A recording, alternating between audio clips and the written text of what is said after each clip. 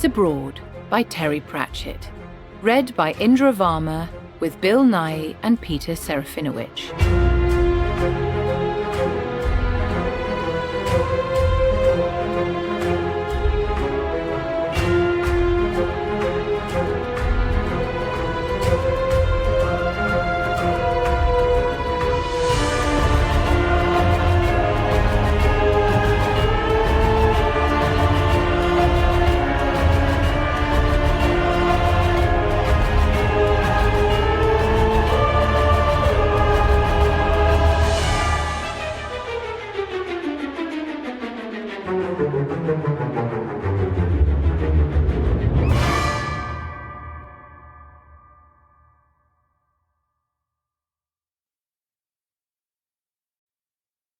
This is the Discworld, which travels through space on the back of 4 elephants, which themselves stand on the shell of Great Atuin, the sky turtle.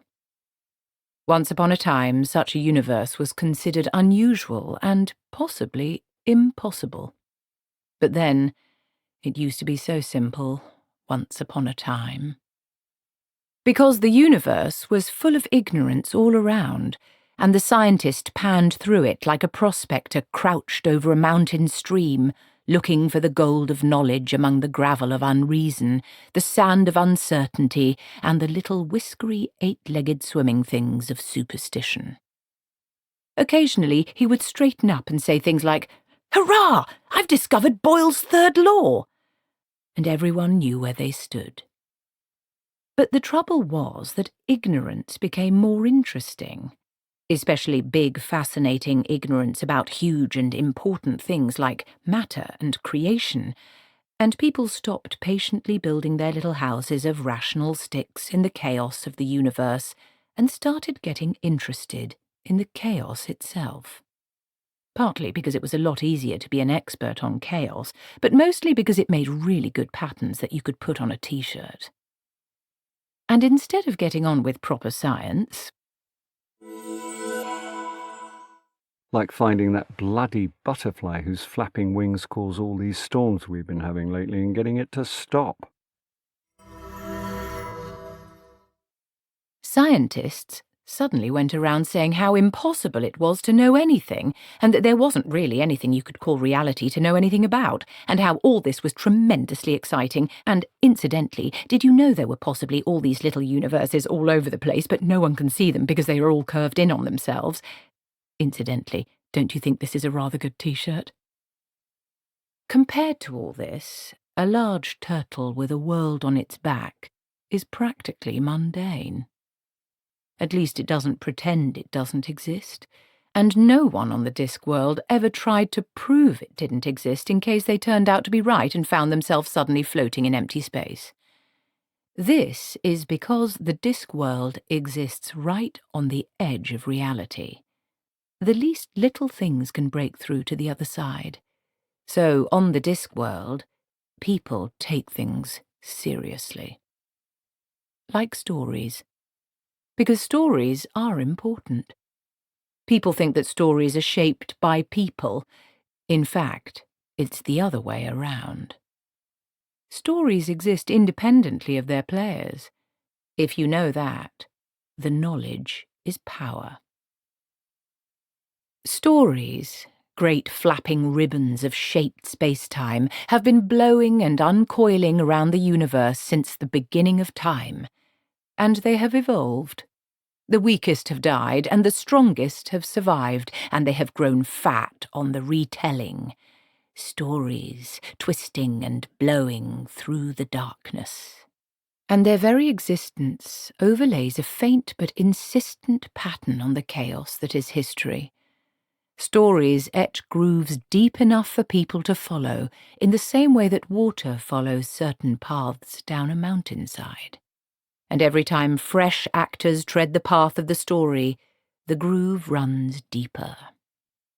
This is called the theory of narrative causality, and it means that a story, once started, takes a shape. It picks up all the vibrations of all the other workings of that story that have ever been. This is why history keeps on repeating all the time. So 1,000 heroes have stolen fire from the gods, 1,000 wolves have eaten grandmother, 1,000 princesses have been kissed, 1,000,000 unknowing actors have moved unknowing through the pathways of story. It is now impossible for the third and youngest son of any king, if he should embark on a quest which has so far claimed his older brothers, not to succeed. Stories don't care who takes part in them. All that matters is that the story gets told, that the story repeats. Or, if you prefer to think of it like this, stories are a parasitical life form warping lives in the service only of the story itself. And people are wrong about urban myths. Logic and reason say that these are fictional creations retold again and again by people who are hungry for evidence of weird coincidence, natural justice, and so on. They aren't. They keep on happening all the time, everywhere, as the stories bounce back and forth across the universe. At any one time, hundreds of dead grandmothers are being whisked away on the roof racks of stolen cars, and loyal Alsatians are choking on the fingers of midnight burglars. And they're not confined to any one world. Hundreds of female Mercurian jivpits turn 4 tiny eyes on their rescuers and say, "My brood husband will be livid. It was his travel module." Urban myths are alive. It takes a special kind of person to fight back and become the bicarbonate of history. Once upon a time. Grey hands gripped the hammer and swung it, striking the post so hard that it sank a foot into the soft earth. 2 more blows and it was fixed immovably. From the trees around the clearing, the snakes and birds watched silently. In the swamp, the alligators drifted like patches of bad-assed water. Grey hands took up the crosspiece and fixed it in place, tying it with creepers, pulling them so tight that they creaked. She watched him, and then she took up a fragment of mirror and tied it to the top of the post. "The coat," she said. He took up the coat and fitted it over the crosspiece. The pole wasn't long enough so that the last few inches of sleeve draped emptily. "And the hat," she said. It was tall and round and black. It glistened. The piece of mirror gleamed between the darkness of the hat and the coat. "Will it work?" he said. "Yes," she said. "Even mirrors have their reflection. We got to fight mirrors with mirrors." She glared up through the trees to a slim white tower in the distance. "We've got to find her reflection." "It'll have to reach out a long way then." "Yes, we need all the help we can get." She looked around the clearing. She had called upon Mr. Safeway, Lady Bonanna, Hotaloga Andrews, and Stride Wideman. They probably weren't very good gods, but they were the best she'd been able to make. This is a story about stories, or what it really means to be a fairy godmother. But it's also particularly about reflections and mirrors. All across the multiverse there are backward tribes. Considered backward, that is, by people who wear more clothes than they do. Who distrust mirrors and images because, they say, they steal a bit of a person's soul, and there's only so much of a person to go around. And the people who wear more clothes say this is just superstition, despite the fact that other people who spend their lives appearing in images of one sort or another seem to develop a thin quality. It's put down to overwork and, tellingly, overexposure instead. Just superstition. But a superstition doesn't have to be wrong. A mirror can suck up a piece of soul. A mirror can contain the reflection of the whole universe, a whole sky full of stars in a piece of silvered glass no thicker than a breath. Know about mirrors, and you nearly know everything. Look into the mirror. Further, to an orange light on a cold mountain top, thousands of miles from the vegetable warmth of that swamp. Local people called it the Bear Mountain. This was because it was a bear mountain, not because it had a lot of bears on it. This caused a certain amount of profitable confusion, though. People often strode into the nearest village with heavy-duty crossbows, traps and nets, and called haughtily for native guides to lead them to the bears. Since everyone locally was making quite a good living out of this, what with the sale of guidebooks, maps of bear caves, ornamental cuckoo clocks with bears on them, bear walking sticks and cakes baked in the shape of a bear, somehow no one had time to go and correct the spelling. Bad spelling can be lethal. For example, the greedy serif of alibi was once cursed by a badly educated deity, and for some days everything he touched turned to Glod, which happened to be the name of a small dwarf from a mountain community hundreds of miles away, who found himself magically dragged to the kingdom and relentlessly duplicated. Some 2,000 Glods later, the spell wore off. These days, the people of Alibi are renowned for being unusually short and bad-tempered. It was about as bare as a mountain could be.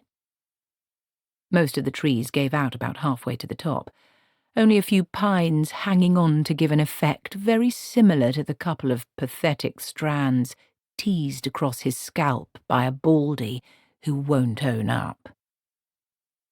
It was a place where witches met. Tonight, a fire gleamed on the very crest of the hill. Dark figures moved in the flickering light. The moon coasted across a lacework of clouds. Finally, a tall, pointy-hatted figure said, "You mean everyone brought potato salad?" There was one Ramtop witch who was not attending the Sabbat. Witches like a night out as much as anyone else, but in this case she had a more pressing appointment, and it wasn't the kind of appointment you can put off easily. Desiderata Hollow was making her will. When Desiderata Hollow was a girl, her grandmother had given her 4 important pieces of advice to guide her young footsteps on the unexpectedly twisting pathway of life. They were: never trust a dog with orange eyebrows. Always get the young man's name and address. Never get between 2 mirrors. And always wear completely clean underwear every day, because you never knew when you were going to be knocked down and killed by a runaway horse, and if people found you had unsatisfactory underwear on, you'd die of shame. And then Desiderata grew up to become a witch. And one of the minor benefits of being a witch is that you know exactly when you're going to die and can wear what underwear you like. Which explains a lot about witches. That had been 80 years earlier, when the idea of knowing exactly when you were going to die had seemed quite attractive, because secretly, of course, you knew you were going to live forever. That was then. And this was now. Forever didn't seem to last as long these days as once it did. Another log crumbled to ash in the fireplace. Desiderata hadn't bothered to order any fuel for the winter. Not much point, really. And then, of course, there was this other thing. She'd wrapped it up carefully into a long, slim package. Now she folded up the letter, addressed it, and pushed it under the string. Job done. She looked up. Desiderata had been blind for 30 years, but this hadn't been a problem. She'd always been blessed, if that was the word, with second sight. So when the ordinary eyes gave out, you just trained yourself to see into the present, which anyway was easier than the future, and since the eyeball of the occult didn't depend on light, you saved on candles. There was always a silver lining, if you knew where to look, in a manner of speaking. There was a mirror on the wall in front of her. The face in it was not her own, which was round and pink. It was the face of a woman who was used to giving orders. Desiderata wasn't the sort to give orders, quite the reverse, in fact. The woman said, "You are dying, Desiderata." "I am that too." "You've grown old. Your sort always do. Your power is nearly gone." "That's a fact, Lilith," said Desiderata mildly. "So your protection is withdrawing from her." "Afraid so," said Desiderata. "So now it's just me and the evil swamp woman, and I will win." "That's how it seems, I'm afraid." "You should have found a successor." "Never had the time. I'm not the planning sort, you know." The face in the mirror got closer, as if the figure had moved a little nearer to its side of the mirror. "You've lost, Desiderata Hollow." "So it goes." Desiderata got to her feet, a little unsteadily, and picked up a cloth. The figure seemed to be getting angry. It clearly felt that people who had lost ought to look downcast, and not as if they were enjoying a joke at your expense. "Don't you understand what losing means?" "Some people are very clear about that," said Desiderata. "Goodbye, m'lady." She hung the cloth over the mirror. There was an angry intake of breath, and then silence. Desiderata stood as if lost in thought. Then she raised her head and said, "Kettle boiled just now. Would you like a cup of tea?" "No, thank you," said a voice right behind her. "How long have you been waiting?" "Forever. "Not keeping you, am I?" It's a quiet night." "I'm making a cup of tea. I think there's one biscuit left." "No, thank you." "If you feel peckish, it's in the jar on the mantelpiece. That's genuine Clatchian pottery, you know, made by a genuine Clatchian craftsman from Clatch," she added. "Indeed." "I used to get about a lot in my younger days." "Yes." "Great times." Desiderata poked the fire. "It was the job, you see. Of course, I expect it's very much the same for you." "Yes." "I never knew when I was going to be called out." "Well, of course you'd know about that, wouldn't you?" "Kitchens, mainly. It always seemed to be kitchens. Balls sometimes, but generally it was kitchens." She picked up the kettle and poured the boiling water into the teapot on the hearth. "Indeed." "I used to grant their wishes." Death looked puzzled. "What? You mean like fitted cupboards, new sinks, that kind of thing?" No, the people." Desiderata sighed. "It's a big responsibility, fairy godmothering. Knowing when to stop, I mean.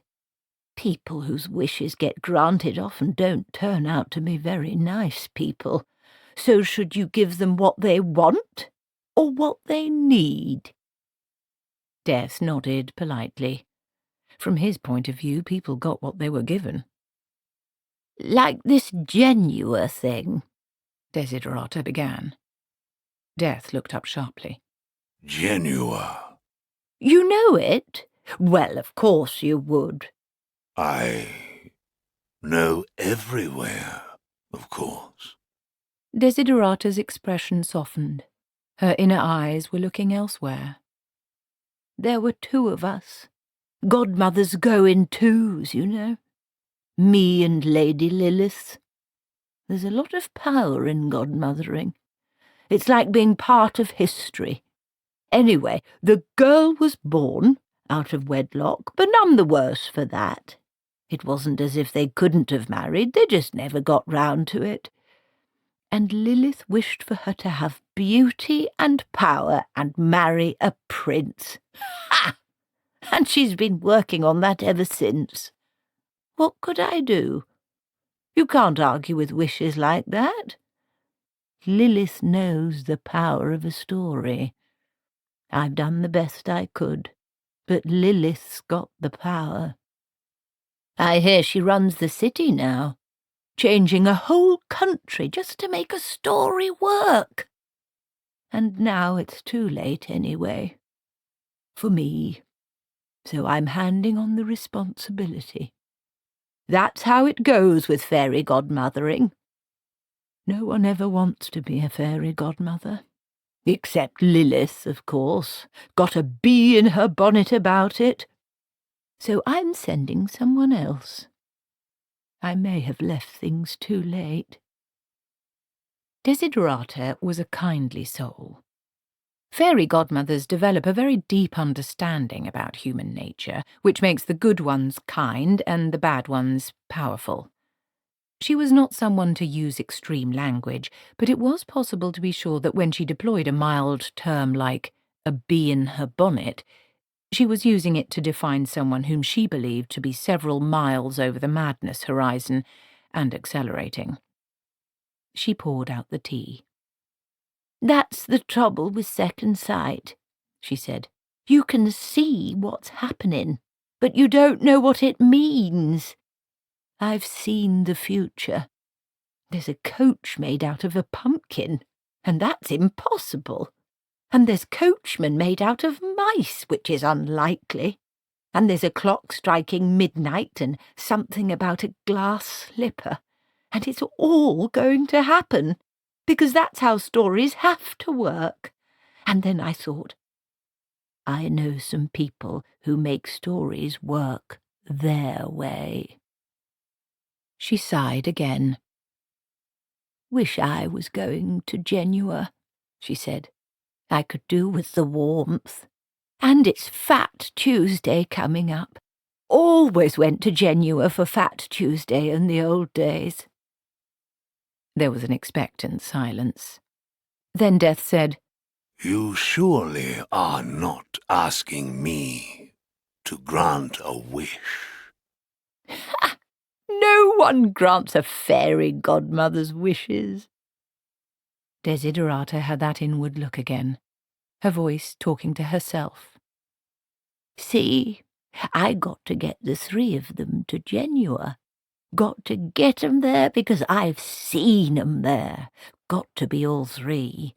And that ain't easy with people like them. Got to use headology. Got to make 'em send themselves. Tell Esme Weatherwax she's got to go somewhere and she won't go out of contrariness, so tell her she's not to go and she'll run there over broken glass. That's the thing about the Weatherwaxes, see? They don't know how to be beaten. Something seemed to strike her as funny. But one of 'em's going to have to learn. Death said nothing. From where he sat, Desiderata reflected, losing was something that everyone learned. She drained her tea. Then she stood up, put on her pointy hat with a certain amount of ceremony, and hobbled out of the back door. There was a deep trench dug under the trees a little way from the house, down into which someone had thoughtfully put a short ladder. She climbed in and, with some difficulty, heaved the ladder onto the leaves. Then she lay down. She sat up. Mr. Chert the Troll down at the sawmill does a very good deal in coffins, if you don't mind pine. I shall definitely bear it in mind. I got Herker the Poacher to dig the hole out for me, she said conversationally, and he's going to come along and fill it in on his way home. I believe in being neat. Take it away, maestro. What? Oh, a figure of speech. he raised his scythe. Desiderata Hollow went to her rest. "Well," she said, "that was easy. What happens now?" And this is Genua, the magical kingdom, the diamond city, the fortunate country. In the centre of the city, a woman stood between two mirrors, watching herself reflected all the way to infinity. The mirrors were themselves in the centre of an octagon of mirrors, open to the sky on the highest tower of the palace. There were so many reflections, in fact, that it was only with extreme difficulty that you could tell where the mirrors ended and the real person began. Her name was Lady Lilith de Tempskaya, although she had answered to many others in the course of a long and eventful life. And that was something you learned to do early on, she'd found. If you wanted to get anywhere in this world, and she'd decided right at the start that she wanted to get as far as it was possible to go, you wore names lightly and you took power anywhere you found it. She had buried 3 husbands, and at least 2 of them had been already dead. And you moved around a lot, because most people didn't move around much. Change countries and your name, and if you had the right manner, the world was your mollusk. For example, she'd had to go a mere 100 miles to become a lady. She'd go to any lengths now. The 2 main mirrors were set almost, but not quite, facing one another, so that Lilith could see over her shoulder and watch her images curve away around the universe inside the mirror. She could feel herself pouring into herself, multiplying itself via the endless reflections. When Lilith sighed and strode out from the space between the mirrors, the effect was startling. Images of Lilith hung in the air behind her for a moment, like 3-dimensional shadows, before fading. So, Desiderata was dying. Interfering old baggage. She deserved death. She'd never understood the kind of power she'd had. She was one of those people afraid to do good for fear of doing harm, who took it all so seriously that they'd constipate themselves with moral anguish before granting the wish of a single ant. Lilith looked down and out over the city. Well, there were no barriers now. The stupid voodoo woman in the swamp was a mere distraction with no understanding. Nothing stood in the way of what Lilith liked more than anything else: a happy ending. Up on the mountain, the Sabbat had settled down a bit. Artists and writers have always had a rather exaggerated idea about what goes on at a witch's Sabbat. This comes from spending too much time in small rooms with the curtains drawn instead of getting out in the healthy, fresh air. For example, there's the dancing around naked. In the average temperate climate, there are very few nights when anyone would dance around at midnight with no clothes on, quite apart from the question of stones, thistles, and sudden hedgehogs. Then there's all that business with goat-headed gods. Most witches don't believe in gods. They know that the gods exist, of course. They even deal with them occasionally. But they don't believe in them. They know them too well. It would be like believing in the postman. And there's the food and drink, the bits of reptile, and so on. In fact, witches don't go for that sort of thing. The worst you can say about the eating habits of the older type of witch is that they tend to like ginger biscuits dipped in tea with so much sugar in it that the spoon won't move, and will drink it out of the saucer if they think it's too hot, and do so with appreciative noises more generally associated with the cheaper type of plumbing system.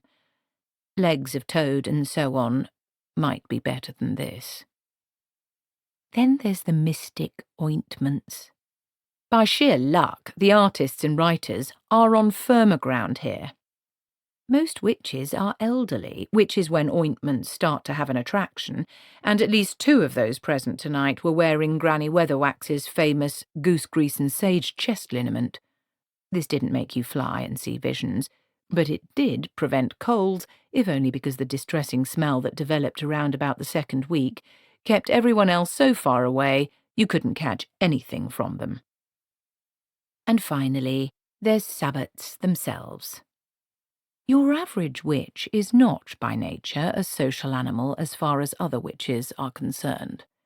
There's a conflict of dominant personalities. There's a group of ringleaders without a ring. There's the basic unwritten rule of witchcraft, which is, don't do what you will, do what I say. The natural size of a coven is 1. Witches only get together when they can't avoid it. Like now. The conversation, given Desiderata's absence, had naturally turned to the increasing shortage of witches. Desiderata had sent a note via old Mother Dismas asking to be excused on account of being dead.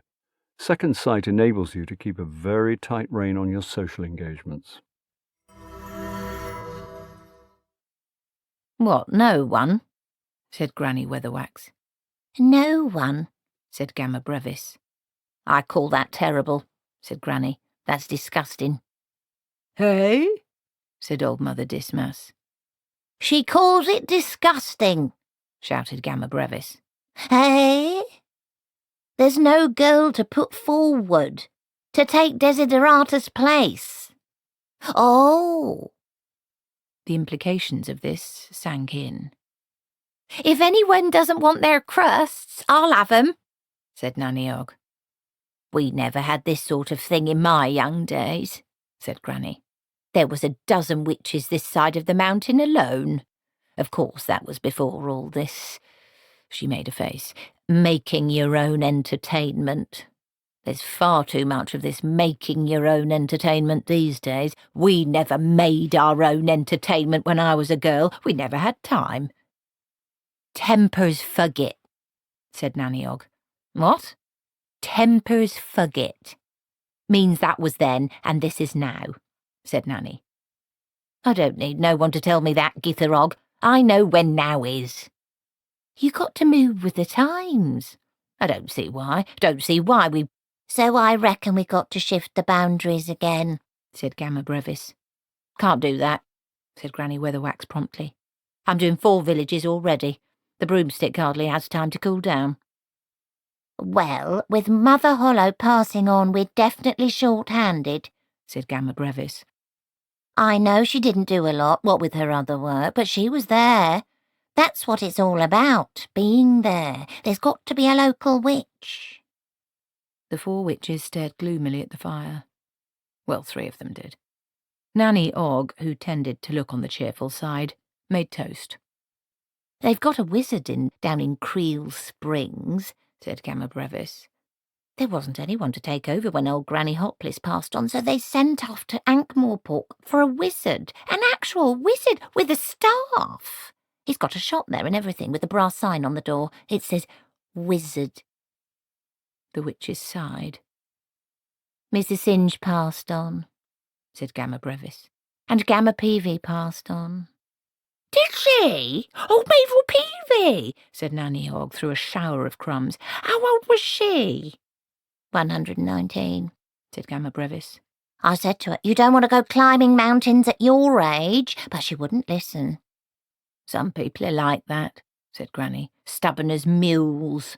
Tell them they mustn't do something and they won't stop till they've tried it. I actually heard her very last words, said Gamma. What did she say? Said Granny. As I recall, oh, bugger, said Gamma. It's the way she would have wanted to go, said Nanny Ogg. The other witches nodded. You know, we could be looking at the end of witchcraft in these parts, said Gamma Brevis. They stared at the fire again. I don't expect anyone's brought any marshmallows, said Nanny Ogg hopefully. Granny Weatherwax looked at her sister witches. Gamma Brevis she couldn't stand. The old woman taught school on the other side of the mountain and had a nasty habit of being reasonable when provoked. And old Mother Dismas was possibly the most useless sibyl in the history of oracular revelation. And Granny really couldn't be having it all with Nanny Ogg, who was her best friend. "What about young Magrat?" said old Mother Dismas innocently. "Her patch runs right alongside Desiderata's. Maybe she could take on a bit extra." Granny Weatherwax and Nanny Ogg exchanged glances. "She's gone funny in the head," said Granny. "Now, come on, Esme," said Nanny Ogg. "Well, I call it funny," said Granny. "You can't tell me that saying all that stuff about relatives isn't going funny in the head." "She didn't say that," said Nanny. "She said she wanted to relate to herself." "That's what I said," said Granny Weatherwax. "I told her Simplicity Garlic was your mother, Araminta Garlic was your granny, Yolanda Garlic is your aunt, and you're me." She sat back with the satisfied look of someone who has solved everything anyone could ever want to know about a personal identity crisis. "She wouldn't listen," she added. Gamma Brevis wrinkled her forehead. "Magrat," she said. She tried to get a mental picture of the Ramtop's youngest witch, and recalled, well, not a face, just a slightly watery-eyed expression of hopeless goodwill wedged between a body like a maypole and hair like a haystack after a gale. A relentless doer of good works. A worrier. The kind of person who rescued small lost baby birds and cried when they died, which is the function kind old Mother Nature usually reserves for small lost baby birds. "Doesn't sound like her," she said. "And she said she wanted to be more self-assertive," said Granny. "Nothing wrong with being self-assertive," said Nanny. "Self-asserting's what witching's all about." "I never said there was anything wrong with it," said Granny. "I told her there was nothing wrong with it. You can be as self-assertive as you like," I said, "just so long as you do what you're told." "Rub this on and it'll clear up in a week or two," said old Mother Dismas. The other three witches watched her expectantly, in case there was going to be anything else. It became clear that there wasn't. "And she's running—" "What's that she's running, Githa?" said Granny. "Self-defence classes," said Nanny. "But she's a witch," Gamma Brevis pointed out. "I told her that," said Granny Weatherwax, who had walked nightly without fear in the bandit-haunted forests of the mountains all her life in the certain knowledge that the darkness held nothing more terrible than she was. "She said that wasn't the point. Wasn't the point. That's what she said." "No one goes to them anyway," said Nanny Ogg. "I thought she was going to get married to the king," said Gamma Brevis. "Everyone did," said Nanny. "But you know Magrat. She tends to be open to ideas. Now she says she refuses to be a sex object." They all thought about this. Finally, Gamma Brevis said, slowly, in the manner of one surfacing from the depths of fascinated cogitation, "But she's never been a sex object." "I'm pleased to say I don't even know what a sex object is," said Granny Weatherwax firmly. "I do," said Nanny Ogg. They looked at her. "Our Shane brought one home from foreign parts once." They carried on looking at her. "It was brown and fat and had beads on and a face and 2 holes for the string." This didn't seem to avert their gaze. "Well, that's what he said it was," said Nanny. "I think you're talking about a fertility idol," said Gamma Brevis helpfully. Granny shook her head. "Doesn't sound much like Magrat to me," she began. "You can't tell me that's worth 2pence, said old Mother Dismas, from whatever moment of time she was currently occupying. No one was ever quite sure which it was. It was an occupational hazard for those gifted with second sight. The human mind isn't really designed to be sent rocketing backwards and forwards along the great freeway of time, and can become, as it were, detached from its anchorage, seeing randomly into the past and the future, and only occasionally into the present. Old Mother Dismas was temporarily unfocused. This meant that if you spoke to her in August, she was probably listening to you in March. It was best just to say something now, and hope she'd pick it up next time her mind was passing through. Granny waved her hands experimentally in front of old Mother Dismas's unseeing eyes. "She's gone again," she said. "Well, if Magrat can't take it on, there's Millie Hopgood from over Slice Way," said Gamma Brevis.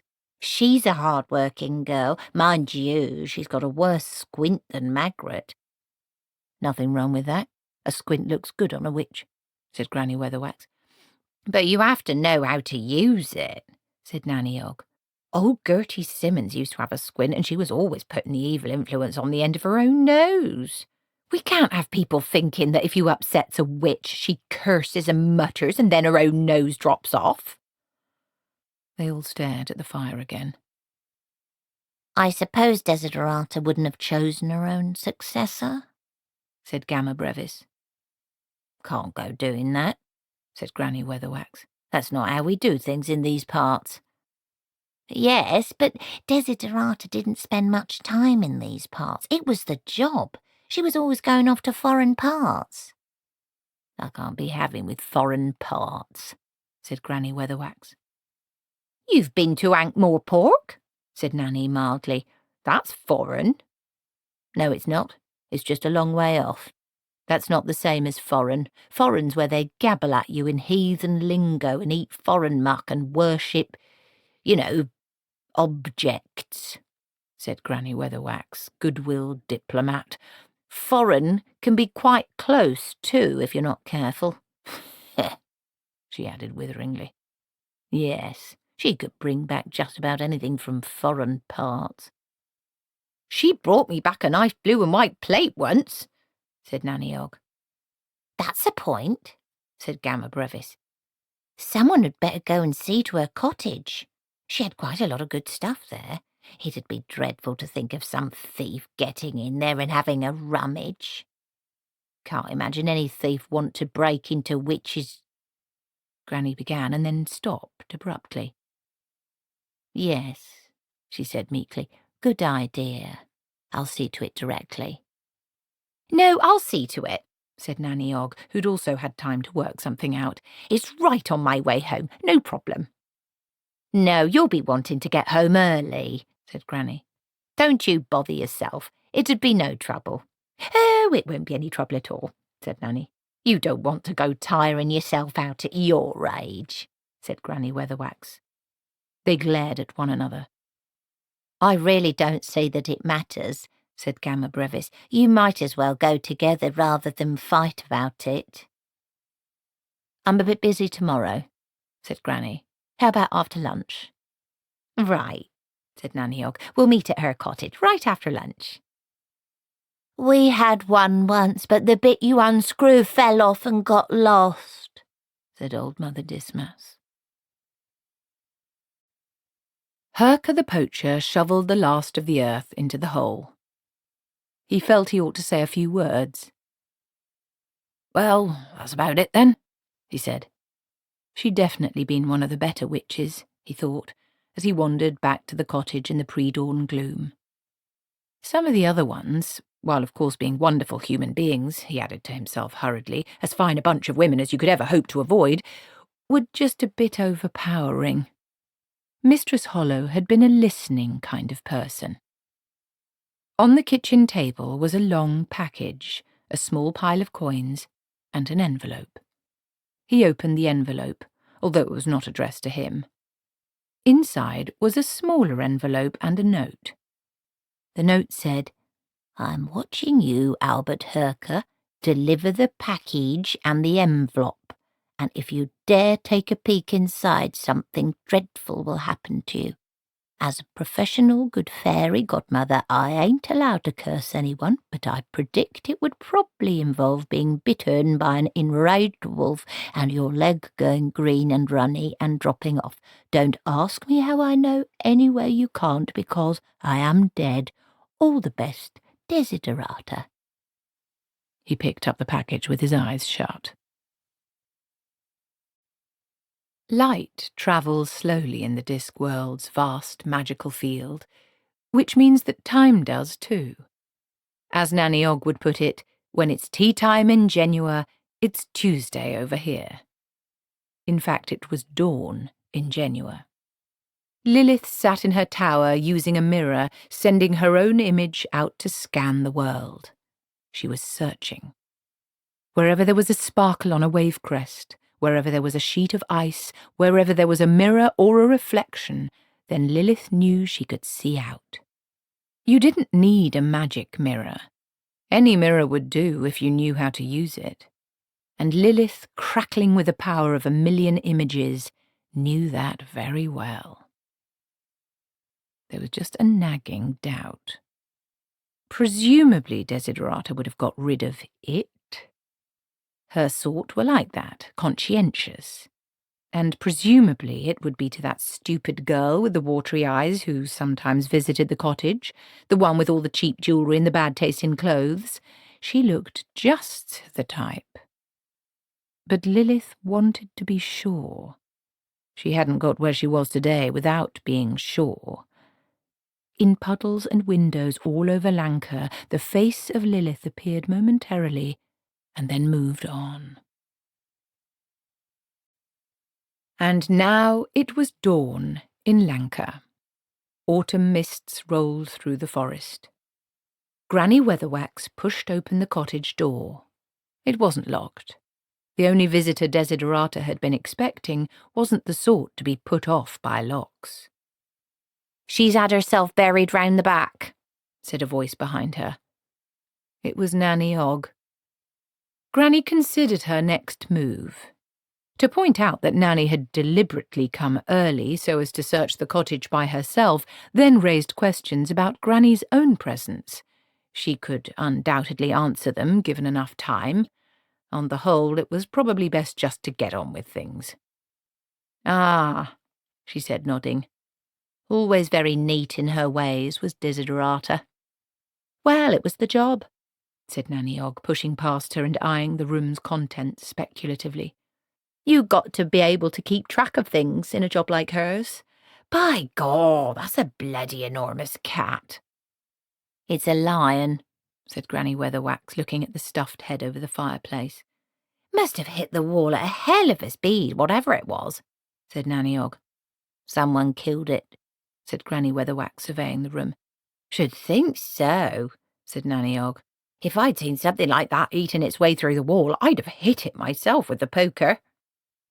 There was, of course, no such thing as a typical witch's cottage, but if there was such a thing as a non-typical witch's cottage, then this was certainly it.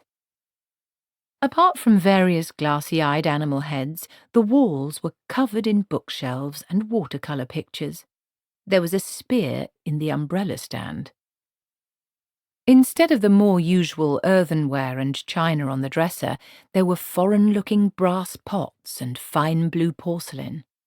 There wasn't a dried herb anywhere in the place, but there were a great many books, most of them filled with Desiderata's small, neat handwriting.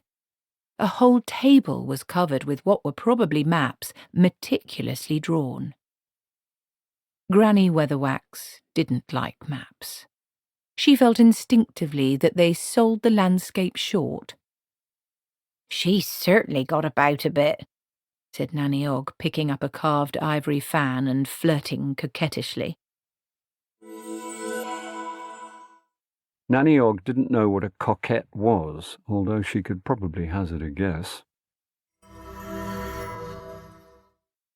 "Well, it was easy for her," said Granny, opening a few drawers. She ran her fingers along the top of the mantelpiece and looked at them critically. "She could have found time to go over the place with a duster," she said vaguely. "I wouldn't go and die and leave my place in this state." I wonder where she left, it, said Nanny, opening the door of the grandfather clock and peering inside. Shame on you, Gither Ogg, said Granny. We're not here to look for that. Of course not. I was just wondering. Nanny Ogg tried to stand on tiptoes surreptitiously in order to see on top of the dresser. Gither, for shame. Go and make us a cup of tea. Oh, all right. Nanny Ogg disappeared, muttering, into the scullery. After a few seconds there came the creaking of a pump handle.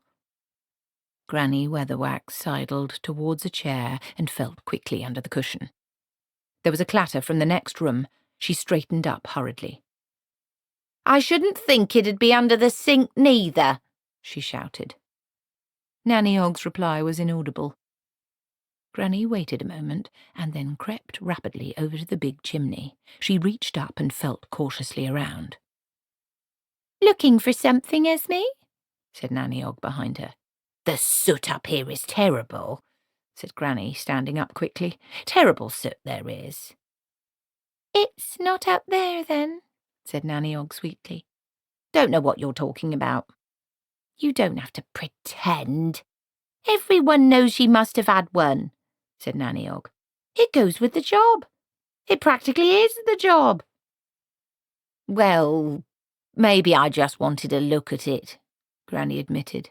Just hold it a while, not use it. You wouldn't catch me using one of those things. I only ever saw it once or twice. There ain't many of 'em around these days. Nanny Ogg nodded. You can't get the wood, she said. You don't think she's been buried with it, do you? Shouldn't think so. I wouldn't want to be buried with it. Thing like that. It's a bit of a responsibility. Anyway, it wouldn't stay buried.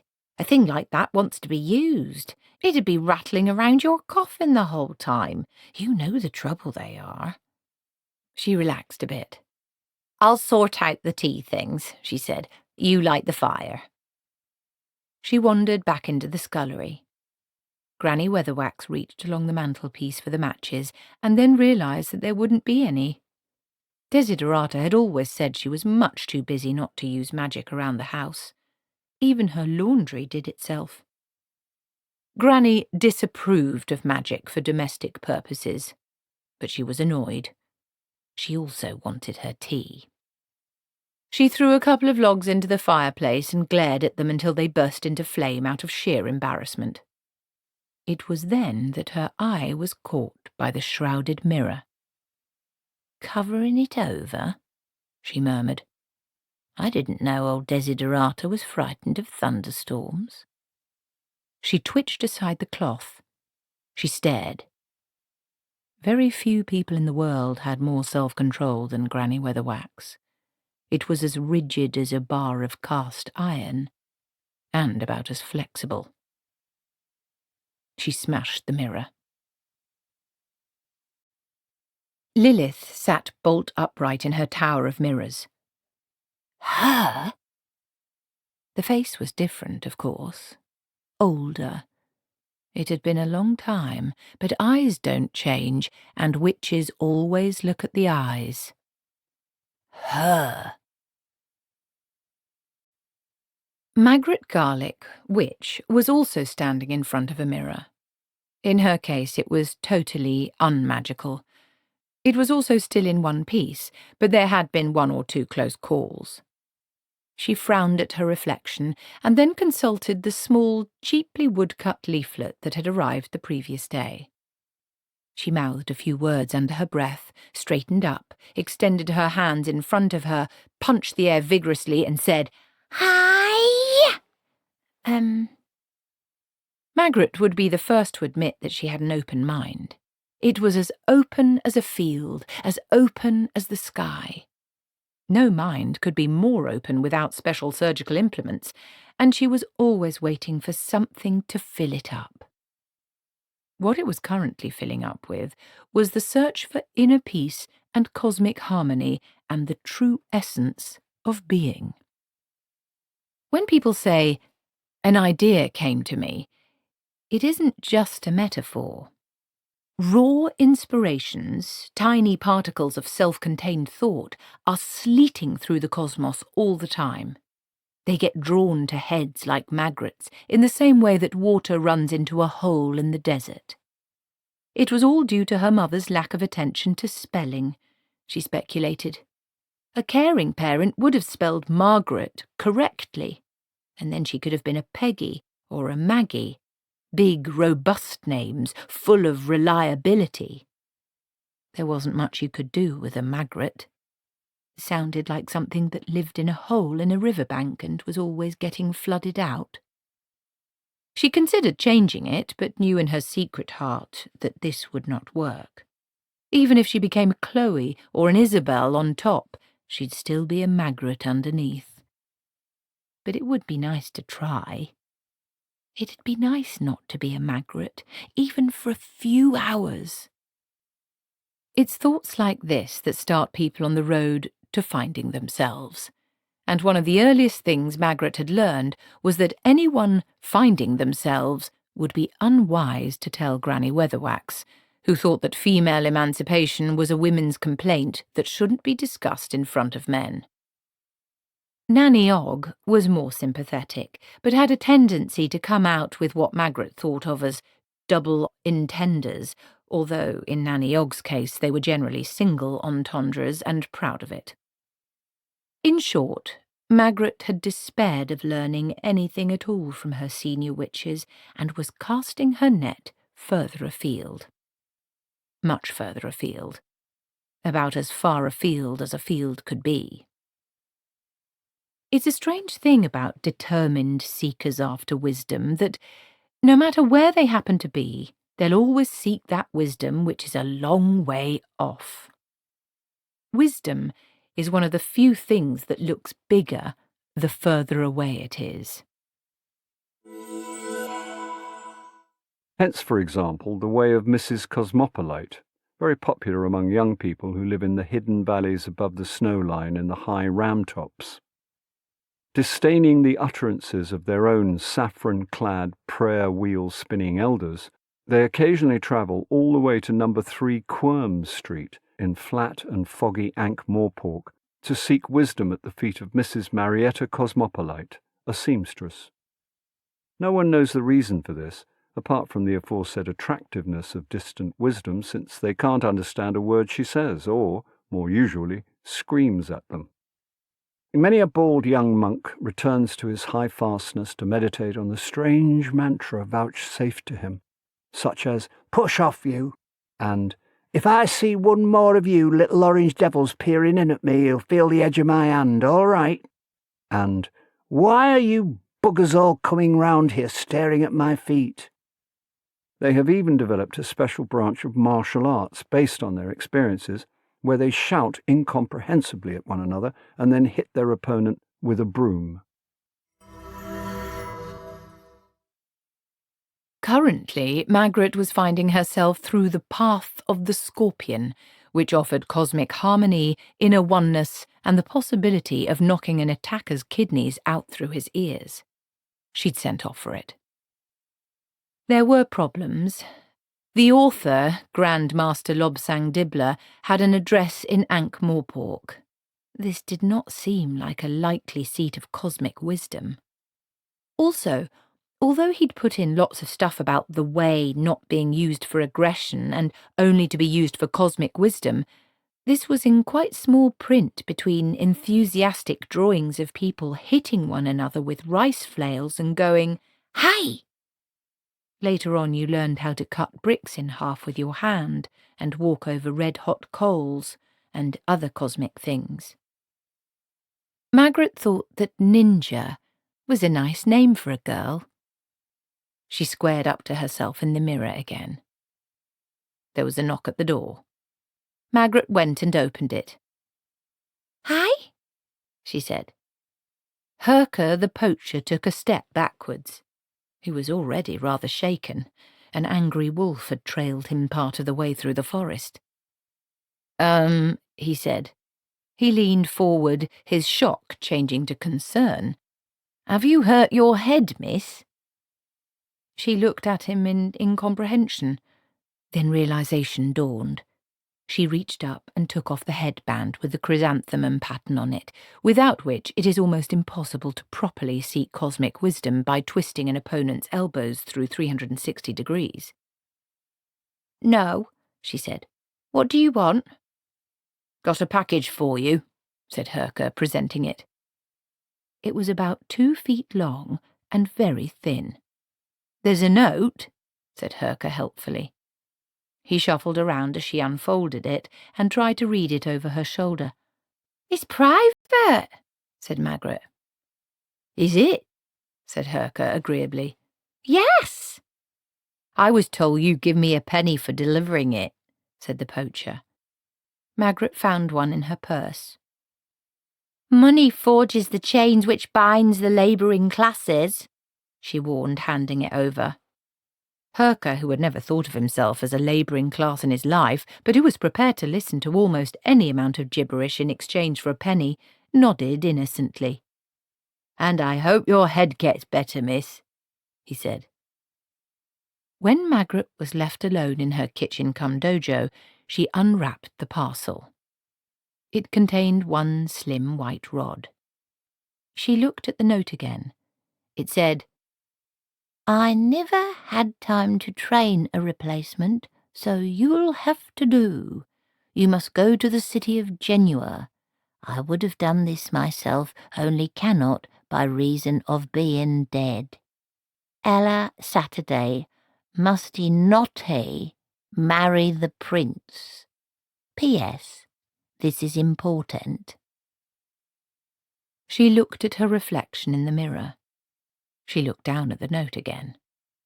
"P.S. P.S. Tell those 2 oldie biddies they are naughty to come with you. They will only ruin everything." There was more. "P.S. P.S. P.S. It has tendency to reset to pumpkins, but you will get the hang of it in no time."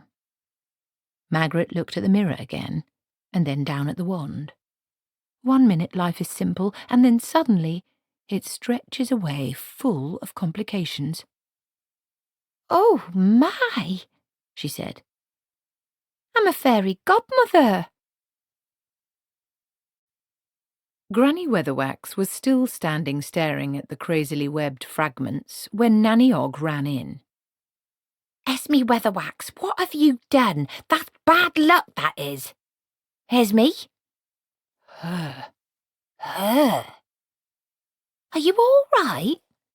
Granny Weatherwax screwed up her eyes for a moment and then shook her head as if trying to dislodge an unthinkable thought. "What? You've gone all pale. Never seen you go all pale like that before." Granny slowly removed a fragment of glass from her hat.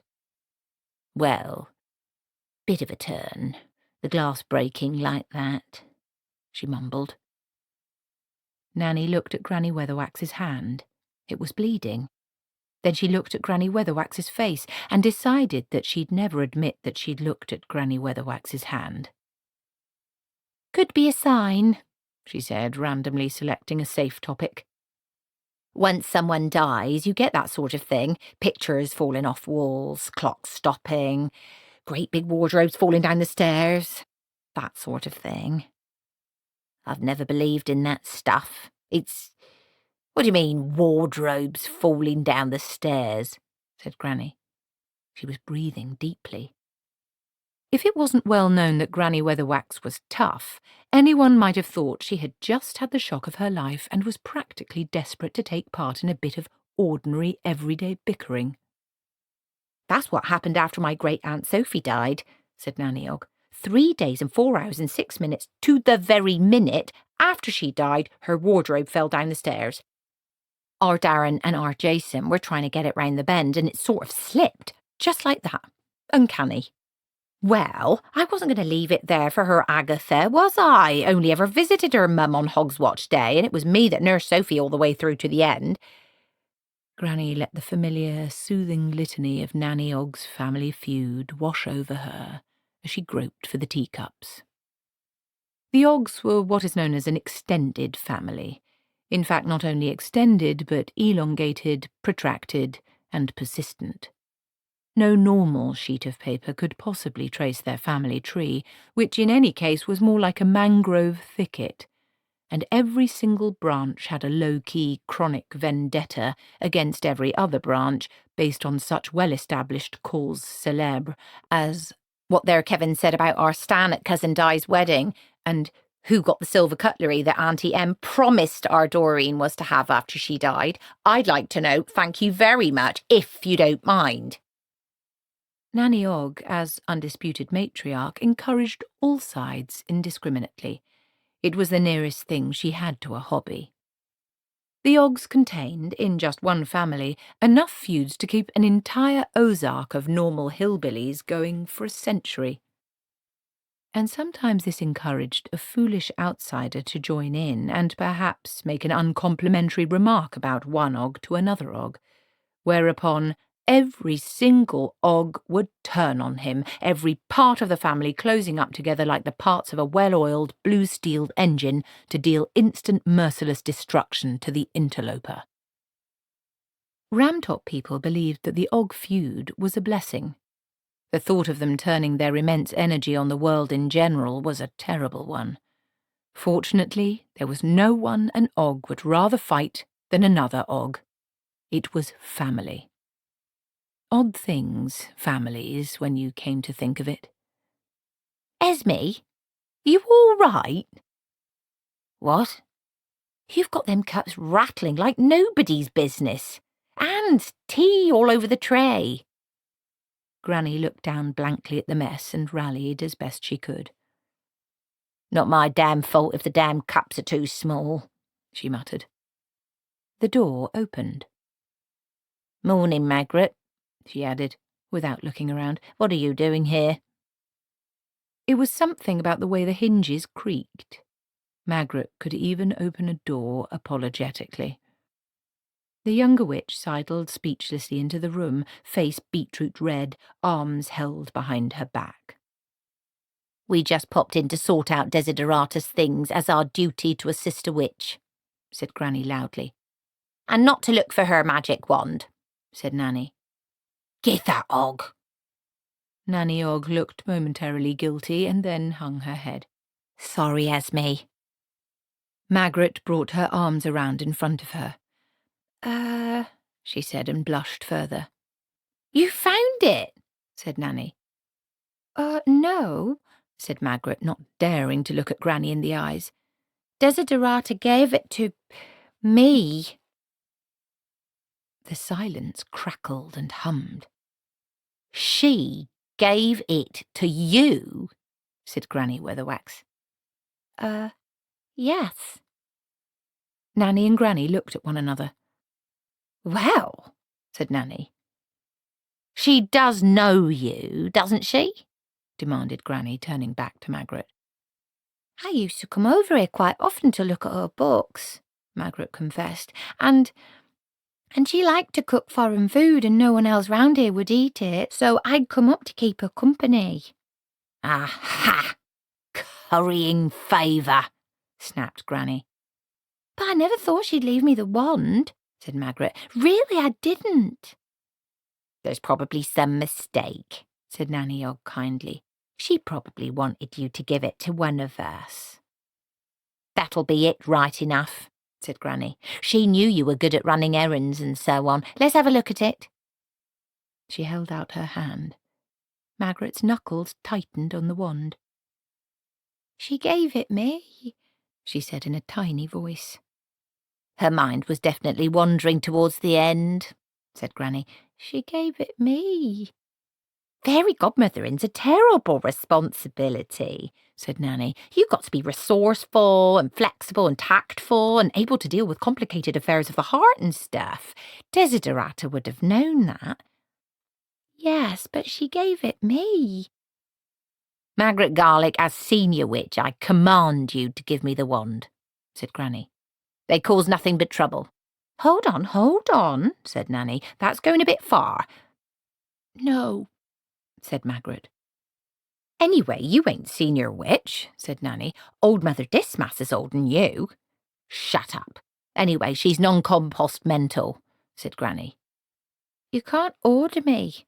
Witches are non-hierarchical, said Magrat. That is wanton behaviour, Magrat Garlic. No, it's not, said Nanny Ogg, trying to keep the peace. Wanton behaviour is where you go around without wearing any... She stopped.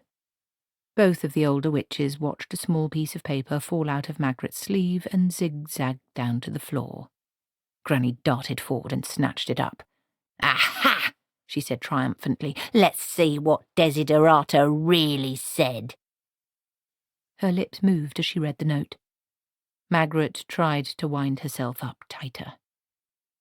A couple of muscles flickered on Granny's face, then, calmly, she screwed up the note. Just as I thought, she said. Desiderata says we are to give Magrat all the help we can, what with her being young and everything. Didn't she, Magrat? Magrat looked up into Granny's face. She could call her out, she thought. The note was very clear. Well, the bit about the older witches was, anyway. And you could make her read it aloud. It's as plain as day. Do you want to be third witch forever? And then the flame of rebellion burning in a very unfamiliar hearth died. Yes, she muttered hopelessly. Something like that. It says it's very important we go to some place somewhere to help someone marry a prince, said Granny. It's Genua, said Magrat. I looked it up in Desiderata's books. We've got to make sure she doesn't marry a prince. A fairy godmother stopping a girl from marrying a prince, said Nanny. Sounds a bit contrary. Should be an easy enough wish to grant, anyway, said Granny. Millions of girls don't marry a prince. Magrat made an effort. Genua really is a long way away, she said. I should hope so, said Granny Weatherwax. The last thing we want is foreign parts up close. I mean, there'll be a lot of travelling, said Magrat wretchedly, and you're not as young as you were. There was a long, crowded silence. We start tomorrow, said Granny Weatherwax firmly. Look, said Magrat desperately, why don't I go by myself? 'Cause you ain't experienced at fairy godmothering, said Granny Weatherwax. This was too much, even for Magrat's generous soul. Well, nor are you, she said. That's true, Granny conceded. But the point is we've not been experienced for a lot longer than you. We've got a lot of experience of not having any experience, said Nanny Ogg happily. That's what counts every time, said Granny. There was only one small, speckled mirror in Granny's house. When she got home, she buried it at the bottom of the garden. There, she said. Now try spying on me. It never seemed possible to people that Jason Ogg, master blacksmith and farrier, was Nanny Ogg's son. He didn't look as if he could possibly have been born, but as if he must have been constructed in a shipyard. To his essentially slow and gentle nature, genetics had seen fit to add muscles that should have gone to a couple of bullocks, arms like tree trunks and legs like 4 beer barrels stacked in twos. To his glowing forge were brought the stud stallions, the red-eyed and foam-flecked kings of the horse nation, the soup-plate-hoofed beasts that had kicked lesser men through walls. But Jason Ogg knew the secret of the mystic horseman's word, and he would go alone into the forge, politely shut the door, and lead the creature out again after half an hour, newly shod and strangely docile. Granny Weatherwax once pressed him about this, and since there are no secrets from a witch, he shyly replied, Well, ma'am, what happens is, I gets hold of un and smacks un between the eyes wi' hammer before un knows what's happening, and then I whispers in his ear, I says, Cross me, you bugger, and I'll have thy ghoulies on to anvil. Thou knows I can. Behind his huge brooding shape clustered the rest of Nanny Ogg's endless family and a lot of other townsfolk who, seeing some interesting activity involving witches, couldn't resist the opportunity for what was known in the Ramtops as a good ogle. "We off then, our Jason," said Nanny Ogg. "They do say the streets in foreign parts are paved with gold. I could probably make my fortune, eh?" Jason's hairy brow creased in intense thought. "Us could do with a new anvil down forge," he volunteered. "If I come back rich, you won't never have to go down the forge ever again," said Nanny. Jason frowned. "But I likes forge," he said, slowly. Nanny looked momentarily taken aback. "Well, then you shall have an anvil made of solid silver." "Wouldn't be no good, Ma. It'd be too soft," said Jason. "If I brings you back an anvil made of solid silver, you shall have an anvil made of solid silver, my lad, whether you likes it or not." Jason hung his huge head. "Yes, Mum," he said. "You see to it that someone comes in to keep the house aired every day regular," said Nanny. "I want a fire lit in that grate every morning." "Yes, Mum." "And everyone's to go in through the back door, you hear? I've put a curse on the front porch. Where's those girls got to with my luggage?" She scurried off, a small grey bantam scolding a flock of hens. Magrat listened to all this with interest. Her own preparations had consisted of a large sack containing several changes of clothes to accommodate whatever weather foreign parts might suffer from, and a rather smaller one containing a number of useful-looking books from Desiderata Hollow's cottage. Desiderata had been a great note-taker, and had filled dozens of little books with neat writing and chapter headings like "With wand and broomstick across the great Neff Desert." What she had never bothered to do, it seemed, was write down any instructions for the wand. As far as Magrat knew, you waved it and wished. Along the track to her cottage, several unanticipated pumpkins bore witness to this as an unreliable strategy. One of them still thought it was a stoat. Now Magrat was left alone with Jason, who shuffled his feet. He touched his forelock.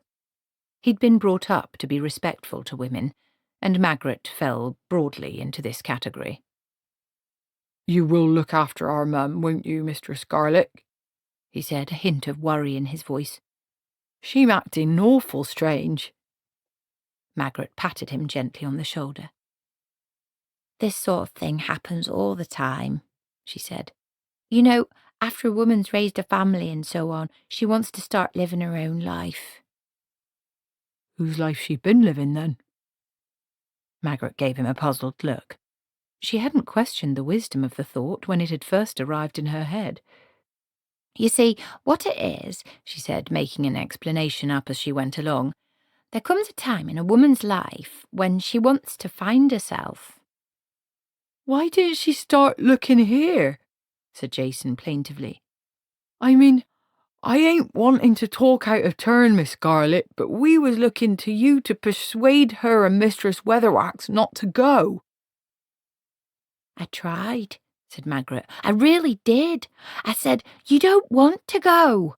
I said, 'Anno Domini,' I said. 'Not as young as you used to be,' I said. 'Silly to go hundreds of miles just for something like this, especially at your age.'" Jason put his head on one side. Jason Ogg wouldn't end up in the finals of the all Discworld uptake speed trials, but he knew his own mother. "You said all that to our mum?" he said. "Look, don't worry," said Magrat. "I'm sure no harm can—" There was a crash somewhere over their heads.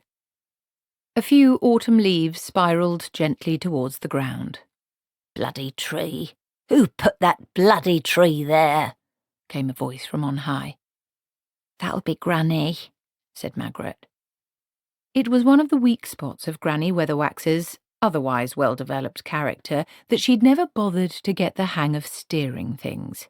It was alien to her nature. She took the view that it was her job to move and the rest of the world to arrange itself so that she arrived at her destination. This meant that she occasionally had to climb down trees she'd never climbed up.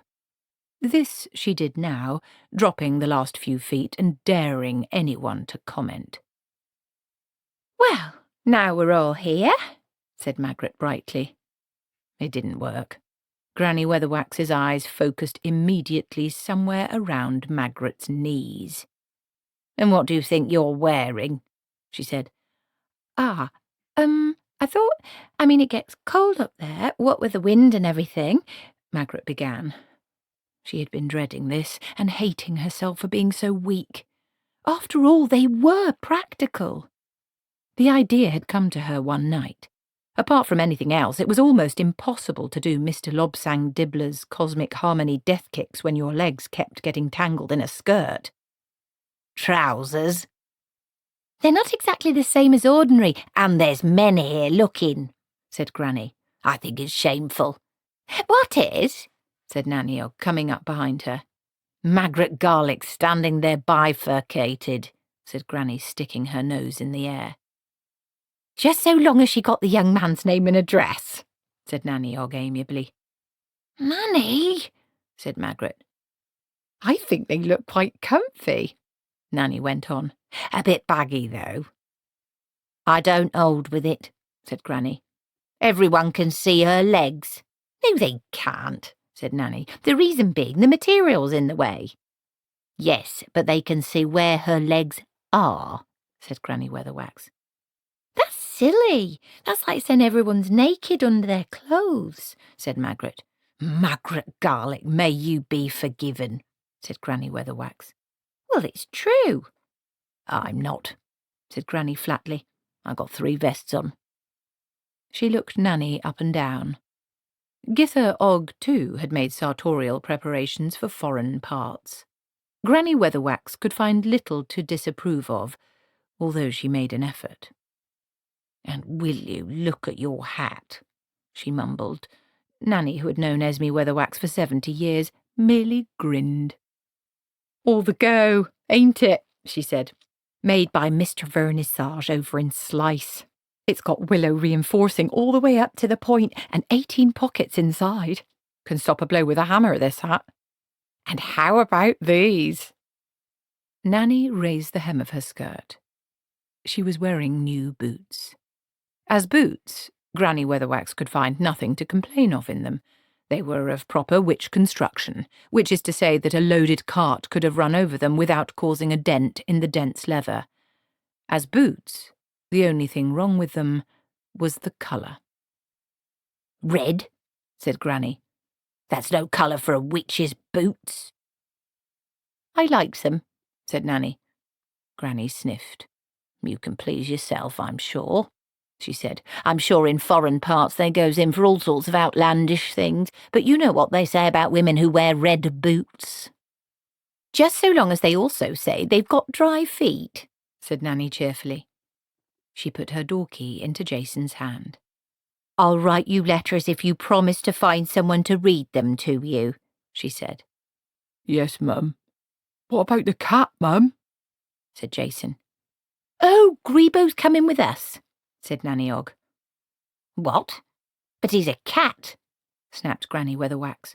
"You can't take cats with you. I'm not going travelling with no cat. It's bad enough travelling with trousers and provocative boots." "He'll miss his mummy if he's left behind, won't he?" crooned Nanny Ogg, picking up Grebo.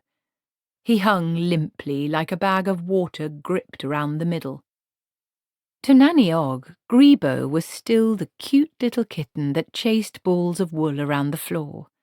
To the rest of the world, he was an enormous tomcat, a parcel of incredibly indestructible life forces in a skin that looked less like a fur than a piece of bread that had been left in a damp place for a fortnight. Strangers often took pity on him, because his ears were non-existent and his face looked as though a bear had camped on it. They could not know that this was because Grebo, as a matter of feline pride, would attempt to fight or rape absolutely anything, up to and including a 4-horse logging wagon. Ferocious dogs would whine and hide under the stairs when Grebo sauntered down the street. Foxes kept away from the village. wolves made a detour. "He's an old softy, really," said Nanny. Grebo turned upon Granny Weatherwax a yellow-eyed stare of self-satisfied malevolence, such as cats always reserve for people who don't like them, and purred. Grebo was possibly the only cat who could snigger in purr. "Anyway," said Nanny. "witches are supposed to like cats." "Not cats like him, they're not." "You're just not a cat person, Esme," said Nanny, cuddling Grebo tightly. Jason Ogg pulled Magrat aside. "Sean read to me in the almanac where there's all these fearsome wild beasts in foreign parts," he whispered. "Huge hairy things that leap out on travellers, it said. I'd hate to think what'd happen if they leapt out on Mum and Granny." Magrat looked up into his big red face. "You will see no harm comes to them, won't you?" said Jason. "Don't you worry," she said, hoping that he needn't. "I'll do my best." Jason nodded. "Only it said in the almanac that some of them were nearly extinct anyway," he said. The sun was well up when the three witches spiralled into the sky. They had been delayed for a while because of the intractability of Granny Weatherwax's broomstick, the starting of which always required a great deal of galloping up and down.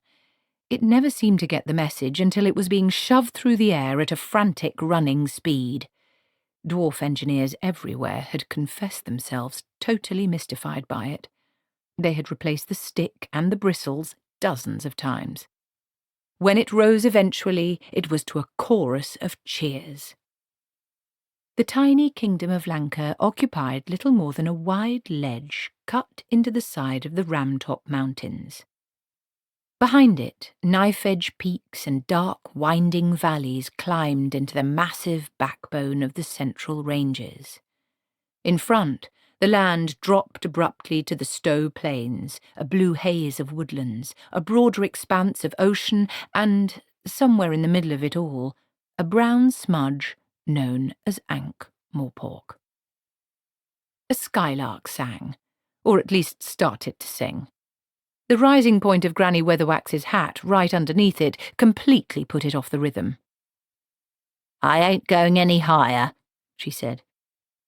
"If we go high enough, we might be able to see where we're going," said Magrat. "You said you looked at Desiderata's maps," said Granny. "It looks different from up here, though," said Magrat. "More sticking up. But I think we go that way." "You sure?" Which was the wrong question to ask a witch, especially if the person doing the asking was Granny Weatherwax. "Positive," said Magrat. Nanny Ogg looked up at the high peaks. "There's a lot of big mountains that way," she said.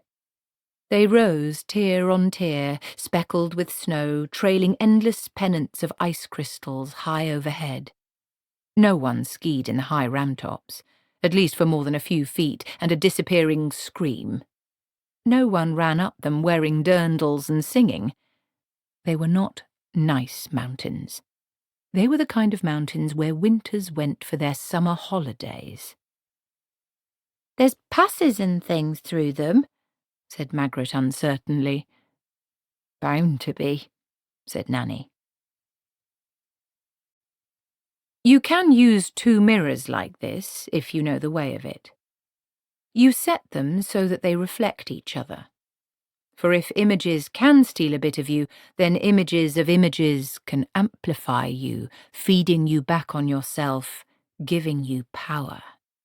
And your image extends forever in reflections of reflections of reflections, and every image is the same all the way around the curve of light. Except that it isn't.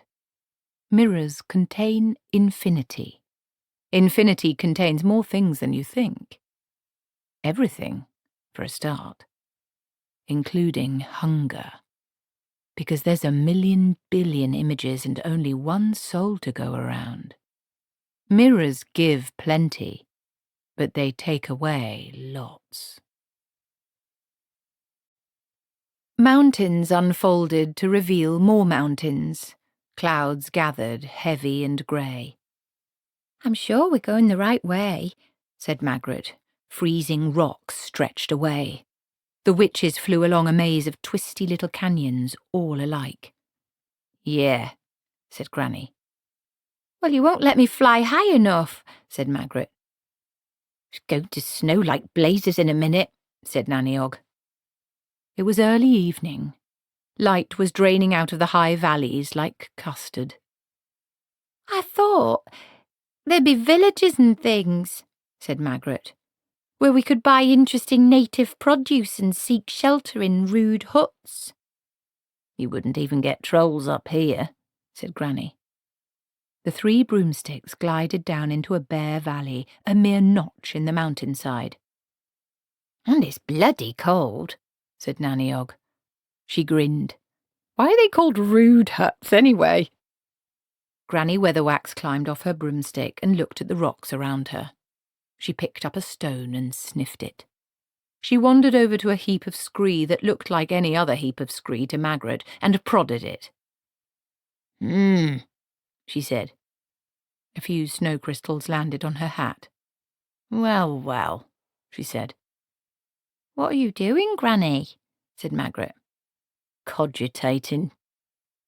Granny walked to the valley's steep side and strolled along it, peering at the rock. Nanny Ogg joined her. "Up here?" said Nanny. "I reckon.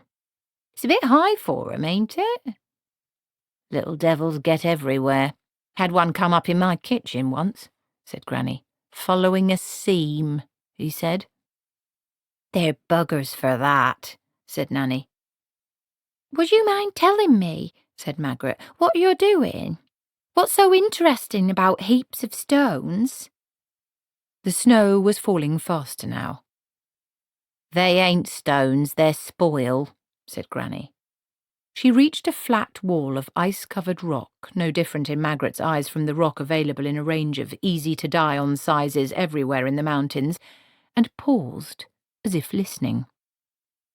Then she stood back, hit the rock sharply with her broomstick, and spake thusly. "Open up, you little sods." Nanny Ogg kicked the rock. It made a hollow boom. "There's people catching their death of cold out here," she added. Nothing happened for a while. Then a section of rock swung in a few inches. Magrat saw the glint of a suspicious eye. "Yes?" "Dwarfs," said Magrat. Granny Weatherwax leaned down until her nose was level with the eye. "My name," she said, "is Granny Weatherwax." She straightened up again, her face glowing with self-satisfaction. "Who's that, then?" said a voice from somewhere below the eye. Granny's expression froze. Nanny Ogg nudged her partner. "We must be more'n 50 miles away from home," she said. "They might not have heard of you in these parts." Granny leaned down again. Accumulated snowflakes cascaded off her hat.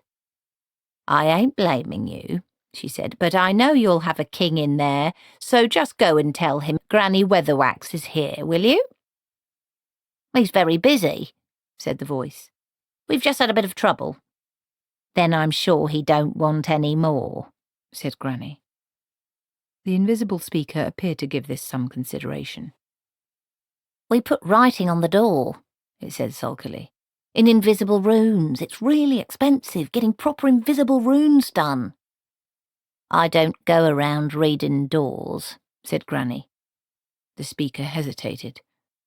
"Weatherwax, did you say?" "Yes, with a W, as in witch." The door slammed. When it was shut, there was barely a visible crack in the rock. The snow was falling fast now. Granny Weatherwax jiggled up and down a bit to keep warm. "That's foreigners for you," she said to the frozen world in general. "I don't think you can call dwarves foreigners," said Nanny Ogg. "Don't see why not," said Granny. "A dwarf who lives a long way off has got to be foreign. That's what foreign means." "Yeah?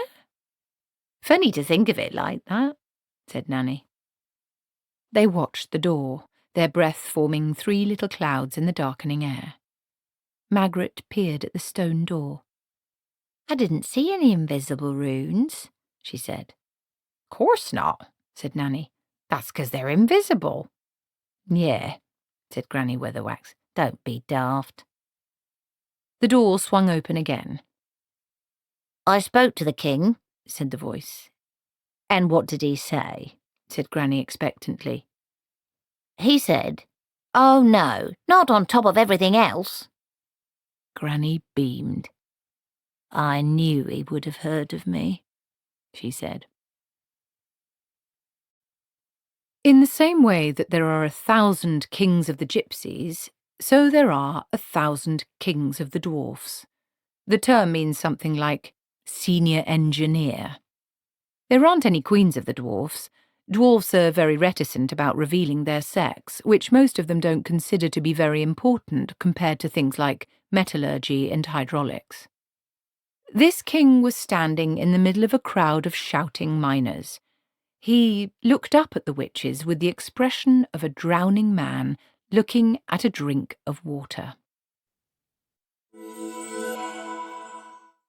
Many of the more traditional dwarf tribes have no female pronouns like she or her. It follows that the courtship of dwarfs is an incredibly tactful affair. "Are you really any good?" he said. Nanny Ogg and Granny Weatherwax looked at one another. "I think he's talking to you, Magrat," said Granny. "Only we've had a big fall in Gallery 9, said the king. "It looks bad. A very promising vein of gold-bearing quartz is irretrievably trapped." One of the dwarfs beside him muttered something. "Oh yeah, and some of the lads," said the king vaguely. "And then you turn up. So the way I look at it, it's probably fate." Granny Weatherwax shook the snow off her hat and looked around. She was impressed, despite herself. You didn't often see proper dwarf halls these days. Most dwarfs were off earning big money in the cities down in the lowlands, where it was much easier to be a dwarf. For one thing, you didn't have to spend most of your time underground hitting your thumb with a hammer and worrying about fluctuations in the international metal markets. Lack of respect for tradition, that was the trouble these days. And take trolls. There were more trolls in Ankh-Morpork now than in the whole mountain range. Granny Weatherwax had nothing against trolls, but she felt instinctively that if more trolls stopped wearing suits and walking upright and went back to living under bridges and jumping out and eating people as nature intended, then the world would be a happier place. "You'd better show us where the problem is," she said. "Lots of rocks fallen down, have they?" "Pardon?" said the king. It's often said that Eskimos have 50 words for snow. Well, not often. Not on a daily basis, anyway. At least, not everywhere.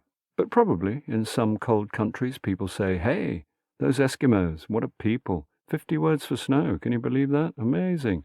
Quite a lot. This is not true. It's also said that dwarfs have 200 words for rock. They don't. They have no words for rock, in the same way that fish have no words for water. They do have words for igneous rock, sedimentary rock, metamorphic rock, rock underfoot, rock dropping on your helmet from above, and rock which looked interesting and which they could have sworn they left here yesterday. But what they don't have is a word meaning rock. Show a dwarf a rock, and he sees, for example, an inferior piece of crystalline sulfite of barytes. Or, in this case, about 200 tons of low-grade shale. When the witches arrived at the disaster site, dozens of dwarfs were working feverishly to prop the cracked roof and cart away the debris. Some of them were in tears. "It's terrible. It's terrible," muttered one of them. "A terrible thing." Magrat lent him her handkerchief. He blew his nose noisily. "Could mean a big slippage on the fault line, and then we've lost the whole seam," he said, shaking his head. Another dwarf patted him on the back. Look on the bright side, he said. We can always drive a horizontal shaft off Gallery 15. We're bound to pick it up again, don't you worry. Excuse me, said Magrat. There are dwarfs behind all that stuff, are there? Oh, yes, said the king. His tone suggested that this was merely a regrettable side effect of the disaster, because getting fresh dwarves was only a matter of time, whereas decent gold-bearing rock was a finite resource. Granny Weatherwax inspected the rockfall critically. We shall have to have everyone out of here, she said. This is going to have to be private. I know how it is, said the king. Craft secrets, I expect. Something like that, said Granny. The king shooed the other dwarfs out of the tunnel, leaving the witches alone in the lantern light. A few bits of rock fell out of the ceiling. Said Granny. You've gone and done it now, said Nanny Ogg. Anything's possible if you set your mind to it, said Granny vaguely. Then you'd better set yours good and hard, Esme. If the Creator had meant us to shift rocks by witchcraft, he wouldn't have invented shovels. Knowing when to use a shovel is what being a witch is all about. And put down that wheelbarrow, Magrat. You don't know nothing about machinery. All right, then, said Magrat. Why don't we try the wand? Granny Weatherwax snorted. Ha! Here? Who ever heard of a fairy godmother in a mine? If I was stuck behind a load of rocks under a mountain, I'd want to hear of one, said Magrat hotly. Nanny Ogg nodded.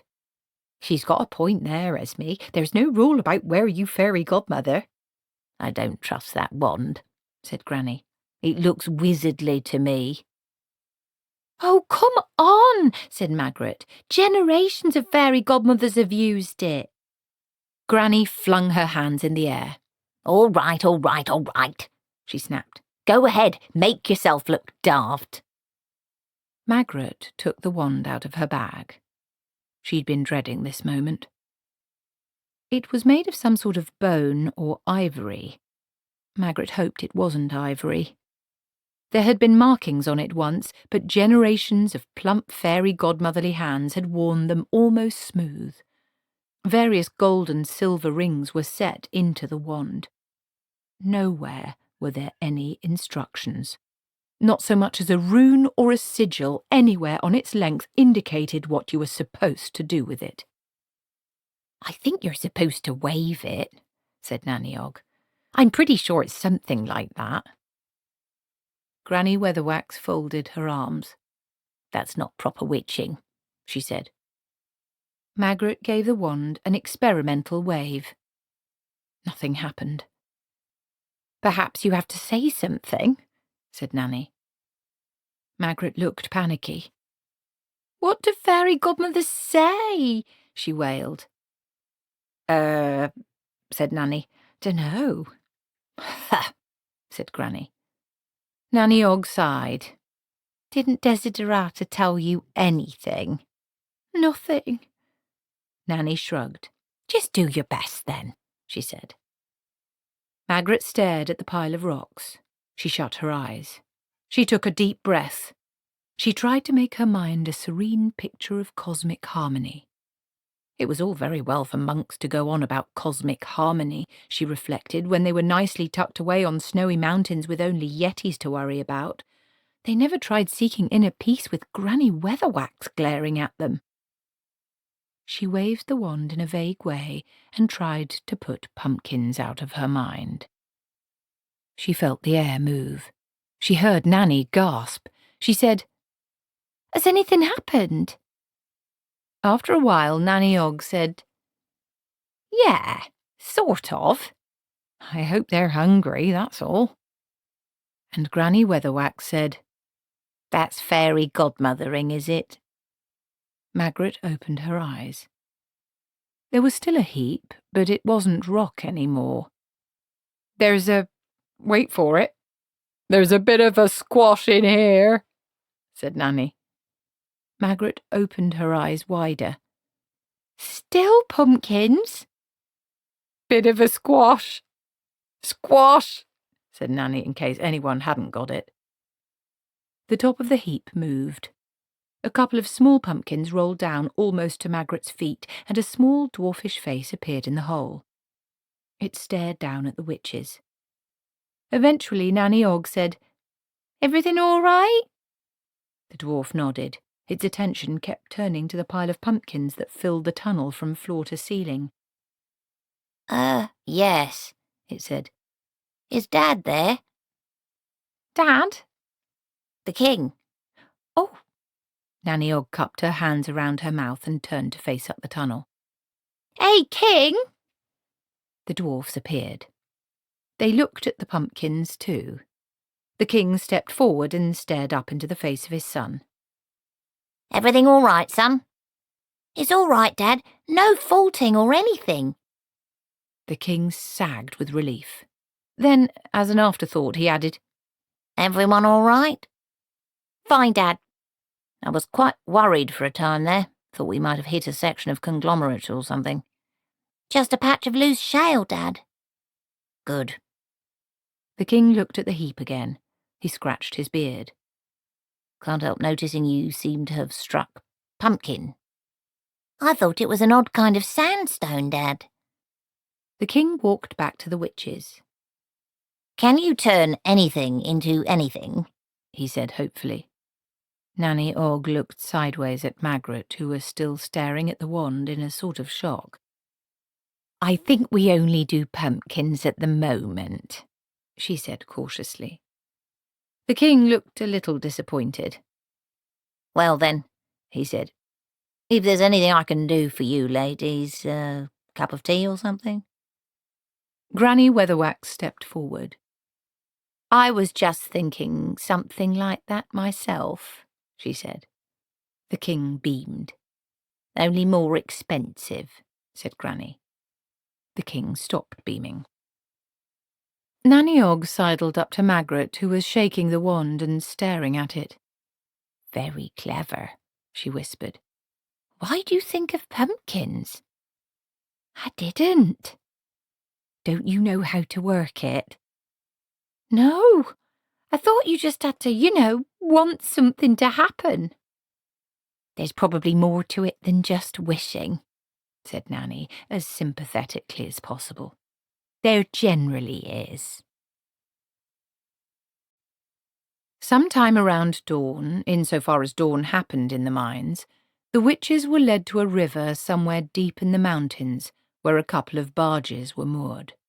A small boat was pulled up to a stone jetty. "This'll take you right through the mountains," said the king. "I think it goes all the way to Genua, to tell the truth." He took a large basket off an attendant dwarf. "And we've packed you some lovely food," he said. "Are we going to go all the way in a boat?" said Magrat. She gave the wand a few surreptitious flourishes. "I'm not good at boats." "Listen," said Granny, climbing aboard.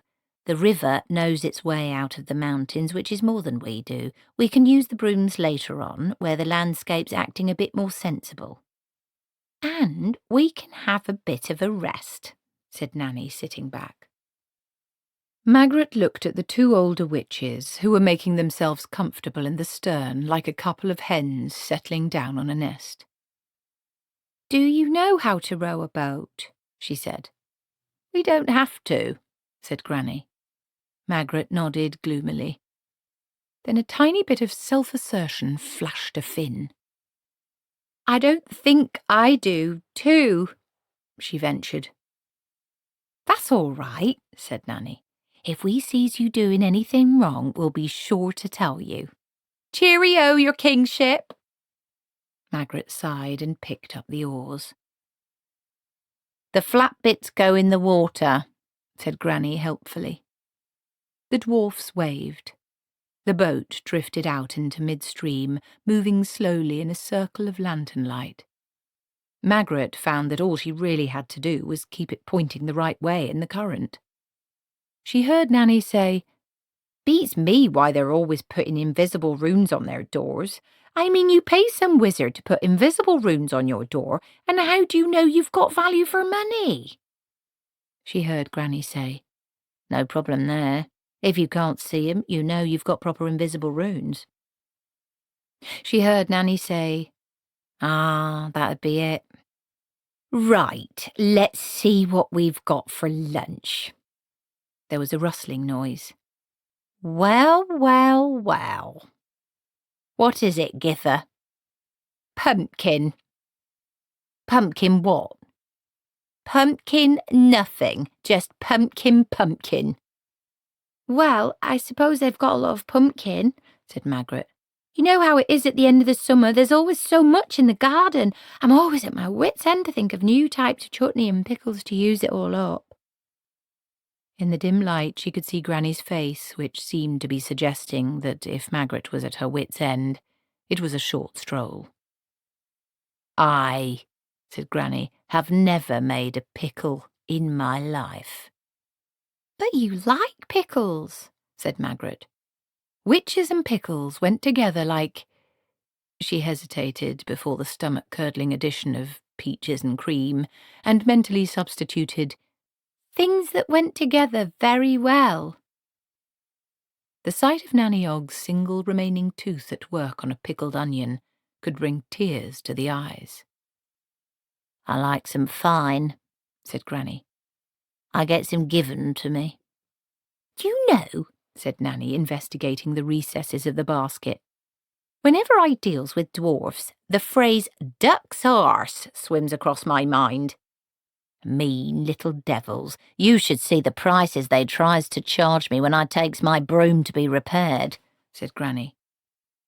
"Yes, but you never pay," said Magrat. "That's not the point," said Granny Weatherwax. "They shouldn't be allowed to charge that sort of money. That's thieving, that is." "I don't see how it can be thieving if you don't pay anyway," Magrat persisted. "I never pay for anything," said Granny. "People never let me pay. I can't help it if people gives me things the whole time, can I? When I walks down the street, people are always running out with cakes they've just baked, and fresh beer, and old clothes that have hardly been worn at all. 'Oh, Mistress Weatherwax, pray take this basket of eggs,' they say. People are always very kind. Treat people right and they'll treat you right. That's respect. Not having to pay," she finished sternly, "is what being a witch is all about." "Here, what's this?" said Nanny, pulling out a small packet. She unwrapped the paper and revealed several hard brown discs. "My word," said Granny Weatherwax, "I take it all back. That's the famous dwarf bread, that is. They don't give that to just anyone." Nanny tapped it on the edge of the boat. It made a noise very similar to the kind of noise you get when a wooden ruler is held over the edge of a desk and plucked, a sort of hollow boing sound. "They say it never goes stale even if you stalls it for years," said Granny. "It'd keep you going for days and days," said Nanny Ogg. Magrat reached across, took one of the flat loaves, tried to break it, and gave up. "You're supposed to eat it," she said. "Oh, I don't think it's for eating," said Nanny. "It's more for sort of—" "Keeping you going," said Granny. "They say that—" She stopped. Above the noise of the river and the occasional drip of water from the ceiling, they could all hear now the steady slosh of another craft heading towards them. "Someone's following us," hissed Magrat. Two pale glows appeared at the edge of the lamplight. Eventually they turned out to be the eyes of a small grey creature, vaguely frog-like, paddling towards them on a log. It reached the boat. Long, clammy fingers grabbed the side, and a lugubrious face rose level with Nanny Ogg's. "Hello," it said. "It's my birthday." All three of them stared at it for a while. Then Granny Weatherwax picked up an oar and hit it firmly over the head. There was a splash and a distant cursing. "Horrible little bugger," said Granny as they rowed on. "Looked like a troublemaker to me." "Yeah," said Nanny Ogg. "It's the slimy ones you have to watch out for." I wonder what he wanted, said Magrat. After half an hour, the boat drifted out through a cave mouth and into a narrow gorge between cliffs. Ice glistened on the walls, and there were drifts of snow on some of the outcrops. Nanny Ogg looked round guilelessly and then fumbled somewhere in the depths of her many skirts and produced a small bottle. There was a glugging noise. "I bet there's a fine echo here," she said after a while. "Oh, no, you don't," said Granny firmly. "Don't what?" "Don't sing that song." "Pardon, Esme."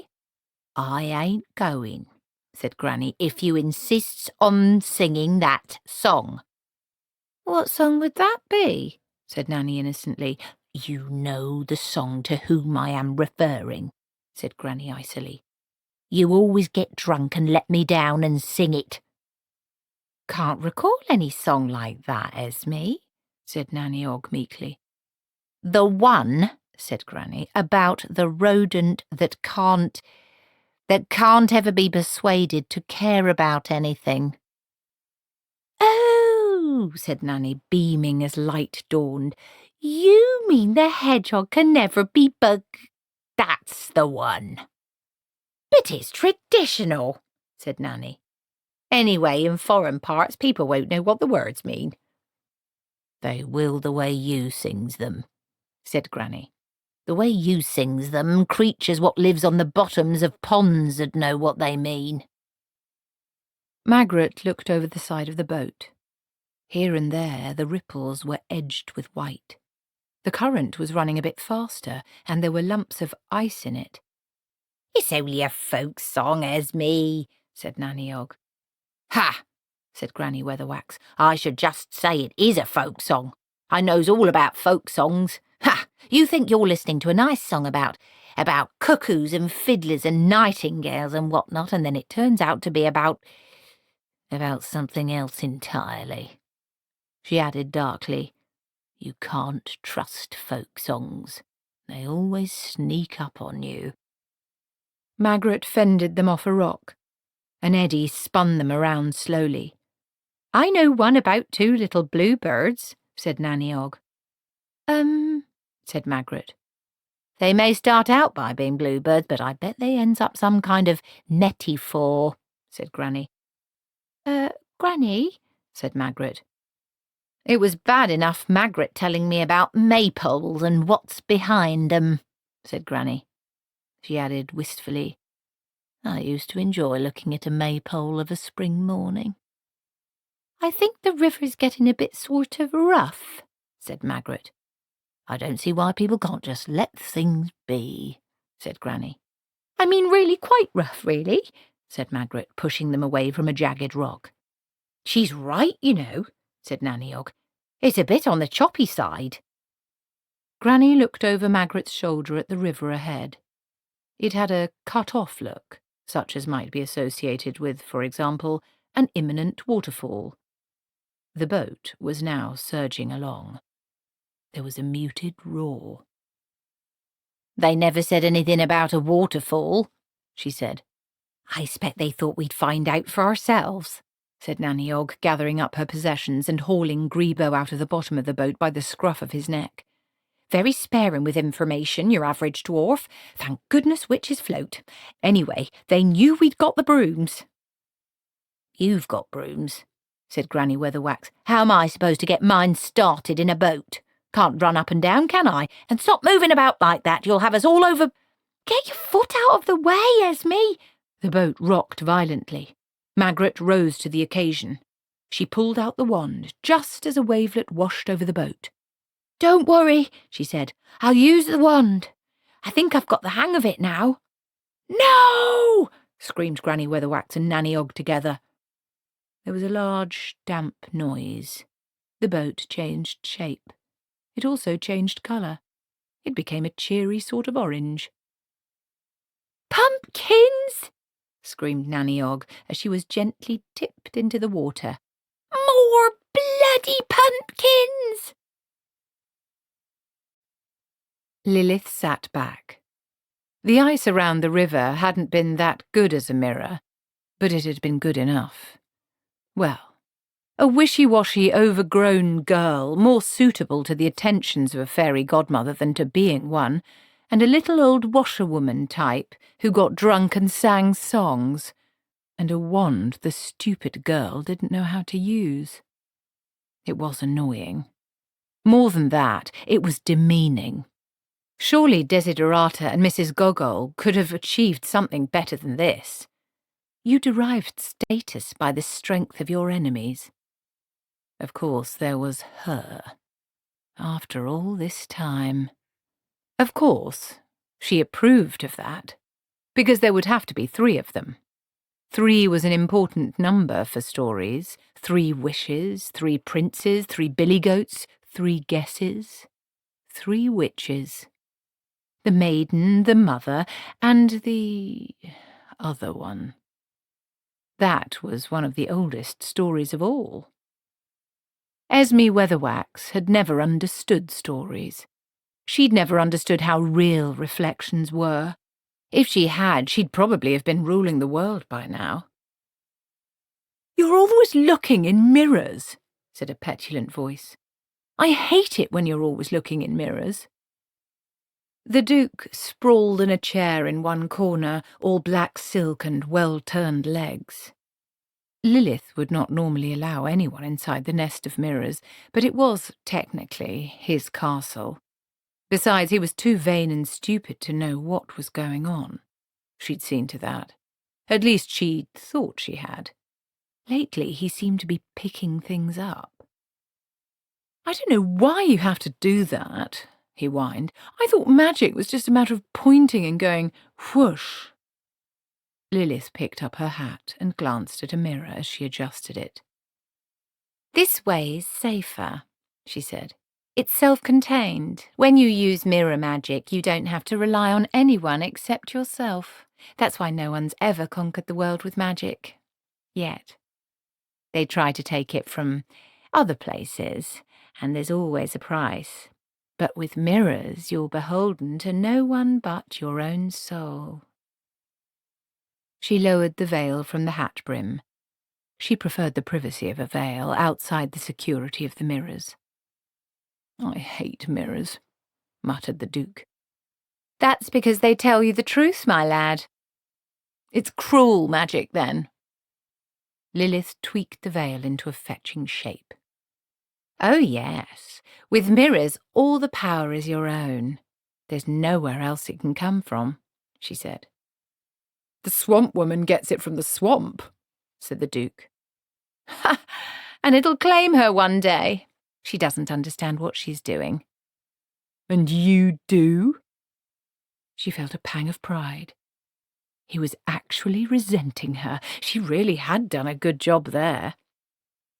"I understand stories," she said. "That's all I need." "But you haven't brought me the girl," said the Duke.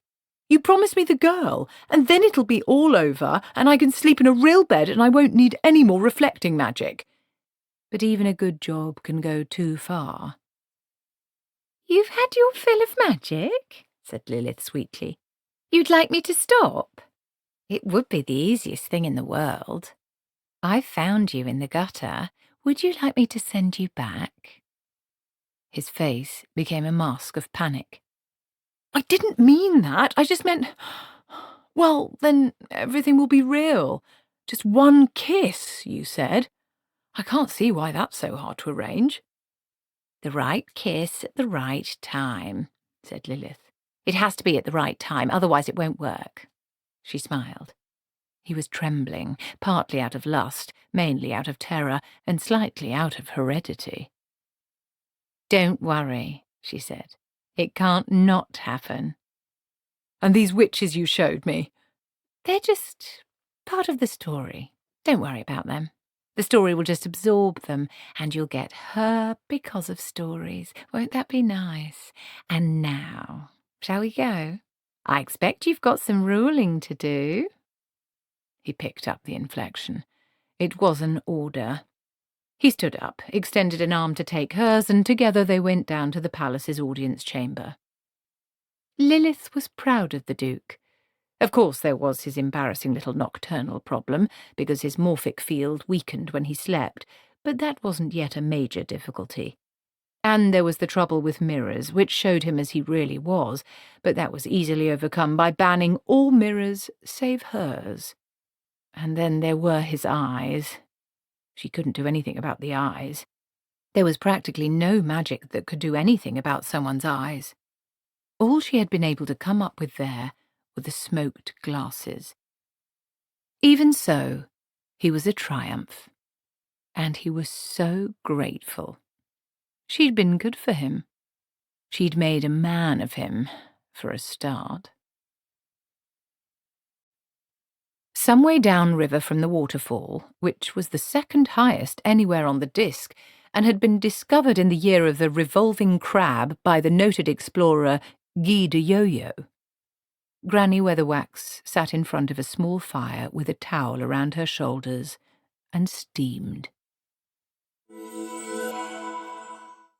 Of course, lots of dwarfs, trolls, native people, trappers, hunters, and the merely badly lost had discovered it on an almost daily basis for thousands of years, but they weren't explorers and didn't count. Still, look on the bright side, said Nanny Ogg. At least I was holding my broom and you at the same time, and Magrat had hers. Otherwise we'd all be looking at the waterfall from underneath. Oh, good, a silver lining, said Granny, her eyes glinting evilly. Bit of an adventure, really, said Nanny, grinning encouragingly. One day we'll look back on this and laugh. Oh, good, said Granny. Nanny dabbed at the claw marks on her arm. Grebo, with a cat's true instinct for self-preservation, had clawed his way up his mistress and taken a flying leap to safety from the top of her head. Now he was curled up by the fire, dreaming cat dreams. A shadow passed over them. It was Magrat, who had been combing the riverbanks. I think I've got nearly everything, she said as she landed. Here's Granny's broomstick and... oh, yes, the wand. She gave a brave little smile. Little pumpkins were bobbing to the surface, that's how I found it. My word, that was lucky, said Nanny Ogg encouragingly. Hear that, Esme? We shan't be wanting for food at any rate. And I found the basket with the dwarf bread in it, said Magrat, although I'm afraid it might be spoiled. It won't be, take it from me, said Nanny Ogg. You can't spoil dwarf bread. Well, well, she said, sitting down again. We've got quite a little picnic, haven't we? And a nice bright fire and a nice place to sit, and I'm sure there's lots of poor people in places like Wonderland and such like who'd give anything to be here right now. If you don't stop being so cheerful, Gither Ogg, I shall give you such a ding around the ear with the flat of my hand, said Granny Weatherwax. You sure you're not catching a chill? Said Nanny Ogg. I'm drying out, said Granny Weatherwax, from the inside. Look, I'm really sorry, said Magrat. I said I was sorry. Not that she was quite certain what for, she told herself. The boat wasn't her idea. She hadn't put the waterfall there. She hadn't even been in a position to see it coming. She'd turned the boat into a pumpkin, but she hadn't meant to. It could have happened to anyone. I managed to save Desiderata's notebooks too, she said. Well, that's a blessing, said Nanny Ogg. Now we know where we're lost. She looked around. They were through the worst of the mountains, but there were still peaks around and high meadows stretching to the snow line. From somewhere in the distance came the clunking of goat bells. Magrat unfolded a map. It was creased, damp, and the pencil had run. She pointed cautiously to a smudged area. I think we're here, she said. My word, said Nanny Ogg, whose grasp of the principles of cartography was even shakier than Granny's. Amazing how we can all fit on that little bit of paper. I think perhaps it would be a good idea at the moment if we just followed the river, said Magrat. Without in any way going on it, she added quickly. I suppose you didn't find my bag, said Granny Weatherwax. It had personal items in. Probably sank like a stone, said Nanny Ogg. Granny Weatherwax stood up like a general who's just had news that his army has come second. Come on, she said. Where to next, then? What was next was forest, dark and ferociously coniferous. The witches flew over it in silence. There were occasional isolated cottages half hidden in the trees. Here and there a crag loomed over the Sylvanian gloom, shrouded in mist, even in mid-afternoon. Once or twice they flew past castles, if that's what you could call them. They didn't look built, more extruded from the landscape. It was the kind of landscape that had a particular type of story attached to it, featuring wolves and garlic and frightened women. A dark and thirsty story, a story that flapped wings against the moon. They're flabbergast, muttered Nanny. What's that? Said Magrat. It's foreign for bat. I've always liked bats, said Magrat, in general. The witches found that, by unspoken agreement, they were flying closer together. I'm getting hungry, said Granny Weatherwax, and don't no one mention pumpkin. There's dwarf bread, said Nanny. There's always the dwarf bread, said Granny. I fancy something cooked this year. Thank you all the same. They flew past another castle, occupying the entire summit of a crag. What we need is a nice little town or something, said Magrat. But the one down there will have to do, said Granny. They looked down at it. It wasn't so much a town as a huddle of houses clustering together against the trees. It looked as cheerless as an empty hearth, but the shadows of the mountains were already speeding across the forest, and something about the landscape tacitly discouraged nighttime flying. Can't see many people about, said Granny. Maybe they turn in early in these parts, said Nanny Ogg. It's hardly even sunset, said Magrat. Perhaps we ought to go up to that castle. They all looked at the castle. No, said Granny slowly, speaking for all of them. We know our place. So they landed instead in what was presumably the town square. A dog barked somewhere behind the buildings. A shutter banged closed. Very friendly, said Granny. She walked over to a larger building that had a sign, unreadable under the grime, over the door. She gave the woodwork a couple of thumps. Open up, she said. No, you don't say that, said Magrat. She shouldered her way past and tapped on the door. Excuse me, bona fide travellers. Bona what? Said Nanny. That's what you need to say, said Magrat. Any inn has got to open up for bona fide travellers and give them succour. Has it? Said Nanny with interest. That sounds like a thing worth knowing. The door remained shut. Let me have a go, said Nanny. I know some foreign lingo. She hammered on the door.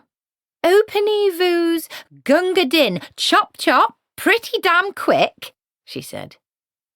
Granny Weatherwax listened carefully. That's speaking foreign, is it? My grandson Shane is a sailor, said Nanny Ogg. You'd be amazed the words he learns about foreign parts. I expect I would, said Granny, and I hopes they works better for him. She thumped on the door again, and this time it opened very slowly. A pale face peered around it. Excuse me, Magrat began. Granny pushed the door open. The face's owner had been leaning on it. They could hear the scrape of his boots over the floor as he was shoved gently backwards. "Blessings be on this house," Granny said perfunctorily. It was always a good opening remark for a witch. It concentrated people's minds on what other things might be on this house and reminded them about any fresh cakes, newly baked bread, or bundles of useful old clothing that might have temporarily escaped their minds. It looked like one of the other things had been on this house already. It was an inn, of sorts. The three witches had never seen such a cheerless place in their lives. But it was quite crowded. A score or more pale-faced people watched them solemnly from benches around the walls. Nanny Ogg sniffed. "Cor," she said. "Talk about garlic." And, indeed, bunches of it hung from every beam. "You can't have too much garlic, I always say." "I can see I'm going to like it here." She nodded to a white-faced man behind the bar. "Gooden day, big feller mine host. 3 beers, por favor, avec a silver plate." "What's a silver plate got to do with it?" demanded Granny. "It's foreign for please," said Nanny. "I bet it isn't really," said Granny. "You're just making it up as you goes along." The innkeeper, who worked on the fairly simple principle that anyone walking through the door wanted something to drink, drew 3 beers. "See?" said Nanny triumphantly. "I don't like the way everyone's looking at us," said Magrat as Nanny babbled on to the perplexed man in her very own Esperanto. "A man over there grinned at me." Granny Weatherwax sat down on a bench, endeavouring to position herself so that as small an amount of her body as possible was in contact with the wood, in case being foreign was something you could catch. "There," said Nanny, bustling up with a tray. "Nothing to it. I just cussed at him until he understood." "It looks horrible," said Granny. "Garlic sausage and garlic bread," said Nanny. "My favourite." "You ought to have got some fresh vegetables," said Magrat the dietitian. "I did. There's some garlic," said Nanny happily, cutting a generous slice of eye-watering sausage. "And I think I definitely saw something like pickled onions on one of the shelves." "Yes, then we're going to need at least 2 rooms for tonight," said Granny sternly. 3, said Magrat very quickly. She risked another look around the room. The silent villagers were staring at them intently with a look she could only describe to herself as a sort of hopeful sadness. Of course, anyone who spent much time in the company of Granny Weatherwax and Nanny Ogg got used to being stared at.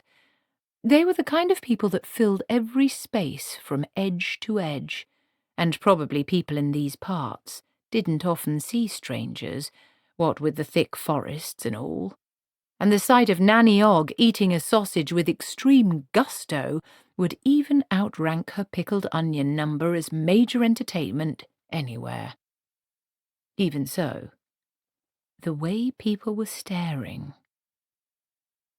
Outside, deep in the trees, a wolf howled. The assembled villagers shivered in unison as though they had been practicing. The landlord muttered something to them. They got up reluctantly and filed out of the door, trying to keep together. An old lady laid her hand on Magrat's shoulder for a moment, shook her head sadly, sighed, and then scuttled away. But Magrat was used to this too. People often felt sorry for her when they saw her in Granny's company. Eventually the landlord lurched across to them with a lighted torch and motioned them to follow him. "How did you make him understand about the beds?" said Magrat. "I said, 'Hey, mister, jig-a-jig, toot sweet, all same, number 3, said Nanny Ogg. Granny Weatherwax tried this under her breath, and nodded. "Your lad Shane certainly gets a round of it, doesn't he?" she remarked. "He says it works every time," said Nanny Ogg. In fact, there were only 2 rooms, up a long, winding and creaky stairway, and Magrat got one to herself. Even the landlord seemed to want it that way. He'd been very attentive. She wished he hadn't been so keen to bar the shutters, though. Magrat liked to sleep with a window open. As it was too dark and stuffy. Anyway, she thought, I am the fairy godmother. The others are just accompanying me. She peered hopelessly at herself in the room's tiny cracked mirror, and then lay and listened to them on the far side of the paper-thin wall. What are you turning the mirror to the wall for, Esme? I just don't like 'em staring like that. They only stares if you're staring at 'em, Esme. Silence, and then, Hey, what's this round thing for, then? I reckon it's supposed to be a pillow, Esme. Ha! I don't call it a pillow, and there's no proper blankets even. What did you say this thing's called? I think it's called a duvet, Esme. We call them an eider-down where I come from. Ha! There was a respite. Then, have you brushed your tooth? And another pause. Then, ooh, you haven't half got cold feet, Esme. No, they ain't. They're lovely and snug. And another silence. Then, boots, your boots. You've got your boots on. I should just think I have got my boots on, Githa Ogg. And your clothes, you haven't even undressed. You can't be too careful in foreign parts. There could be all sorts out there a-creeping around. Magrat snuggled under the, what was it? Duvet, and turned over. Granny Weatherwax appeared to need 1 hour's sleep a night, whereas Nanny Ogg would snore on a fence rail. Githa! Githa! Githa! What? Are you awake? Now. I keep hearing a noise. So do I. Magrat dozed for a while. Githa? Githa! What now? I'm sure someone rattled our shutters. Not at our time of life. Now go back to sleep. The air in the room was getting hotter and stuffier by the minute. Magrat got out of bed, unbolted the shutters, and flung them back dramatically. There was a grunt and a distant thud of something hitting the ground. The full moon streamed in. She felt a lot better for that, and got back into bed. It seemed no time at all before the voice from next door woke her again. Githa Ogg, what are you doing? I'm having a snack. Can't you sleep? Just can't seem to be able to get off, Esme, said Nanny Ogg. Can't imagine why. Here, that's garlic sausage you're eating. I'm actually sharing a bed with someone eating garlic sausage. Hey, that's mine! Give it back! Magrat was aware of booted footsteps in the pit of the night and the sound of a shutter being swung back in the next room. She thought she heard a faint oof and another muted thud. I thought you liked garlic, Esme, said Nanny Ogg's resentful voice. Sausage is all right in its place, and its place ain't in bed. And don't you say a word. Now move over. You keep taking all the duvet. After a while, the velvet silence was broken by Granny's deep and resonant snore. Shortly afterwards, it was joined by the genteel snoring of Nanny, who had spent far more time sleeping in company than Granny, and had evolved a more accommodating nasal orchestra. Granny's snore would have cut logs. Magrat folded the horrible round hard pillow over her ears and burrowed under the bedclothes. Somewhere on the chilly ground, a very large bat was trying to get airborne again. It had already been stunned twice, once by a carelessly opened shutter and once by a ballistic garlic sausage, and wasn't feeling very well at all. One more setback, it was thinking, and it's back off to the castle. Besides, it'd be sunrise soon. Its red eyes glinted as it looked up at Magrat's open window. It tensed. A paw landed on it. The bat looked around. Grebo had not had a very good night. He had investigated the whole place with regard to female cats and found none. He had prowled among the middens and drawn a blank.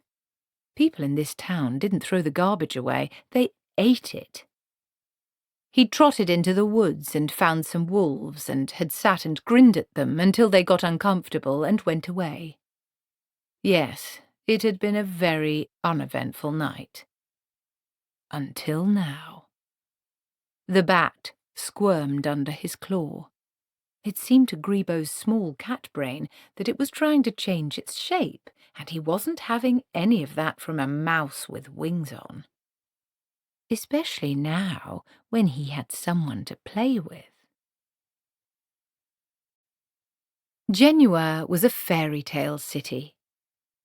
People smiled and were joyful the livelong day, especially if they wanted to see another livelong day. Lilith made certain of that. Of course, people had probably thought they were happy in the days before she'd seen to it that the Duke had replaced the old Baron, but it was a random, untidy happiness, which was why it was so easy for her to move in. But it wasn't a way of life. There was no pattern to it. One day they'd thank her. Of course, there were always a few difficult ones. Sometimes people just didn't know how to act. You did your best for them, you ruled their city properly, you ensured that their lives were worthwhile and full of happiness every hour of the day, and then, for no reason at all, they turned on you.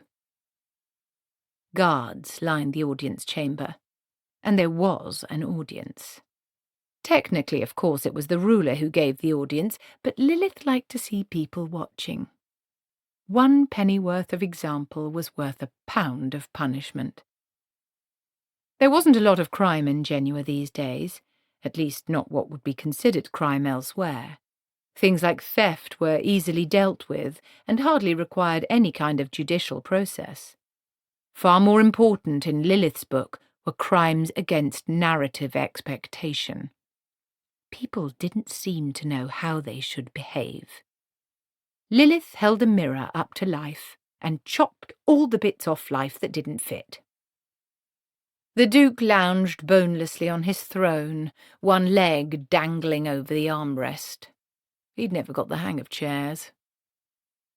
"And what has this one done?" he said, and yawned. Opening his mouth wide was something he was good at least. A little old man cowered between 2 guards. There's always someone willing to be a guard, even in places like Genua. Besides, you've got a really smart uniform with blue trousers and a red coat and a high black hat with a cockade in it. "But I can't whistle," quavered the old man. I didn't know it was compulsory." "But you are a toy maker," said the Duke. "Toy makers whistle and sing the whole day long." He glanced at Lilith. She nodded. "I don't know any songs," said the toy maker. "I never got taught songs, just how to make toys. I was apprenticed at making toys 7 years before the little hammer, man and boy." "It says here," said the Duke, making a creditable impersonation of someone reading the charge sheet in front of him, "that you don't tell the children stories." "No one ever told me about telling stories," said the toy maker.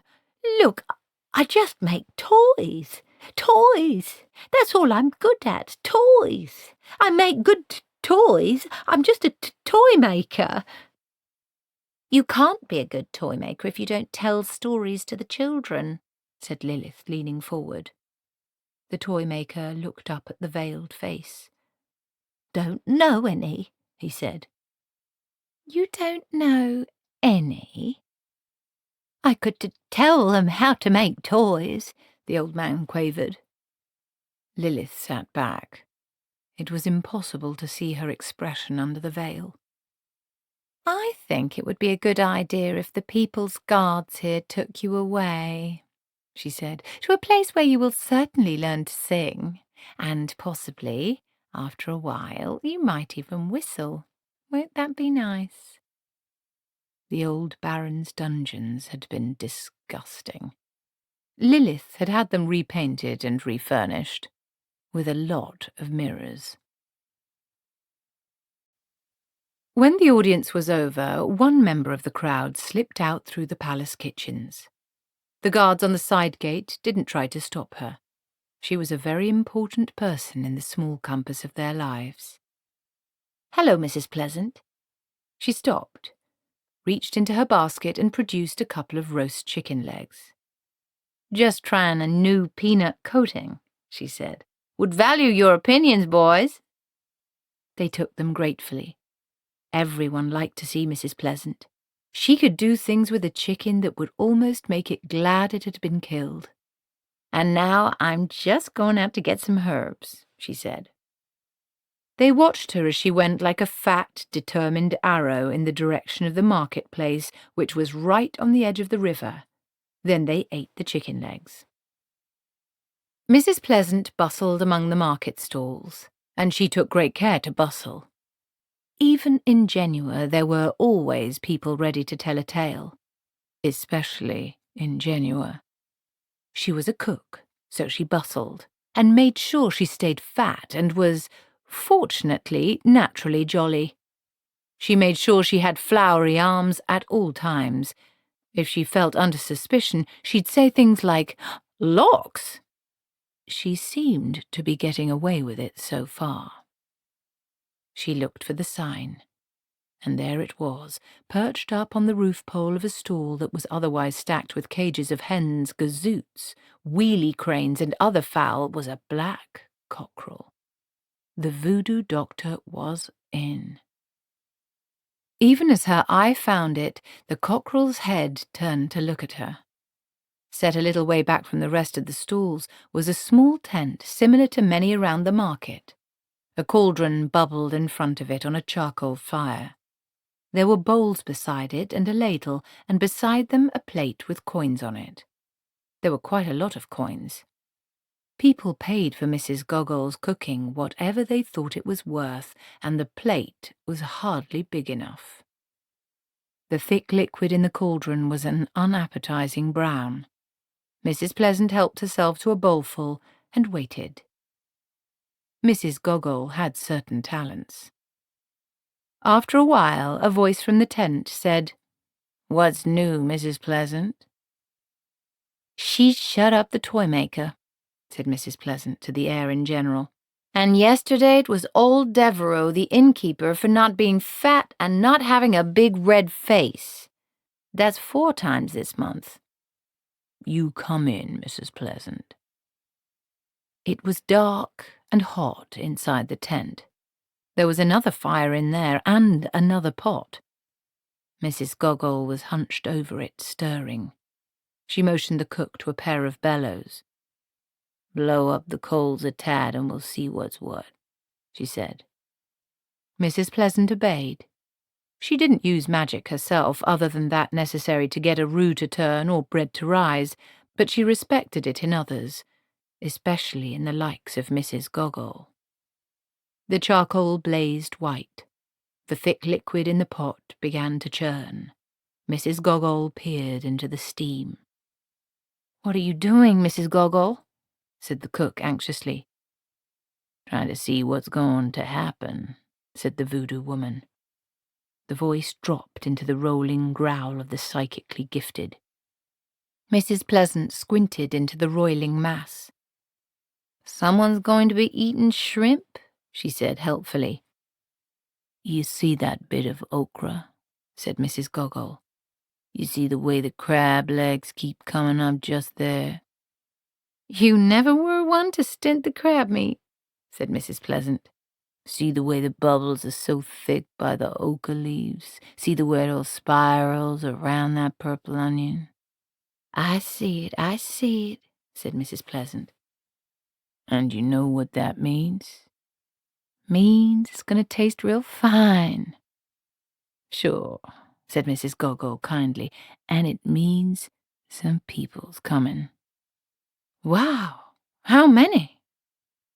Mrs. Gogol dipped a spoon into the seething mass and tasted it. 3 people, she said. She smacked her lips thoughtfully. Women. She dipped the spoon again. Have a taste, she said. There's a cat, too. You can tell by the sassafras. She smacked her lips. Grey, one eye. She explored the cavity of a tooth with her tongue. The left one. Mrs. Pleasant's jaw dropped. They'll find you before they find me, said Mrs. Gogol. You lead 'em here. Mrs. Pleasant stared at Mrs. Gogol's grim smile and then back down at the mixture in the pot. They comin' all this way for a taste? She said. Sure. Mrs. Gogol sat back. You been to see the girl in the White House? Mrs. Pleasant nodded. Young embers, she said. Yeah, when I can. When the sisters are out at the palace, they got her real scared, Mrs. Gogol. She looked down at the pot again and back up to Mrs. Gogol. Can you really see? I expect you got things to marinate, said Mrs. Gogol. Yeah. Mrs. Pleasant backed out, but with reluctance. Then she halted. Mrs. Pleasant, at rest, was not easily moved again until she wanted to be. That Lilith woman says she can see the whole world in mirrors, she said in slightly accusing tones. Mrs. Gogol shook her head. All anyone gets in a mirror is themselves, she said. But what you gets in a good gumbo is everything. Mrs. Pleasant nodded. This was a well-known fact. She couldn't dispute it. Mrs. Gogol shook her head sadly when the cook had gone. A voodoo woman was reduced to all sorts of stratagems in order to appear knowing, but she felt slightly ashamed of letting an honest woman believe that she could see the future in a pot of gumbo. Because all you could see in a pot of Mrs. Gogol's gumbo was that the future certainly contained a very good meal. She'd really seen it in a bowl of jambalaya she'd prepared earlier. Magrat lay with the wand under her pillow. She wobbled gently between sleep and wakefulness. Certainly she was the best person for the wand. There was no doubt about that. Sometimes, and she hardly dared give the thought headroom when she was under the same roof as Granny Weatherwax, she really wondered about the others' commitment to witchcraft. Half the time they didn't seem to bother. Take medicine, for example. Magrat knew she was much better than them at herbs. She'd inherited several large books on the subject from Goody Wemper, her predecessor in the cottage, and had essayed a few tentative notes of her own as well. She could tell people things about the uses of devil's bit scabious that would interest them so much they'd rush off, presumably to look for someone else to tell. She could fractionally distill and double distill and do things that meant sitting up all night watching the colour of the flame under the retort. She worked at it. Whereas Nanny just tended to put a hot poultice on everything and recommend a large glass of whatever the patient liked best on the basis that since you were going to be ill anyway, you might as well get some enjoyment out of it. Magrat forbade her patients alcohol because of what it did to the liver. If they didn't know what it did to the liver, she spent some time telling them. And Granny, she just gave people a bottle of coloured water and told them they felt a lot better. And what was so annoying was that they often did.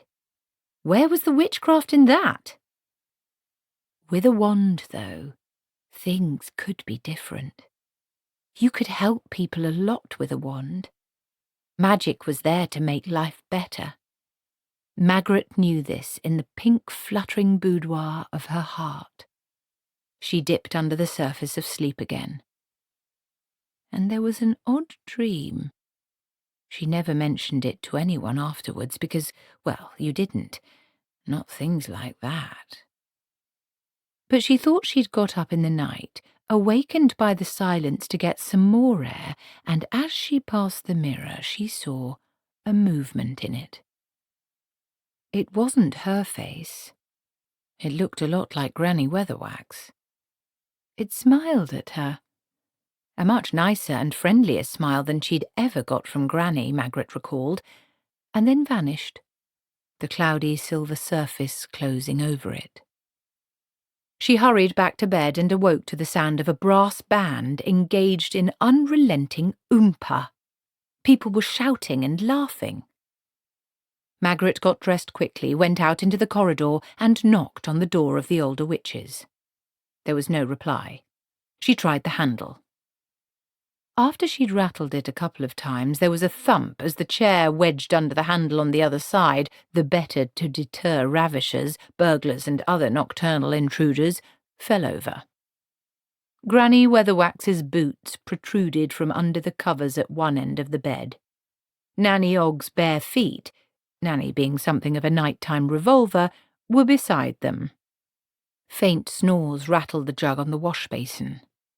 These were no longer the full-nosed roars of a quick 40 winks catnapper, but the well-paced growls of someone who intends to make a night of it. Magrat knocked on the sole of Granny's boot. "Hey, wake up! Something's going on!" Granny Weatherwax waking up was quite an impressive sight, and one not seen by many people. Most people, on waking up, accelerate through a quick, panicky pre-consciousness checkup. Who am I? Where am I? Who is he, she? Good God, why am I cuddling a policeman's helmet? What happened last night? And this is because people are riddled by doubt. It is the engine that drives them through their lives. It is the elastic band in the little model aeroplane of their soul, and they spend their time winding it up until it knots. Early morning is the worst time.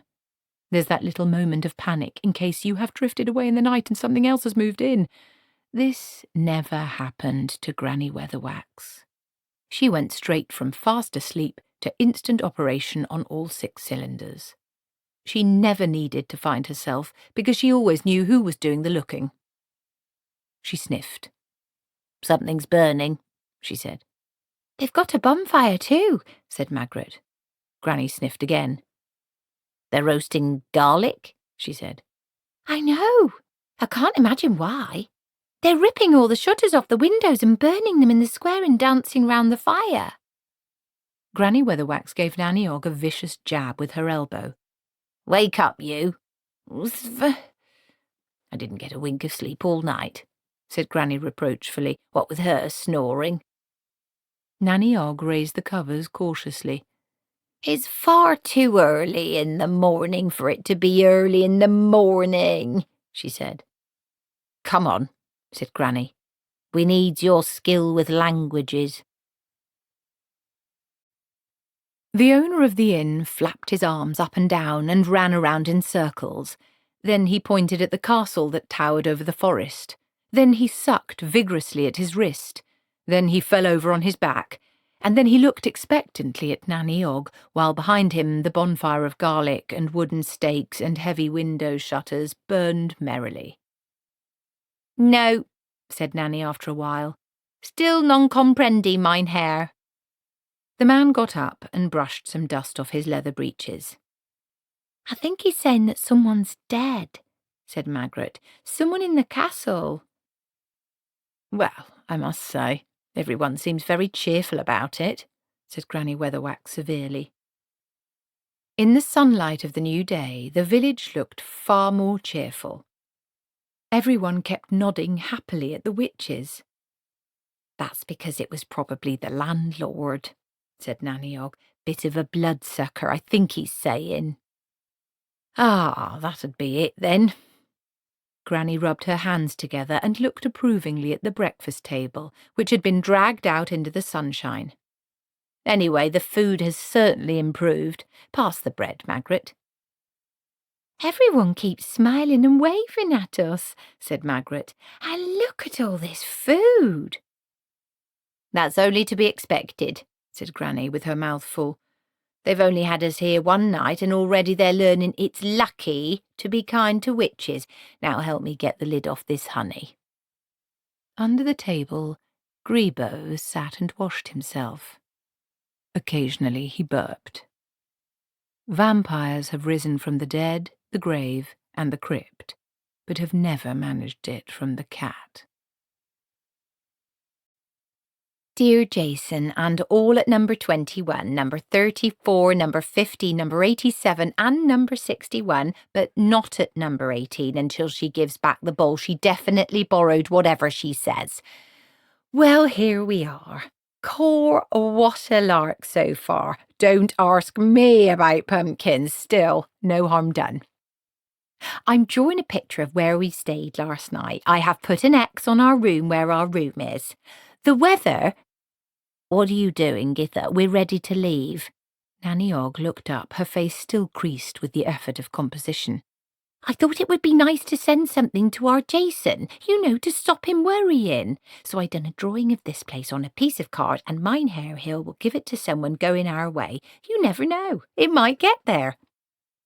Continues, fine. Nanny Ogg sucked the end of her pencil. Not for the first time in the history of the universe, someone for whom communication normally came as effortlessly as a dream was stuck for inspiration when faced with a few lines on the back of a card. "Well, that about wraps it up for now. We'll write again soon. Mum. P.S. The cat is looking very peaky. I think he misses his home." "Will you come on, Githa? Magrat's getting my broom started for me. P.P.S. Granny sends her love." Nanny Ogg sat back, content in the knowledge of a job well done. Nanny Ogg sent a number of cards home to her family, not a single one of which got back before she did. This is traditional and happens everywhere in the universe.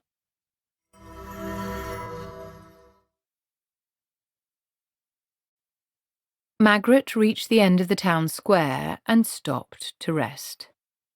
Quite an audience had gathered to see a woman with legs. They were very polite about it. Somehow that made it worse. "It doesn't fly unless you run really fast," she explained, aware even as she spoke how stupid this sounded, especially if you were listening in a foreign language. "I think it's called hump starting." She took a deep breath, scowled in concentration, and ran forward again. This time it started. It jolted in her hands. The bristles rustled. She managed to slip it into neutral before it could drag her along the ground. One thing about Granny Weatherwax's broomstick, it was one of the very old-fashioned ones, built in the days when broomsticks were built to last and not fall apart with woodworm after 10 years, was that while it might take some starting, when it went, it didn't hang about. Magrat had once considered explaining the symbolism of the witch's broomstick to Granny Weatherwax, and decided not to. It would have been worse than the row about the significance of the maypole. Departure took some time. The villagers insisted on giving them little gifts of food. Nanny Ogg made a speech which no one understood, but which was generally cheered. Grebo, hiccuping occasionally, oozed into his accustomed place among the bristles of Nanny's broomstick. As they rose above the forest, a thin plume of smoke also rose from the castle. And then there were flames. "I see people dancing in front of it," said Magrat. "Always a dangerous business, renting property," said Granny Weatherwax. "I expect he was a bit lax when it came to redecorating and repairing the roof and such like. People take against that kind of thing. My landlord hasn't done a hand's turn on my cottage the whole time I've been there," she added. "It's shameful, and me an old woman too." "I thought you owned your place," said Magrat as the broomstick set off over the forest. "She just ain't paid no rent for 60 years, said Nanny Ogg. "Is that my fault?" said Granny Weatherwax. It's not my fault. I'd be quite willing to pay. She smiled, a slow, self-confident smile. All he has to do is ask, she added. This is the Discworld, seen from above, its cloud formations circling in long curved patterns. 3 dots emerged from the cloud layer. I can see why travelling doesn't catch on. I call this boring. Nothing but forest for hours and hours. Yes, but flying gets you to places quickly, Granny. How long have we been flying anyway? About 10 minutes since you last asked, Esme. You see? Boring. It's sitting on the sticks I don't like. I reckon there ought to be a special broomstick for going long distances, right? One you could stretch out on and have a snooze. They all considered this. And have your meals on, added Nanny. Proper meals, I mean, with gravy, not just sandwiches and stuff. An experiment in aerial cookery on a small oil burner had been hastily curtailed after it threatened to set fire to Nanny's broomstick. I suppose you could do it if you had a really big broomstick, said Magrat. About the size of a tree, perhaps? Then one of us could do the steering and another one could do the cooking. It'd never happen, said Nanny Ogg. The reason being, the dwarfs would make you pay a fortune for a stick that big. Yes, but what you could do, said Magrat, warming to her subject, is get people to pay you to give them rides. There must be lots of people fed up with highwaymen and being seasick and that sort of thing. How about it, Esme? Said Nanny Ogg. I'll do the steering and Magrat'll do the cooking. What shall I do then? Said Granny Weatherwax suspiciously.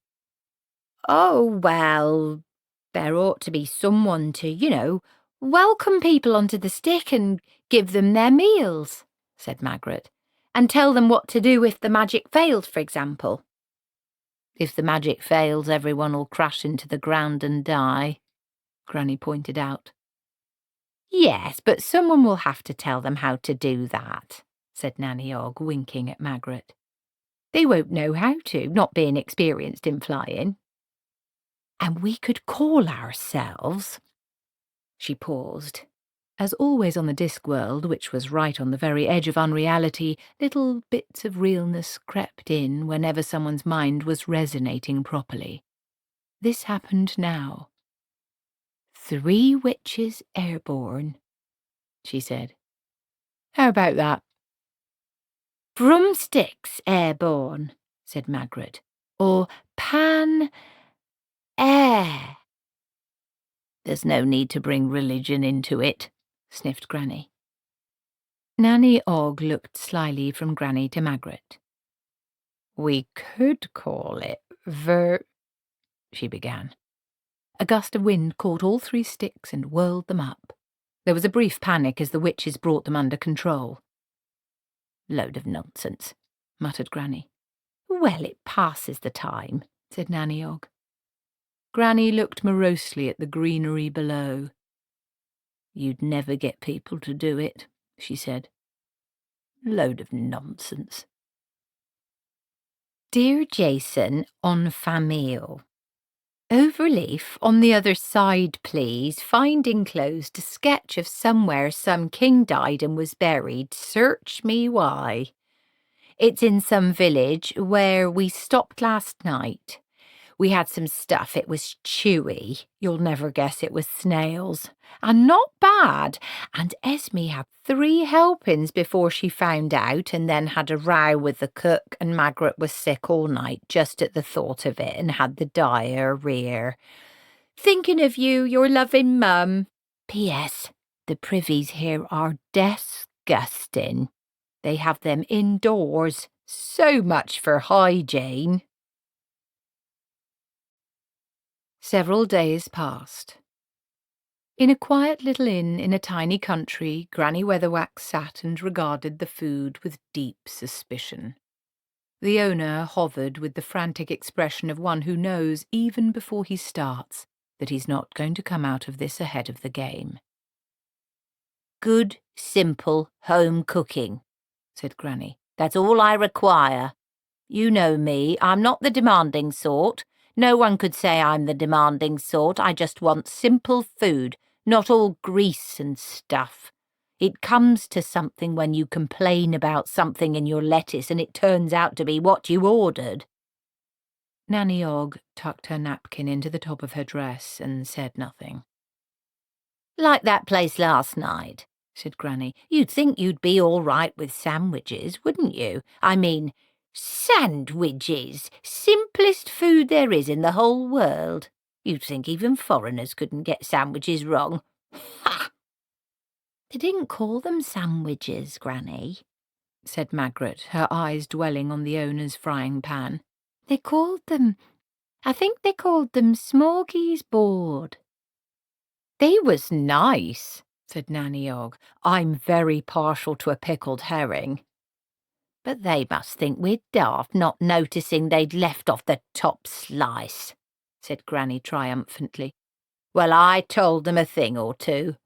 Another time they'll think twice before trying to swindle people out of a slice of bread that's theirs by rights." "I expect they will," said Magrat darkly. "And I don't hold with all this giving things funny names so people don't know what they're eating," said Granny, determined to explore the drawbacks of international cookery to the full. "I like stuff that tells you plain what it is, like, well, bubble and squeak, or "Spotted Dick," said Nanny absently. She was watching the progress of the pancakes with some anticipation. "That's right. Decent, honest food. I mean, take that stuff we had for lunch. I'm not saying it wasn't nice," said Granny graciously, "in a foreign sort of a way, of course, but they called it cuisses de grenoli, and who knows what that means?" "Frog's legs," translated Nanny without thinking. The silence was filled with Granny Weatherwax taking a deep breath and a pale green colour creeping across Magrat's face. Nanny Ogg now thought quicker than she had done for a very long time. "Not actual frog's legs," she said hurriedly. "It's like Toad in the Hole is really only sausage and batter pudding. It's just a joke name." "It doesn't sound very funny to me," said Granny. She turned to glare at the pancakes. "At least they can't muck up a decent pancake," she said. "What did they call them here?" "Crap Suzette, I think," said Nanny. Granny forbore to comment, but she watched with grim satisfaction as the owner finished the dish and gave her a hopeful smile. "Oh, now he expects us to eat them," she said. "He only goes and sets fire to them, and then he still expects us to eat them." It might later have been possible to chart the progress of the witches across the continent by some sort of demographic survey. Long afterwards, in some quiet, onion-hung kitchens in sleepy villages nestling among hot hills, you might have found cooks who wouldn't twitch and try to hide behind the door when a stranger came into the kitchen. "Dear Jason, it is definitely more warmer here. Magrat says it is because we are getting further from the hub and, a funny thing, all the money is different. You have to change it for other money, which is all different shapes and is not proper money at all, in my opinion. We generally let Esme sort that out. She gets a very good rate of exchange. It is amazing. Magrat says she will write a book called Travelling on $1 a Day, and it's always the same dollar. Esme is getting to act just like a foreigner. Yesterday she took her shawl off. Next thing it will be dancing on tables. This is a picture of some famous bridge or other. Lots of love, Mum." The sun beat down on the cobbled street, and particularly on the courtyard of a little inn. "It's hard to imagine," said Magrat, "that it's autumn back home." "Garcon, mucho vino avec I, gracias." The innkeeper, who did not understand one word and was a good-natured man who certainly did not deserve to be called a garcon, smiled at Nanny. He'd smile at anyone with such an unlimited capacity for drink. "I don't hold with putting all these tables out in the street, though," said Granny Weatherwax, although without much severity. It was pleasantly warm. It wasn't that she didn't like autumn, it was a season she always looked forward to. But at her time of life, it was nice to know that it was happening hundreds of miles away while she wasn't there. Underneath the table, Grebo dozed on his back with his legs in the air. Occasionally he twitched as he fought wolves in his sleep. "It says in Desiderata's notes," said Magrat, turning the stiff pages carefully, "that in the late summer here they have this special traditional ceremony where they let a lot of bulls run through the street." "That'd be something worth seeing," said Granny Weatherwax. "Why do they do it?" "So all the young men can chase them to show how brave they are," said Magrat. "Apparently they pull their rosettes off." A variety of expressions passed across Nanny Ogg's wrinkled face, like weather over a stretch of volcanic badlands. "Sounds a bit strange," she said at last. "What do they do that for?" "She doesn't explain it very clearly," said Magrat. She turned another page. Her lips moved as she read on. "What does cojones mean?" They shrugged. "Here, you want to slow down on that drink," said Granny, as a way to put down another bottle in front of Nanny Ogg. "I wouldn't trust any drink that's green." "It's not like proper drink," said Nanny. "It says on the label it's made from herbs. You can't make a serious drink out of just herbs. Try a drop." Granny sniffed the opened bottle. "Smells like aniseed," she said. "It says absinthe on the bottle," said Nanny. "Oh, that's just a name for wormwood," said Magrat, who was good at herbs. "My herbal says it's good for stomach disorders and prevents sickness after meals." "There you are, then," said Nanny. "Herbs. It's practically medicine." She poured a generous measure for the other two. "Give it a go, Magrat. It'll put a cheft on your cheft." Granny Weatherwax surreptitiously loosened her boots. She was also debating whether to remove her vest. She probably didn't need all three. "We ought to be getting on," she said. "Oh, I'm fed up with the broomsticks," said Nanny. "More than a couple of hours on a stick and I've gone rigid in the dairy air." She looked expectantly at the other two. "That's foreign for bum," she added. "Although it's a funny thing, in some foreign parts, bum means tramp, and tramp means hobo. Funny things, words." "A laugh a minute," said Granny. "The river's quite wide here," said Magrat. "There's big boats. I've never been on a proper boat. You know, the kind that doesn't sink easily." "Broomsticks is more witchy," said Granny, but not with much conviction. She did not have Nanny Ogg's international anatomical vocabulary, but bits of her she wouldn't even admit to knowing the names of were definitely complaining. "I saw them boats," said Nanny. "They looked like great big rafts with houses on. You wouldn't hardly know you were on a boat, Esme. Here, what's he doing?" The innkeeper had hurried out and was taking the jolly little tables back inside. He nodded at Nanny and spoke with a certain amount of urgency.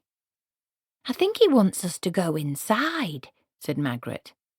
"I likes it out here," said Granny. "I likes it out here, thank you," she repeated. Granny Weatherwax's approach to foreign tongues was to repeat herself loudly and slowly. "Here, you stop trying to take our table away," snapped Nanny, thumping his hands. The innkeeper spoke hurriedly and pointed up the street. Granny and Magrat glanced inquiringly at Nanny Ogg. She shrugged. "Didn't understand any of that," she admitted. "We're stopping where we are, thank you," said Granny. The innkeeper's eyes met hers. He gave in, waved his hands in the air in exasperation, and went inside. "They think they can take advantage of you when you're a woman," said Magrat.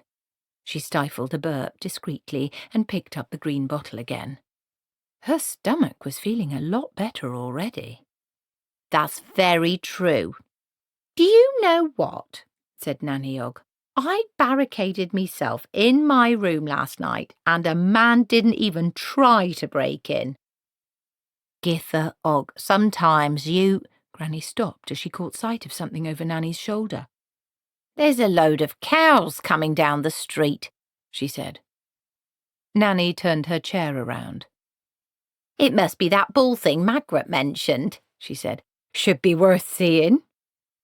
Magrat glanced up.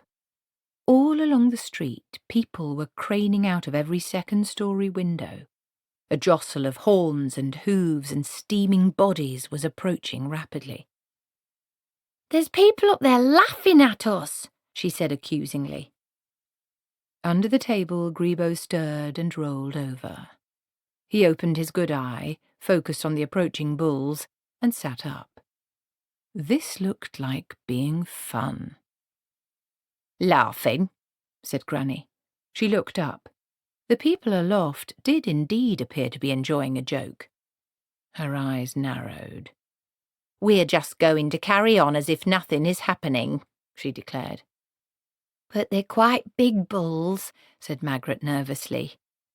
"They're nothing to do with us," said Granny. "It's nothing to do with us if a lot of foreigners want to get excited about things. Now, pass me the herbal wine." As far as Lagro de Carbona, innkeeper, could remember the events of that day, they seemed to happen like this. It was the time of the thing with the bulls, and the mad women just sat there drinking absinthe as if it was water. He tried to get them to come indoors, but the old one, the skinny one, just shouted at him. So he let them bide, but left the door open. People soon got the message when the bulls came down the street with the young men of the village after them. Whoever snatched the big red rosette from between the horns of the biggest bull got the seat of honour at that night's feast, plus, Lagro smiled a smile of 40 years' remembrance, a certain informal but highly enjoyable relationship with the young women of the town for quite some time after. And the mad women just sat there. The leading bull had been a bit uncertain about this. Its normal course of action would be to roar and paw the ground a bit to get the targets running in an interesting way, and its mind wasn't able to cope with this lack of attention. But that hadn't been its major problem, because its major problem had been 20 other bulls right behind it. And even that ceased to be its major problem, because the terrible old woman, the one all in black, had stood up, muttered something at it, and smacked it between the eyes. Then the horrible dumpy one, whose stomach had the resilience and capacity of a galvanized water tank, fell backwards off her chair, laughing, and the young one, that is, the one who was younger than the other two, started flapping at the bulls as if they were ducks. And then the street was full of angry, bewildered bulls and a lot of shouting, terrified young men. It's one thing to chase a lot of panicking bulls, and quite another to find that they're suddenly trying to run the other way. The innkeeper, from the safety of his bedroom window, could hear the horrible women shouting things to one another. The dumpy one kept laughing and shouting some sort of battle cry. "Try the horseman's sword as me!" And then the younger one, who was pushing her way through the animals as if being gored to death was something that only happened to other people, found the lead bull and took the rosette off it, with the same air of concern as an old woman may take a thorn out of her cat's paw. She held it as if she didn't know what it was or what she should do with it. The sudden silence affected even the bulls. Their tiny little bloodshot brains sensed something wrong. The bulls were embarrassed. Fortunately, the horrible women left on a riverboat that afternoon, after one of them rescued her cat, which had cornered 25 stone of confused bull and was trying to toss it in the air and play with it. That evening, Lagro de Carbona made a point of being very, very kind to his old mother. And the village held a flower festival next year, and no one ever talked about the thing with the bulls ever again. At least, not in front of the men. The big paddle wheel sloshed through the thick brown soup of the river. The motive power was several dozen trolls under a sunshade trudging along an endless belt. Birds sang in the trees on the distant banks. The scent of hibiscus wafted across the water, almost, but unfortunately not quite, overpowering the scent of the river itself. "Now this," said Nanny Ogg, "is more like it." She stretched out on the deck chair and turned to look at Granny Weatherwax, whose brows were knitted in the intense concentration of reading. Nanny's mouth spread in an evil grin. "You know what this river's called?" she said. "No." "It's called the Vieux River." "Yes." "Know what that means?" "No." "The old masculine river," said Nanny. "Yes." "Words have sex in foreign parts," said Nanny hopefully. Granny didn't budge. "Wouldn't be at all surprised," she murmured. Nanny sagged. "That's one of Desiderata's books, isn't it?" "Yes," said Granny. She licked her thumb decorously and turned the page. "Where's Magrat gone?" "She's having a lie down in the cabin," said Granny without looking up. "Tummy upset?" "It's her head this time." "Now be quiet, Gither. I'm having a read." "What about?" said Nanny cheerfully. Granny Weatherwax sighed and put her finger on the page to mark her place. "This place we're going to," she said. "Genua. Desiderata says it's decadent."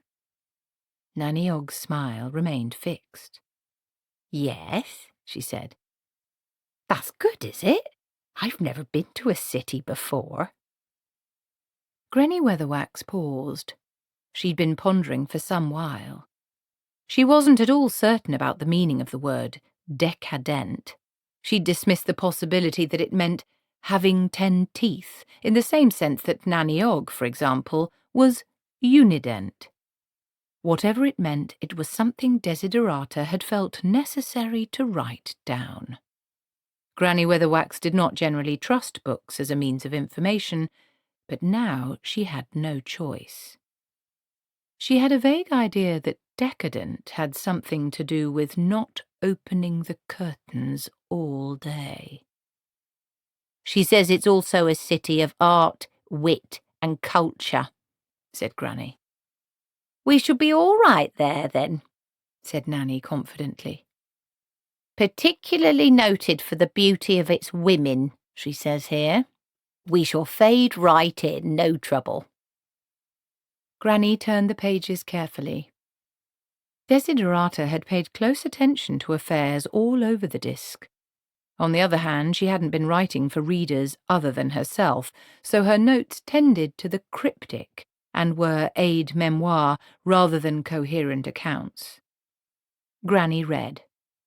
"Now, L rules the city as the power behint the throne, and Baron S, they say, has been killed, drowned in the river. He was a wicked man, though not, I think, as wicked as L, for she says she wants to make it a magic kingdom, a happy and peaceful place, and when people do that, look out for spies on every corner, and no man dare speak out, for who dare speak out against evil done in the name of happiness and peace.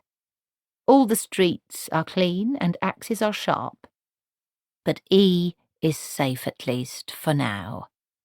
L has plans for her, and Mrs. G, who was the Baron's amour, hides in the swamp and fights back with swamp magic. But you cannot fight mirror magic, which is all reflection. Fairy godmothers came in twos, Granny knew. So that was Desiderata and Elle. But who was this person in the swamp? Gither, said Granny. "What's that?" said Nanny Ogg, who was dozing off. "Desiderata says some woman here is someone's armour.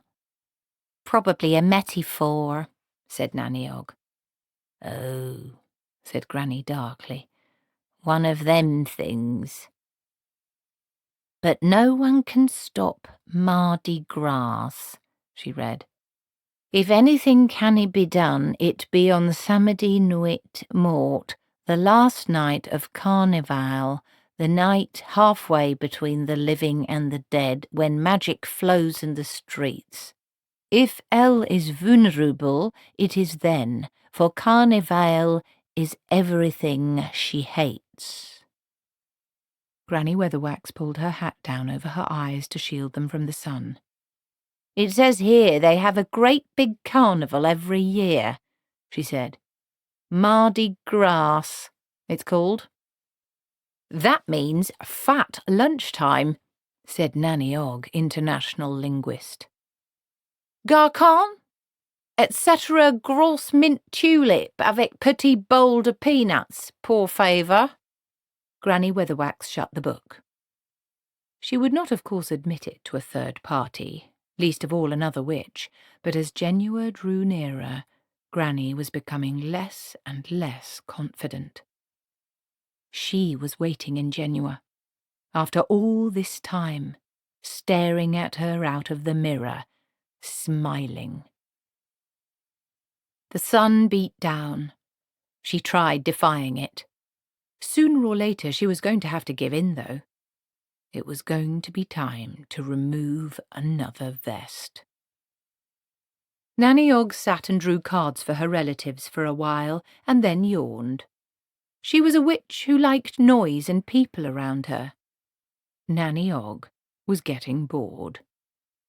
It was a big boat, more like a floating inn, and she felt certain there was some excitement somewhere. She laid her bag on her seat and wandered away to look for it.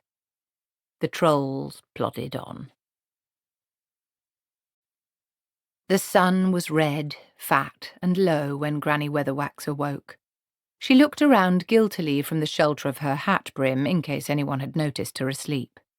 Falling asleep during the day was something only old women did, and Granny Weatherwax was an old woman only when it suited her purposes. The only spectator was Grebo, curled up on Nanny's chair. His one good eye was fixed on her, but it wasn't so terrifying as the milky white stare of his blind one. "Just considering our strategy," she muttered, just in case.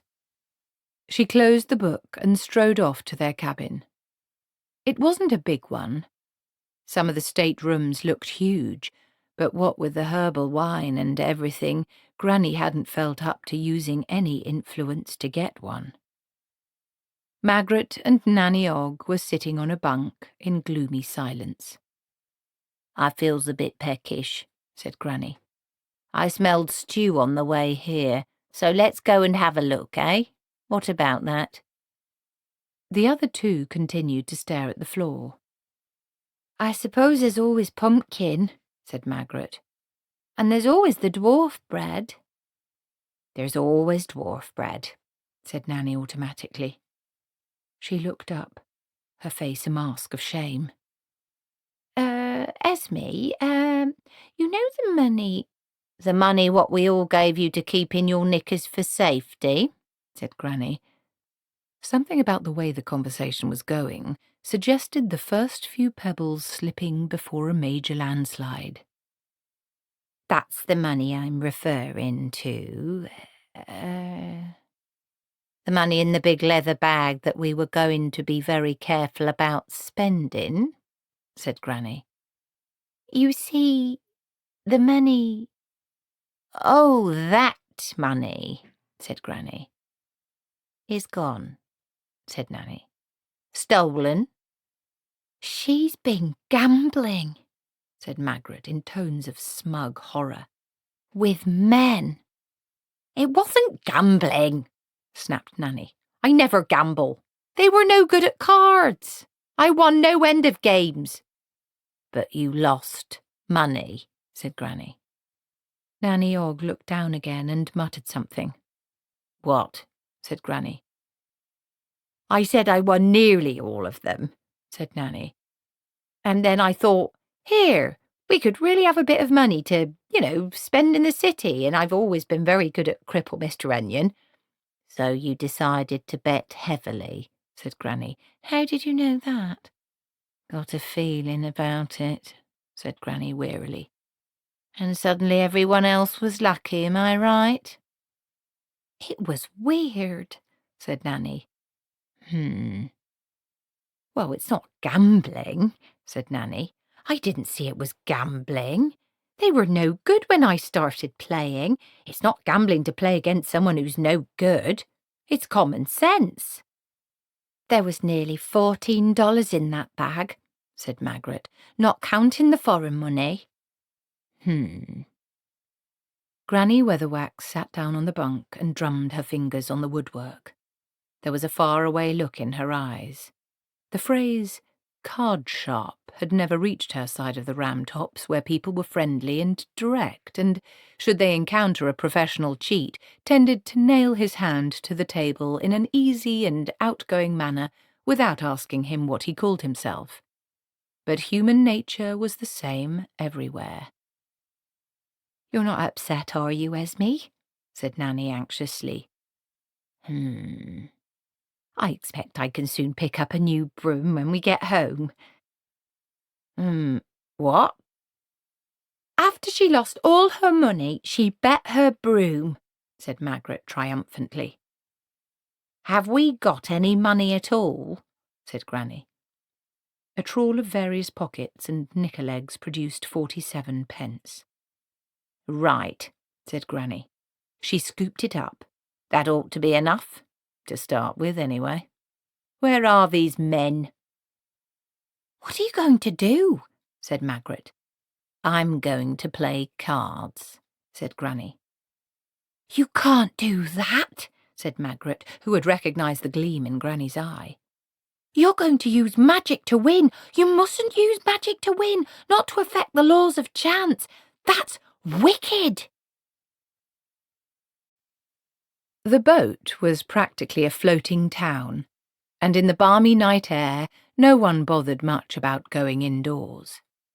The riverboat's flat deck was dotted with groups of dwarfs, trolls and humans lounging among the cargo. Granny threaded her way between them and headed for the long saloon that ran almost the entire length of the boat. There was the sound of revelry within. The riverboats were the quickest and easiest transport for hundreds of miles. On them you got, as Granny would put it, all sorts, and the riverboats going downstream were always crowded with a certain type of opportunist as fat lunchtime approached. She walked into the saloon. An onlooker might have thought it had a magic doorway. Granny Weatherwax, as she walked towards it, strode as she usually strode. As soon as she passed through, though, she was suddenly a bent old woman hobbling along and a sight to touch all but the wickedest heart. She approached the bar and then stopped. Behind it was the biggest mirror Granny had ever seen. She stared fixedly at it, but it seemed safe enough. Well, she'd have to risk it. She hunched her back a little more and addressed the barman. "Excusez-moi, young home," she began. Something about Nanny Ogg rubbed off on people. The barman gave her a disinterested look and went on polishing a glass. "What can I do for you, old crone?" he said. There was only the faintest suggestion of a flicker in Granny's expression of elderly imbecility. "Oh, you can understand me," she said. "We get all sorts on the river," said the barman. "Then I was wondering if you could be so kind as to loan me a deck. I think it's called of cards," quavered Granny. "Going to play a game of old maid, are you?" said the barman. There was a chilly flicker across Granny's eyes again as she said, "No, just patience. I'd like to try and get the hang of it." He reached under the counter and tossed a greasy pack towards her. She thanked him effusively and tottered off to a small table in the shadows, where she dealt a few cards randomly on the drink-ringed surface and stared at them. It was only a few minutes later that a gentle hand was laid on her shoulder. She looked up into a friendly, open face that anyone would lend money to. A gold tooth glittered as the man spoke. "Excuse me, good mother," he said, "but my friends and I," he gestured to some more welcoming faces at a nearby table, "would feel much more comfortable in our cells if you were to join us. It can be very dangerous for a woman travelling by herself." Granny Weatherwax smiled nicely at him and then waved vaguely at her cards. "I can never remember whether the ones are worth more or less than the pictures," she said. "Forget my own head next, I expect." They all laughed. Granny hobbled to the other table. She took the vacant seat, which put the mirror right behind her shoulder. She smiled to herself and then leaned forward, all eagerness. "So tell me," she said, "how do you play this game, then?" All witches are very conscious of stories. They can feel stories in the same way that a bather in a little pool can feel the unexpected trout. Knowing how stories work is almost all the battle. For example, when an obvious innocent sits down with 3 experienced card sharpers and says, "How do you play this game, then?" someone is about to be shaken down until their teeth fall out. Magrat and Nanny Ogg sat side by side on the narrow bunk.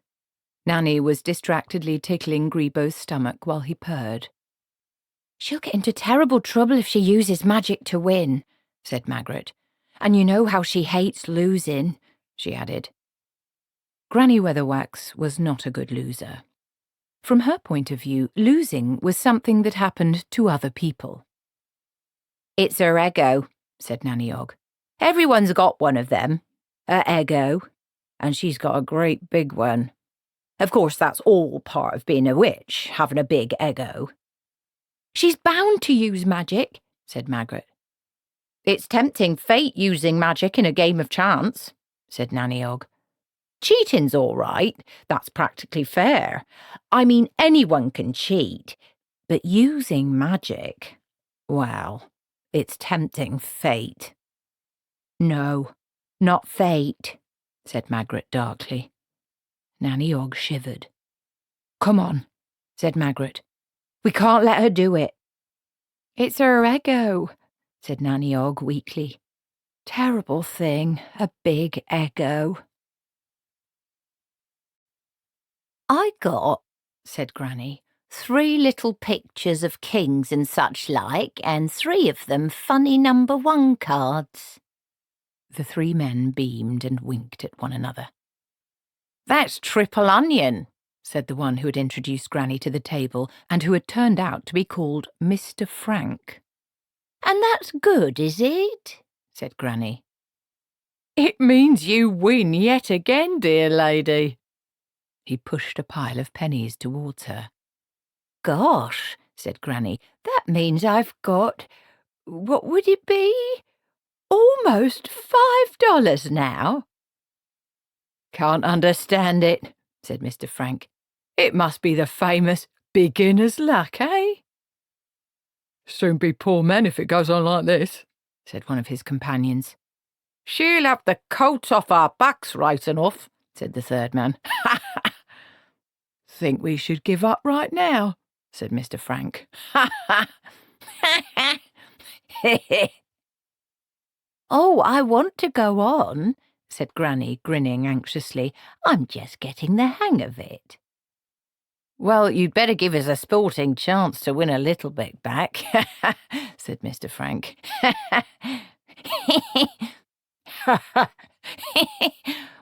What about $50 a stake?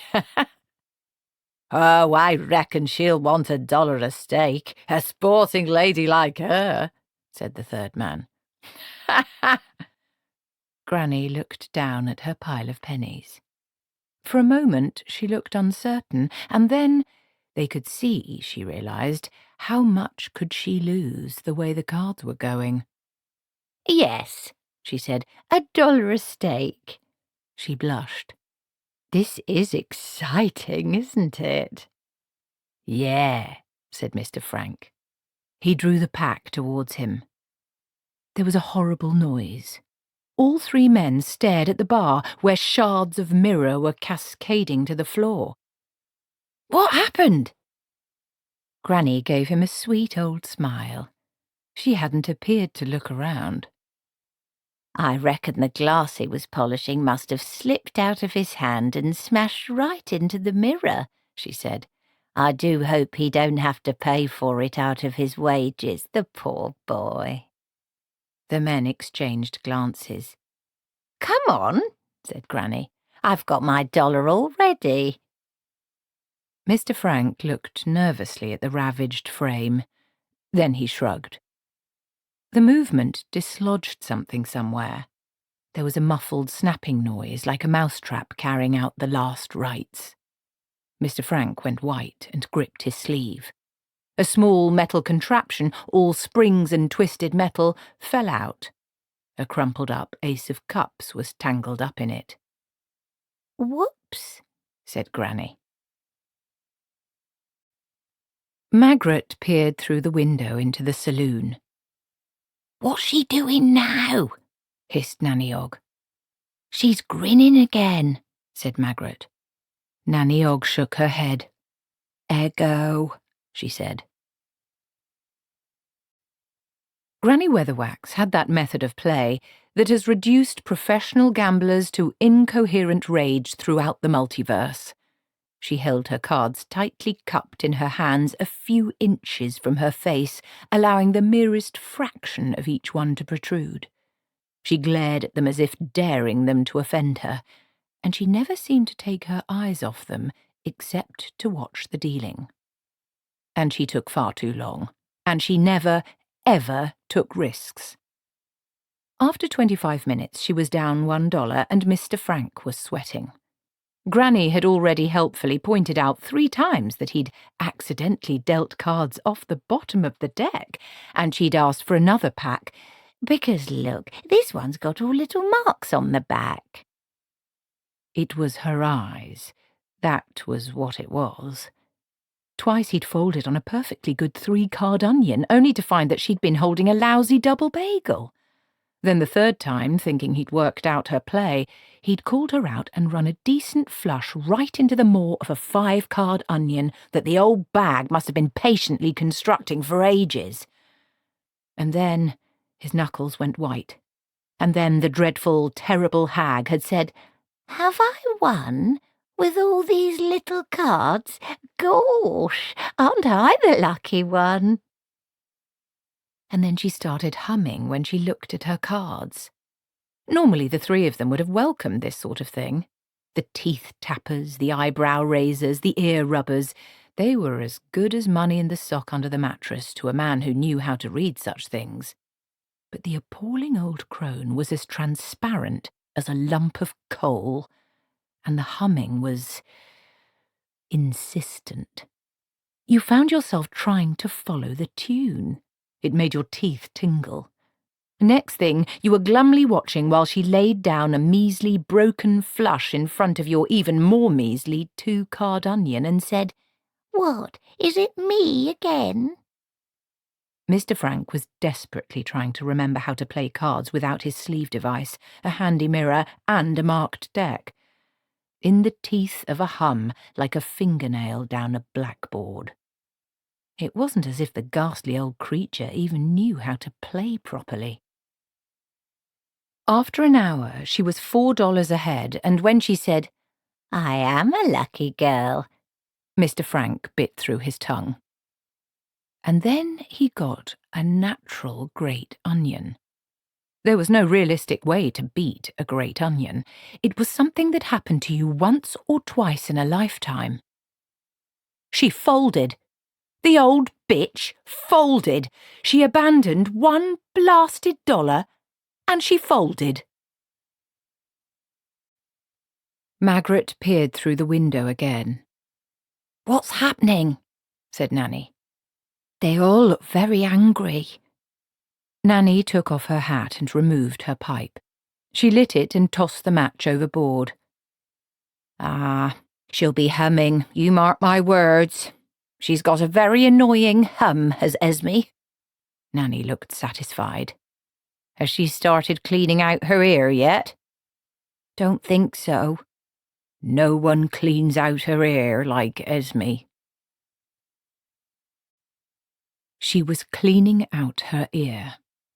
It was done in a very ladylike way, and the daft old baggage probably wasn't even aware she was doing it. She just kept inserting her little finger in her ear and swivelling it around. It made a noise like a small pool cue being chalked. It was a displacement activity, that's what it was. They all cracked in the end.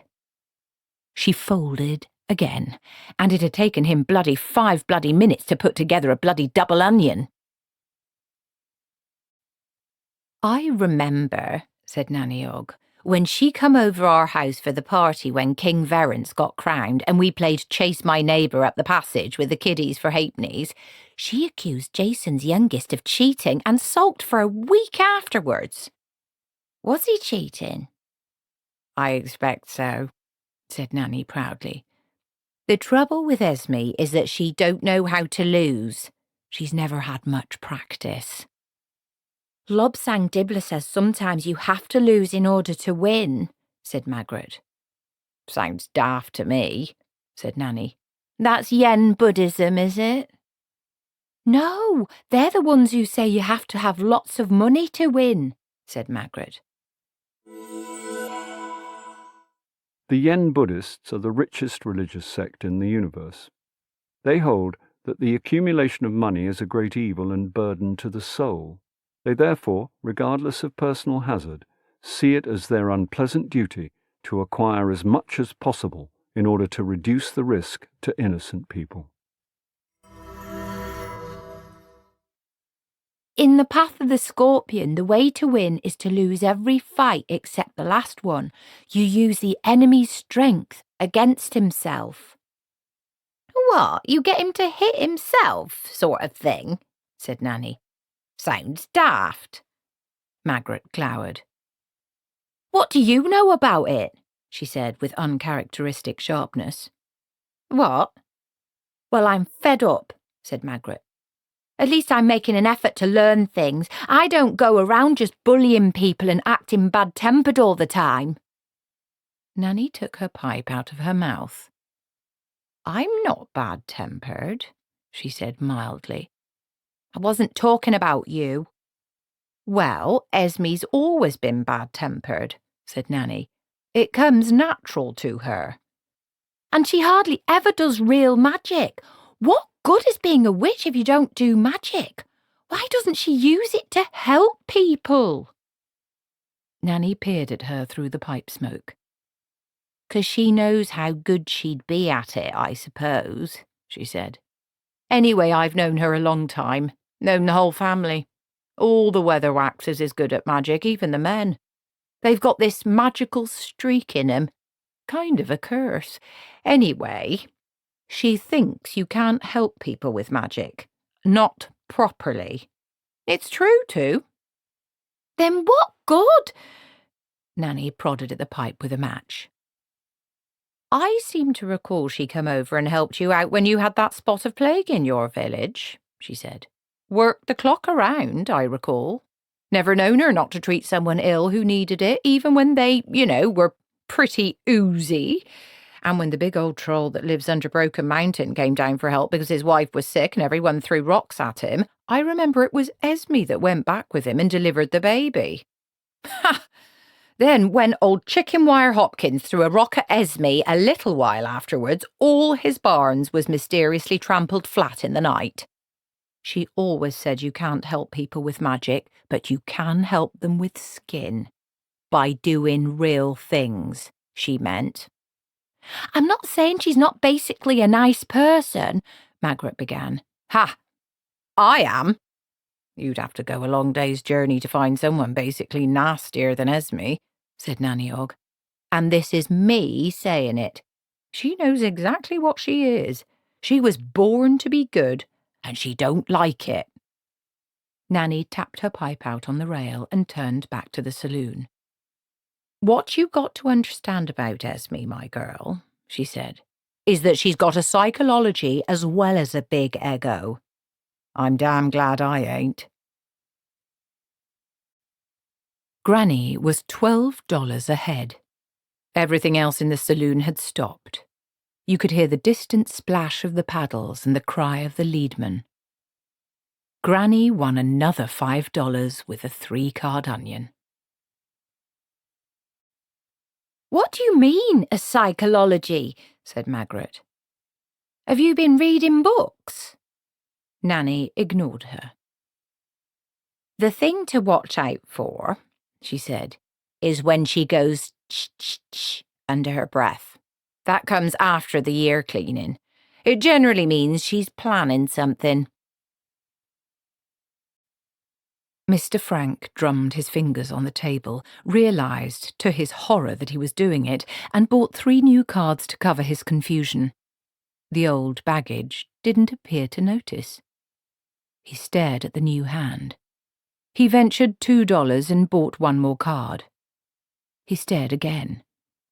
What were the odds, he thought, against getting a great onion twice in one day? The important thing was not to panic. I think, he heard himself say, that I may hazard another $2. He glanced at his companions. They obediently folded one after another. Well, I don't know, said Granny, apparently talking to her cards. She cleaned her ear again. Ch-ch-ch. What do you call it when, you want to put more money in, sort of thing? It's called raising, said Mr. Frank, his knuckles going white. I'll do one of them raisins, then. $5, I think. Mr. Frank's knees ground together. I'll see you and raise you $10, he snapped. I'll do that too, said Granny. I can go another $20. Granny looked down, suddenly crestfallen. I've got a broomstick. A tiny alarm bell rang somewhere at the back of Mr. Frank's mind, but now he was galloping headlong to victory. Right. He spread the cards on the table. The crowd sighed. He began to pull the pot towards him. Granny's hand closed over his wrist. I ain't put my cards down yet, she said archly. You don't need to, snapped Mr. Frank. There's no chance you could beat that, madam. I can if I cripple it, said Granny.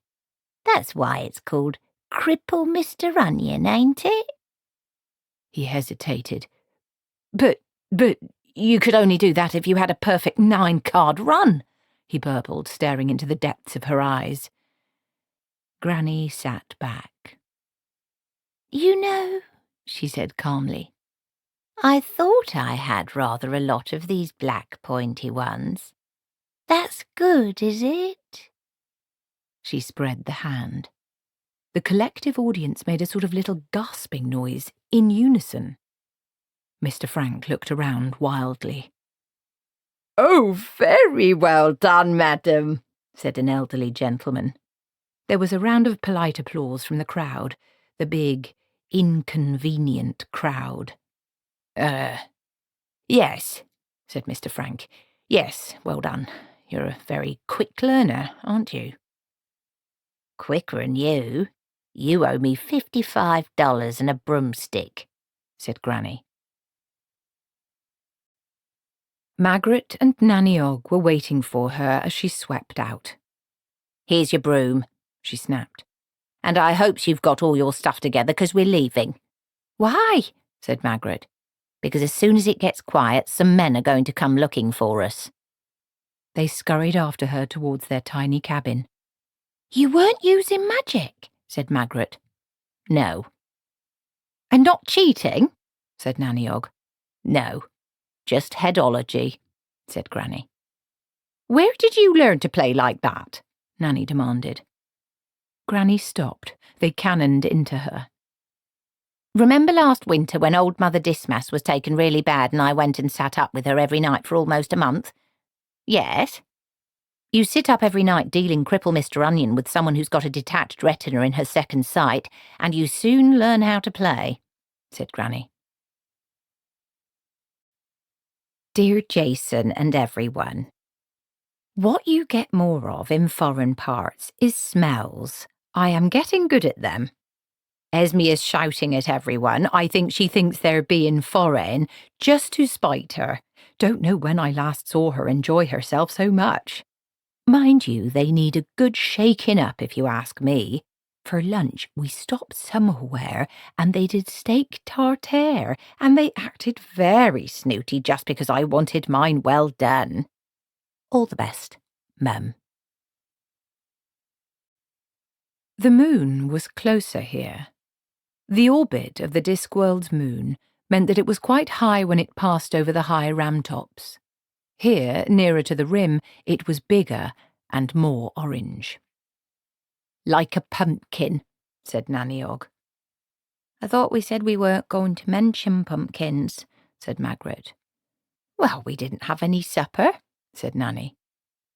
And there was another thing. Except during the height of summer, the witches weren't used to warm nights. It didn't seem right, gliding along under a big orange moon over dark foliage that clicked and buzzed and whirred with insects.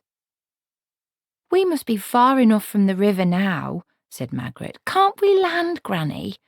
No one could have followed us. Granny Weatherwax looked down.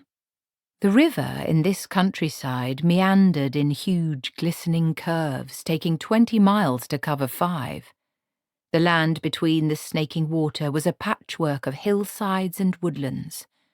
A distant glow might have been Genua itself. Riding a broomstick all night is a right pain in the itinerant, said Nanny. Oh, all right. There's a town over there, said Magrat. And a castle. Oh, not another one. It's a nice little castle, said Magrat. Can't we just call in? I'm fed up with inns. Granny looked down. She had very good night vision. Are you sure that's a castle? She said. I can see the turrets and everything, said Magrat. Of course it's a castle. I can see more than turrets, said Granny. I think we'd better have a look at this, Gither.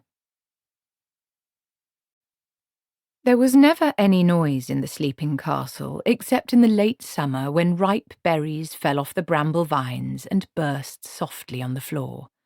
And sometimes birds would try to nest in the thorn thickets that now filled the throne room from floor to ceiling, but they never got very far before they, too, fell asleep. Apart from that, you'd need very keen hearing indeed to hear the growth of shoots and the opening of buds.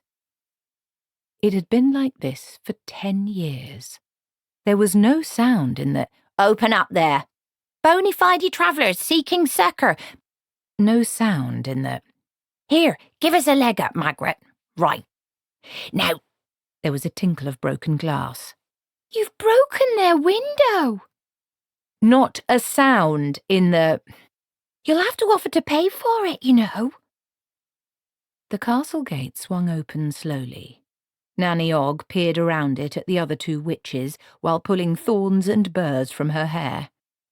"It's bloody disgusting in here," she said. "There's people asleep all over the place with spiders' webs all over 'em. You were right, Esme. There's been magic going on." The witches pushed their way through the overgrown castle. Dust and leaves had covered the carpets. Young sycamores were making a spirited attempt to take over the courtyard. Vines festooned every wall. Granny Weatherwax pulled a slumbering soldier to his feet. Dust billowed off his clothes. "Wake up," she demanded. Said the soldier and slumped back. "It's like that everywhere," said Magrat, fighting her way through a thicket of bracken that was growing up from the kitchen regions. "There's the cooks all snoring and nothing but mould in the pots. There's even mice asleep in the pantry." Said Granny. "There'll be a spinning wheel at the bottom of all this, you mark my words." "A Black Alice job?" said Nanny Ogg. "Looks like it," said Granny. Then she added quietly, "Or someone like her." "Now there was a witch who knew how stories worked," said Nanny. "She used to be in as many as 3 of them at once." Even Magrat knew about Black Alice. She was said to have been the greatest witch who ever lived. Not exactly bad, but so powerful it was sometimes hard to tell the difference. When it came to sending palaces to sleep for 100 years or getting princesses to spin straw into glod, no one did it better than Black Alice. Black Alice wasn't very good with words either. They had to give her quite a lot of money to go away and not make a scene. "I met her once," said Nanny as they climbed the castle's main staircase, which was a cascade of old man's trousers. "Old delirious Ghibli took me to see her once when I was a girl. Of course, she was getting pretty eccentric by then. Gingerbread houses, that kind of thing." She spoke sadly, as one might talk about an elderly relative who'd taken to wearing her underwear outside her clothes. "That must have been before those 2 children shut her up in her own oven," said Magrat, untangling her sleeve from a briar. "Yeah, sad that. I mean, she didn't really ever eat anyone," said Nanny. "Well, not often. I mean, there was talk, but—" "That's what happens," said Granny. "You get too involved with stories, you get confused. You don't know what's really real and what isn't, and they get you in the end. They send you weird in the head. I don't like stories. They're not real. I don't like things that ain't real." She pushed open a door. "Ah, a chamber," she said sourly. "Could even be a bower." "Doesn't the stuff grow quickly?" said Magrat. "Part of the time spell," said Granny. "Ah, there she is.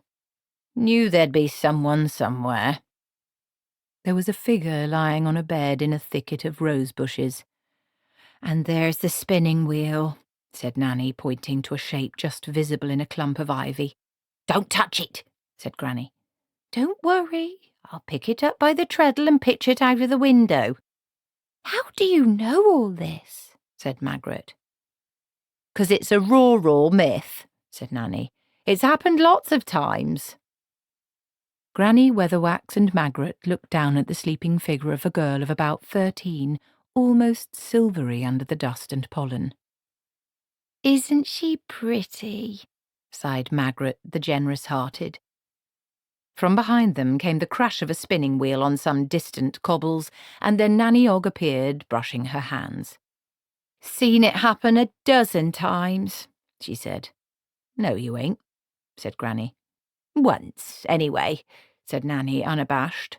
"And I heard about it dozens of times. Everyone has. Rural myth, like I said. Everyone's heard about it happening in their cousin's friend's neighbour's village." "That's because it does," said Granny. Granny picked up the girl's wrist. "She's asleep because she'll have got a—" Nanny said. Granny turned. I know, right? I know as well as you. You think I don't know?" She bent over the limp hand. "That's fairy godmothering, this is," she added, half to herself. "Always do it impressively. Always meddling, always trying to be in control. Ha! Someone got a bit of poison. Send everyone to sleep for 100 years. Do it the easy way. All this for one prick. As if that was the end of the world." She paused. Nanny Ogg was standing behind her. There was no possible way she could have detected her expression. "Githa?" "Yes, Esme," said Nanny Ogg innocently. "I can feel you grinning. You can save the tapney-halfpenny psychology for them as wants it." Granny shut her eyes and muttered a few words. "Shall I use my wand?" said Magrat hesitantly. "Don't you dare," said Granny, and went back to her muttering. Nanny nodded. "She's definitely getting a bit of colour back," she said. A few minutes later, the girl opened her eyes and stared up blearily at Granny Weatherwax. "Time to get up," said Granny in an unusually cheerful voice. "You're missing the best part of the decade." The girl tried to focus on Nanny, then on Magrat, and then looked back at Granny Weatherwax. "You?" she said. Granny raised her eyebrows and looked at the other two. "Me?" "You are still here?" "Still," said Granny. "Never been here before in my life, miss." "But—" The girl looked bewildered and frightened, Magrat noticed. "I'm like that myself in the mornings, dear," said Nanny Ogg, taking the girl's other hand and patting it. "Never at my best till I've had a cup of tea. I expect everyone else will be waking up any minute. Of course, it'll take them a while to clean the rats' nests out of the kettles. Esme?" Granny was staring at a dust-covered shape on the wall. "Meddling," she whispered. "What's up, Esme?" Granny Weatherwax strode across the room and wiped the dust off a huge, ornate mirror. "Ha!" she said, and spun around. "We'll be going now," she said. "But I thought we were going to have a rest. I mean, it's nearly dawn," said Magrat. "No sense in outstaying our welcome," said Granny as she left the room. "But we haven't even had a—" Magrat began. She glanced at the mirror. It was a big oval one in a gilt frame. It looked perfectly normal. It wasn't like Granny Weatherwax to be frightened of her own reflection. "She's in one of her moods again," said Nanny Ogg. "Come on, no sense in staying here." She patted the bewildered princess on the head. "Cheerio, miss. A couple of weeks with a broom and an axe and you'll soon have the old place looking like new." "She looked as if she recognised Granny," said Magrat as they followed the stiff, hurrying figure of Esme Weatherwax down the stairs. "Well, we know she doesn't, don't we?" said Nanny Ogg. "Esme has never been in these parts in her life." "But I still don't see why we have to rush off," Magrat persisted. "I expect people will be jolly grateful that we've broken the spell and everything." The rest of the palace was waking up. They jogged past guards staring in amazement at their cobwebbed uniforms and the bushes that were growing everywhere. As they crossed the forested courtyard, an older man in faded robes staggered out of a doorway and leaned against the wall, trying to get his bearings. Then he saw the accelerating figure of Granny Weatherwax. "You!" he shouted, and "Guards!"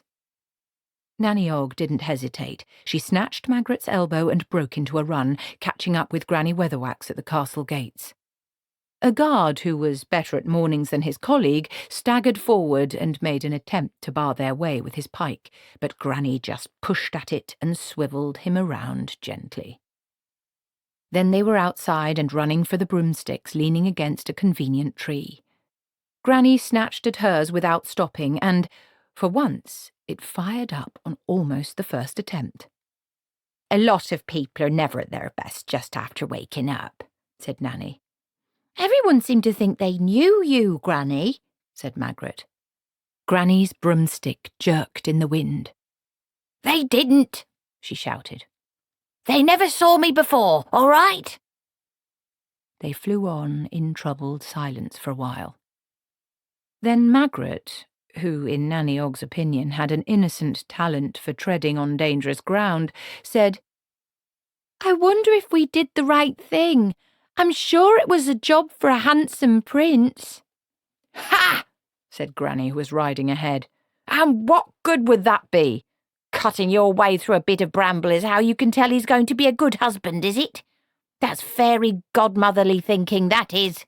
Going around inflicting happy endings on people whether they want them or not, eh?" "There's nothing wrong with happy endings," said Magrat hotly. "Listen, happy endings is fine if they turn out happy," said Granny, glaring at the sky. "But you can't make 'em for other people. Like the only way you could make a happy marriage is by cutting their heads off as soon as they say, 'I do,' yes? You can't make happiness." Granny Weatherwax stared at the distant city. "All you can do," she said, "is make an ending." They had breakfast in a forest clearing. It was grilled pumpkin. The dwarf bread was brought out for inspection, but it was miraculous, the dwarf bread. No one ever went hungry when they had some dwarf bread to avoid. You only had to look at it for a moment, and instantly you could think of dozens of things you'd rather eat. Your boots, for example, mountains, raw sheep, your own foot. Then they tried to get some sleep. At least Nanny and Magrat did. But all it meant was that they lay awake and listened to Granny Weatherwax muttering under her breath. They'd never seen her so upset. Afterwards, Nanny suggested that they walk for a while. It was a nice day, she said. This was an interesting kind of forest, she said, with lots of new herbs which could do with being looked at. Everyone would feel better for a stroll in the sunshine, she said. It'd improve their tempers. And it was indeed a nice forest. After half an hour or so, even Granny Weatherwax was prepared to admit that in certain respects it wasn't totally foreign and shoddy. Magrat wandered off the path occasionally, picking flowers. Nanny even sang a few verses of "A wizard's staff has a knob on the end," with no more than a couple of token protests from the other two.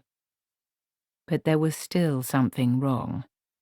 Nanny Ogg and Magrat could feel something between them and Granny Weatherwax, some sort of mental wall, something important, deliberately hidden and unsaid.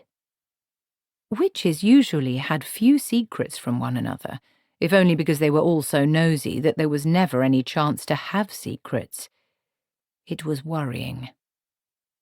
And then they turned a corner by a stand of huge oak trees and met the little girl in the red cloak. She was skipping along in the middle of the path, singing a song that was simpler and a good deal cleaner than any in Nanny Ogg's repertoire.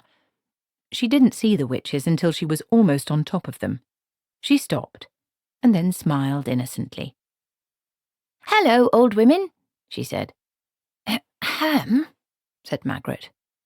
Granny Weatherwax bent down. "What are you doing out in the forest all by yourself, young lady?" "I'm taking this basket of goodies to my granny," said the girl. Granny straightened up, a faraway look in her eyes. "That's me," said Nanny Ogg urgently. I know," said Granny.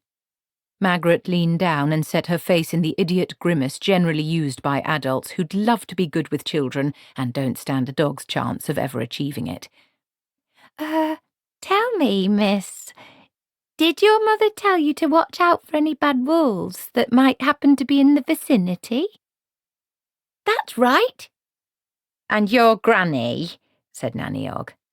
"I guess she's a bit bedbound at the moment, right?" "That's why I'm taking her this basket of goodies," the child began. "Thought so." "Do you know my granny?" said the child. "Yes," said Granny Weatherwax. "In a way." "It happened over Skundway when I was a girl," said Nanny Ogg quietly. "They never even found the And where is your granny's cottage, little girl?" said Granny Weatherwax loudly, nudging Nanny sharply in the ribs. The girl pointed up a side track. "You're not the wicked witch, are you?" she said. Nanny Ogg coughed. "Me? No, we're..." Granny began. "Fairies," said Magrat. Granny Weatherwax's mouth dropped open. Such an explanation would never have occurred to her. "Only my mummy warned me about the wicked witch, too," said the girl.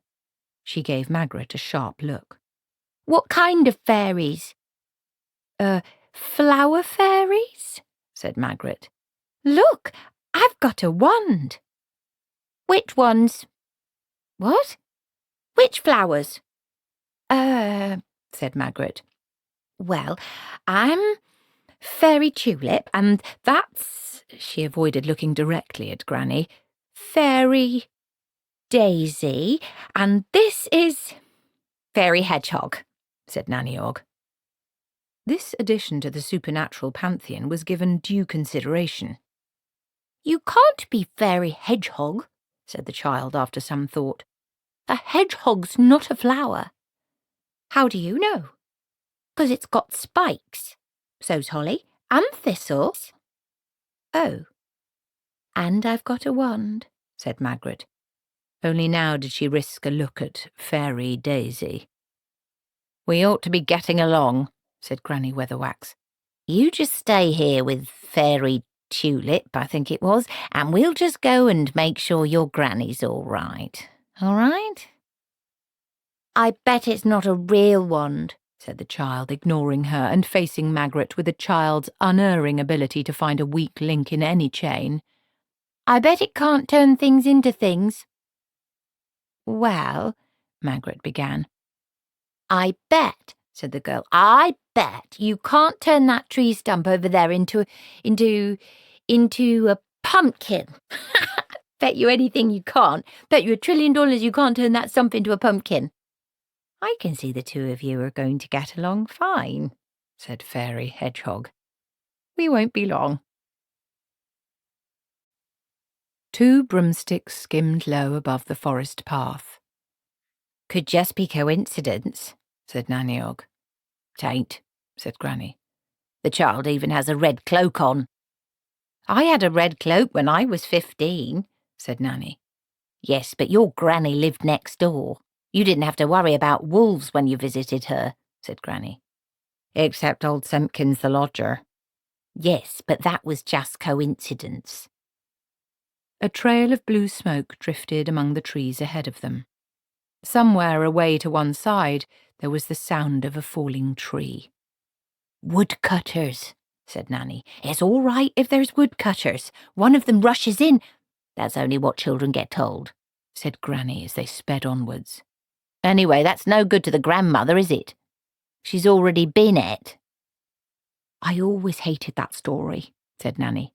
"No one ever cares what happens to poor defenceless old women." The path vanished abruptly on the edge of a glade. Hemmed in by the trees was a straggly kitchen garden in which a few pathetic storks fought for what little sun there was.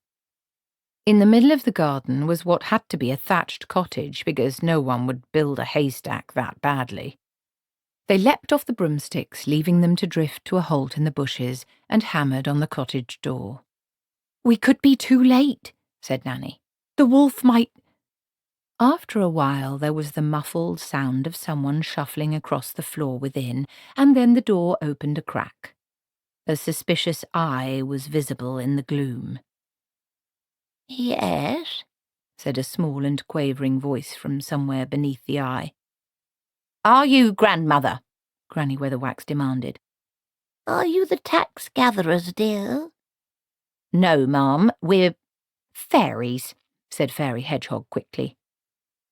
"I don't open the door to people I don't know, dear," said the voice, and then it took on a slightly petulant tone. "'Specially people who never does the washing up, even after I leaves out a bowl of nearly fresh milk for 'em." "We'd like to talk to you for a few minutes," said Fairy Daisy. Yes? Have you got any identification, dear? I know we've got the right grandmother, said Fairy Hedgehog. There's a family likeness. She's got big ears. Look, it's not her that's got the big ears, snapped Fairy Daisy. It'll be the wolf that's got big ears. That's the whole point. Don't you ever pay attention? The grandmother watched them with interest. After a lifetime of believing in them, she was seeing fairies for the first time, and it was an experience. Granny Weatherwax caught her perplexed expression. Put it like this, ma'am, she said in a despotically reasonable tone of voice. How would you like to be eaten alive by a wolf? I don't think I would like that, dear, no, said the hidden grandmother. The alternative's us, said Granny. Lawks, are you sure? On our word as fairies, said Fairy Hedgehog. Well, really? All right. You can come in, but none of your tricks. And mind you do the washing up. You haven't got a pot of gold about you, have you? That's pixies, isn't it? No, they're the ones in Wales. It's goblins, she means. Don't be daft. They're the ones you get under bridges. That's trolls. Everyone knows that's trolls. Not us, anyway. Oh, said the grandmother. I might have known. Magrat liked to think she was good with children, and worried that she wasn't. She didn't like them very much, and worried about this too. Nanny Ogg seemed to be effortlessly good with children, by alternately and randomly giving them either a sweet or a thick ear, while Granny Weatherwax ignored them for most of the time, and that seemed to work just as well. Whereas Magrat cared. It didn't seem fair. Bet you $1,000,000,000,000,000,000 you can't turn that bush into a pumpkin, said the child. But look, all the others got turned into pumpkins, Magrat pointed out. It's bound not to work sooner or later, said the child placidly. Magrat looked helplessly at the wand. She'd tried everything. Wishing, sub-vocalising, and even when she thought the other witches were out of earshot, banging it against things and shouting, "Anything but pumpkins!" You don't know how to do it really, do you? Stated the child. Tell me, said Magrat, you said your mummy knows about the big bad wolf in the woods, didn't you? That's right. But nevertheless, she sent you out by yourself to take these goodies to your granny? That's right. Why? Nothing, just thinking. And you owe me $1,000,000,000,000,000,000,000,000,000. There's a certain Freemasonry about grandmothers, with the added benefit that no one has to stand on one leg or recite any oaths in order to join. Once inside the cottage, and with a kettle on the boil, Nanny Ogg was quite at home. Grebos stretched out in front of the meagre fire and dozed off as the witches tried to explain. I don't see how a wolf can get in here, dear, said the grandmother kindly. I mean, they're wolves. They can't open doors. Granny Weatherwax twitched aside a rag of curtain and glared out at the clearing. We know, she said. Nanny Ogg nodded towards the little bed in an alcove by the fireplace. Is that where you always sleep? She said. When I'm feeling poorly, dear. Other times I sleeps in the attic. I should get along up there now if I was you, and take my cat up with you, will you? We don't want him getting in the way. Is this the bit where you clean the house and do all the washing for a saucer of milk? Said the grandmother hopefully. Could be. You never know. Funny, dear. I was expecting you to be shorter. We get out in the fresh air a lot, said Nanny. Off you go now. That left the two of them. Granny Weatherwax looked around the cave-like room. The rushes on the floor were well on the way to composthood. Soot encrusted the cobwebs on the ceiling. The only way housework could be done in this place was with a shovel or, for preference, a match. "Funny, really," said Nanny when the old woman had climbed the rickety stairs. "She's younger than me. Mind you, I take exercise." "You never took exercise in your life," said Granny Weatherwax, still watching the bushes. "You never did anything you didn't want to do." "That's what I mean," said Nanny happily. "Look, Esme, I still say this could all be just... It ain't. I can feel the story. Someone's been making stories happen in these parts, I know it. And you know who too, don't you, Esme?" said Nanny slyly. She saw Granny look around wildly at the grubby walls. "I reckon she's too poor to afford a mirror," said Nanny. "I ain't blind, Esme, and I know mirrors and fairy godmothers go together, so what's going on?" "I ain't saying. I don't want to look a fool if I'm wrong. I'm not going to... There's something coming." Nanny Ogg pressed her nose against the dirty window. "Can't see anything." "The bushes moved. Get into the bed." "Me? I thought it was you who was going into the bed." "Can't imagine why you'd think that." "No, come to think of it, neither can I," said Nanny wearily. She picked up the floppy mob cap from the bedpost, put it on, and slid under the patchwork quilt. "Here, this mattress is stuffed with straw. You won't have to lie on it for long. It prickles, and I think there's things in it." Something bumped against the wall of the house. The witches fell silent. There was a snuffling noise under the back door. "You know," whispered Nanny as they waited, "the scullery's terrible. There's no firewood, and there's hardly any food, and there's a jug of milk that's practically on the march." Granny sidled quickly across the room to the fireplace and then back to her station by the front door. After a moment there was a scrabbling at the latch, as if it was being operated by someone who was unfamiliar either with doors or with fingers. The door creaked open slowly. There was an overwhelming smell of musk and wet fur. Uncertain footsteps tottered across the floor and towards the figure huddling under the bedclothes. Nanny raised the mob cap's floppy frill just enough to see out. "Watcha?" she said, and then, "Oh, blimey! I never realised you had teeth that big." Granny Weatherwax pushed the door shut and stepped forward briskly. The wolf spun around, a paw raised protectively. "No!" Granny hesitated for a second and then hit it very hard on the head with a cast-iron frying pan. The wolf crumpled. Nanny Ogg swung her legs out of the bed. "When it happened over Scund Way, they said it was a werewolf or something, and I thought, no, werewolves aren't like that," she said. "I never thought it was a real wolf. Gave me quite a turn, that." "Real wolves don't walk on their hind legs and open doors," said Granny Weatherwax. "Come on, help me get it outside." "Took me right back seeing a great big hairy slathering thing heading towards me," said Nanny, picking up one end of the stunned creature. "Did you ever meet old Simpkins?" It was, indeed, a normal-looking wolf, except that it was a lot thinner than most. Ribs showed plainly under the skin, and the fur was matted. Granny hauled a bucket of cloudy water from the well next to the privy and poured it over its head.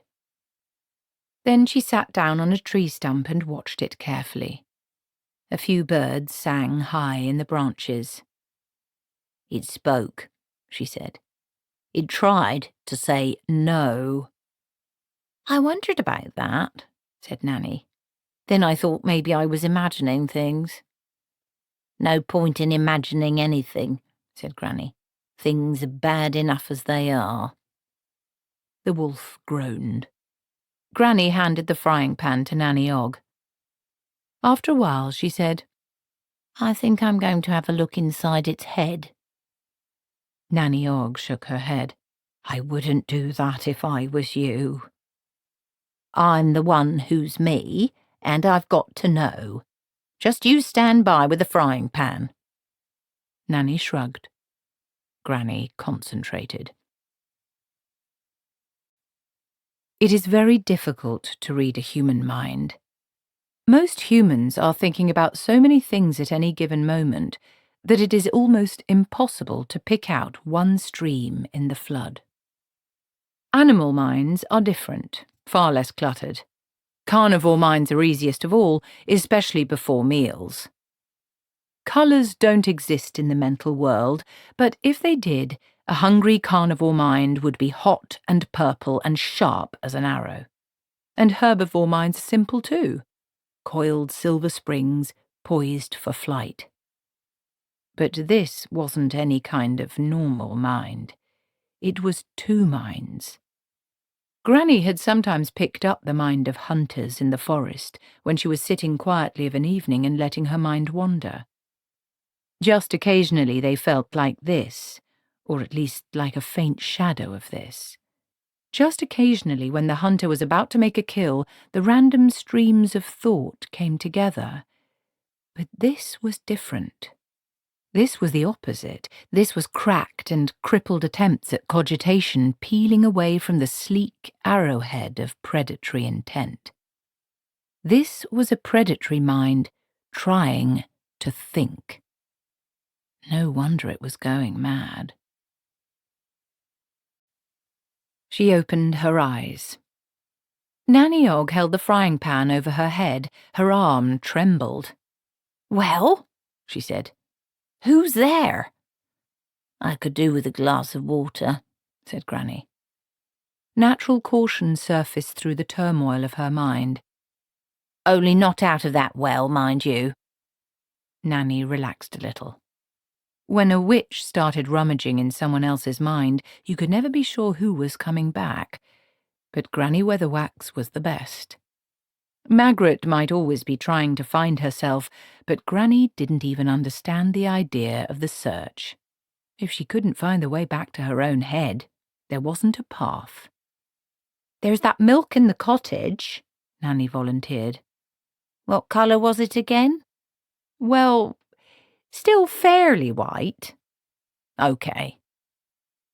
When Nanny Ogg's back was safely turned, Granny permitted herself a small shudder. She stared at the wolf, wondering what she could do for it. A normal wolf wouldn't enter a cottage even if it could open the door. Wolves didn't come near humans at all, except if there were a lot of them and it was the end of a very hard winter. And they didn't do that because they were big and bad and wicked, but because they were wolves. This wolf was trying to be human. There was probably no cure.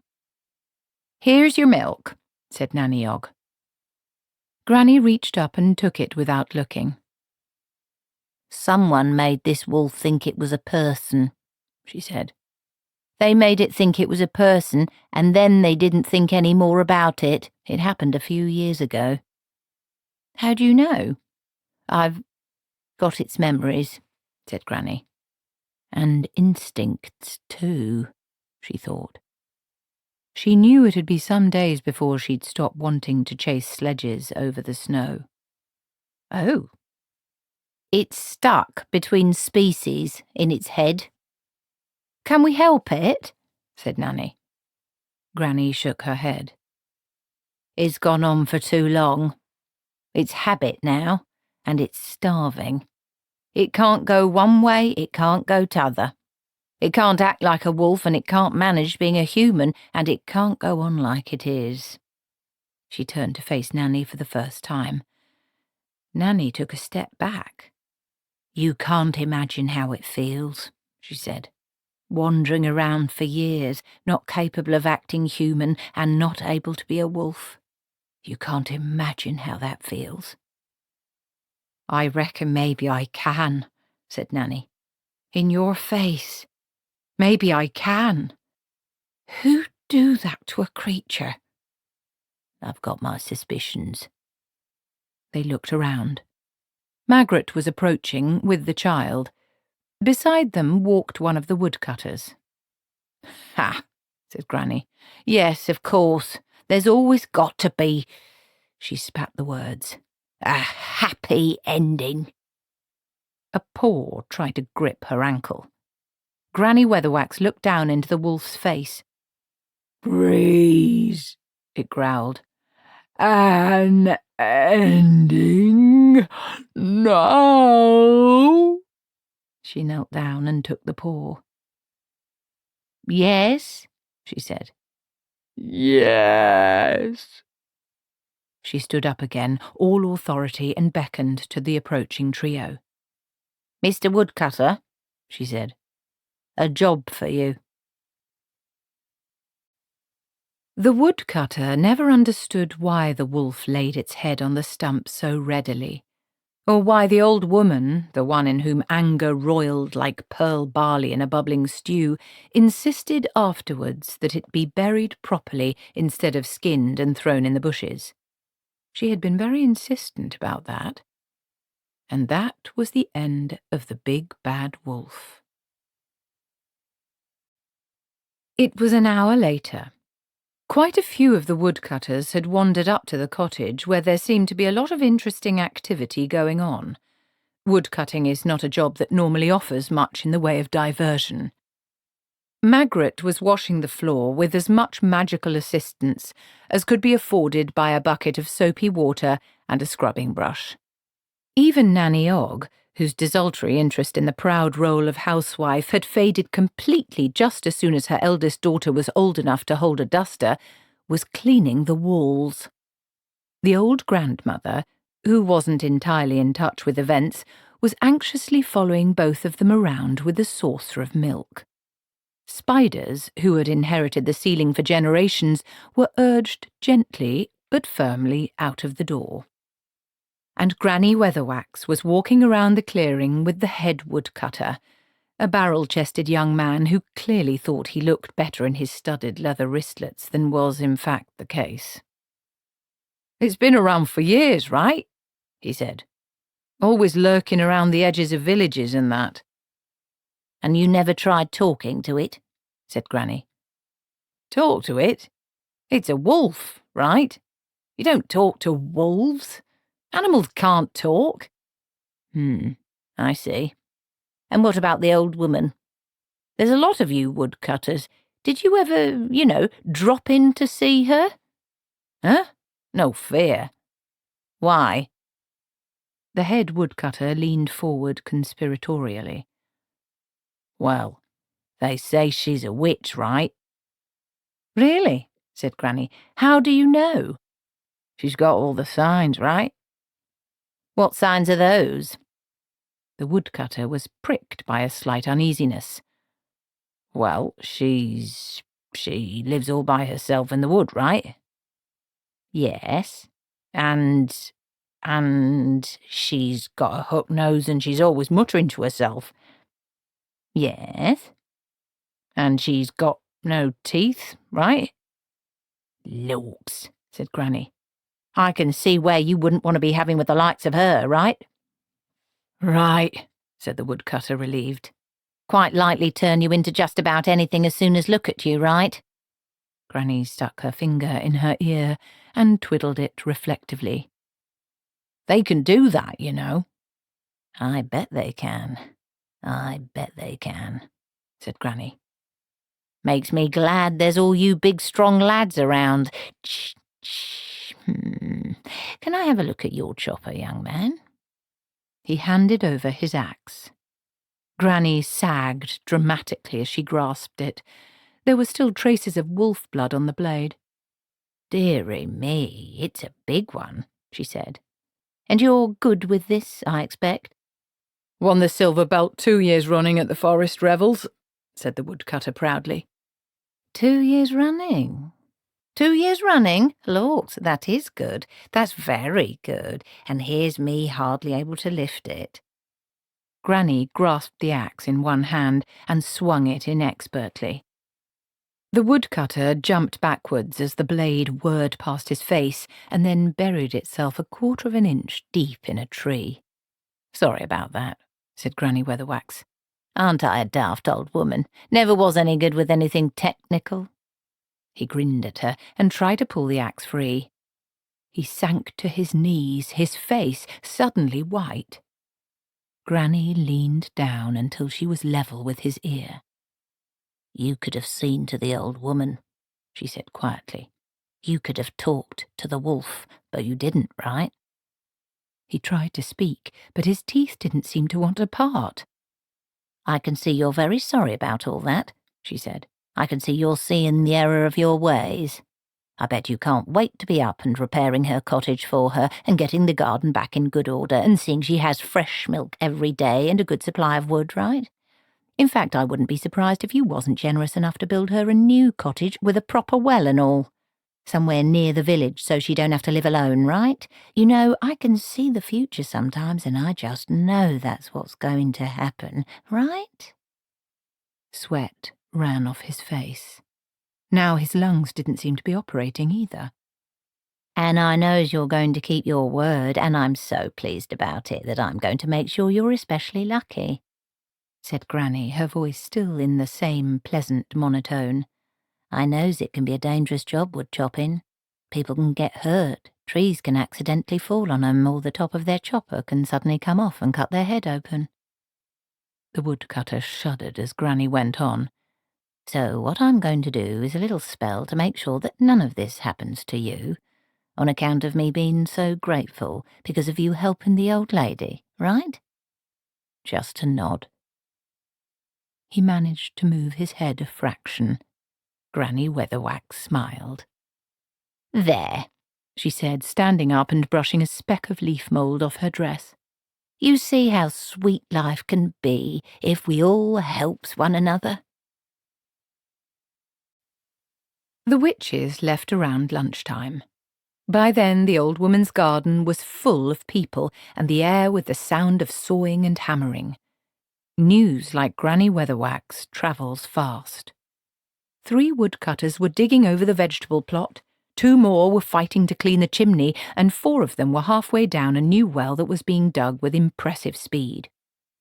The old grandmother, who was still the kind of person who hangs on to one idea until another one dislodges it by force, was running out of saucers to put the milk in.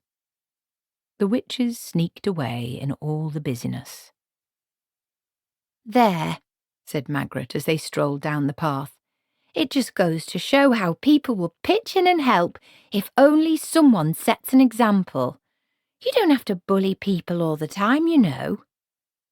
Nanny Ogg glanced at Granny. "I saw you talking to the head woodcutter," she said. "What was you talking about?" "Sawdust," said Granny. "Oh, yes. One of the woodcutters told me," said Magrat, "that there's been other odd things happening in this forest. Animals acting human, he said. There used to be a family of bears living not far away." "Nothing unusual about a family of bears living together," said Nanny. "They're very convivial animals." "In a cottage?" "That's unusual." "That's what I mean," said Magrat. "You definitely feel a bit awkward about going round to borrow a cup of sugar," said Nanny. "I expect the neighbours had something to say about it." "Yes," said Magrat. "They said oink." "What they say oink for?"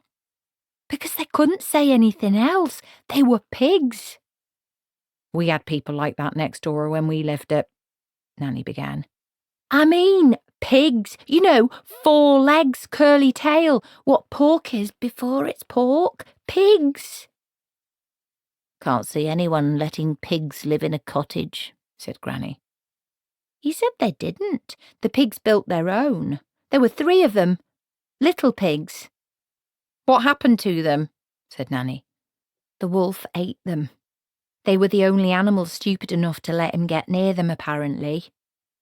Nothing was found of them except their spirit level." "That's a shame." "The woodcutter says they didn't build very good houses, mind you." "Well, it's only to be expected, what with the trotters and all," said Nanny. "He says the roof leaks something dreadful right over his bed." The witches walked on in silence. I remember hearing once, said Nanny, with the occasional glance at Granny Weatherwax, about some old enchantress in history who lived on an island and turned shipwrecked sailors into pigs. That's a terrible thing to do, said Magrat on cue. I suppose it's all according to what you really are inside, said Nanny. I mean, look at Grebo here. Grebo, curled around her shoulders like a smelly fur, purred. He's practically a human. You do talk a lot of tosh, Gither, said Granny Weatherwax. That's 'cause people won't tell me what they really think is going on, said Nanny Ogg grimly. I said I'm not sure, said Granny. You looked into the wolf's mind. Yes, I did. Well, then. Granny sighed. Someone's been here before us, passing through.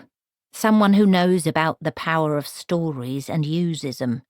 And the stories have kind of hung around. They do that when they get fed. What does anyone want to do that for? Said Nanny.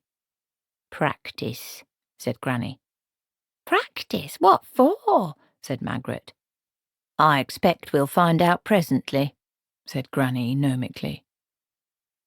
You ought to tell me what you think, said Magrat. I am the official godmother round here, you know. I ought to be told things. You've got to tell me things. Nanny Ogg went chilly. This was the kind of emotional countryside with which she was, as head Ogg, extremely familiar. That sort of comment at this sort of time was like the tiny sliding of snow off the top branch of a tall tree high in the mountains during the thaw season. It was one end of a process that, without a doubt, would end with a dozen villages being engulfed. Whole branches of the Ogg family had stopped talking to other branches of the Ogg family because of a "thank you very much" in the wrong tones and the wrong place, and this was far worse. Now, she said hurriedly, why don't we— I don't have to explain anything, said Granny Weatherwax. But we're supposed to be 3 witches, said Magrat. If you can call us witches, she added. What do you mean by that, pray? Said Granny. Pray, thought Nanny. Someone has ended a sentence with pray. That's like that bit when someone hits someone else with a glove and then throws it on the floor. There's no going back when someone's ended a sentence with pray. But she tried anyway. How about a nice— Magrat plunged on with the brave desperation of someone dancing in the light of their burning bridges. Well, she said, it seems to me— Yes, said Granny. It seems to me, Magrat tried again, that the only magic we do is all, well, headology. Not what anyone else would call magic. It's just glaring at people and tricking them, taking advantage of their gullibility. It wasn't what I expected when I set out to become a witch. And who says, said Granny Weatherwax, slowly and deliberately, that you've become a witch now? My word, the wind is getting up. Perhaps we should— said Nanny Ogg. What did you say? Said Magrat. Nanny Ogg put her hand over her eyes. Asking someone to repeat a phrase you'd not only heard very clearly, but were also exceedingly angry about, was around DEFCON 2 in the lexicon of squabble. I should have thought my voice was clear enough, said Granny. I'm very amazed my voice wasn't clear enough. It sounded clear enough to me. Looks a bit gusty. Why don't we— Well, I should just think I can be smug and bad-tempered and ill-considerate enough to be a witch, said Magrat. That's all that's required, isn't it? Ill-considerate? Me?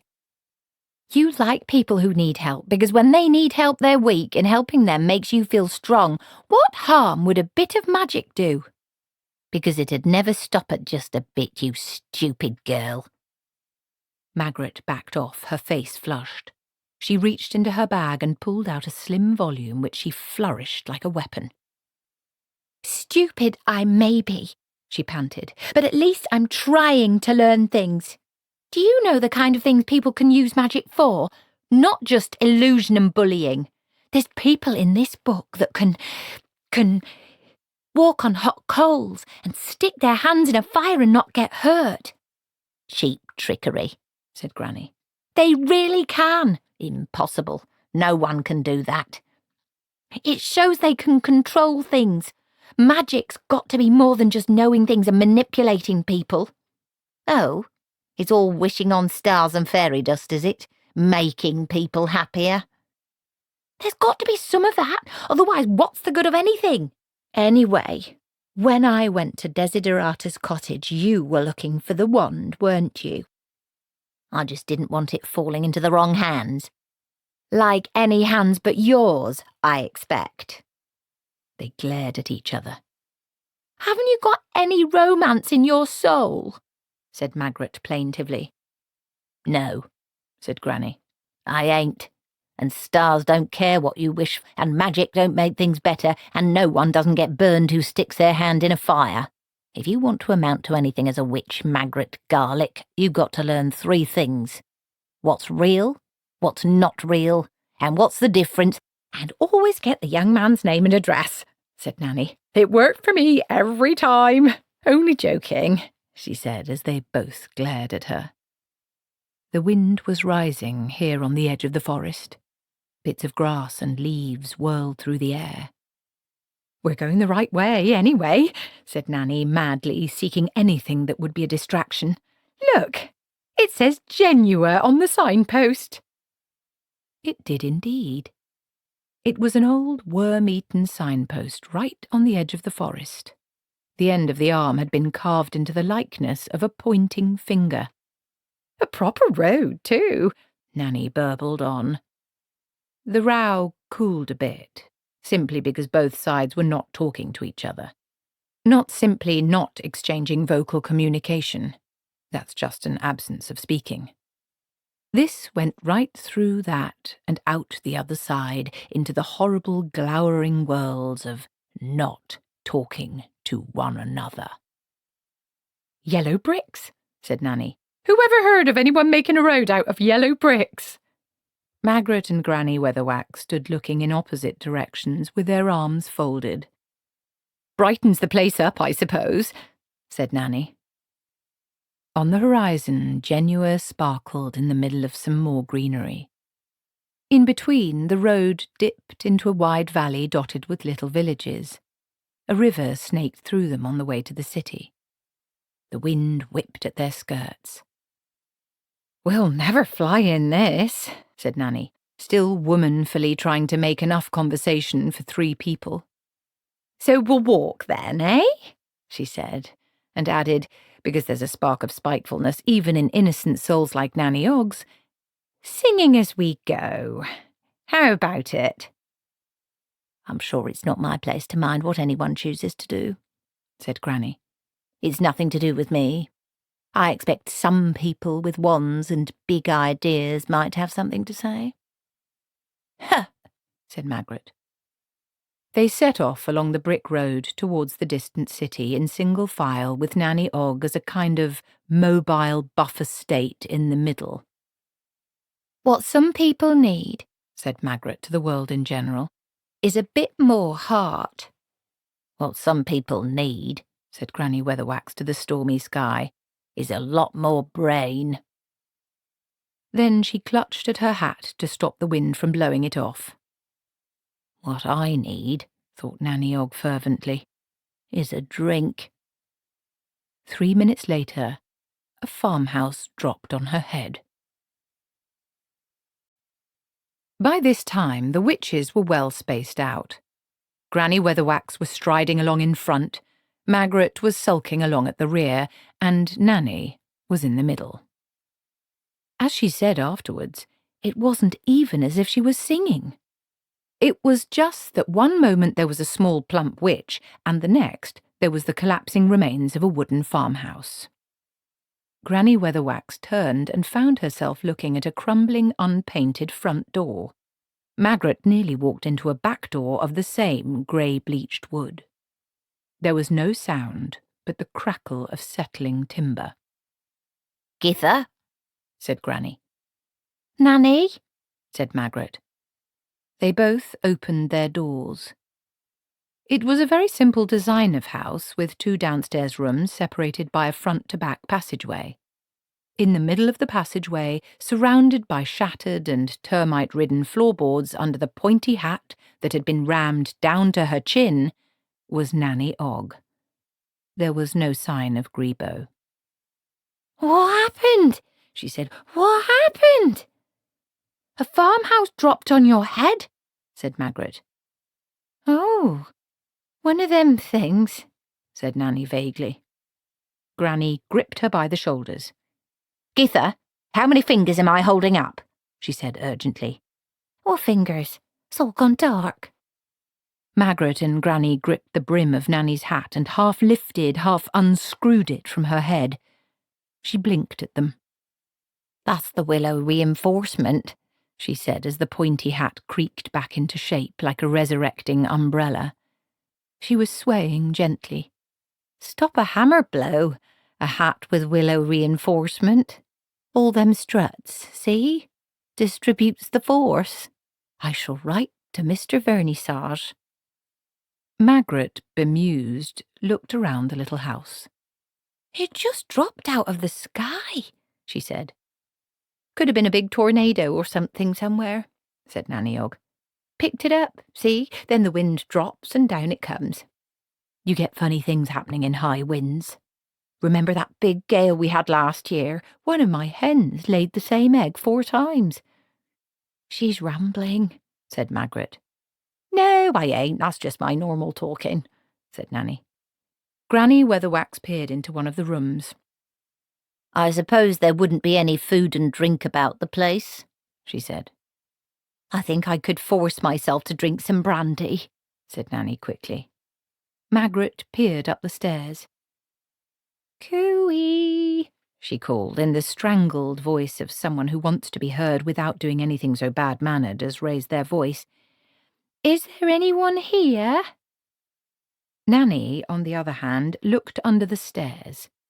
Grebo was a cowering ball of fur in a corner. She hauled him out by the scruff of his neck and gave him a slightly bewildered pat. Despite Mr. Vernissage's millinery masterpiece, despite the worm-eaten floor, and despite even the legendary thick skull of the Oggs, she was definitely feeling several twinkles short of a glitter and suffering a slight homesick-tinged dip in her usual sunny nature. People didn't hit you over the head with farmhouses back home. "You know, Grebo," she said, "I don't think we're in Lancre."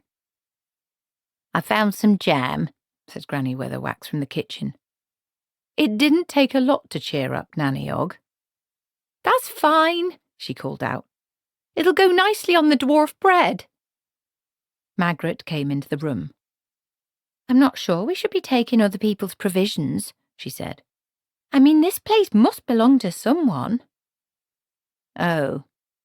Did someone speak, Githa?" said Granny Weatherwax archly. Nanny rolled her eyes. "I was merely saying, Nanny," said Magrat, "that this isn't our property." "She says it don't belong to us, Esme," said Nanny. "Tell anyone who wants to know, Githa, that it's like salvage from a shipwreck," said Granny. "She says finders keepers, Magrat," said Nanny. Something flickered past the window. Magrat went and peered out through the grimy pane. "That's funny. There's a lot of dwarfs dancing round the house," she said. "Oh, yes," said Nanny, opening a cupboard. Granny stiffened. "Are they... ask her if they're singing," she said. "They singing, Magrat?" "I can hear something," said Magrat. "Sound like ding-dong, ding-dong." "That's a dwarf song, all right," said Nanny. "They're the only people who can make a hi-ho last all day." "They seem very happy about it," said Magrat doubtfully. "Probably it was their farmhouse and they're glad to get it back." There was a hammering on the back door. Magrat opened it. A crowd of brightly dressed and embarrassed dwarfs stepped back hurriedly and then peered up at her. "Said the one who was apparently the leader. Is Is the old witch dead? Which old witch? Said Magrat. The dwarf looked at her for a while with his mouth open. He turned and had a whispered consultation with his colleagues, then he turned back. How many have you got? There's a choice of 2, said Magrat. She wasn't feeling in a very good mood and wasn't prompted to aid the conversation more than necessary. Uncharacteristic nastiness made her add, "Free for the asking." Oh. The dwarf considered this. Well, which old witch did the house land on? Nanny? No, she's not dead. She's just a bit stunned. But thanks all the same for asking, said Magrat. That's very kind of you. This seemed to puzzle the dwarfs. They went into a huddle. There was a lot of sotto voce arguing. Then the head dwarf turned back to Magrat. He removed his helmet and turned it around and around nervously in his hands. He said, can we have her boots? What? Her boots, said the dwarf, blushing. Can we have them, please? What do you want her boots for? The dwarf looked at her. Then he turned and went into a huddle with his colleagues again. He turned back to Magrat. We've just got this feeling that we ought to have her boots, he said. He stood there blinking. Well, I'll go and ask, said Magrat, but I don't think she'll say yes. As she went to close the door, the dwarf twiddled his hat some more. They are ruby-coloured, aren't they? He said. Well, they're red, said Magrat. Is red all right? They've got to be red. All the other dwarfs nodded. It's no good if they're not red. Magrat gave him a blank look and shut the door. Nanny, she said slowly when she was back in the kitchen, there's some dwarfs outside who want your boots. Nanny looked up. She'd found a stale loaf in a cupboard and was industriously chewing. It was amazing what you'd eat if the alternative was dwarf bread. What they want 'em for? She said. Didn't say. They just said they had the feeling they want your boots. That sounds highly suspicious to me, said Granny.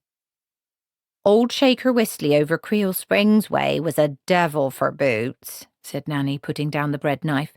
Especially black button boots. He used to collect 'em. If he saw you going past in a new pair, he had to go and have a lie down. I reckon that's a bit sophisticated for dwarfs, said Granny. Maybe they want to drink out of 'em, said Nanny. What do you mean, drink out of them? Said Magrat. Oh, well, that's what they do in foreign parts, said Nanny. They drink fizzy wine out of ladies' boots. They all looked down at Nanny's boots. Not even Nanny could imagine what anyone would want to drink out of them, or what they would do afterwards.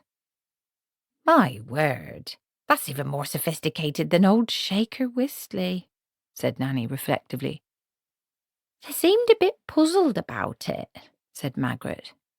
I expect they would be. It ain't often people get a feeling they ought to go around pulling a decent witch's boots off. This sounds like another story flapping around. I think, said Granny Weatherwax, that we ought to go and talk to these dwarfs.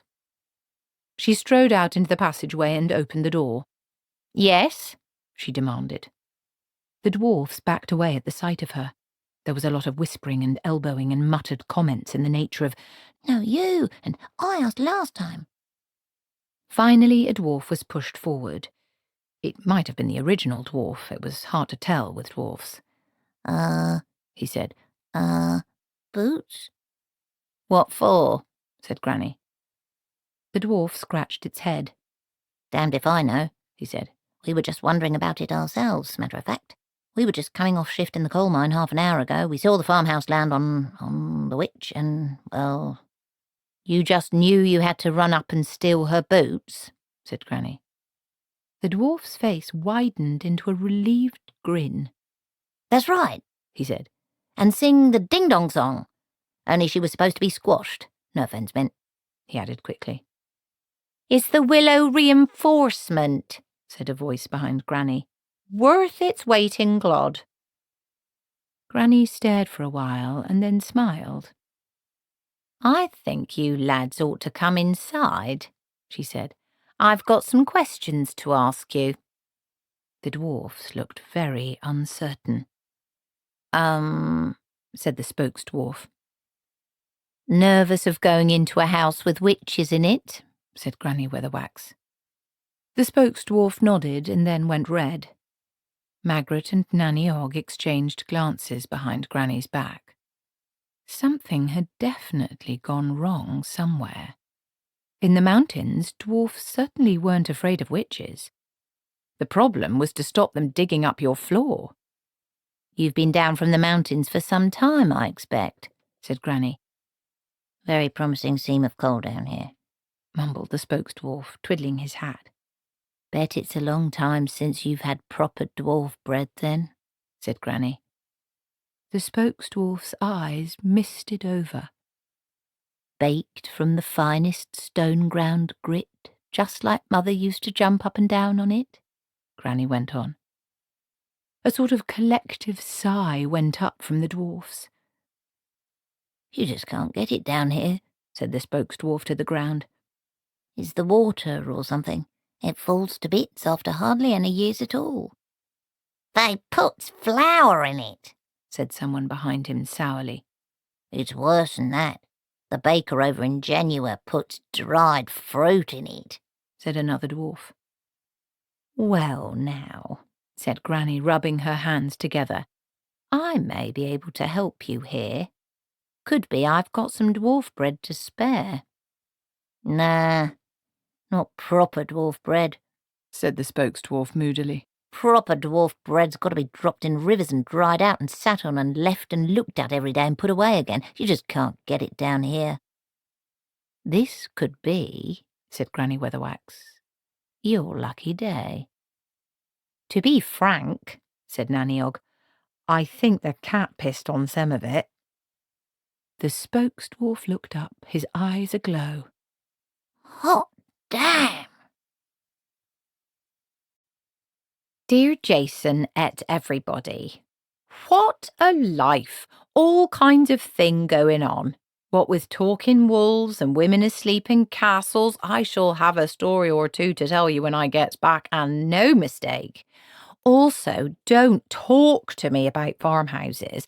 Which reminds me, please send someone to Mr. Vernissage over in Slice and present Mrs. Ogg's compliments. And what a good hat he makes. He can say, as approved by Nanny Ogg. It stops 100% of all known farmhouses. Also, if you write to people saying how good their stuff is, sometimes you get free stuff. There could be a new hat in this for me, so see to it. Lilith stepped out from her room of mirrors. Shadowy images of herself trailed after her, fading. Witches ought to be squashed when a farmhouse lands on them. Lilith knew that. All squashed, except for their boots sticking out. Sometimes she despaired. People just didn't seem able to play their parts properly. She wondered whether there was such a thing as the opposite of a fairy godmother. Most things had their opposite after all. If so, she wouldn't be a bad fairy godmother, because that's just a good fairy godmother seen from a different viewpoint. The opposite would be someone who was poison to stories and, thought Lilith, quite the most evil creature in the world. Well, here in Genua was one story no one could stop. It had momentum, this one. Try to stop it, and it'd absorb you, make you part of its plot. She didn't have to do a thing. The story would do it for her, and she had the comfort of knowing that she couldn't lose. After all, she was the good one.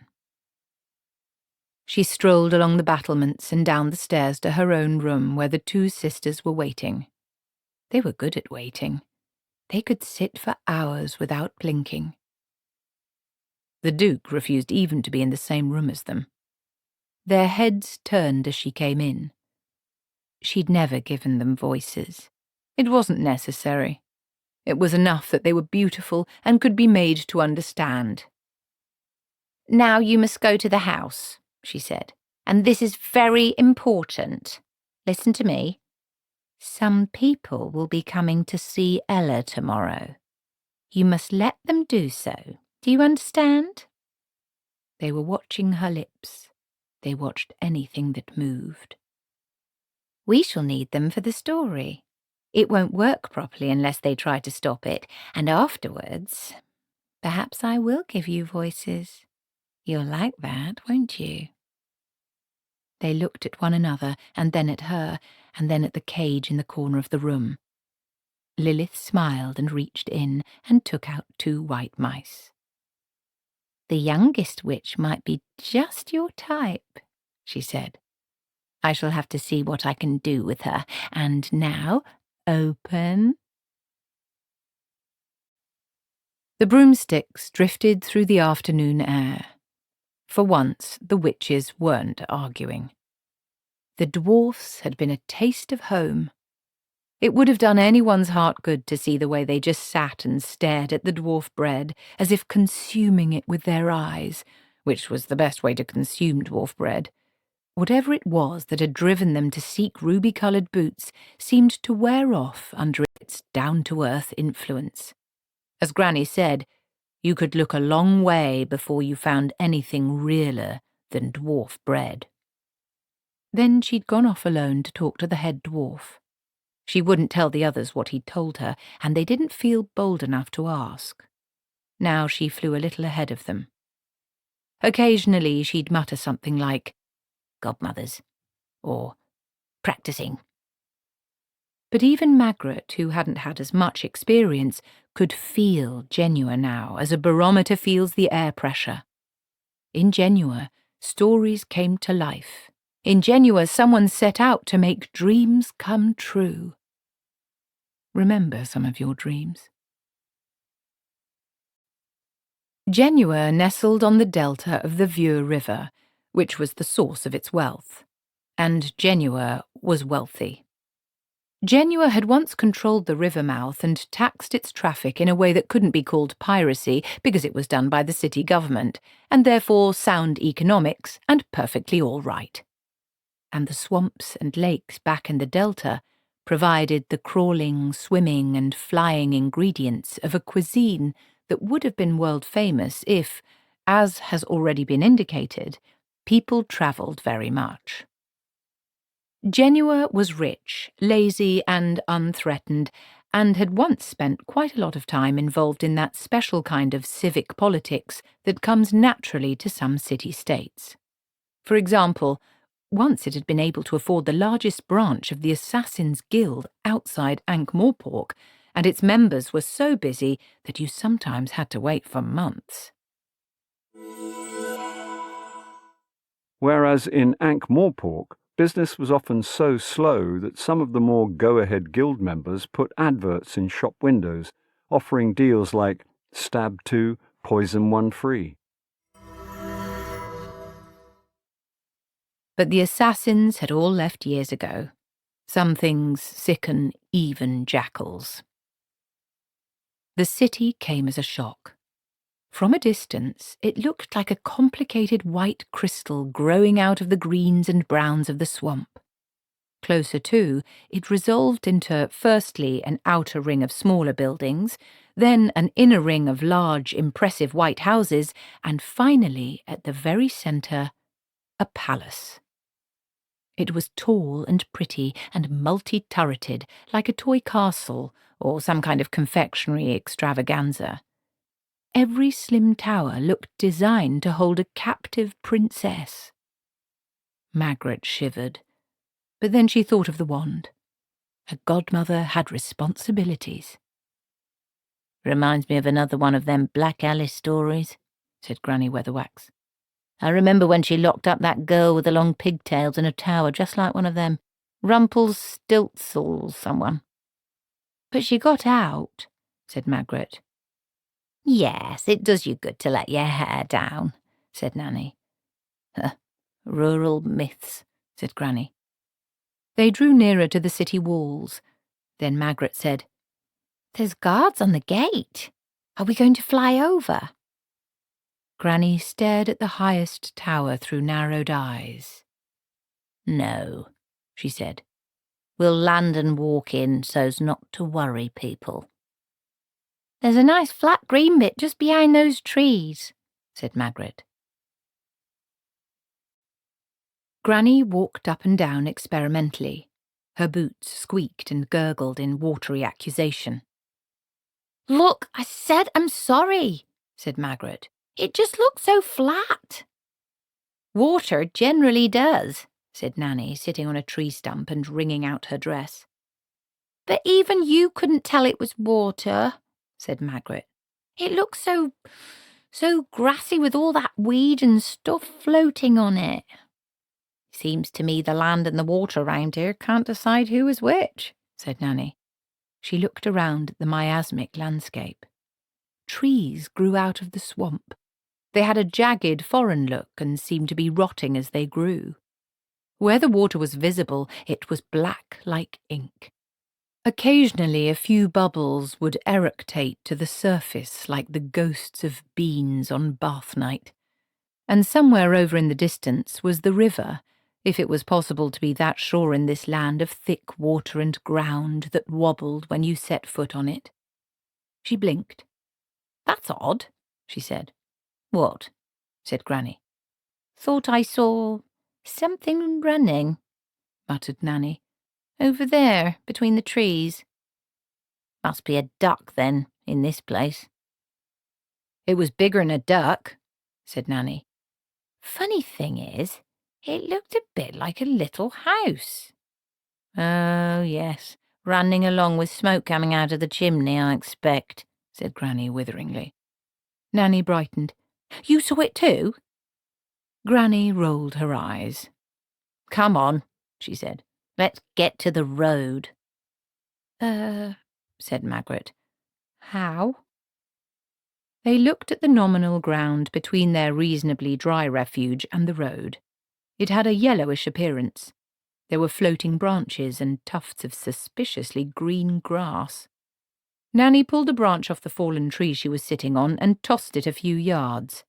It struck damply and sank with the noise of someone trying to get the last bit out of the milkshake. "We fly over to it, of course," Nanny said. "You two can," said Granny. "There's nowhere for me to run and get mine started." In the end, Magrat ferried her across on her broom, Nanny bringing up the rear with Granny's erratic stick in tow. "I just hope no one saw us, that's all," said Granny when they'd reached the comparative safety of the road. Other roads joined the swamp causeway as they got nearer to the city. They were crowded, and there was a long line at the gate.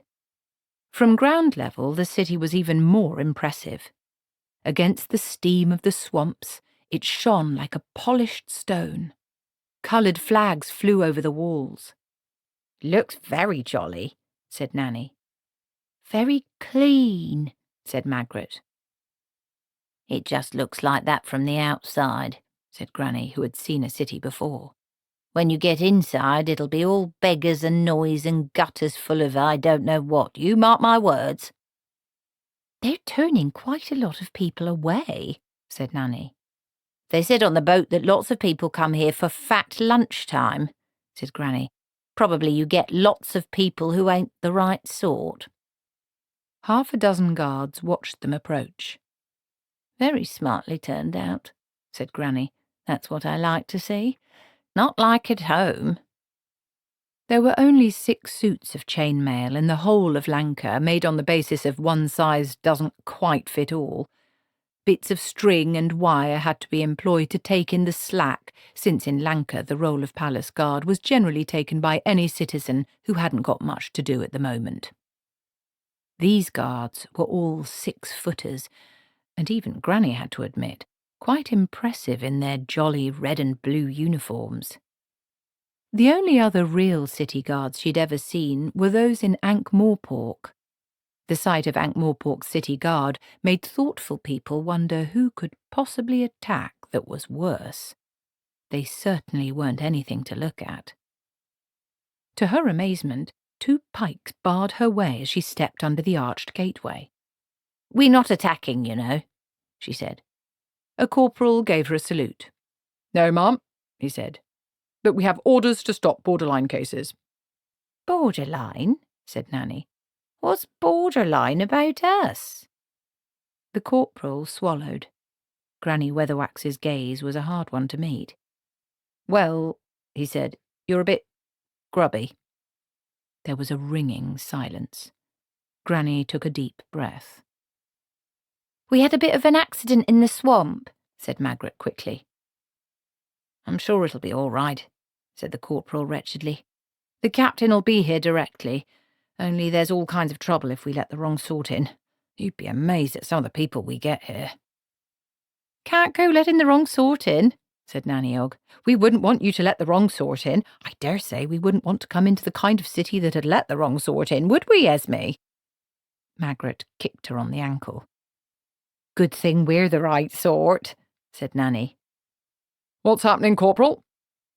The captain of the guards strolled out of a door in the archway and walked over to the witches. These ladies want to come in, sir, said the corporal. Well? They're a bit, not 100% clean, said the corporal, wilting under Granny's stare, and one of them's got messy hair.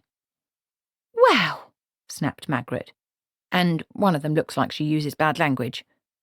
What? Said Nanny, her grin evaporating. Oh, Tan, you're high, you little bugger.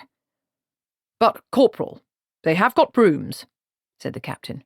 It's very hard for cleaning staff to look tidy all the time. Cleaning staff? Said Granny. I'm sure they're as anxious as you are to get tidied up, said the captain. Excuse me, said Granny, empowering the words with much the same undertones as are carried by words like charge and kill. Excuse me, but does this pointy hat I'm wearing mean anything to you?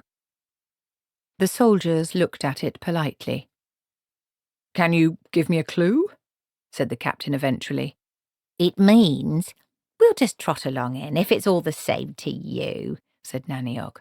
Got a lot of cleaning up to do. She flourished her broomstick. Come, ladies.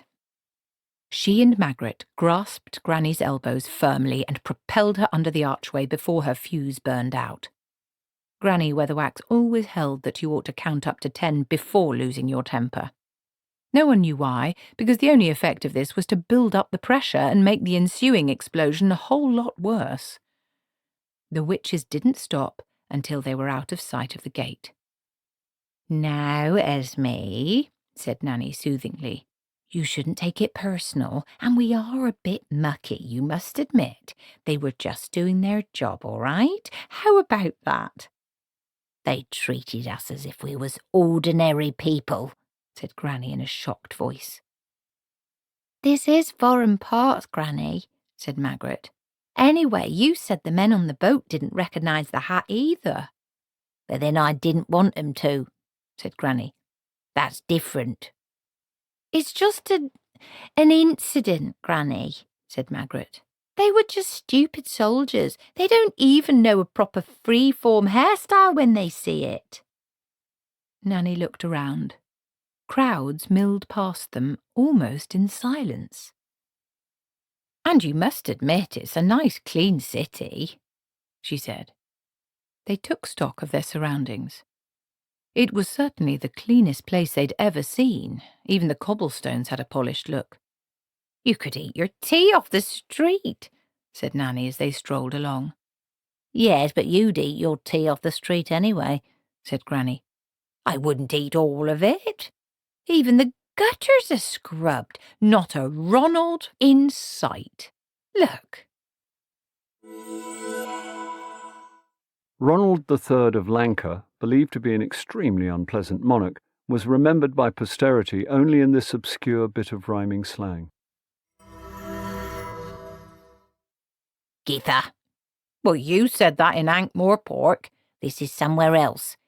It's so spotless, said Magrat. Makes you wish you'd cleaned your sandals. Yeah, Nanny Ogg squinted along the street. Makes you wish you were a better person, really. Why are you two whispering? Said Granny. She followed their gaze. There was a guard standing on the street corner. When he saw them looking at him, he touched his helmet and gave them a brief smile. Even the guards are polite, said Magrat.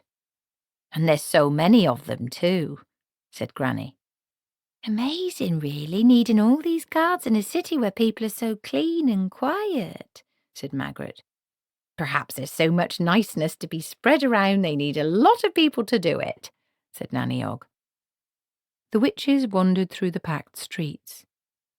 Nice houses, though, said Magrat. Very decorative and oldie-worldy.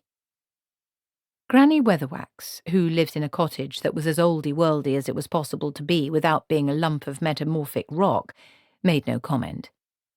Nanny Ogg's feet started to complain. We ought to find somewhere to stop the night, she said. We can look for this girl in the morning. We'll all do a lot better for a good night's sleep. And a bath, said Magrat, with soothing herbs. Good idea. I could just do with a bath too, said Nanny. My word, doesn't autumn roll around quickly, said Granny sourly. Yeah? When did you last have a bath, Esme? What do you mean, last? See? Then there's no call to make comments about my ablutions. Baths is unhygienic, Granny declared. You know I've never agreed with baths, sitting around in your own dirt like that. What do you do, then? Said Magrat. I just washes, said Granny. All the bits, you know, as and when they becomes available. However available they were, and no further information was vouchsafed on this point, they were certainly more available than accommodation in Genua in fat lunchtime. All the taverns and inns were more than full.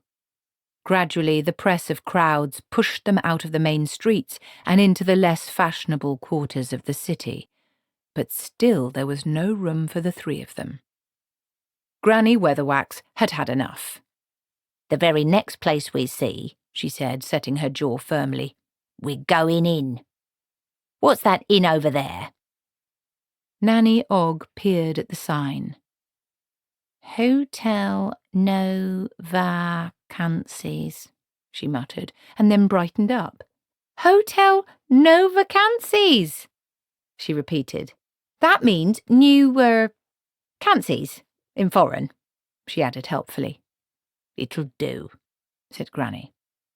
She pushed open the door. A round, red-faced man looked up from the desk. He was new to the job and very nervous.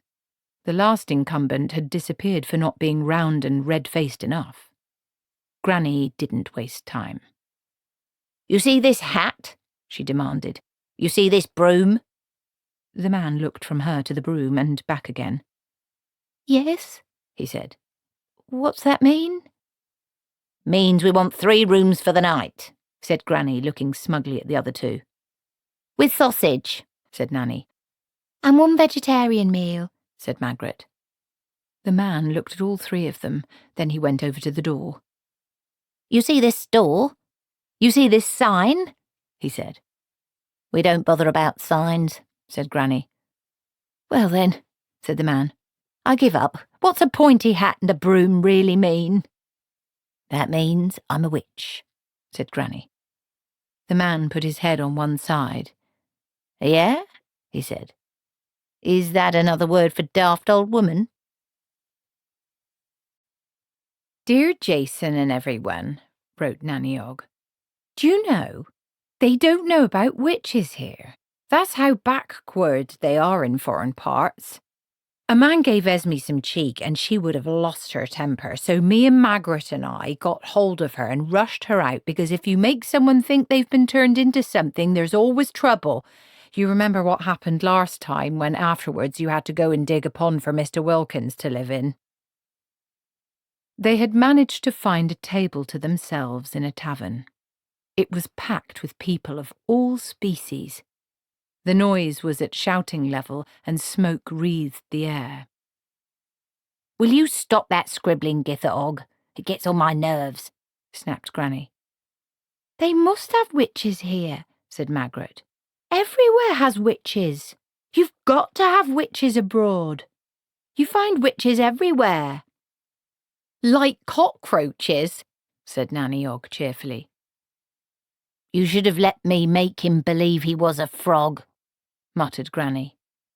You can't do that, Esme. You can't go around making people believe they're things just because they've been cheeky and don't know who you are, said Githa.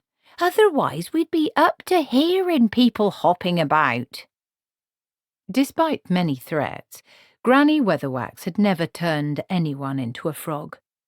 The way she saw it, there was a technically less cruel but cheaper and much more satisfying thing you could do.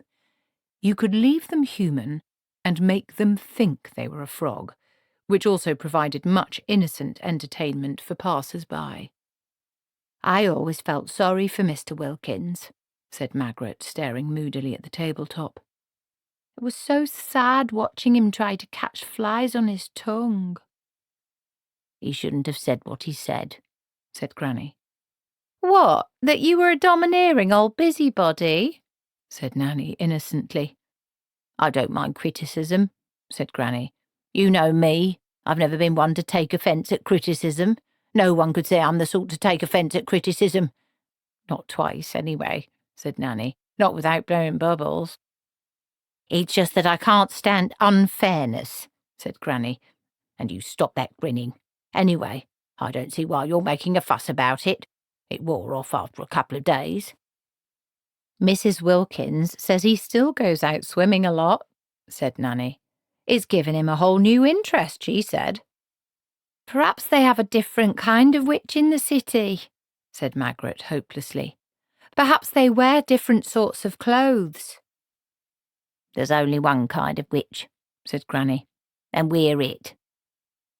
She looked around the room. Of course, she thought, if someone was keeping witches out, people wouldn't know about them. Someone who didn't want anyone else meddling here. But she let us in. Oh, well, at least we're in the dry, said Nanny. A drinker standing in a crowd behind her threw back his head to laugh and spilled beer down her back. She muttered something under her breath. Magrat saw the man look down to take another swig and stare wide-eyed into the mug. Then he dropped it and fought his way out of the room, clutching at his throat. What did you do to his drink? She said. You ain't old enough to be told, said Nanny. At home, if a witch wanted a table to herself, it just happened. The sight of the pointy hat was enough. People kept a polite distance, occasionally sending free drinks to her. Even Magrat got respect, not particularly because anyone was in awe of her, but because a slight to one witch was a slight to all witches, and no one wanted Granny Weatherwax coming around to explain this to them. Here they were being jostled as if they were ordinary. Only Nanny Ogg's warning hand on Granny Weatherwax's arm was keeping a dozen jovial drinkers from unnatural amphibianhood, and even Nanny's usually very elastic temper was beginning to twang. She always prided herself on being as ordinary as muck, but there was ordinary, and there was ordinary. It was like being that Prince What's-his-name in the nursery story who liked to wander around his kingdom dressed up as a commoner. She'd always had a shrewd suspicion that the little pervert made sure people knew who he was beforehand, just in case anyone tried to get too common. It was like getting muddy.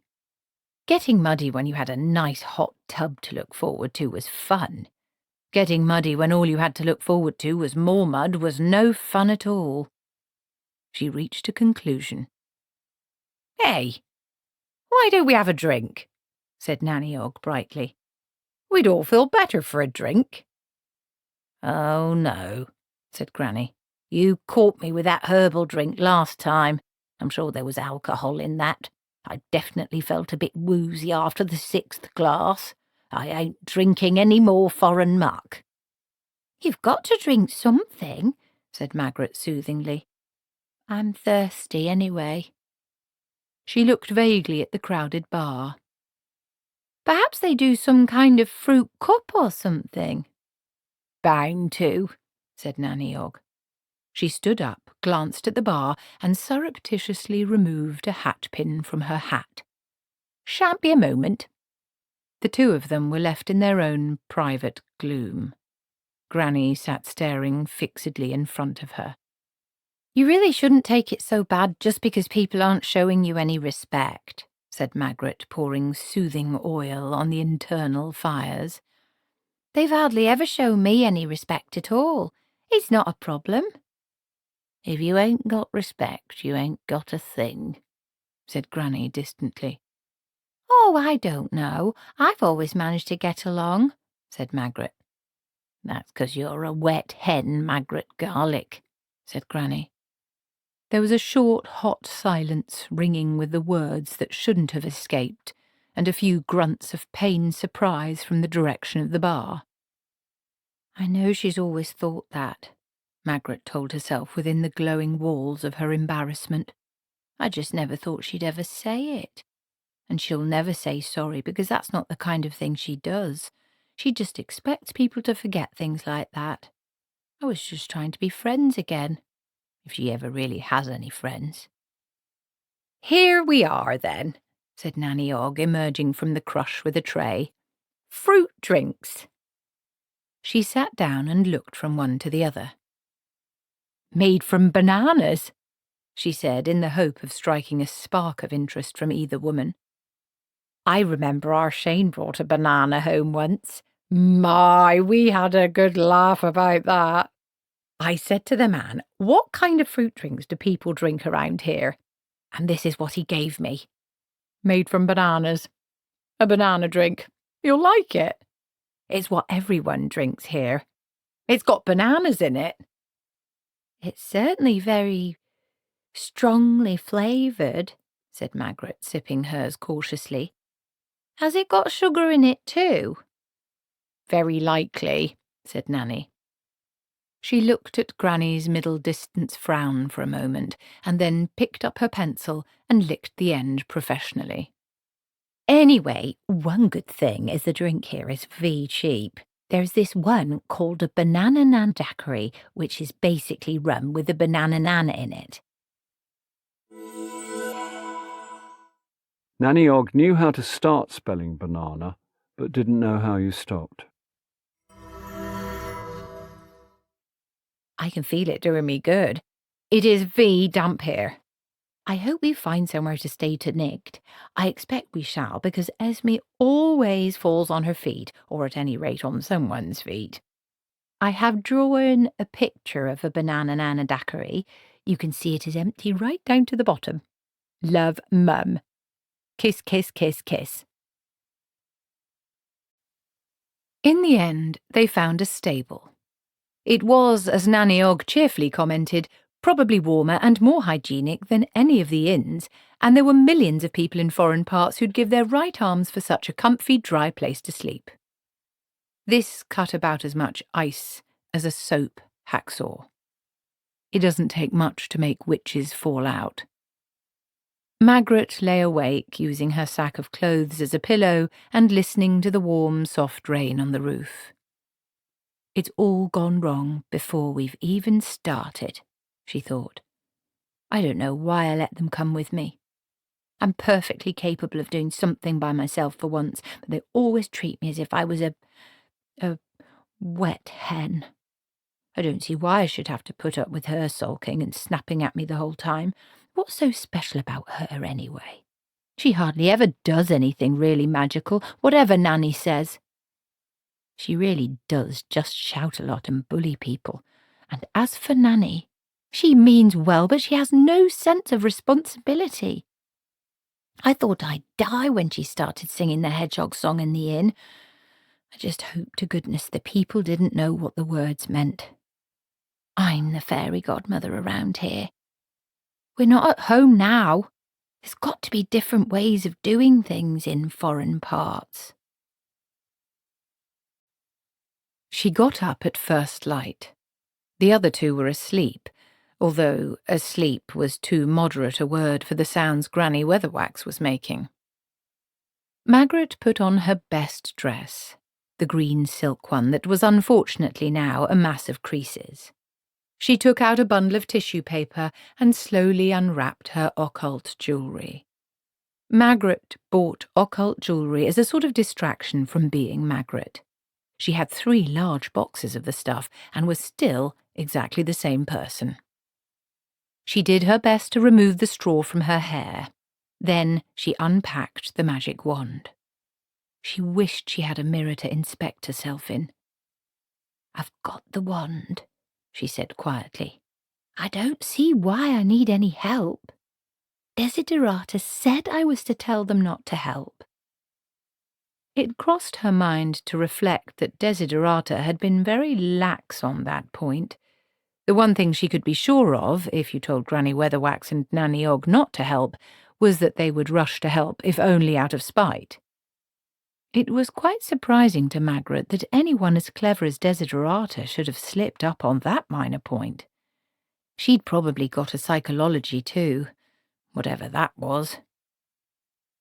Moving quietly so as not to wake the other 2, she opened the door and stepped lightly into the damp air. Wand at the ready, she was prepared to give the world whatever it wished for. It would help if this included pumpkins. Nanny Ogg opened one eye as the door creaked shut. She sat up and yawned and scratched herself. She fumbled in her hat and retrieved her pipe. She nudged Granny Weatherwax in the ribs. "I ain't asleep," said Granny. "Magrat's gone off somewhere." "Ha! And I'm going out to get something to eat," muttered Nanny. There was no talking to Esme when she was in that kind of mood. As she stepped out, Grebo dropped lightly off a beam and landed on her shoulder. Nanny Ogg, one of life's great optimists, stepped out to take whatever the future had to offer, preferably with rum and bananas in it. The house wasn't hard to find. Desiderata had made very exact notes. Magrat's gaze took in the high white walls and ornate metal balconies. She tried to straighten a few wrinkles in her dress, tugged some recalcitrant bits of hay from her hair, and then marched up the driveway and knocked on the door. The knocker broke off in her hand. Looking around anxiously lest someone should have noted this vandalism, Magrat tried to wedge it back. It fell off, knocking a lump out of the marble step.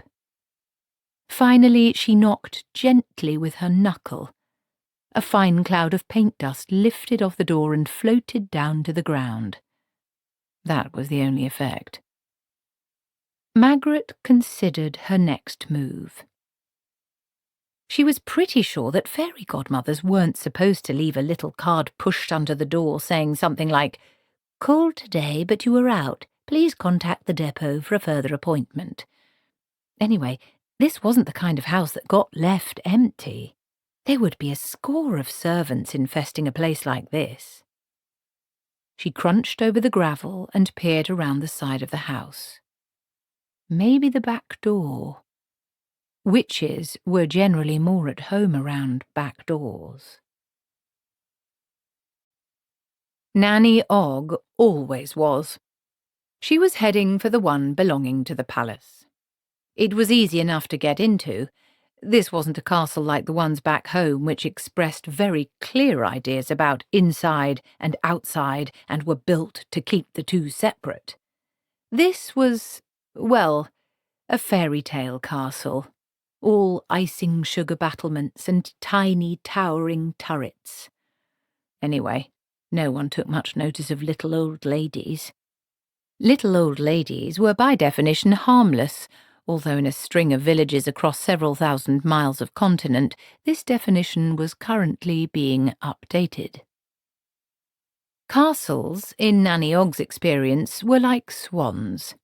They looked as if they were drifting regally through the waters of time, but in fact there was a hell of a lot of activity going on underneath. There'd be a maze of pantries and kitchens and laundries and stables and breweries. She liked the idea of breweries, and people never noticed another old biddy around the place, eating any spare grub that was lying around. Besides, you got gossip. Nanny Ogg liked gossip too. Granny Weatherwax wandered disconsolately along the clean streets. She wasn't looking for the other two. She was quite certain of that. Of course, she might just happen to bump into them, sort of accidentally, and give them a meaningful look. But she certainly wasn't looking for them.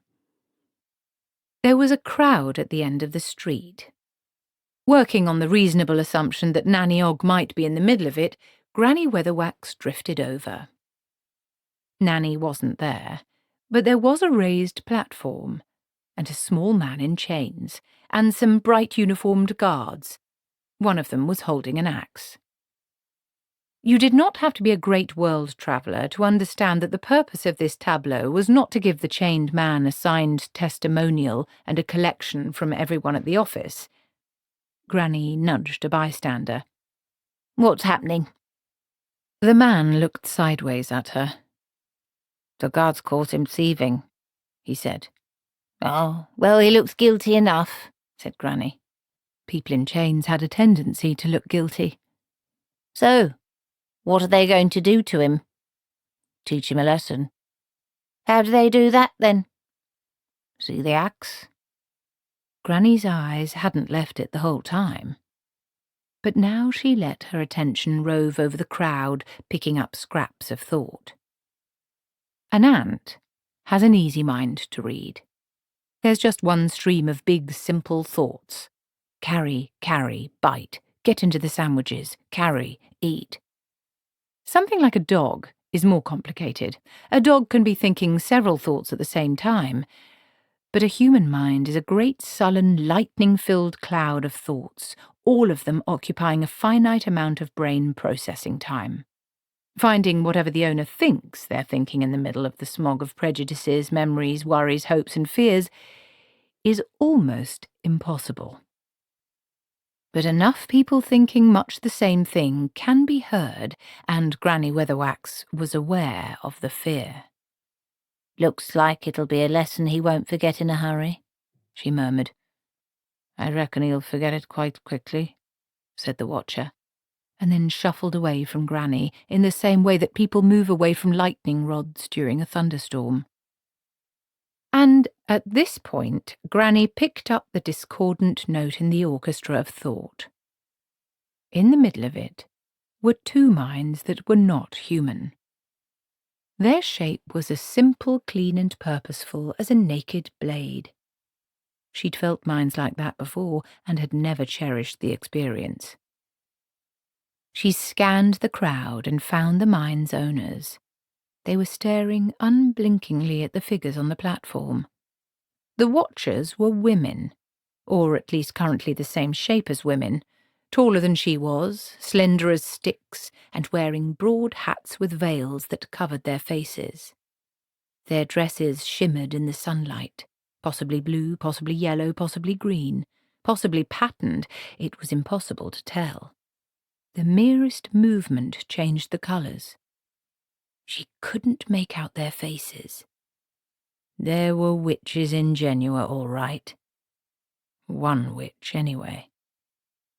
A sound from the platform made her turn, and she knew why people in Genua were quiet and nice. There were countries in foreign parts, Granny had heard, where they chopped off the hands of thieves so that they wouldn't steal again, and she'd never been happy with that idea. They didn't do that in Genua. They cut their heads off so that they wouldn't think of stealing again. Granny knew exactly where the witches were in Genua now. They were in charge. Magrat reached the house's back door. It was ajar. She pulled herself together again. She knocked in a polite, diffident sort of way. She said. A bowl full of dirty water hit her full in the face. Through the tidal roaring of a pair of ears full of suds, she heard a voice say, "Gosh, I'm sorry. I didn't know anyone was standing there." Magrat wiped the water out of her eyes and tried to focus on the dim figure in front of her.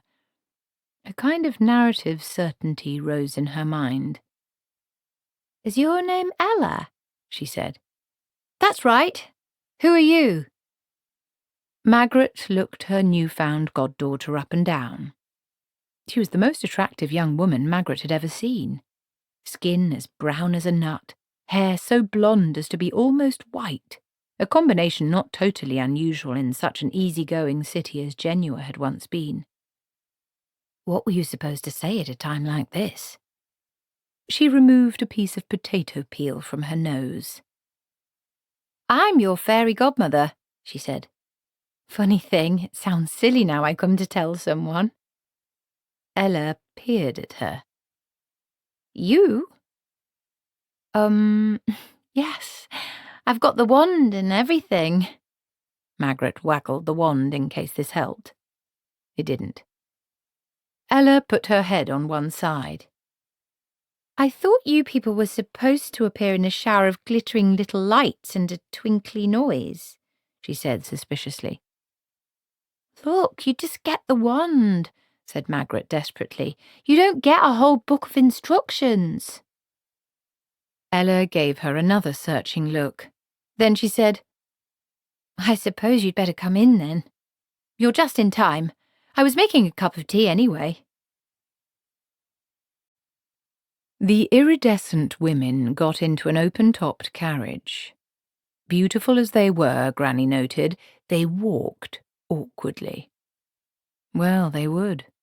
They wouldn't be used to legs. She also noticed the way people didn't look at the carriage. It wasn't that they didn't see it, it was simply that they wouldn't let their gaze dwell on it, as if merely recognizing it would lead them into trouble. And she noticed the coach horses. They had better senses than the humans did. They knew what was behind them, and they didn't like it at all. She followed them as they trotted flat-eared and wild-eyed through the streets. Eventually they were driven into the driveway of a big and dilapidated house near the palace. Granny lurked by the wall and noted the details. Plaster was dropping off the house walls, and even the knocker had fallen off the door. Granny Weatherwax did not believe in atmospheres. She did not believe in psychic auras. Being a witch, she'd always thought, depended more on what you didn't believe. But she was prepared to believe that there was something very unpleasant in that house. Not evil. The two not exactly women weren't evil in the same way that a dagger or a sheer cliff isn't evil. Being evil means being able to make choices. But the hand wielding a dagger or pushing a body over a cliff could be evil, and something like that was going on. She really wished that she didn't know who was behind it. People like Nanny Ogg turn up everywhere. It's as if there's some special morphic generator dedicated to the production of old women who like a laugh and aren't averse to the odd pint, especially of some drink normally sold in very small glasses. You find them all over the place, often in pairs. Always in front of you in any queue, for a start. They tend to attract one another. Possibly they broadcast inaudible signals indicating that here is someone who could be persuaded to go, "Oh," at pictures of other people's grandchildren. Nanny Ogg had found a friend. Her name was Mrs. Pleasant. She was a cook, and she was the first black person Nanny had ever spoken to. Racism was not a problem on the Discworld because, what with trolls and dwarfs and so on, speciesism was more interesting. Black and white lived in perfect harmony and ganged up on green. She was also a cook of that very superior type who spends most of the time holding court in a chair in the centre of the kitchen, apparently taking very little heed of the activity going on around her. Occasionally she'd give an order, and they'd only need to be occasionally because she'd seen to it over the years that people either did things her way or not at all. Once or twice, with some ceremony, she'd get up, taste something, and maybe add a pinch of salt. Such people are always ready to chat to any wandering peddlers, herbalists, or little old women with cats on their shoulders. Grebo rode on Nanny's shoulder as though he'd just eaten the parrot. "You be a-comin' here for fat lunchtime, then?" said Mrs. Pleasant. "Helping a friend with a bit of business," said Nanny. "My, these biscuits are tasty." I see by your eye," said Mrs. Pleasant, pushing the plate nearer to her, "that you are of a magical persuasion." "Then you sees a lot further than most people in these parts," said Nanny. "You know, what'd improve these biscuits no end 'd be something to dip 'em in. What do you think?" "How about something with bananas in it?" "Bananas would be just the thing," said Nanny happily. Mrs. Pleasant waved imperiously at one of the maids who set to work. Nanny sat on her chair, swinging her stumpy legs and looking around the kitchen with interest. A score of cooks were working with the single-mindedness of an artillery platoon laying down a barrage. Huge cakes were being constructed. In the fireplaces, whole carcasses of animals were being roasted. Turn-spit dogs galloped in their treadmills. A huge man with a bald head and a scar right across his face was patiently inserting little sticks into sausages. Nanny hadn't had any breakfast. Grebo had had some breakfast, but this didn't make any difference. They were both undergoing a sort of exquisite culinary torture. They both turned, as if hypnotized, to watch two maids stagger by under a tray of canapes. "I can see you is a very observant woman, Mrs. Ogg," said Mrs. Pleasant. "Just a slice," said Nanny without thinking. "I also determines," Mrs. Pleasant said after a while, "that you have a cat of no usual breed upon your shoulder there." "You're right there." "I knows I'm right." A brimming glass of yellow foam was slid in front of Nanny. She looked at it reflectively and tried to get back to the matter in hand. "So," she said, "where would I go, do you think, to find out about how you do magic in—" "Would you like something to eat?" said Mrs. Pleasant. "What? My word!" Mrs. Pleasant rolled her eyes. "Not this stuff. I wouldn't eat this stuff," she said bitterly. Nanny's face fell. "But you cook it," she pointed out. "Only 'cause I'm told to. The old Baron knew what good food was. This stuff is nothing but pork and beef and lamb and rubbish for them that never tasted anything better. The only thing on four legs that's worth eating is alligator. I mean real food." Mrs. Pleasant looked around at the kitchen. "Sarah?" she shouted. One of the sub-cooks turned around. "Yes'm." "Me and this lady is just going out. Just you see to everything, okay?" "Yes'm." Mrs. Pleasant stood up and nodded meaningfully at Nanny Ogg. "Walls have ears," she said. "Cool. Do they? We going to go for a little stroll." There were, it now seemed to Nanny Ogg, two cities in Genua. There was the white one, all new houses and blue-roofed palaces, and around it, and even under it, was the old one. The new one might not like the presence of the old one, but it couldn't quite ever do without it. Someone, somewhere, has to do the cooking. Nanny Ogg quite liked cooking, provided there were other people around to do things like chop up the vegetables and wash the dishes afterwards. She'd always reckoned that she could do things to a bit of beef that the bullock had never thought of. But now she realised that wasn't cooking. Not compared to cooking in Genua. It was just staying alive as pleasantly as possible. Cooking anywhere outside Genua was just heating up things, like bits of animals and birds and fish and vegetables until they went brown. And yet the weird thing was that the cooks in Genua had nothing edible to cook. At least not what Nanny would have thought of as food. To her mind, food went around on 4 legs, or possibly 1 pair of legs and 1 pair of wings, or at least it had fins on. The idea of food with more than 4 legs was an entirely new kettle of miscellaneous swimming things. They didn't have much to cook in Genua, so they cooked everything. Nanny had never heard of prawns or crawfish or lobsters. It just looked to her as though the citizens of Genua dredged the river bottom and boiled whatever came up. The point was that a good genuine cook could more or less take the squeezings of a handful of mud, a few dead leaves, and a pinch or 2 of some unpronounceable herbs, and produce a meal to make a gourmet burst into tears of gratitude and swear to be a better person for the rest of their entire life if they could just have 1 more plateful. Nanny Ogg ambled along as Mrs. Pleasant led her through the market. She peered at cages of snakes and racks of mysteriously tendrilled herbs. She prodded trays of bivalves. She stopped for a chat to the Nanny Ogg-shaped ladies who ran the little stalls that, for a couple of pennies, dispensed strange chowders and shellfish in a bun. She sampled everything. She was enjoying herself immensely.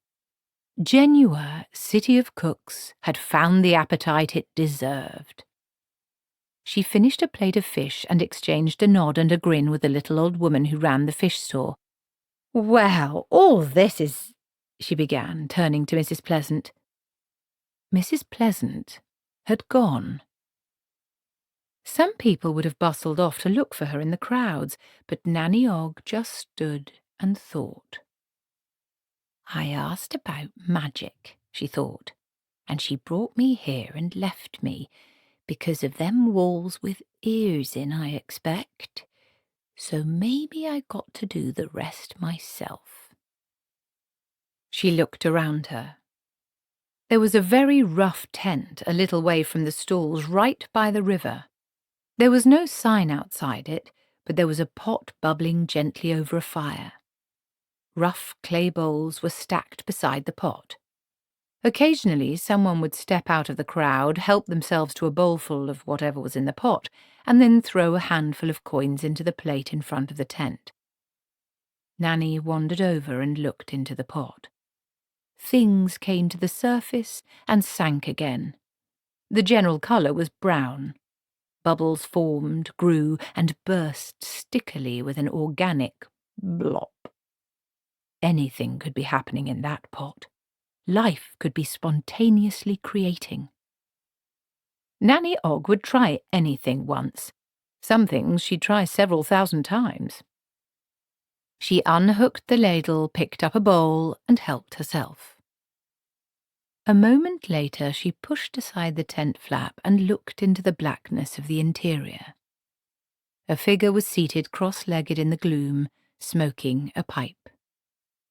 "Mind if I step inside?" said Nanny. The figure nodded.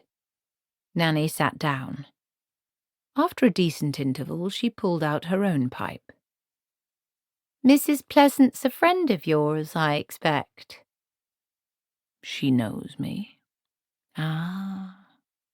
From outside there was the occasional clink as customers helped themselves. Blue smoke coiled from Nanny Ogg's pipe. "I don't reckon," she said, "that many people goes away without paying." "No." After another pause, Nanny Ogg said, "I 'spect some of 'em tries to pay with gold and jewels and scented ungulates and stuff like that." "No." "Amazing." Nanny Ogg sat in silence for a while, listening to the distant noises of the market and summoning her powers. "What's it called?" "Gumbo." "It's good." "I know."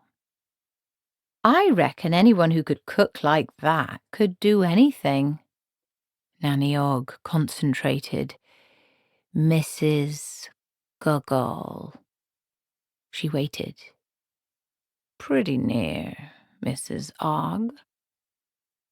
The two women stared at one another's shadowy outline like plotters who had given the sign and countersign and were waiting to see what would happen next. "Where I come from, we call it witchcraft," said Nanny under her breath. "Where I come from, we call it voodoo," said Mrs. Gogol. Nanny's wrinkled forehead wrinkled still further. "Ain't that all messing with dolls and dead people and stuff?" she said. "Ain't witchcraft all running around with no clothes on and sticking pins in people?" said Mrs. Gogol levelly. "Ah," said Nanny, "I sees what you mean." She shifted uneasily. She was a fundamentally honest woman. "I got to admit, though," she added, "sometimes, maybe just one pin."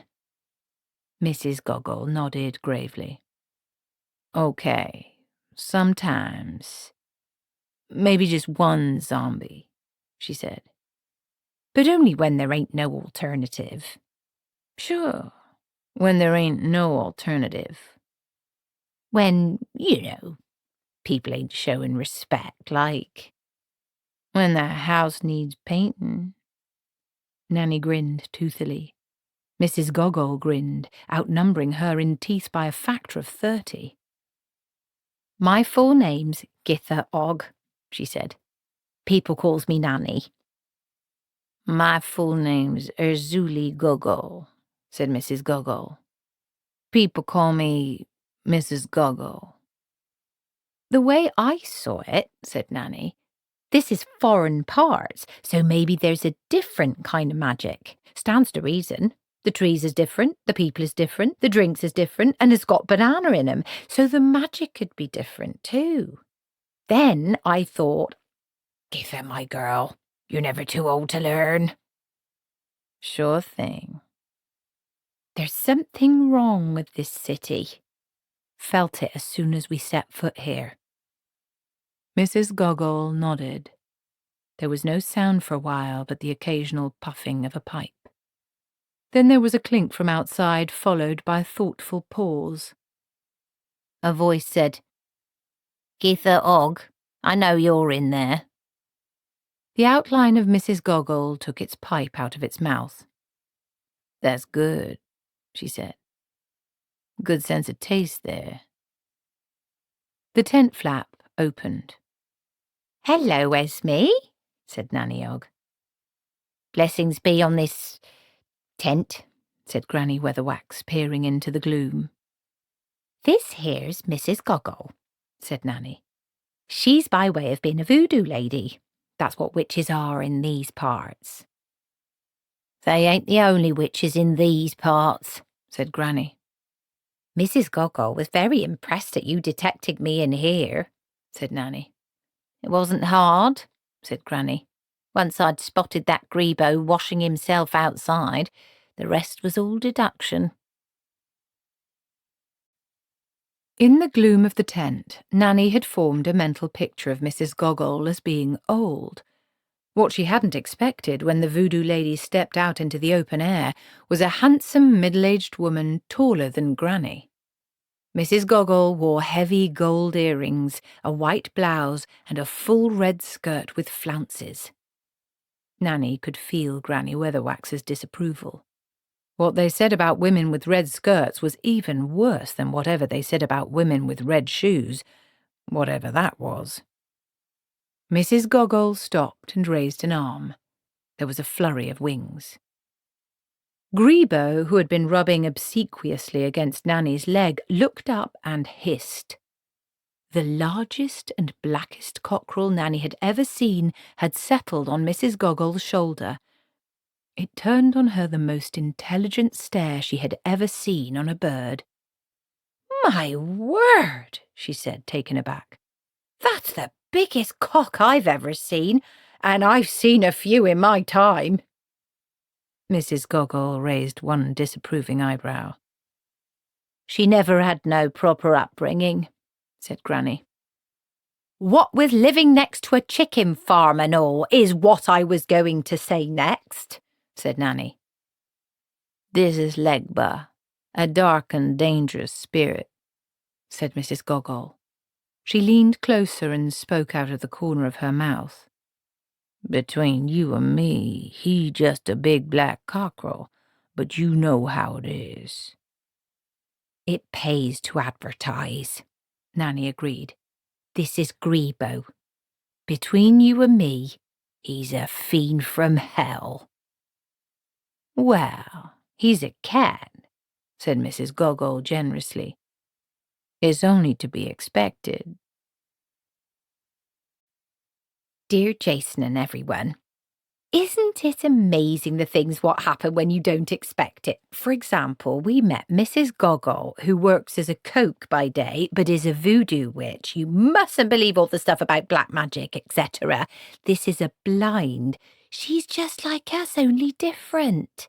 It's true about the zombies, though, but it's not what you think. Genua was a strange city, Nanny decided.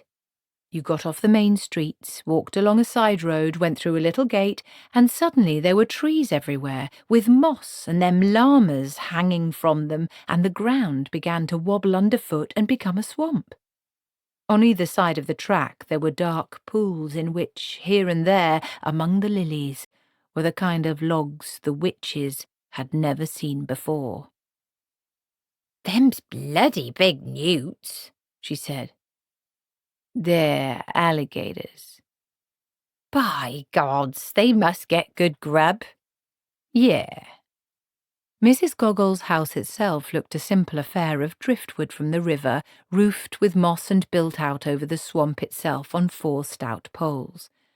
It was close enough to the centre of the city that Nanny could hear street cries and the clip-clop of hooves, but the shack in its little swamp was wreathed in silence.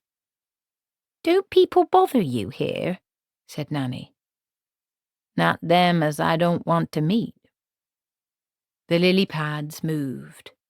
A V-shaped ripple drifted across the nearest pool. Self-reliance, said Granny approvingly. That's always very important. Nanny regarded the reptiles with a calculating stare. They tried to match it and gave up when their eyes started watering. I reckon I could just do with a couple of them at home, she said thoughtfully as they slid away again. Our Jason could dig another pond, no problem. What was it you said they ate? Anything they want to. I knows a joke about alligators, said Granny in the tones of one announcing a great and solemn truth. You never, said Nanny Ogg. I never heard you tell a joke in your whole life. Just because I don't tell 'em, don't mean I don't know 'em, said Granny haughtily. It's about this man. What man? Said Nanny. This man went into an inn. Yes, it was an inn, and he saw a sign. The sign said, "We serve every kind of sandwich." So he said, "Get me an alligator sandwich, and make it quick." They looked at her. Nanny Ogg turned to Mrs. Gogol. So, you live alone here then? She said brightly. Not a living soul around? In a manner of speaking, said Mrs. Gogol. You see, the point is, alligators are... Granny began in a loud voice, and then stopped. The shack's door had opened. This was another big kitchen. As Desiderata said, fairy godmothers tend to get heavily involved with kitchens. Once upon a time, it had provided employment for 6 cooks. Now it was a cave, its far corners shadowy, its hanging saucepans and tureens dulled by dust. The big tables had been pushed to one side and stacked almost ceiling-high with ancient crockery. The stoves, which looked big enough to take whole cows and cook for an army, stood cold. In the middle of the grey desolation, someone had set up a small table by the fireplace. It was on a square of bright carpet. A jam jar contained flowers that had been arranged by the simple method of grabbing a handful of them and ramming them in. The effect was a little area of slightly soppy brightness in the general gloom. Ella shuffled a few things around desperately, and then stood looking at Magrat with a sort of defensively shy smile. "Silly of me, really. I expect you're used to this sort of thing," she said. Yes. Oh, yes, all the time," said Magrat. It was just that I expected you to be a bit older. Apparently you were at my christening." "Oh, yes," said Magrat. "Well, you see, the thing is, still, I expect you can look like whatever you want," said Ella helpfully. "Ah, yes, Ella looked slightly puzzled for a moment, as if trying to work out why, if Magrat could look like whatever she wanted, she'd chosen to look like Magrat. "Well now," she said, "what do we do next?" "You mentioned tea?" said Magrat, buying time. "Oh, sure." Ella turned to the fireplace, where a blackened kettle hung over what Granny Weatherwax always called an optimist's fire. 2 logs and hope. "What's your name?" she said over her shoulder. "Magrat," said Magrat, sitting. "That's a nice name," said Ella politely. "Of course you know mine. Mind you, I spend so much time cooking over this wretched thing now that Mrs. Pleasant calls me Embers. Silly, isn't it?" Emberella, thought Magrat. I'm fairy godmothering a girl who sounds like something you put up in the rain. "It could use a little work," she conceded. "I haven't the heart to tell her off. She thinks it sounds jolly," she said. "I think it sounds like something you put up in the rain." "Oh, I wouldn't say that," said Magrat. Who's Mrs. Pleasant?" "She's the cook at the palace. She comes around to cheer me up when they're out." Ella spun around, holding the blackened kettle like a weapon.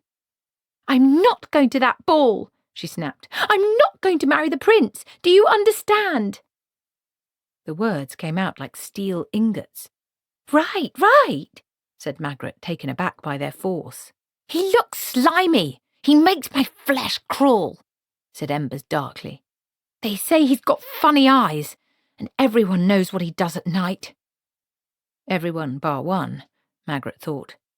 No one ever tells me things like that.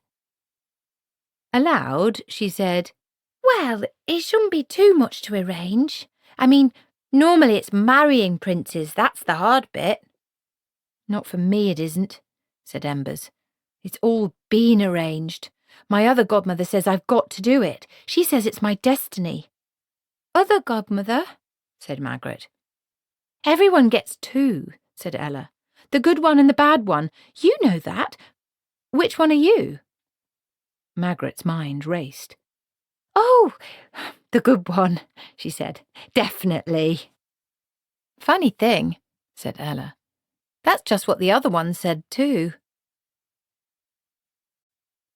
Granny Weatherwax sat in her special knees-clenched, elbows-in way that put as little as possible of herself in contact with the outside world. "By Gor, this is good stuff," said Nanny Ogg, polishing her plate with what Granny could only hope was bread. "You ought to try a drop, Esme." "Another helping, Mrs. Ogg?" said Mrs. Goggle. "Don't mind if I do, Mrs. Goggle." Nanny nudged Granny in the ribs. "It's really good, Esme, just like stew." Mrs. Goggle looked at Granny with her head on one side. "I think perhaps Mistress Weatherwax isn't worried about the food," she said. "I think Mistress Weatherwax is worried about the service." A shadow loomed over Nanny Ogg. A grey hand took her plate away. Granny Weatherwax gave a little cough. I've got nothing against dead people, she said. Some of my best friends are dead. It just don't seem right, though, dead people walking about. Nanny Ogg looked up at the figure, even now ladling a third helping of mysterious liquid onto her plate. What do you think about it, Mr. Zombie? It's a great life, Mrs. Ogg, said the zombie. There, see, Esme? You don't mind. Better than being shut up in a stuffy coffin all day, I'll be bound. Granny looked up at the zombie. He was, or technically had been, a tall, handsome man. He still was, only now he looked like someone who had walked through a room full of cobwebs. What's your name, dead man? She said. I am called Saturday. Man Saturday, eh? Said Nanny Ogg. No, just Saturday, Mrs. Ogg, just Saturday. Granny Weatherwax looked into his eyes. They were more sentient than most eyes she had seen that belonged to people who were technically alive. She was vaguely aware that there were things you had to do to a dead person to turn them into a zombie, although it was a branch of magic she'd never wanted to investigate. Yet you needed more than just a lot of weird fish innards and foreign roots. The person had to want to come back. They had to have some terrible dream or desire or purpose that would enable them to overcome the grave itself. Saturday's eyes burned. She reached a decision. She held out a hand. Very pleased to meet you, Mr. Saturday, she said, and I'm sure I'd enjoy your lovely stew. It's called gumbo, said Nanny. It's got ladies' fingers in it. I know well enough that ladies' fingers is a kind of plant, thank you very much, said Granny. I'm not entirely ignorant. All right, but make sure you get a helping with snakes' heads in it as well, said Nanny Ogg. They're the best part. What kind of plant is snakes' heads? Best if you just eat up, I reckon, said Nanny. They were sitting on the warped wood veranda round the back of Mrs. Goggles' shack overlooking the swamp. Mossy beards hung from every branch. Unseen creatures buzzed in the greenery, and everywhere there were V-shaped ripples cutting gently through the water. I expect it's really nice here when the sun's out, said Nanny.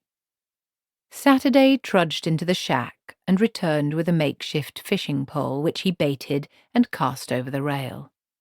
Then he sort of switched off. No one has more patience than a zombie. Mrs. Goggle leaned back in her rocking chair and lit her pipe. This used to be a great old city, she said. What happened to it? Said Nanny. Grebo was having a lot of trouble with Legbar the cockerel. For one thing, the bird refused to be terrorized. Grebo could terrorize most things that moved upon the face of the Discworld, even creatures nominally much bigger and tougher than he was. Yet somehow none of his well-tried tactics, the yawn, the stare, and above all the slow grin, seemed to work. Legbar merely looked down his beak at him and pretended to scratch at the ground in a way that brought his 2-inch spurs into even greater prominence. That only left the flying leap. This worked on nearly every creature. Very few animals remained calm in the face of an enraged ball of whirring claws in the face. In the case of this bird, Grebo suspected it might well result in his becoming a furry kebab. But this had to be resolved. Otherwise, generations of cats would laugh at him. Cat and bird circled through the swamp, each apparently paying the other no attention whatsoever. Things gibbered in the trees. Small iridescent birds barreled through the air. Grebo glared up at them. He would sort them out later. And the cockerel had vanished. Grebo's ears flattened against his head. There was still the birdsong and the whine of insects, but they were elsewhere. Here there was silence, hot, dark, and oppressive, and trees that were somehow much closer together than he remembered. Grebo looked around. He was in a clearing. Around its sides, hanging from bushes or tied to trees, were things, bits of ribbon, white bones, tin pots, perfectly ordinary things anywhere else. And in the centre of the clearing, something like a scarecrow. An upright pole with a crosspiece on which someone had put an old black coat. Above the coat, on the tip of the pole, was a top hat. On top of the hat, watching him thoughtfully, was Legba. A breeze blew through the stifling air, causing the coat to flap gently. Grebo remembered a day when he'd chased a rat into the village windmill and had suddenly found that what had seemed merely a room with odd furniture in it was a great big machine which would, if he put a paw wrong, crush him utterly. The air sizzled gently. He could feel his fur standing on end. Grebo turned and stalked away haughtily until he judged himself out of sight, whereupon his legs spun so fast that his paws skidded. Then he went and grinned at some alligators, but his heart wasn't in it. In the clearing, the coat moved gently again and then was still. Somehow, that was worse. Legba watched. The air grew heavier, just as it does before a storm. This used to be a great old city, a happy place. No one tried to make it happy, it just happened all by itself, said Mrs. Gogol. That was when the old Baron was alive, but he was murdered. Who done it? Said Nanny Ogg. Everyone knows it was the Duke, said Mrs. Gogol. The witches looked at one another. Royal intrigues were obviously a bit different in foreign parts. Pecked to death, was he? Said Nanny. A foul deed, said Granny. The Duke is a title, not a bird, said Mrs. Gogol patiently. The Baron was poisoned. It was a terrible night. And in the morning the Duke was in the palace. Then there was the matter of the will. Don't tell me, said Granny. I bet there was a will leaving everything to this Duke. I bet the ink was still wet. How did you know that? Said Mrs. Gogol. Stands to reason, said Granny loftily. The Baron had a young daughter, said Mrs. Gogol. She be still alive, I reckon, said Granny. You surely know a lot of things, lady, said Mrs. Gogol. Why'd you even think that, then? Well, said Granny. She was about to say, because I know how the stories work, but Nanny Ogg interrupted. If this Baron was as great as you say, he must have had a lot of friends in the city, right? She said. That is so. The people liked him.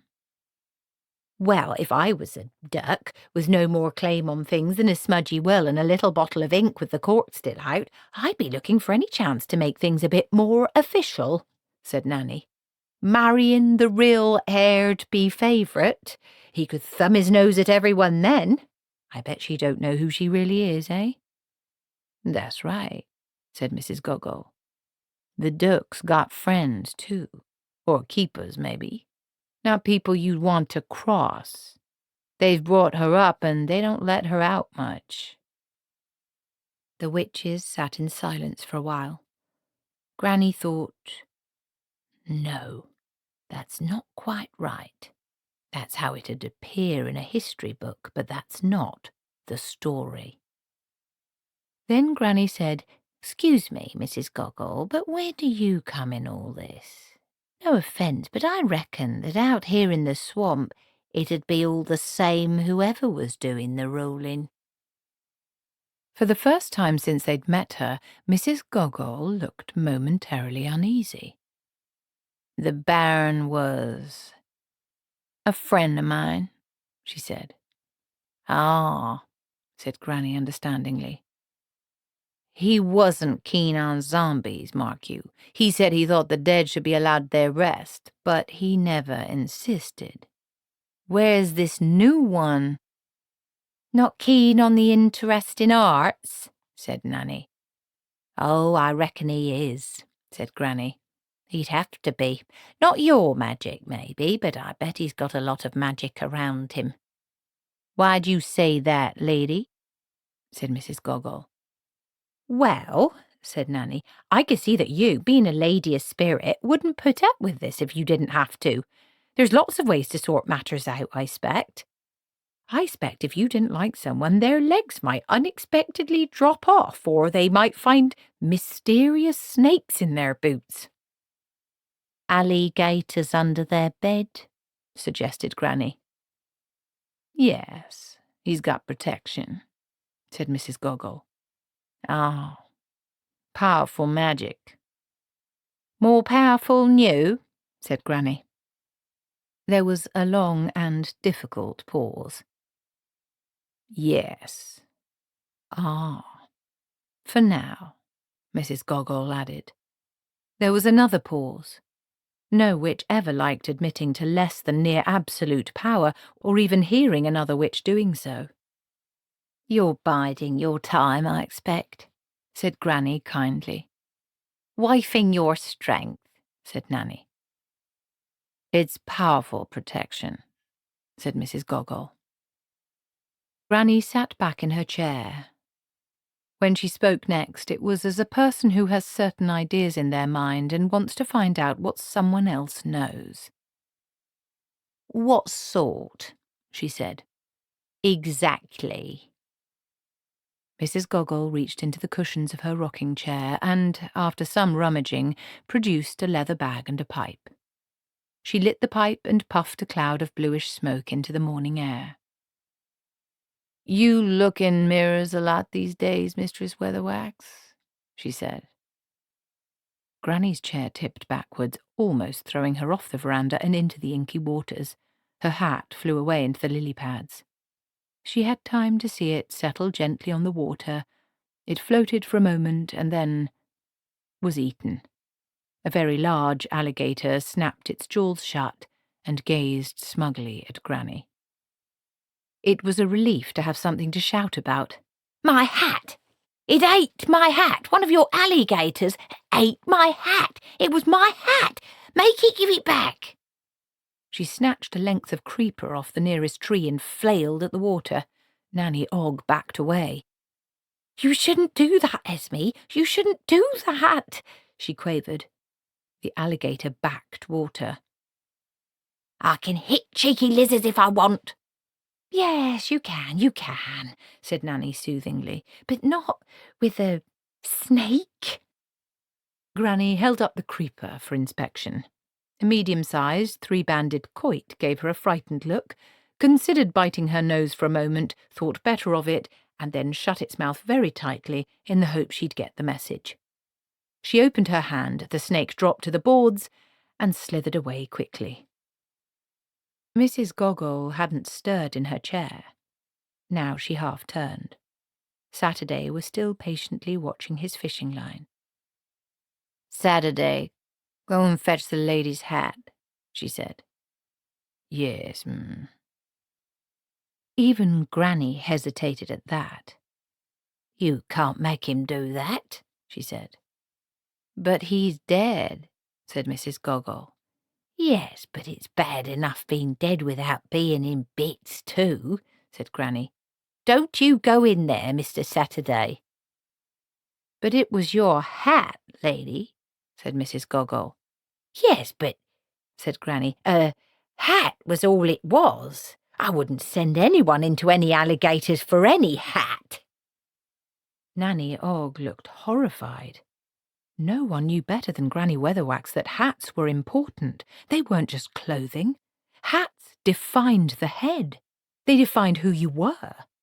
No one had ever heard of a wizard without a pointy hat, at least no wizard worth speaking of, and you certainly never heard of a witch without one. Even Magrat had one, although she hardly ever wore it on account of being a wet hen. That didn't matter too much. It wasn't the wearing of the hats that counted so much as having one to wear. Every trade, every craft had its hat. That's why kings had hats. Take the crown off a king and all you had was someone good at having a weak chin and waving to people. Hats had power. Hats were important. But so were people. Mrs. Goggle took another puff at her pipe. "Saturday, go and get my best hat for holidays," she said. "Yes, Mrs. Goggle." Saturday disappeared into the hut for a moment and came out with a large and battered box securely wrapped with twine. "I can't take that," said Granny. "I can't take your best hat."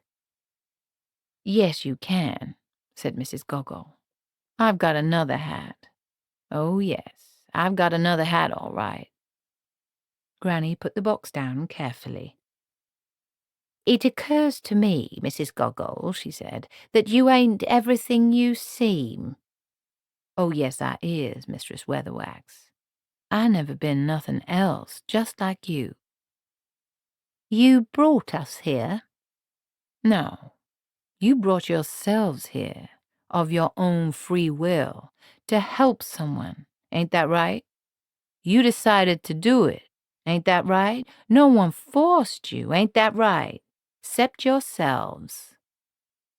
"She's right about all that," said Nanny. "We'd have felt it if it was magic."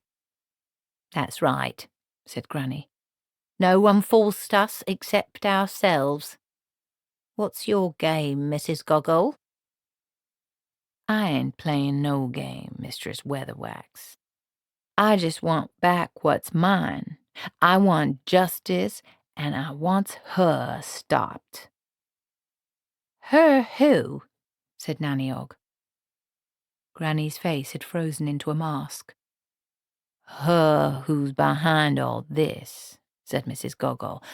"The duck hasn't got the brains of a prawn, Mrs. Ogg. I mean her. Her with her mirror magic. Her who likes to control. Her who's in charge. Her who is tinkering with destiny. Her that Mistress Weatherwax knows all about." Nanny Ogg was lost. "What's she talking about, Esme?" she said. Granny muttered something. "What? Didn't hear you," Nanny said. Granny Weatherwax looked up, her face red with anger. "She means my sister, Githa, right? Got that? Do you understand? Did you hear? My sister. Want me to repeat it again? Want to know who she's talking about? You want me to write it down? My sister. That's who. My sister." "They're sisters," said Magrat. Her tea had gone cold. "I don't know," said Ella. "They look alike. They keep themselves to themselves most of the time, but I can feel them watching. They're very good at watching." "And they make you do all the work," she said.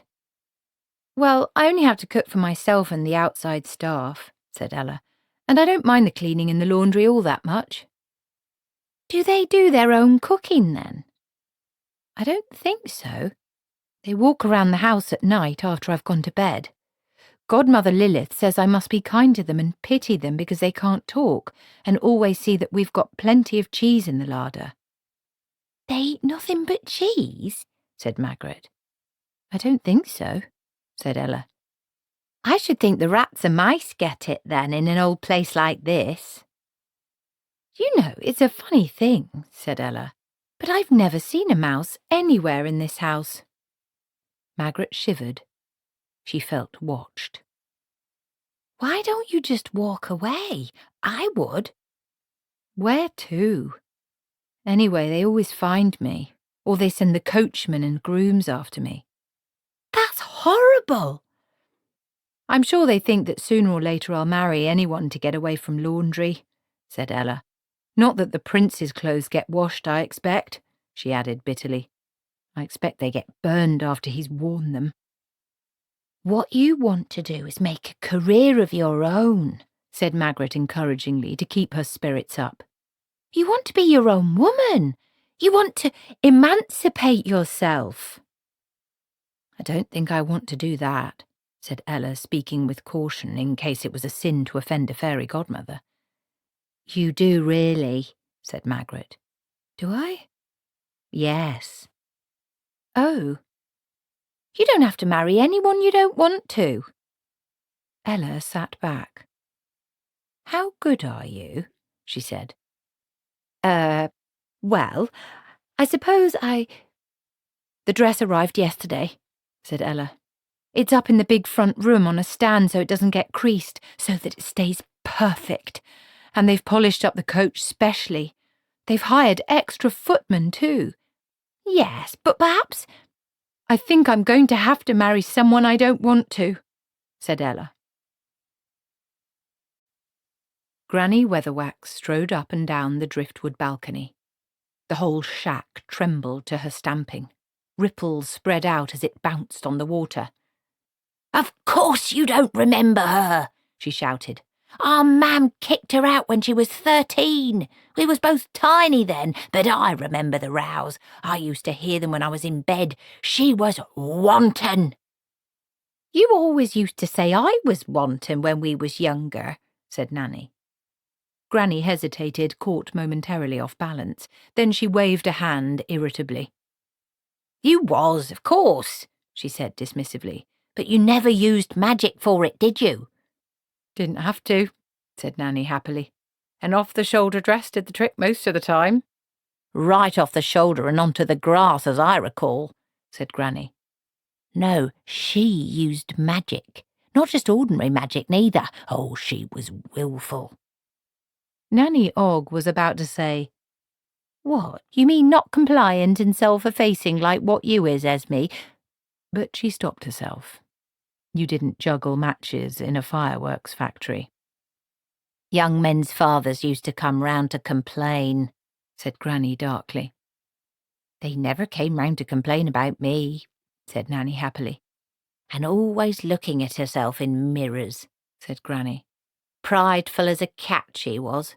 Prefer to look in a mirror than out of a window, she would. What's her name? Lily. That's a nice name, said Nanny. It isn't what she calls herself now, said Mrs. Goggle. I bet it isn't. And she's, like, in charge of the city, said Nanny. She was bossy, too. What'd she want to be in charge of a city for? Said Nanny. She's got plans, said Mrs. Goggle. And vain, really vain, said Granny, apparently to the world in general. Did you know she was here? Said Nanny. I had a feeling. Mirrors.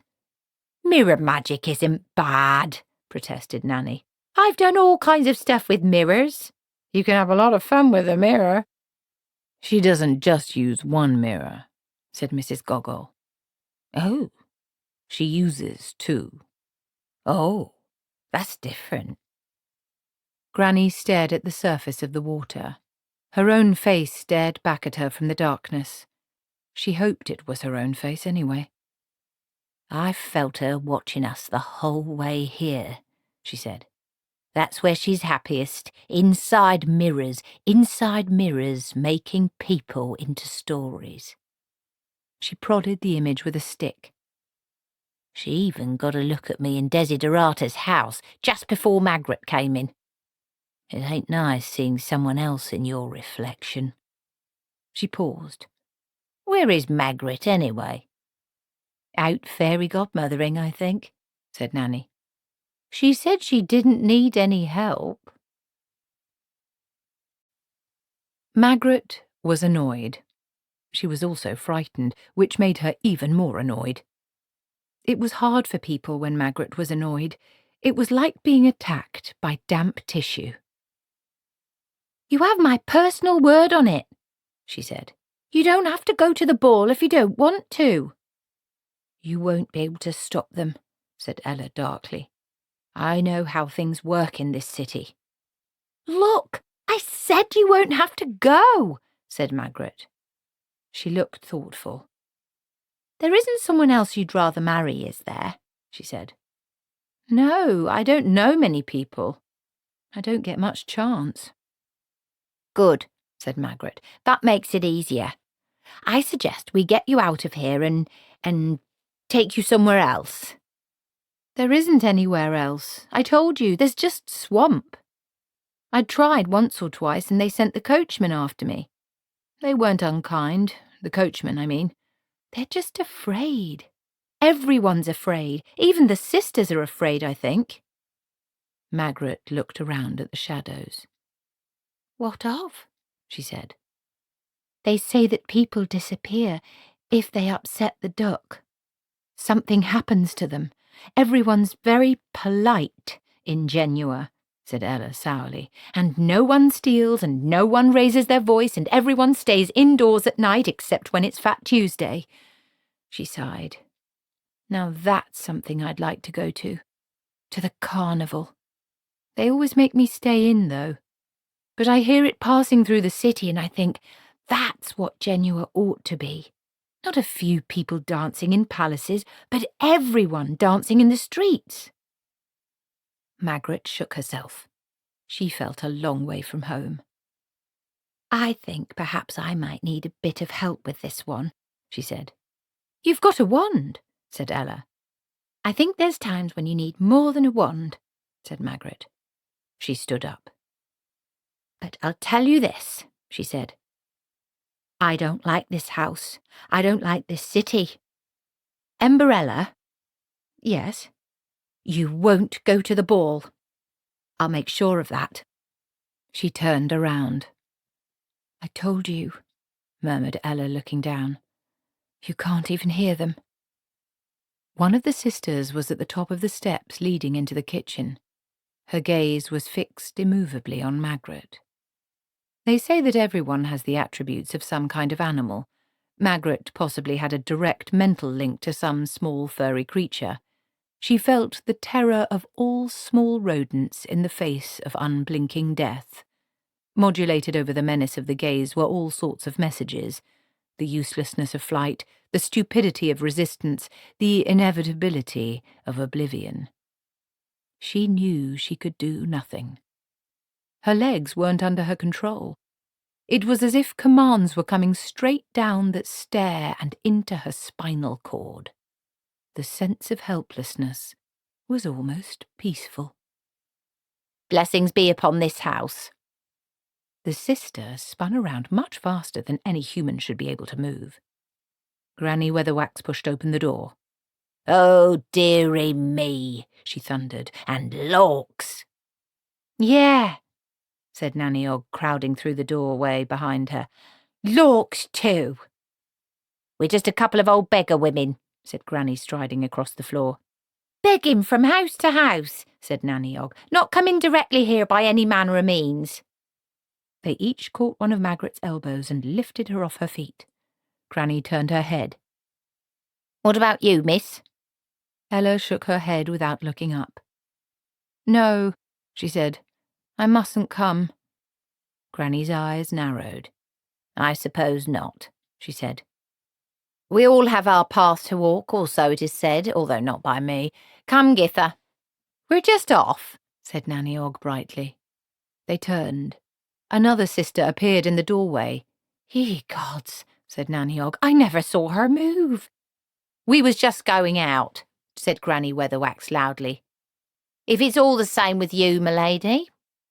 She met the stare head on. The air tingled. Then Granny Weatherwax said between gritted teeth, When I say run, Githa. I hear you, said Nanny. Granny groped behind her and found the teapot Magrat had just used. She weighed it in her hands, keeping the movement slow and gentle. Ready, Githa? Waiting, Esme. Run! Granny hurled the teapot high into the air. The heads of both sisters snapped around. Nanny Ogg helped the stumbling Magrat out of the door. Granny slammed it shut as the nearest sister darted forward, mouth open, too late. We're leaving the girl in there, shouted Nanny as they ran down the drive. They're guarding her, said Granny. They're not going to harm her. I ain't seen teeth like those on anyone before, said Nanny. That's 'cause they ain't anyone. They're snakes. They reached the comparative security of the roadway and leaned against the wall. Snakes? Nanny wheezed. Magrat opened her eyes. It's Lily's doing, said Granny. She was good at that kind of thing, I remember. Really, snakes? Yeah, said Granny darkly. She made friends easily. Blimey, I couldn't do that. She didn't used to be able to either, for more'n a few seconds. That's what using mirrors does for you. Magrat stuttered. You're all right, said Nanny. She looked up at Esme Weatherwax. We shouldn't leave the girl, whatever you say, in a house with snakes walking around thinking they're human, she said.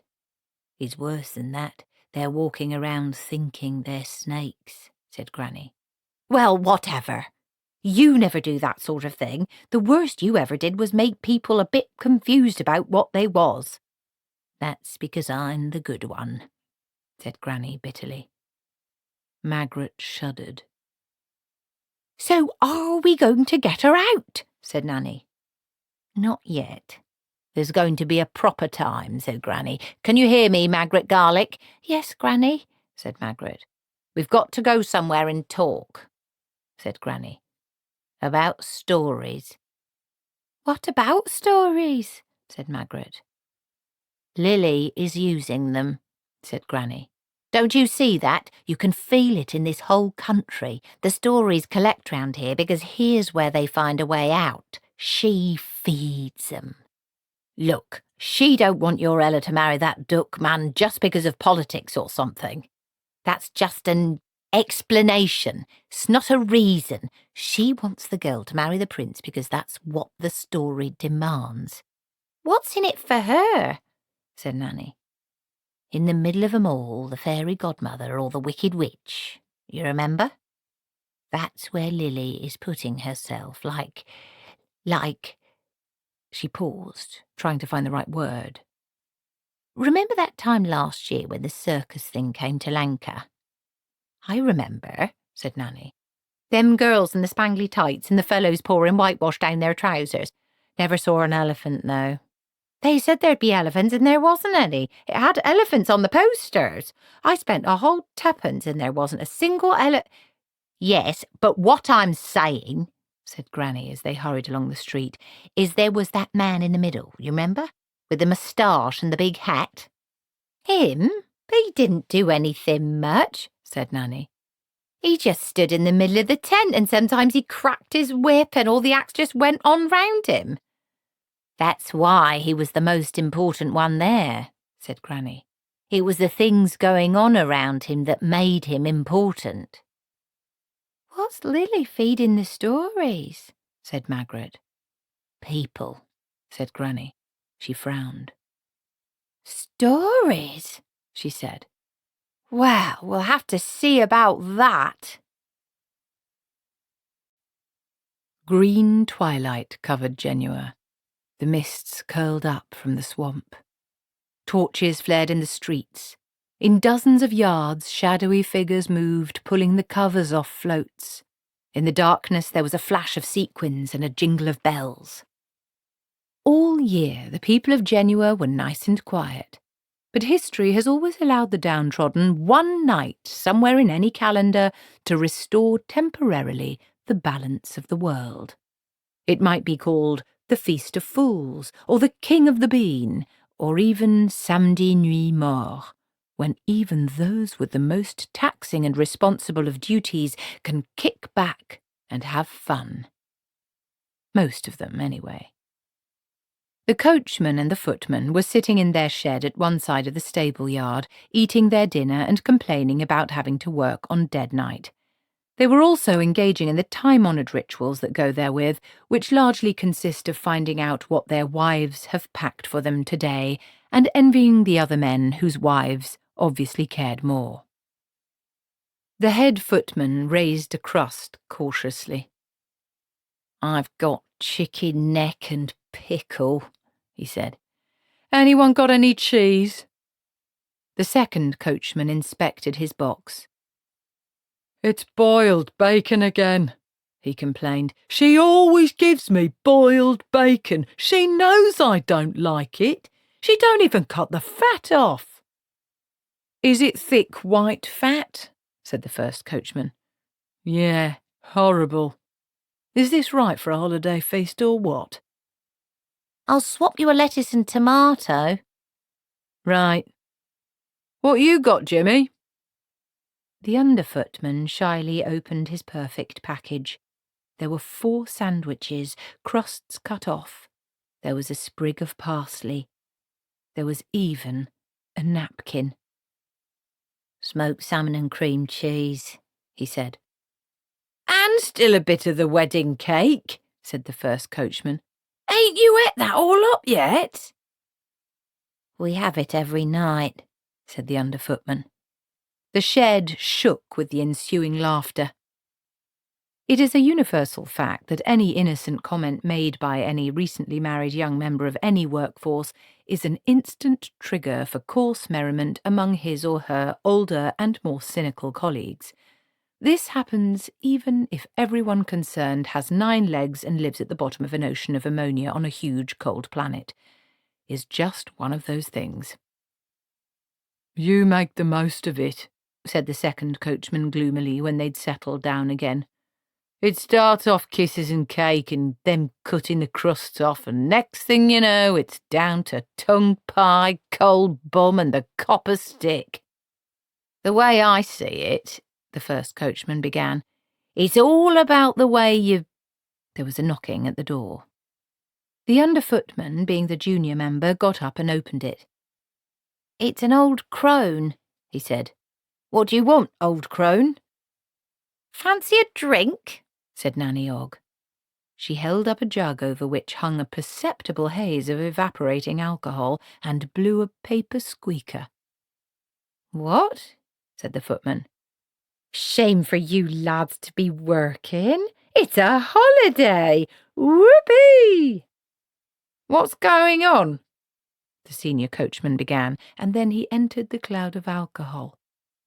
"Gods, what is that stuff?" "Smells like rum, Mr. Travis." The senior coachman hesitated. From the streets came music and laughter as the first of the processions got under way. Fireworks popped across the sky. It wasn't a night to be without just a sip of alcohol. "What a nice old lady," he said. Nanny Ogg waved the jug again. "Up your eye," she said. "Mud in your bottom." What might be called the classical witch comes in 2 basic varieties, the complicated and the simple, or, to put it another way, the ones that have a room full of regalia and the ones that don't. Magrat was by inclination one of the former sort. For example, take magical knives. She had a complete collection of magical knives, all with the appropriate coloured handles and complicated runes all over them. It had taken many years under the tutelage of Granny Weatherwax for Magrat to learn that the common kitchen bread knife was better than the most ornate of magic knives. It could do all that the magical knife could do, plus you could also use it to cut bread. Every established kitchen has one ancient knife, its handle worn thin, its blade curved like a banana, and so inexplicably sharp that reaching into the drawer at night is like bobbing for apples in a piranha tank. Magrat had hers stuck in her belt. Currently she was 30 feet above the ground, one hand holding onto her broomstick, the other onto a drain pipe, both legs dangling. Housebreaking ought to be easy when you had a broomstick, but this did not appear to be the case. Finally, she got both legs around the pipe and a firm grip on a timely gargoyle. She waggled the knife in between the 2 halves of the window and lifted the latch. After a certain amount of grunting, she was inside, leaning against the wall and panting. Blue lights flashed in front of her eyes, echoing the fireworks that laced the night outside. Granny had kept on asking her if she was sure she wanted to do this, and she was amazed to find that she was sure, even if the snake women were already wandering around the house. Being a witch meant going into places you didn't want to go. She opened her eyes. There was the dress in the middle of the floor on a dressmaker's dummy. A Clatchian candle burst over Genua. Green and red stars exploded in the velvet darkness and lit up the gems and silks in front of Magrat. It was the most beautiful thing she had ever seen. She crept forward, her mouth dry. Warm mists rolled through the swamp. Mrs. Gogol stirred the cauldron. "What are they doing?" said Saturday. "Stopping the story," she said. "Or maybe not." She stood up. "One way or another, it's our time now. Let's go to the clearing." She looked at Saturday's face. "Are you frightened?" "I know what will happen afterwards," said the zombie. "Even if we win." "We both do. But we've had 12 years. Yes, we've had 12 years. And Ella will rule the city. Yes." In the coachman's shed, Nanny Ogg and the coachman were getting along, as she put it, like a maison en flambée. The underfootman smiled vaguely at the wall and slumped forward. "That's young people today," said the head coachman, trying to fish his wig out of his mug. "Can't hold their drink, their drying stuff." "Have a hair of the dog, Mr. Travis?" said Nanny, filling the mug. "Or scale of the alligator, or whatever you call it in these parts." "Reckon," said the senior footman, "we should be getting the coach ready, what say?"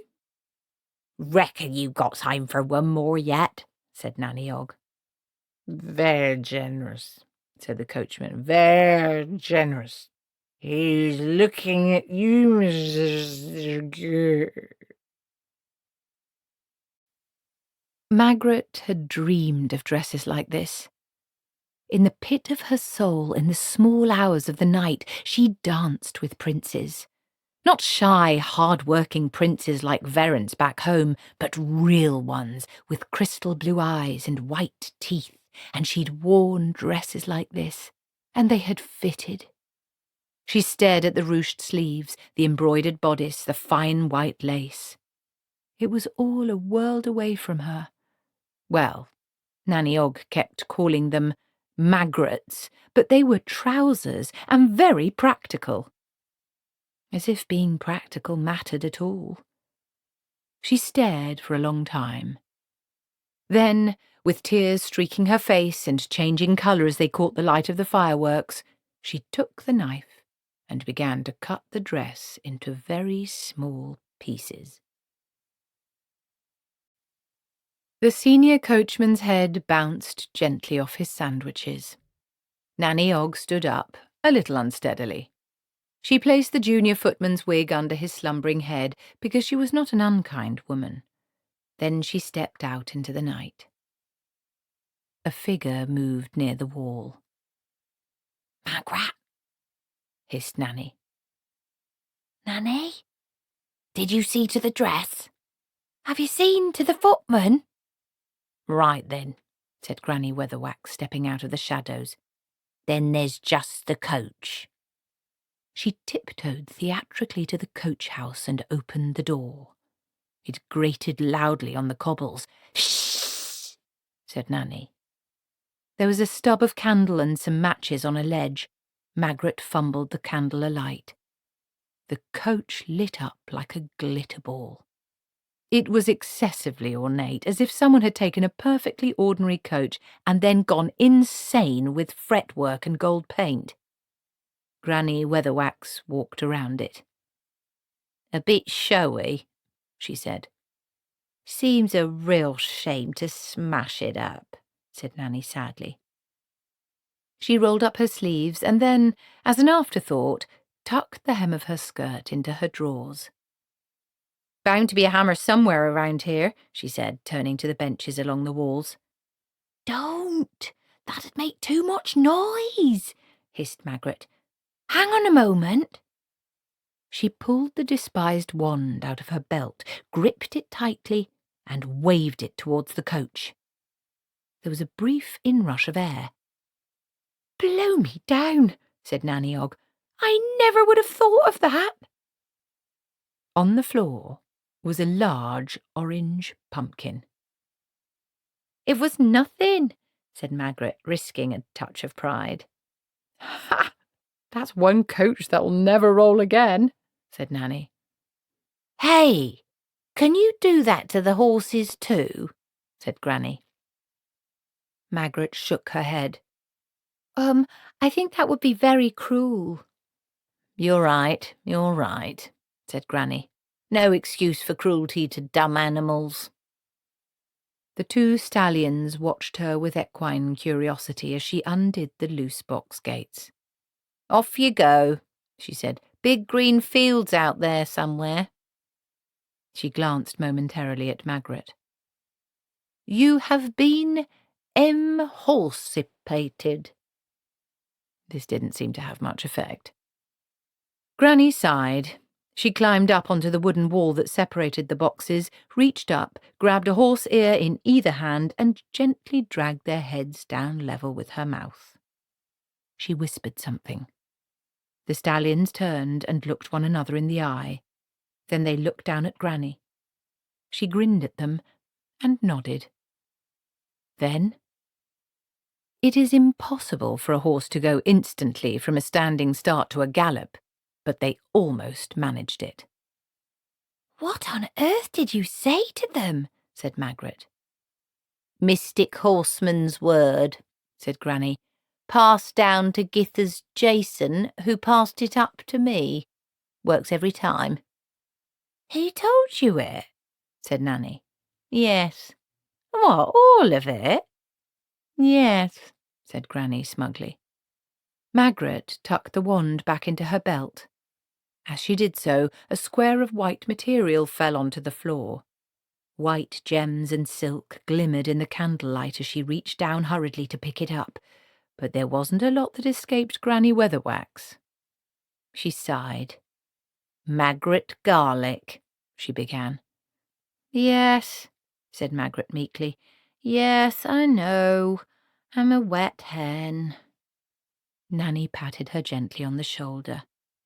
"Never mind," she said. "We've done a good night's work here. That Ella has about as much chance of being sent to the ball tonight as I have of becoming queen." "No dress, no footman, no horses, and no coach," said Granny. "I'd like to see her get out of that one. Stories? Ha!" "So what are we going to do now?" said Magrat as they crept out of the yard. "It's fat lunchtime," said Nanny. "Hot diggity pig." Grebo wandered out of the darkness and rubbed against her legs. "I thought Lily was trying to stamp it out," said Magrat. "May as well try to stamp out a flood," said Nanny. "Kick out a jam." "I don't agree with dancing in the streets," said Granny. "How much of that rum did you drink?" "Oh, come on, Esme," said Nanny. "They say if you can't have a good time in Genua, you're probably dead." She thought about Saturday. "You can probably have a bit of quiet fun even if you are dead in Genua." "Hadn't we better stay here, though?" said Magrat, "just to make sure." Granny Weatherwax hesitated. "What do you think, Esme?" said Nanny Ogg. "You think she's going to be sent to the ball in a pumpkin, eh? Get a few mice to pull it, eh?" A vision of the snake women floated across Granny Weatherwax's mind, and she hesitated. But, after all, it had been a long day, and it was ridiculous when you came to think about it. "Well, all right," she said. but I'm not going to kick any jam, you understand? There's dancing and all sorts, said Nanny. And banana drinks, I expect, said Magrat. It's 1,000,000 to 1 chance, yes, said Nanny Ogg happily. Lilith de Tempskire smiled at herself in the double mirror. "Oh, dearie me," she said. "No coach, no dress, no horses. What is a poor old godmother to do? Dearie me. And probably lorks." She opened a small leather case, such as a musician might use to carry his very best piccolo. There was a wand in there, the twin of the one carried by Magrat. She took it out and gave it a couple of twists, moving the gold and silver rings into a new position. The clicking sounded like the nastiest pump-action mechanism. "And me with nothing but a pumpkin too," said Lilith. And of course the difference between sapient and non-sapient things was that while it was hard to change the shape of the former, it was not actually impossible. It was just a matter of changing a mental channel. Whereas a non-sapient thing like a pumpkin, and it was hard to imagine anything less sapient than a pumpkin, could not be changed by any magic short of sorcery. Unless its molecules remembered a time when they weren't a pumpkin. She laughed, and 1,000,000,000 reflected Liliths laughed with her, all around the curve of the mirror universe. Fat lunchtime was no longer celebrated in the centre of Genua, but in the shanty-town around the high white buildings it strutted its dark and torchlit stuff. There were fireworks, there were dancers and fire-eaters and feathers and sequins. The witches, whose idea of homely entertainment was a Morris dance, watched open-mouthed from the crowded sidewalk as the parade strutted by. "There's dancing skeletons," said Nanny as a score of bony figures whirred down the street. "They're not," said Magrat. "They're just men in black tights with bones painted on." Someone nudged Granny Weatherwax. She looked up into the large grinning face of a black man. He passed her a stone jug. "There you go, honey." Granny took it, hesitated for a moment, and then took a swig. She nudged Magrat and passed on the bottle. She said. "What?" shouted Magrat above the noise of a marching band. "The man wants us to pass it on," said Granny. Magrat looked at the bottleneck. She tried surreptitiously to wipe it on her dress, despite the self-evident fact that germs on it would have burned off long ago. She ventured a brief nip, and then nudged Nanny Ogg. "Quizza!" she said, and dabbed at her eyes. Nanny upended the bottle. After a while, Magrat nudged her again.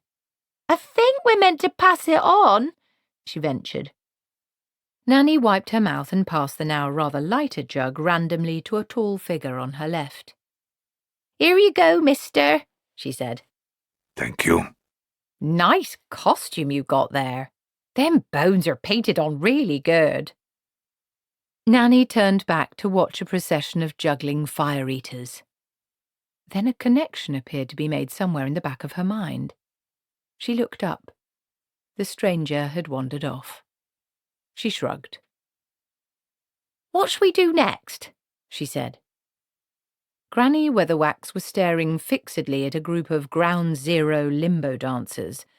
A lot of the dances in the parades had this in common. They expressed explicitly what things like maypoles only hinted at. They covered it with sequins, too. "You'll never feel safe in the privy again, eh?" said Nanny Ogg. At her feet, Grebo sat primly watching some dancing women wearing nothing but feathers, trying to work out what to do about them. "No, I was thinking of something else. I was thinking about how stories work. And now I think I'd like something to eat," said Granny weakly. She rallied a bit. And I mean some proper food, not something scraped off the bottom of the pond. And I don't want any of this cuisine stuff neither." "You ought to be more adventurous, Granny," said Magrat. "I ain't against adventure, in moderation," said Granny, "but not when I'm eating." "There's a place back there that does alligator sandwiches," said Nanny, turning away from the parade. "Can you believe that? Alligators in a sandwich?" "That reminds me of a joke," said Granny Weatherwax. Something was nagging at her consciousness. Nanny Ogg started to cough, but it didn't work. "This man went into an inn," said Granny Weatherwax, trying to ignore the rising uneasiness, "and he saw this sign, and it said, 'We serve all kinds of sandwiches.' And he said, 'Get me an alligator sandwich, and I want it right away.'" "I don't think alligator sandwiches is very kind to alligators," said Magrat, dropping the observation into the leaden pause. "I always say a laugh does you good," said Nanny. Lilith smiled at the figure of Ella standing forlornly between the snake women. "And such a raggedy dress, too," she said. "And the door to the room was locked. Tut-tut. However can it have happened?" Ella stared at her feet. Lilith smiled at the sisters. "Well," she said, "we'll just have to do the best we can with what we've got, Fetch me 2 rats and 2 mice. I know you can always find rats and mice. And bring in the big pumpkin." She laughed. Not the mad, shrill laughter of the bad fairy who's been defeated, but the rather pleasant laughter of someone who's just seen the joke. She looked reflectively at the wand. "But first," she said, transferring her gaze to Ella's pale face, "you'd better bring in those naughty men who let themselves get so drunk. That's not respectful. And if you haven't got respect, you haven't got anything." The clicking of the wand was the only sound in the kitchen. Nanny Ogg poked at the tall drink in front of her. "Beats me why they puts an umbrella in it," she said, sucking the cocktail cherry off the stick. "I mean, do they want to stop it getting wet or something?" She grinned at Magrat and Granny, who were both staring gloomily at the passing celebrations. "Cheer up," she said. "Never seen such a pair of long faces in all my puff." "That's neat rum you're drinking," said Magrat. "You're telling me," said Nanny, taking a swig. "Cheers!" "It was too easy," said Granny Weatherwax. "It was only easy 'cause we done it," said Nanny. "You want something done, we're the girls to do it, eh? You show me anyone else who could have nipped in there and done all that in the nick of time, eh? Especially the coach bit." "Doesn't make a good story," said Granny. "Oh, bugger stories," said Nanny loftily. "You can always change a story." "Only at the right places," said Granny. "Anyway, maybe they could get her a new dress and horses and a coach and everything." "Where? When?" said Nanny. "It's a holiday, and there's no time anyway. They'll be starting the ball at any moment." Granny Weatherwax's fingers drummed on the edge of the cafe table. Nanny sighed. "Now what?" she said. "It doesn't happen like this," said Granny. "Listen, Esme, the only kind of magic that'd work right now is wand magic. And Magrat's got the wand." Nanny nodded at Magrat. "Ain't that so, Magrat?" Said Magrat. "Not lost it, have you?" "No, but—" "There you are, then." "Only, Ella said she'd got 2 godmothers." Granny Weatherwax's hand thumped down on the table. Nanny's drink flew into the air and overturned. "That's right!" roared Granny. "That was nearly full! That was a nearly full drink!" said Nanny reproachfully. "Come on! Best part of a whole glass of—Gither!" Did I say I wasn't coming? I was just pointing out. Now! Can I just ask the man to get me a... Githa! The witches were halfway up the street when a coach rattled out of the driveway and trundled away. That can't be it, said Magrat. We got rid of it. We ought to have chopped it up, said Nanny. There's good eating on a pumpkin. They've got us, said Granny, slowing down to a stop. Can you get into the minds of the horses? Said Magrat. The witches concentrated. They ain't horses, said Nanny. They feel like rats turned into horses, said Granny, who was even better at getting into people's minds than she was at getting under their skins. They feel like that poor old wolf. Mine's like a firework display. She winced at the taste of them in her own head. I bet, said Granny thoughtfully as the coach skidded around the corner, I bet I could make the wheels fall right off. That's not the way, said Magrat. Anyway, Ella's in there. There may be another way, said Nanny. I know someone who could get inside them minds right enough. Who? said Magrat. Well, we've still got our brooms, said Nanny. It should be easy to overtake it, right? The witches landed in an alleyway a few minutes ahead of the coach. I can't hold with this, said Granny. It's the sort of thing Lily does. You can't expect me to like this. Think of that wolf. Nanny lifted Grebo out of his nest among the bristles. But Grebo's nearly human anyway, she said. Ha! And it'll only be temporary, even with the three of us doing it, she said. Anyway, it'll be interesting to see if it works. Yes, but it's wrong, said Granny. Not for these parts, it seems, said Nanny. Besides, said Magrat virtuously, it can't be bad if we're doing it. We're the good ones. Oh, yes, so we is, said Granny, and there was me forgetting it for a minute there.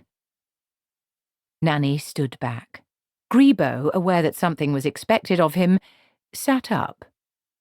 You must admit we can't think of anything better, Granny, said Magrat.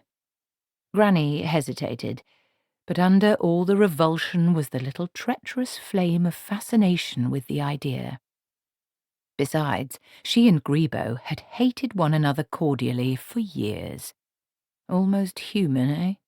Give him a taste of it then and see how he likes it. She felt a bit ashamed of the thought, but not much.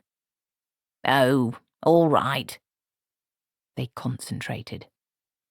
As Lily knew, changing the shape of an object is one of the hardest magics there is. But it's easier if the object is alive. After all, a living thing already knows what shape it is. All you have to do is change its mind. Grebo yawned and stretched. To his amazement, he went on stretching. Through the pathways of his feline brain surged a tide of belief. He suddenly believed he was human. He wasn't simply under the impression that he was human, he believed it implicitly. The sheer force of the unshakable belief flowed out into his morphic field, overriding its objections, rewriting the very blueprint of his self. Fresh instructions surged back. If he was human, he didn't need all this fur, and he ought to be bigger. The witches watched, fascinated. I never thought we'd do it, said Granny. No points on the ears. The whiskers were too long. He needed more muscle. All these bones were the wrong shape. These legs ought to be longer. And then it was finished. Grebo unfolded himself and stood up, a little unsteadily. Nanny stared, her mouth open. Then her eyes moved downwards. Caw, she said. I think, said Granny Weatherwax, that we'd better imagine some clothes on him right now. That was easy enough. When Grebo had been clothed to her satisfaction, Granny nodded and stood back. Magrat, you can open your eyes, she said. I hadn't got them closed. Well, you should have had. Grebo turned slowly, a faint, lazy smile on his scarred face. As a human, his nose was broken, and a black patch covered his bad eye, but the other one glittered like the sins of angels, and his smile was the downfall of saints. Female ones, anyway. Perhaps it was pheromones, or the way his muscles rippled under his black leather shirt. Grebo broadcast a kind of greasy, diabolic sexuality in the megawatt range. Just looking at him was enough to set dark wings fluttering in the crimson night. Grebo, said Nanny. He opened his mouth, incisors glittered. Wow, he said. Can you understand me? Yes, Nanny. Nanny Ogg leaned against the wall for support. There was the sound of hooves. The coach had turned into the street. Get out there and stop that coach. Grebo grinned again and darted out of the alley. Nanny fanned herself with her hat. "Ooh-wee," she said. "And to think I used to tickle his tummy. No wonder all the lady cats scream at night. Geetha, well, you've gone very red, Esme." I'm just out of breath, said Granny. Funny that. It's not as if you've been running. The coach rattled down the street. The coachman and footman were not at all sure what they were. Their minds oscillated wildly. One moment they were men thinking about cheese and bacon rinds, and the next they were mice wondering why they had trousers on. As for the horses are a little insane anyway, and being a rat as well wasn't any help. So none of them were in a very stable frame of mind when Grebo stepped out of the shadows and grinned at them. He said, Wow. The horses tried to stop, which is practically impossible with a coach still piling along behind you. The coachman froze in terror. Wow. The coach skidded around and came up broadside against a wall, knocking the coachman off. Grebo picked one of them up by his collar and bounced him up and down while the maddened horses fought to get out of the shafts.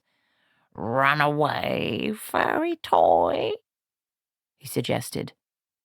Behind the frightened eyes, man and mouse fought for supremacy, but they needn't have bothered. They would lose either way. As consciousness flickered between the states, it saw either a grinning cat or a 6-foot, well-muscled, one-eyed, grinning bully. The coach mouse fainted. Grebo patted him a few times, in case he was going to move. Wake up, little mousey. And then lost interest. The coach door rattled, jammed, and then opened. "What's happening?" said Ella. Wow! Nanny Ogg's boot hit Grebo on the back of his head. Oh, no, you don't, my lad, she said. Want to, said Grebo sulkily. You always do. That's your trouble, said Nanny and smiled at Ella. Out you come, dear. Grebo shrugged and then slunk off, dragging the stunned coachman after him. What's happening? complained Ella. Oh, Magrat, did you do this? Magrat allowed herself a moment's shy pride. I said you wouldn't have to go to the ball, didn't I? Ella looked around at the disabled coach and then back to the witches. You ain't got any snake women in there with you, have you? said Granny. Magrat gripped the wand. They went on ahead, said Ella. Her face clouded as she recalled something. Lilith turned the real coachman into beetles, she whispered. I mean, they weren't that bad. She made them get some mice and she made them human, and then she said, there's got to be balance, and the sisters dragged in the coachman and she turned them into beetles, and then she trod on them. She stopped, horrified. A firework burst in the sky, but in the street below a bubble of terrible silence hung in the air. Witches don't kill people, said Magrat. This is foreign parts, muttered Nanny, looking away. I think, said Granny Weatherwax, "that you ought to get right away from here, young lady." They just went crack. "We've got the brooms," said Magrat. "We could all get away." She'd send something after you, said Ella darkly. I know her. Something from out of a mirror. "So we'd fight it," said Magrat. "No," said Granny. "Whatever's going to happen's going to happen here. We'll send the young lady off somewhere safe, and then we shall see." But if I go away, she'll know, said Ella. She's expecting to see me at the ball right now, and she'll come looking. "That sounds right, Esme," said Nanny Ogg. "You want to face her somewhere you choose. I don't want her looking for us on a night like this. I want to see her coming." There was a fluttering in the darkness above them. A small dark shape glided down and landed on the cobbles. Even in the darkness its eyes gleamed. It stared expectantly at the witches with far too much intelligence for a mere fowl. "That's Mrs. Goggles' cockerel," said Nanny. "Ain't it?" "Exactly what it is I might never exactly decide," said Granny. "I wish I knew where she stood." "Good or bad, you mean?" said Magrat. "She's a good cook," said Nanny. "I don't think anyone can cook like she do and be that bad." "Is she the woman who lives out in the swamp?" said Ella. "I've heard all kinds of stories about her." "She's a bit too ready to turn dead people into zombies," said Granny, "and that's not right." "Well, we just turned a cat into a person. I mean, a human person." Nanny, inveterate cat lover, corrected herself. "And that's not strictly right either. It's probably a long way from strictly right." "Yes, but we did it for the right reasons," said Granny. "We don't know what Mrs. Goggles' reasons are." There was a growl from the alleyway. Nanny scuttled towards it, and they heard her scolding voice. "No, put him down this minute. Mine, mine." Legbar strutted a little way along the street and then turned and looked expectantly at them. Granny scratched her chin and walked a little way away from Magrat and Ella, sizing them up. Then she turned and looked around. She said. "Lily is expecting to see you, ain't she?" "She can look out of reflections," said Ella nervously. Said Granny again. She stuck her finger in her ear and twiddled it for a moment. "Well, Magrat, you're the godmother around here. What's the most important thing we have to do?" Magrat had never played a card game in her life. "Keep Ella safe," she said promptly, amazed at Granny suddenly admitting that she was, after all, the one who had been given the wand. "That's what fairy godmothering is all about." "Yes?" Granny Weatherwax frowned. "You know," she said, "you two are just about the same size." Magrat's expression of puzzlement lasted for half a second before it was replaced by one of sudden horror. She backed away. "Someone's got to do it," said Granny. "Oh, no, no, it wouldn't work. It really wouldn't work, no." "Magrat Garlic," said Granny Weatherwax triumphantly. "You shall go to the ball." The coach cornered on two wheels. Grebo stood on the coachman's box, swaying and grinning madly and cracking the whip.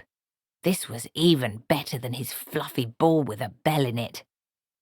Inside the coach, Magrat was wedged between the two older witches, her head in her hands. "But Ella might get lost in the swamp." "Not with that cockerel leading the way. She'll be safer in Mrs. Goggles' swamp than at the ball, I know that," said Nanny. "Thank you." "You're welcome," said Granny. "Everyone'll know I'm not her." "Not with the mask on, they won't," said Granny. "But my hair's the wrong colour." "I can tint that up a tree, no problem," said Nanny. "And the wrong shape." "We can—" Granny hesitated. "Can you puff yourself out a bit more?" "No." "Have you got a spare handkerchief, Gither?" "I reckon I could tear a bit off my petticoat, Esme." "Ouch!" "There." And these glass shoes don't fit. They fit me fine, said Nanny. I gave 'em a try. Yes, but I've got smaller feet than you. That's all right, said Granny. You put on a couple of pairs of my socks and they'll fit real snug. Bereft of all further excuses, Magrat struck out in sheer desperation. But I don't know how to behave at balls. Granny Weatherwax had to admit that she didn't either. She raised her eyebrows at Nanny. You used to go dancing when you were young, she said. Well, said Nanny Ogg's social tutor, what you do is you tap men with your fan, got your fan, and say things like, la, sir. It helps to giggle too, and flutter your eyelashes a bit, and pout. How am I supposed to pout? Nanny Ogg demonstrated. Yuck. Don't worry, said Granny. We'll be there too.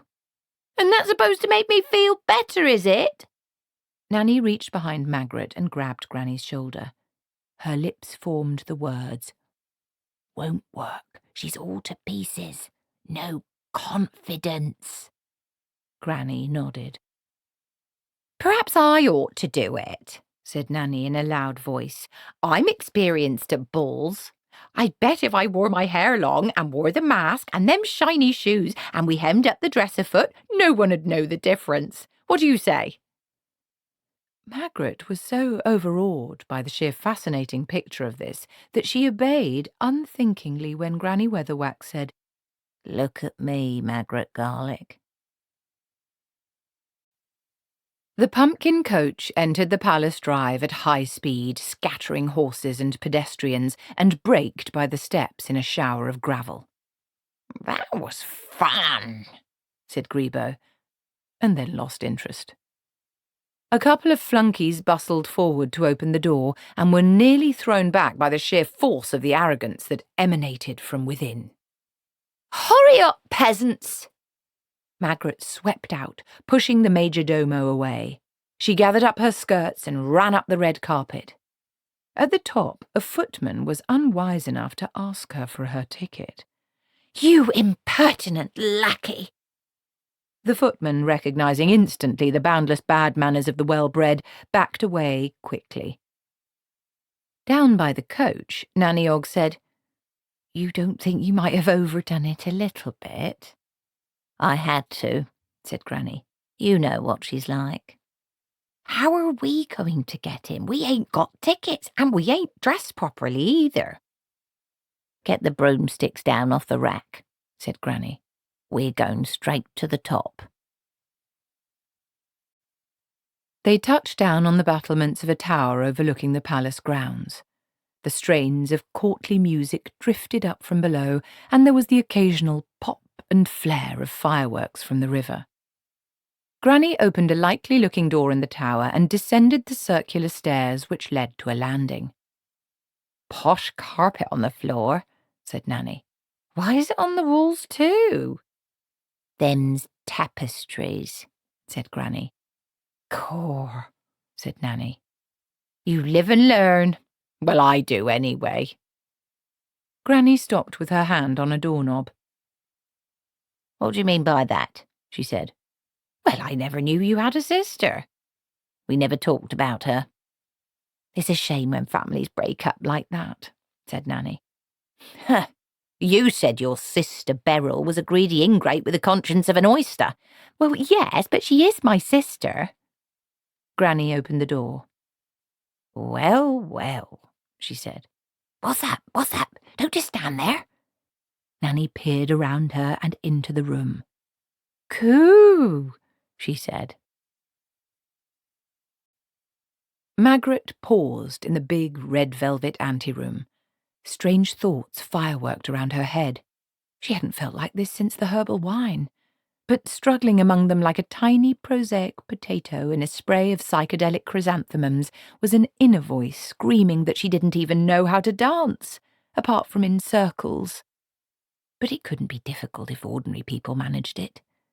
The tiny inner Magrat, struggling to keep its balance on the surge of arrogant self-confidence, wondered if this was how Granny Weatherwax felt all the time. She raised the hem of her dress slightly and looked down at her shoes. They couldn't be real glass, or else she'd be hobbling towards some emergency first aid by now. Nor were they transparent. The human foot is a useful organ, but is not, except to some people with highly specialised interests, particularly attractive to look at. The shoes were mirrors. Dozens of facets caught the light. 2 mirrors on her feet. Magrat vaguely recalled something about a witch never getting caught between 2 mirrors, wasn't it? Or was it never trust a man with orange eyebrows? Something she'd been taught back when she'd been an ordinary person. Something like, a witch should never stand between 2 mirrors because the person that walked away might not be the same person. Or something. Like, you were spread out among the images. Your whole soul was pulled out thin, and somewhere in the distant images a dark part of you would get out and come looking for you if you weren't very careful. Or something. She overruled the thought. It didn't matter. She stepped forward to where a little knot of other guests were waiting to make their entrance. Lord Henry Gleet and Lady Gleet. The ballroom wasn't a room at all, but a courtyard open to the soft night airs. Steps led down into it. At the far end, another much wider staircase lined with flickering torches led up into the palace itself. On the far wall, huge and easily visible, was a clock. The Honourable Douglas Incessant.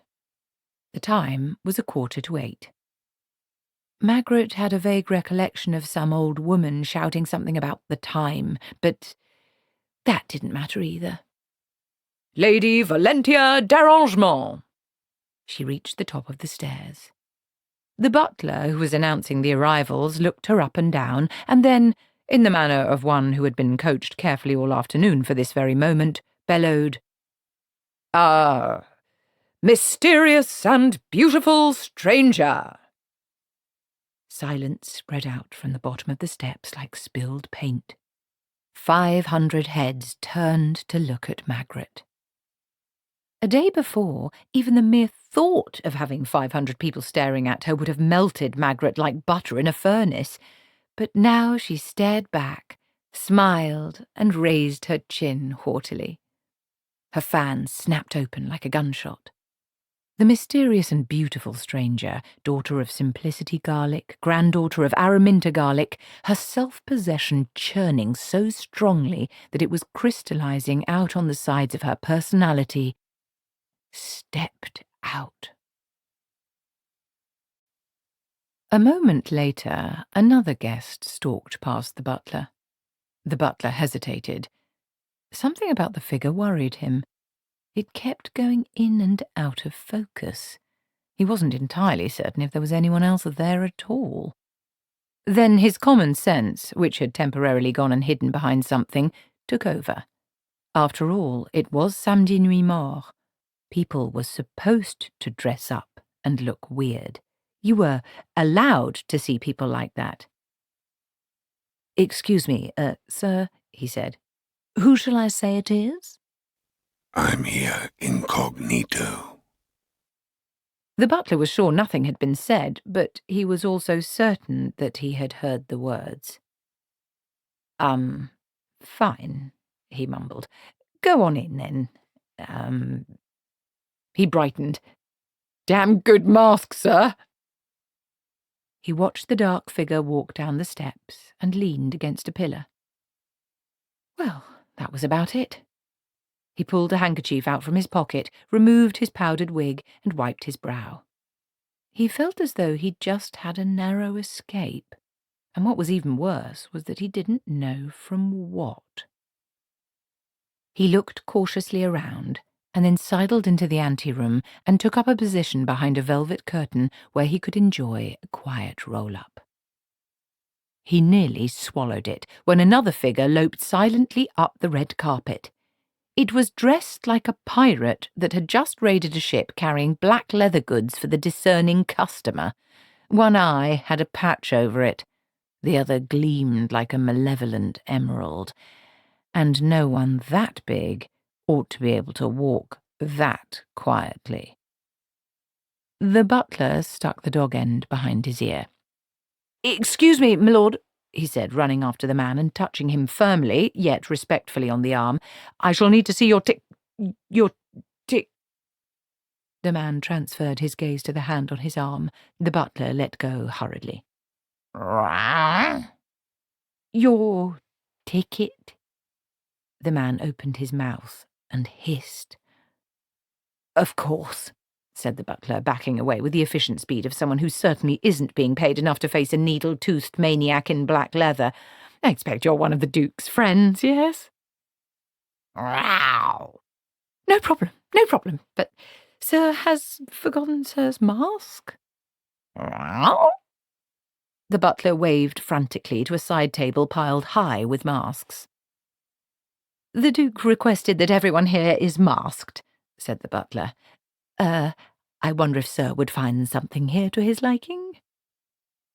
"There's always a few of them," he thought to himself. "It says mask in big curly letters on the invite, in gold yet, but there's always a few buggers who thinks it means it's from someone called Maskew." This one was quite likely looting towns when he should have been learning to read. The greasy man stared at the masks. All the good ones had been taken by earlier arrivals, but that didn't seem to dismay him. He pointed. "Want that one?" he said. Very good choice, my lord. Allow me to help you on." "Row!" The butler backed away, clutching at his own arm. The man glared at him, then dropped the mask over his head and squinted out through an eye-hole at a mirror. Damn odd, the butler thought. I mean, it's not the kind of mask the men choose. They go for skulls and birds and bulls and stuff like that, not cats. The odd thing was that the mask had just been a pretty ginger cat head when it was on the table. On its wearer it was still a cat head, only a lot more so, and somehow slightly more feline and a lot nastier than it should have been. "Always wanted to be ginger," said the man. "On you it looks good, sir," trilled the butler. The cat-headed man turned his head this way and that, clearly in love with what he was seeing.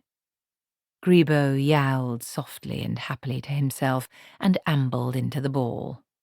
He wanted something to eat, someone to fight, and then, well, he'd have to see. For wolves and pigs and bears, thinking that they're human is a tragedy. For a cat, it's an experience. Besides, this new shape was a lot more fun. No one had thrown an old boot at him for over 10 minutes. The two witches looked around the room. "Odd," said Nanny Ogg. "Not what I'd expect in, a royal bedroom." "Is it a royal bedroom?" "There's a crown on the door." "Oh." Granny looked around at the decor.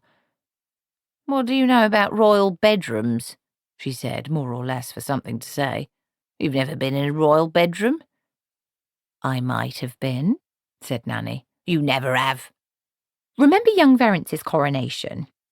We all got invited to the palace," said Nanny. "When I went to powder my nose, I saw the door open, so I went in and had a bit of a bounce up and down." "That's treason.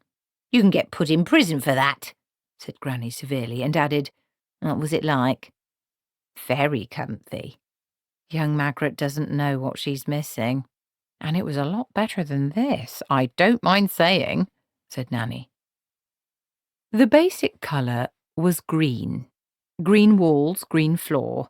There was a wardrobe and a bedside table, even a bedside rug, which was green. The light filtered in through a window filled with greenish glass. "Like being at the bottom of a pond," said Granny. She swatted something. "And there's flies everywhere." She paused as if thinking very hard and said, A duck pond, said Nanny. There were flies everywhere. They buzzed on the window and zigzagged aimlessly back and forth across the ceiling. Duck pond, Nanny repeated, because people who make that kind of a joke never let well alone. Like duck. I heard, said Granny. She flailed at a fat blue bottle. Anyway, you'd think there wouldn't be flies in a royal bedroom, muttered Nanny. You'd think there'd be a bed, in fact, said Granny, which there wasn't. What there was instead, and what was preying somewhat on their minds, was a big round wooden cover on the floor. It was about 6 feet across. There were convenient handles. They walked around it. Flies rose up and hummed away. I'm thinking of a story, said Granny. Me too, said Nanny Ogg, her tone slightly shriller than usual. There was this girl who married this man, and he said you can go anywhere you like in the palace, but you mustn't open that door, and she did, and she found he'd murdered all his other... Her voice trailed off. Granny was staring hard at the cover and scratching her chin. Put it like this, said Nanny, trying to be reasonable against all odds. What could we possibly find under there that's worse than we could imagine? They each took a handle. 5 minutes later, Granny Weatherwax and Nanny Ogg stepped outside the Duke's bedroom. Granny closed the door very quietly. They stared at one another. Core, said Nanny, her face still pale. Yes, said Granny. Stories. I'd heard about, people like him, but I never believed it. Yuck! I wonder what he looks like. You can't tell just by looking, said Granny. It explains the flies, at any rate, said Nanny Ogg. She raised a hand to her mouth in horror. Dar Magrat's down there with him, she said. And you know what's going to happen next. They're going to meet one another and... But there's hundreds of other people, said Granny. It's hardly what you'd call intimate. Yes, but even the thought of him, even touching her. I mean, it'd be like holding him.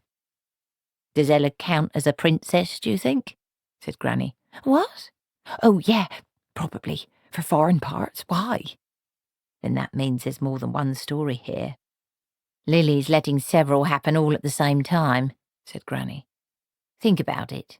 It's not touching that's the trick. It's kissing. We've got to get down there, said Nanny. We've got to stop it. I mean, you know me. I'm no prude, but... Yuck. I say, old woman.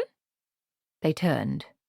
A small fat woman in a red dress and a towering white wig was peering haughtily at them from behind a fox mask. Yes, snapped Granny. Yes, my lady, said the fat woman.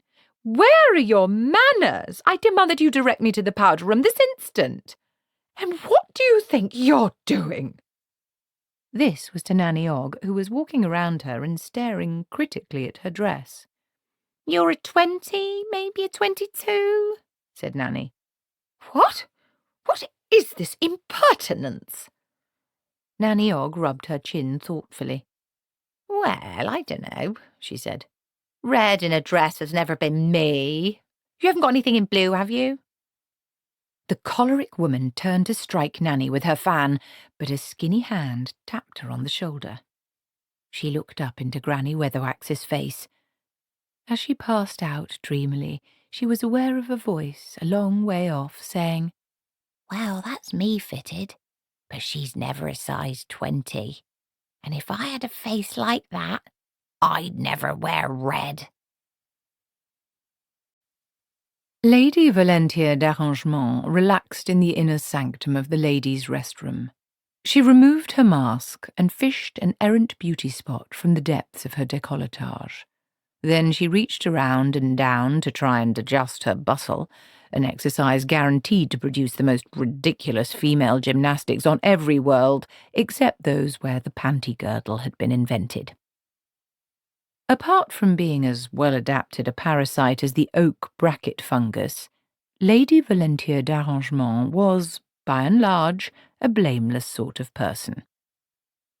She always attended events for the better class of charity and made a point of knowing the first names of nearly all her servants, the cleaner ones at least. And she was, on the whole, kind to animals, and even to children if they had been washed and didn't make too much noise.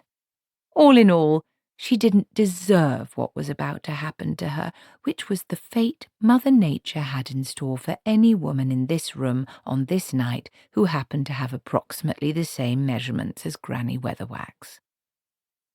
She was aware of someone coming up beside her. "Excuse me, missus." It turned out to be a small, repulsive lower-class woman with a big, ingratiating smile. "What do you want, old woman?" said Lady Valentia. "Excuse me," said Nanny Ogg. "My friend over there would like a word with you." Lady Valentia looked around haughtily into icy blue-eyed, hypnotic oblivion. "What's this thing, like an extra hobo?" "It's a bustle, Esme. It's damn uncomfortable is what it is. I keep on feeling someone's following me around." "The white suits you anyway." "No, it don't. Black's the only colour for a proper witch, and this wig is too hot. Who wants a foot of hair on their heads?" Granny donned her mask. It was an eagle's face in white feathers stuck with sequins. Nanny adjusted some unmentionable underpinning somewhere beneath her crinoline and straightened up. "Cor, look at us," she said. "Them feathers in your hair really look good." "I've never been vain," said Granny Weatherwax. "You know that, Gither. No one could ever call me vain." "No, Esme," said Nanny Ogg. Granny twirled a bit. "Are you ready then, Dame Ogg?" she said. "Yes. Let's do it, Lady Weatherwax." The dance floor was thronged. Decorations hung from every pillar, but they were black and silver, the colours of the festival of Samedi Nuit Mort. An orchestra was playing on a balcony. Dancers whirled.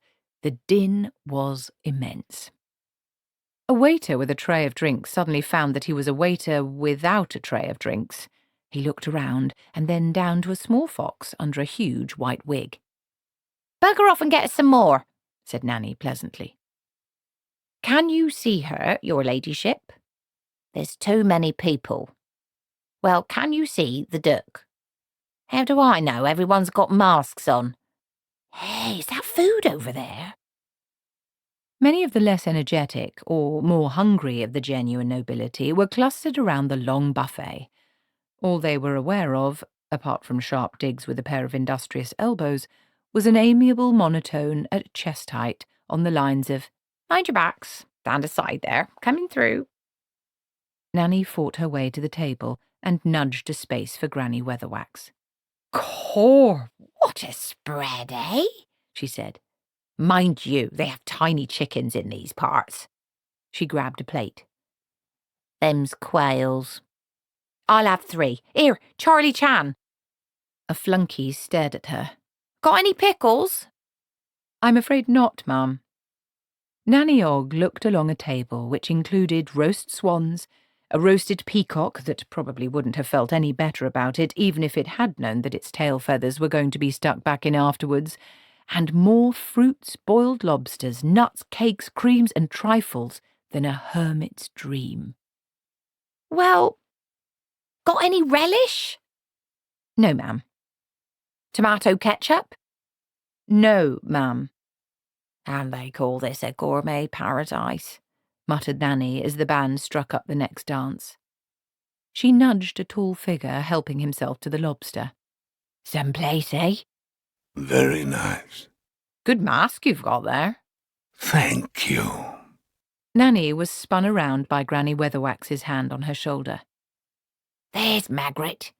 Where?" said Nanny. Over there, sitting by the potted plants. Oh, yes, on the chassis longue, said Nanny. That's sofa in foreign, you know, she added. What's she doing? Being attractive to men, I think. What, Magrat? Yeah, you're really getting good at that hypnotism, ain't you? Magrat fluttered her fan and looked up at the Comte de Yo-Yo. Lasser, she said, you may get me another plate of lark's eggs, if you really must. Like a shot, dear lady. The old man bustled off in the direction of the buffet. Magrat surveyed her empire of admirers and then extended a languorous hand towards Captain de Vere of the Palace Guard. He stood to attention.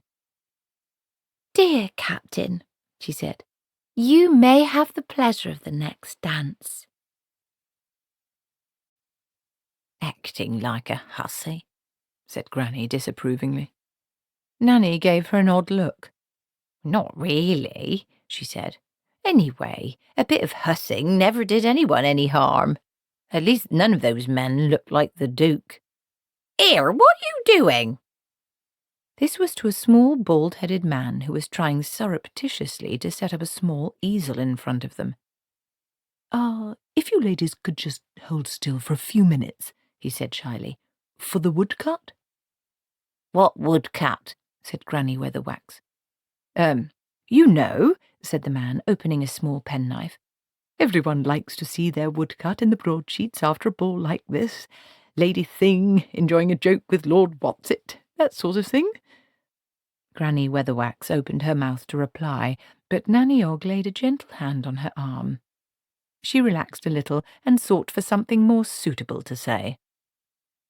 I knows a joke about alligator sandwiches, she volunteered and shook Nanny's hand away. There was a man, and he went into an inn and he said, do you sell alligator sandwiches? And the other man said, yes, and he said, then give me an alligator sandwich and don't be a long time about it. She gave him a triumphant look. Yes, said the woodcutter, chipping away quickly. And then what happened? Nanny Ogg dragged Granny away quickly, searching for a distraction. Some people don't know a joke when they hear it, said Granny. As the band launched into another number, Nanny Ogg rumbled in a pocket and found the dance card that belonged to an owner now slumbering peacefully in a distant room. This is... She turned the card round, her lips moving wonderingly. Sir Roger the Coverley.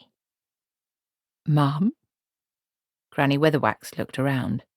A plump military man with big whiskers was bowing to her. He looked as though he'd enjoyed quite a few jokes in his time. Yes? You promised me the honour of this dance, my lady? No, I didn't. The man looked puzzled. But I assure you, Lady d'Arrangement, your card. My name is Colonel Moutard. Granny gave him a look of deep suspicion and then read the dance card attached to her fan. Oh. Do you know how to dance? Hissed Nanny. Of course. Never seen you dance, said Nanny. Granny Weatherwax had been on the point of giving the Colonel as polite a refusal as she could manage. Now she threw back her shoulders defiantly. A witch can do anything she puts her mind to, Githa Ogg. Come, Mr. Colonel. Nanny watched as the pair disappeared into the throng. Hello, foxy lady, said a voice behind her. She looked around. There was no one there. Down here. She looked down. A very small body wearing the uniform of a captain in the palace guard, a powdered wig and an ingratiating smile beamed up at her. My name's Casanunda, he said. I am reputed to be the world's greatest lover. What do you think? Nanny Ogg looked him up and down, or at least down and further down. You're a dwarf, she said. Size isn't important. Nanny Ogg considered her position. One colleague, known for her shy and retiring nature, was currently acting like that what's-her-name, the heathen queen who was always playing up to men and bathing in ass's milk and stuff, and the other one was acting very odd and dancing with a man, even though she didn't know one foot from the other. Nanny Ogg felt she was at least owed a bit of time in which to be her own woman.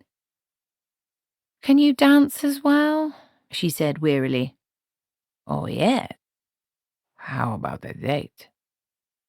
"How old do you think I am?" said Nanny. Casanunda considered. All right, then. How about a prune?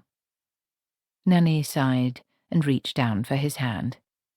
"Come on." Lady Valentia d'Arrangement staggered limply along a passageway, a forlorn thin shape in complicated corsetry and ankle-length underwear. She wasn't at all sure what had happened. There had been that frightful woman, and then this feeling of absolute bliss, and then she'd been sitting on the carpet with her dress off. Lady Valentia had been to enough balls in her dull life to know that there were occasions when you woke up in strange rooms with your dress off, but that tended to be later in the evening, and at least you had some idea of why you were there. She eased her way along, holding onto the wall. Someone was definitely going to get told off about this. A figure came around a bend in the corridor, idly tossing a turkey leg into the air with one hand and catching it with the other. "I say," said Lady Valentia, "I wonder if you would be so good as to— Oh!" She looked up at a leather-clad figure with an eye patch and a grin like a corsair raider. "Oh, I say!" "Nothing to this dancing," Granny Weatherwax told herself. "It's just moving around to music."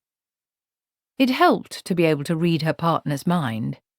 Dancing is instinctive after you've got past the stage of looking down to see what your feet are doing, and witches are good at reading resonating instincts.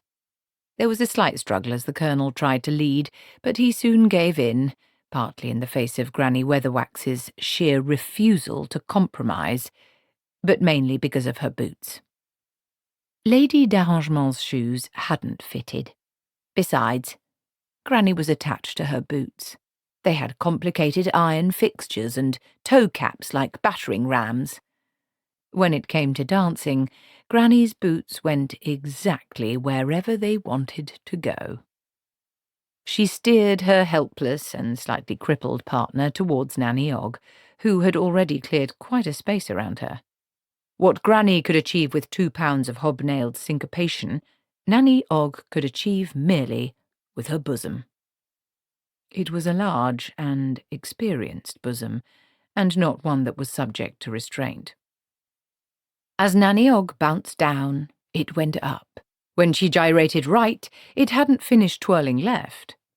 In addition, Nanny's feet moved in a complicated jig step regardless of the actual tempo, so that while her body actually progressed at the speed of a waltz, her feet were doing something a bit nearer to a hornpipe. The total effect obliged her partner to dance several feet away, and many surrounding couples to stop dancing just to watch in fascination in case the build-up of harmonic vibrations dropped her into the chandeliers. Granny and her helpless partner whirled past. "Stop showing off," Granny hissed and disappeared into the throng again. Who is your friend? Said Casanunda. "She's—" Nanny began. There was a blast of trumpets. "That was a bit off the beat," she said. No, that means the Duke is arriving, said Casanunda. The band stopped playing. The couples, as one, turned and faced the main staircase. There were 2 figures descending in stately fashion.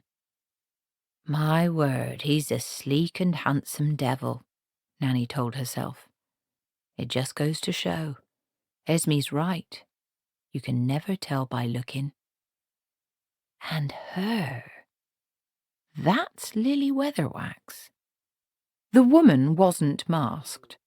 Give or take the odd laughter line and wrinkle, It was Granny Weatherwax to the life. Almost. Nanny found she was turning to find the white eagle head in the crowd. All heads were turned to the staircase, but there was one staring as if her gaze was a steel rod. Lily Weatherwax wore white. Until that point, it had never occurred to Nanny Ogg that there could be different colours of white. Now she knew better. The white of Lily Weatherwax's dress seemed to radiate. If all the lights went out, she felt, Lily's dress would glow. It had style. It gleamed and had puffed sleeves and was edged with lace. And Lily Weatherwax looked, Nanny Ogg had to admit it, younger. There was the same bone structure and fine weatherwax complexion, but it looked less worn. If that's what being bad does to you, Nanny thought, I could have done with some of that years ago. The wages of sin is death, but so is the salary of virtue, and at least the evil get to go home early on Fridays. The eyes were the same, though. Somewhere in the genetics of the Weatherwaxes was a piece of sapphire, maybe generations of them. The Duke was unbelievably handsome, but that was understandable. He was wearing black.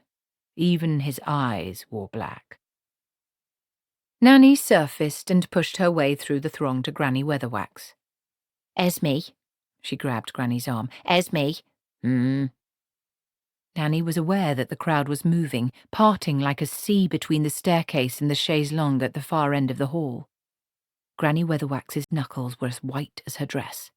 Esme, what's happening? What are you doing? Said Nanny.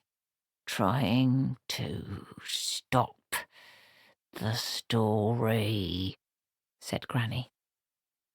What's she doing then? Letting things happen. The crowd was pulling back past them. It didn't seem to be a conscious thing. It was just happening that a sort of corridor was forming. The Duke walked slowly along it. Behind Lily, faint images hung in the air so that she appeared to be followed by a succession of fading ghosts. Magrat stood up.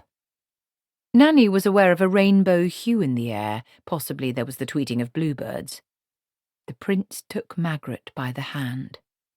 Nanny glanced up at Lily Weatherwax, who had remained a few steps up from the foot of the stairs and was smiling beneficently. Then she tried to put a focus on the future. It was horribly easy. Normally the future is branching off at every turn, and it's only possible to have the haziest idea of what is likely to happen, even when you're as temporally sensitive as a witch.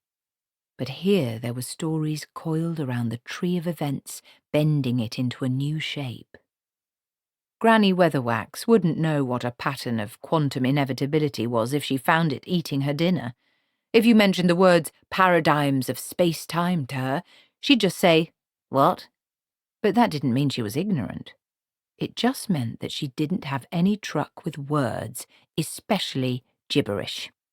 She just knew that there were certain things that happened continually in human history, like three-dimensional clichés.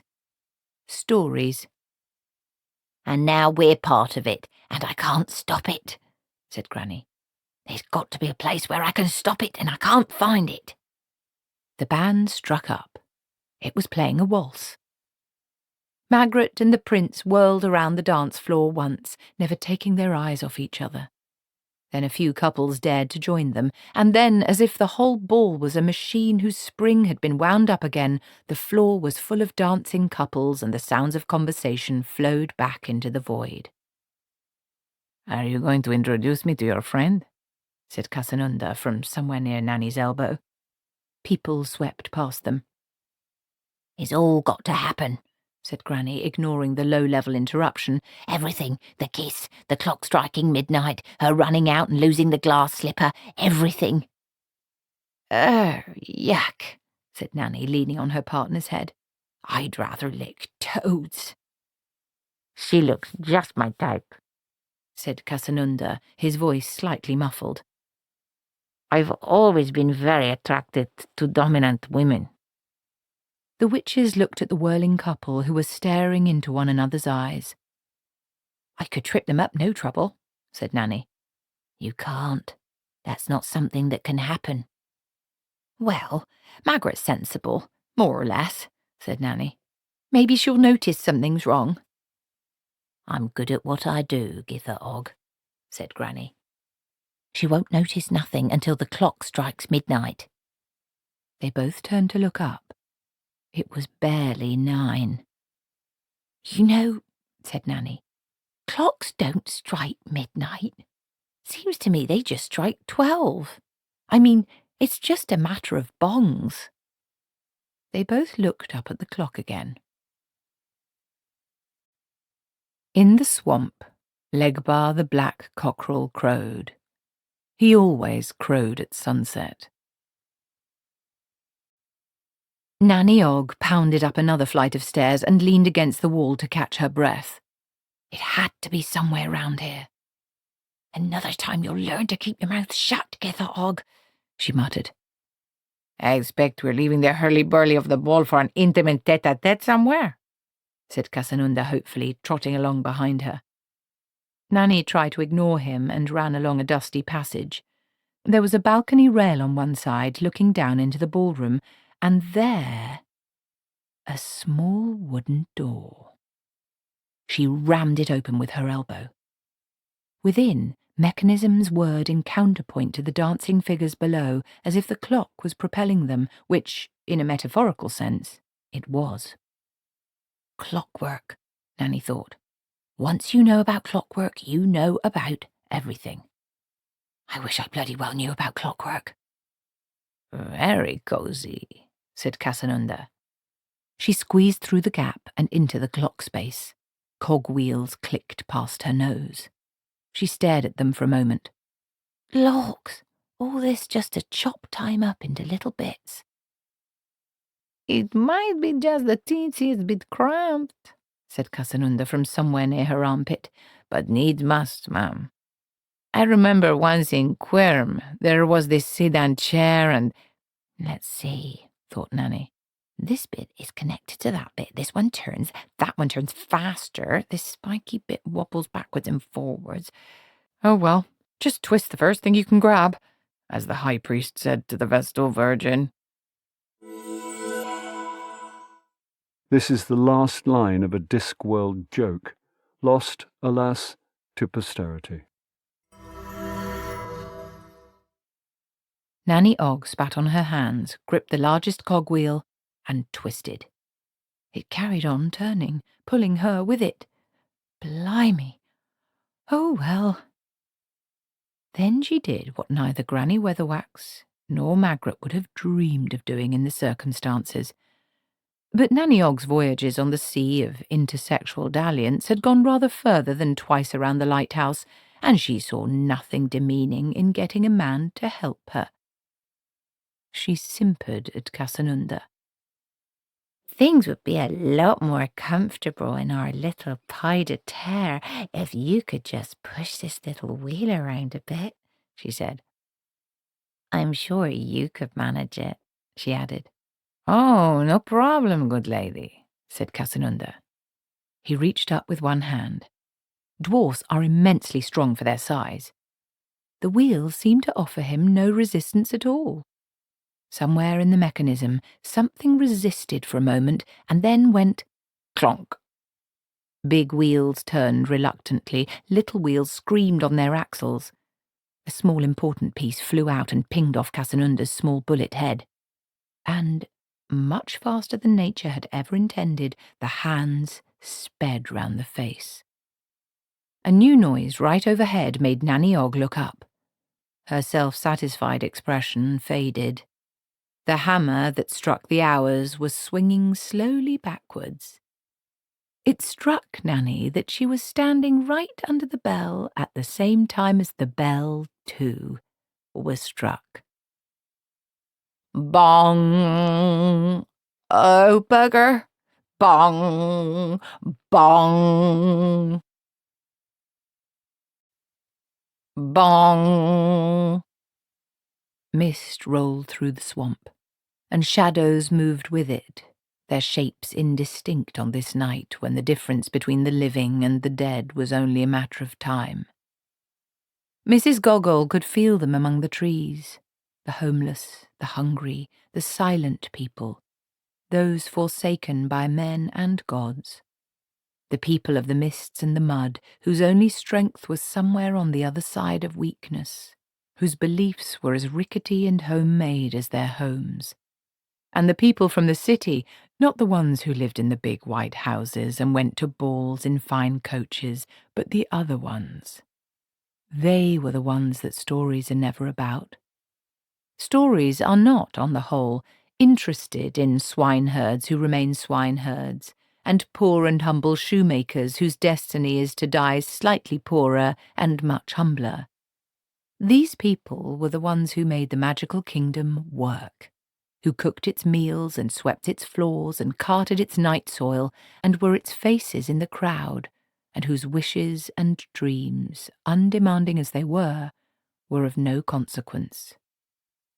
The Invisibles. And me out here, she thought, building traps for gods. There are various forms of voodoo in the multiverse, because it's a religion that can be put together from any ingredients that happen to be lying around, and all of them try, in some way, to call down a god into the body of a human being. That was stupid, Mrs. Gogol thought. That was dangerous. Mrs. Gogol's voodoo worked the other way about. What was a god? A focus of belief. If people believed, a god began to grow. Feebly at first, but if the swamp taught anything, it taught patience. Anything could be the focus of a god. A handful of feathers with a red ribbon around them, a hat and coat on a couple of sticks. Anything. Because when all people had was practically nothing, then anything could be almost everything. And then you fed it and lulled it like a goose heading for pâté and let the power grow very slowly, and when the time was ripe, you opened the path backwards. A human could ride the god rather than the other way around. There would be a price to pay later, but there always was. In Mrs. Gogol's experience, everyone ended up dying. She took a pull of rum and handed the jug to Saturday. Saturday took a mouthful and passed the jug up to something that might have been a hand. "Let it begin," said Mrs. Gogol. The dead man picked up 3 small drums and began to beat out a rhythm, heartbeat fast. After a while, something tapped Mrs. Gogol on the shoulder and handed her the jug. It was empty. Might as well begin. "Lady Banana, smile on me. Mr. Safeway, protect me. Stride wide man, guide me. Hotel Loga Andrews, catch me. I stand between the light and the dark, but that no matter, because I am between. Here is rum for you, tobacco for you, food for you, a home for you. Now you listen to me good." Bong! For Magrat, it was like waking from a dream into a dream. She'd been idly dreaming that she was dancing with the most handsome man in the room, and she was dancing with the most handsome man in the room. Except that he wore 2 circles of smoked glass over his eyes. Although Magrat was soft-hearted, a compulsive daydreamer, and, as Granny Weatherwax put it, a wet hen, she wouldn't be a witch if she didn't have certain instincts and the sense to trust them. She reached up and, before his hands could move, tweaked the things away. Magrat had seen eyes like that before, but never on something walking upright. Her feet, which a moment before had been moving gracefully across the floor, tripped over themselves. She began, and she was aware that his hands, pink and well-manicured, were also cold and damp. Magrat turned and ran, knocking the couples aside in her madness to get away. Her legs tangled in the dress. The stupid shoes skittered on the floor. A couple of footmen blocked the stairs to the hall. Magrat's eyes narrowed. Getting out was what mattered. Hey! Ouch! And then she ran on, slipping at the top of the stairs. A glass slipper slithered across the marble. How the hell's anyone supposed to move in these things? She screamed at the world in general. Hopping frantically on one foot, she wrenched the other's shoe off and ran into the night. The prince walked slowly to the top of the steps and picked up the discarded slipper. He held it. The light glittered off its facets. Granny Weatherwax leaned against the wall in the shadows. All stories had a turning point, and it had to be close. She was good at getting into other people's minds, but now she had to get into hers. She concentrated. Down deeper, past everyday thoughts and minor concerns, faster, faster, through layers of deep cogitation, deeper, past things sealed off and crusted over, old guilts and congealed regrets, but there was no time for them now. Down, and there, the silver thread of the story. She'd been part of it, was part of it, so it had to be a part of her. It poured past. She reached out.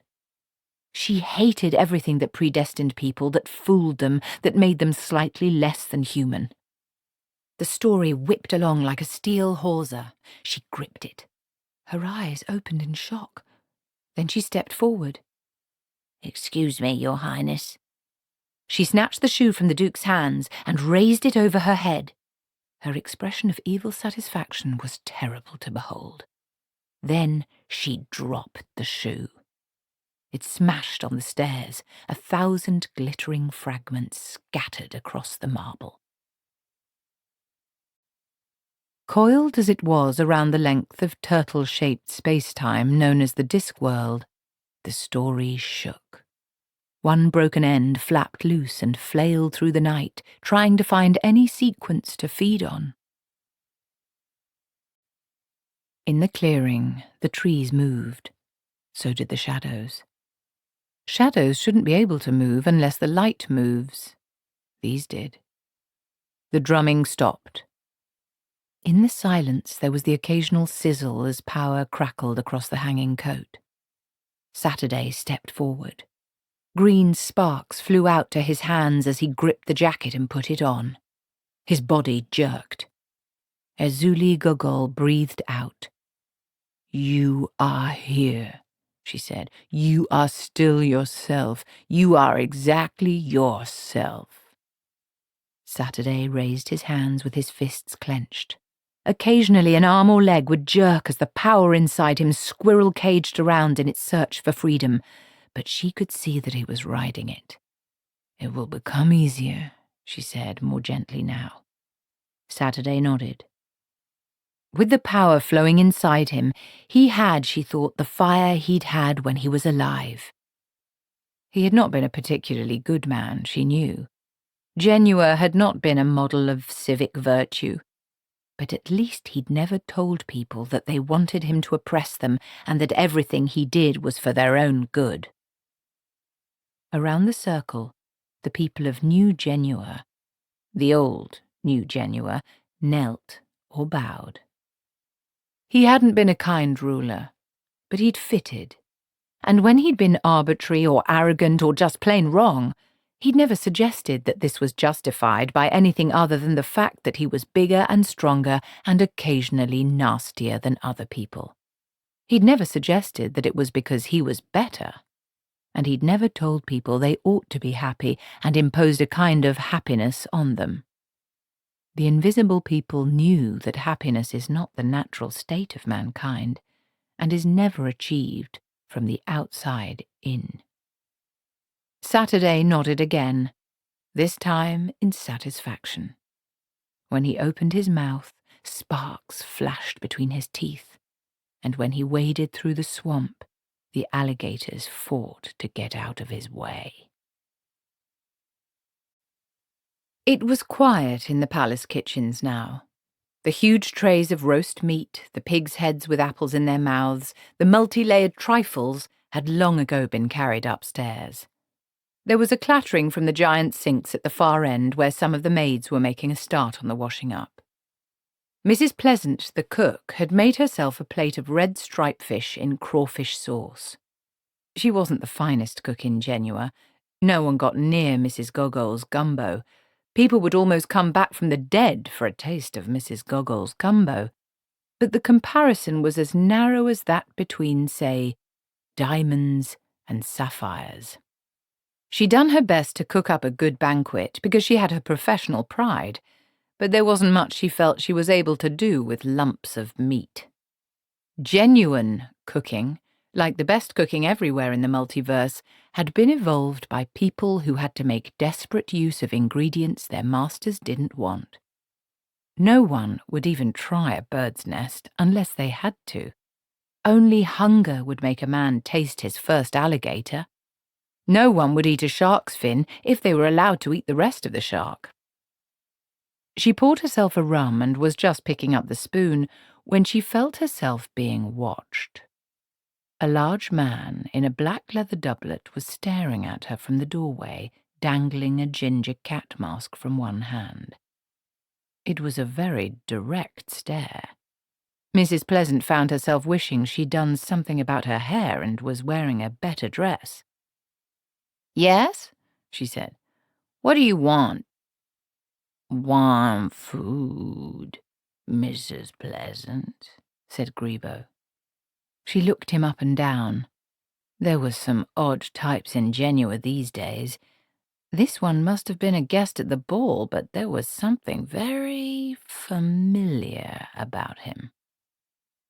Grebo wasn't a happy cat. People had made a fuss just because he dragged a roast turkey off the table. Then the skinny female with the teeth had kept simpering at him and saying she'd see him later in the rose garden, which wasn't at all the cat way of doing things, and that had got him confused because this wasn't the right kind of body, and nor was hers, and there were too many other males around. Then he'd smelled the kitchen. Cats gravitate to kitchens like rocks gravitate to gravity. "I seen you somewhere before," said Mrs. Pleasant. Grebo said nothing. He'd followed his nose to a bowl on one of the big tables. "Want?" he demanded. "Fish heads?" said Mrs. Pleasant. They were technically garbage, although what she was planning with some rice and a few special sauces would turn them into the sort of dish kings fight for. "Want," Grebo repeated. Mrs. Pleasant shrugged. "You want raw fish heads, man? You take 'em," she said. Grebo lifted the bowl uncertainly. He wasn't too good with fingers. Then he looked around conspiratorially and ducked under the table. There were the sounds of keen gurgitation and the bowl being scraped around on the floor. Grebo emerged. "Milk?" he suggested. Fascinated, Mrs. Pleasant reached for the milk jug and a cup. "Saucer," Grebo said. And a saucer. Grebo took the saucer, gave it a long, hard look, and put it on the floor. Mrs. Pleasant stared. Grebo finished the milk, licking the remnant off his beard. He felt a lot better now. And there was a big fire over there. He padded over to it, sat down, spat on his paw, and made an attempt to clean his ears, which didn't work because inexplicably neither ears nor paw were the right shape, and then curled up as best he could. Which wasn't very well, given that he seemed to have the wrong sort of backbone too. After a moment, Mrs. Pleasant heard a low, asthmatic rumble. Grebo was trying to purr. He had the wrong kind of throat. In a minute he was going to wake up in a bad temper and want to fight something. Mrs. Pleasant got on with her own supper. Despite the fact that a hulking great man had just eaten a bowl of fish heads and lapped a saucer of milk in front of her and was now stretched out uncomfortably in front of the fire, she found she didn't feel the least bit afraid.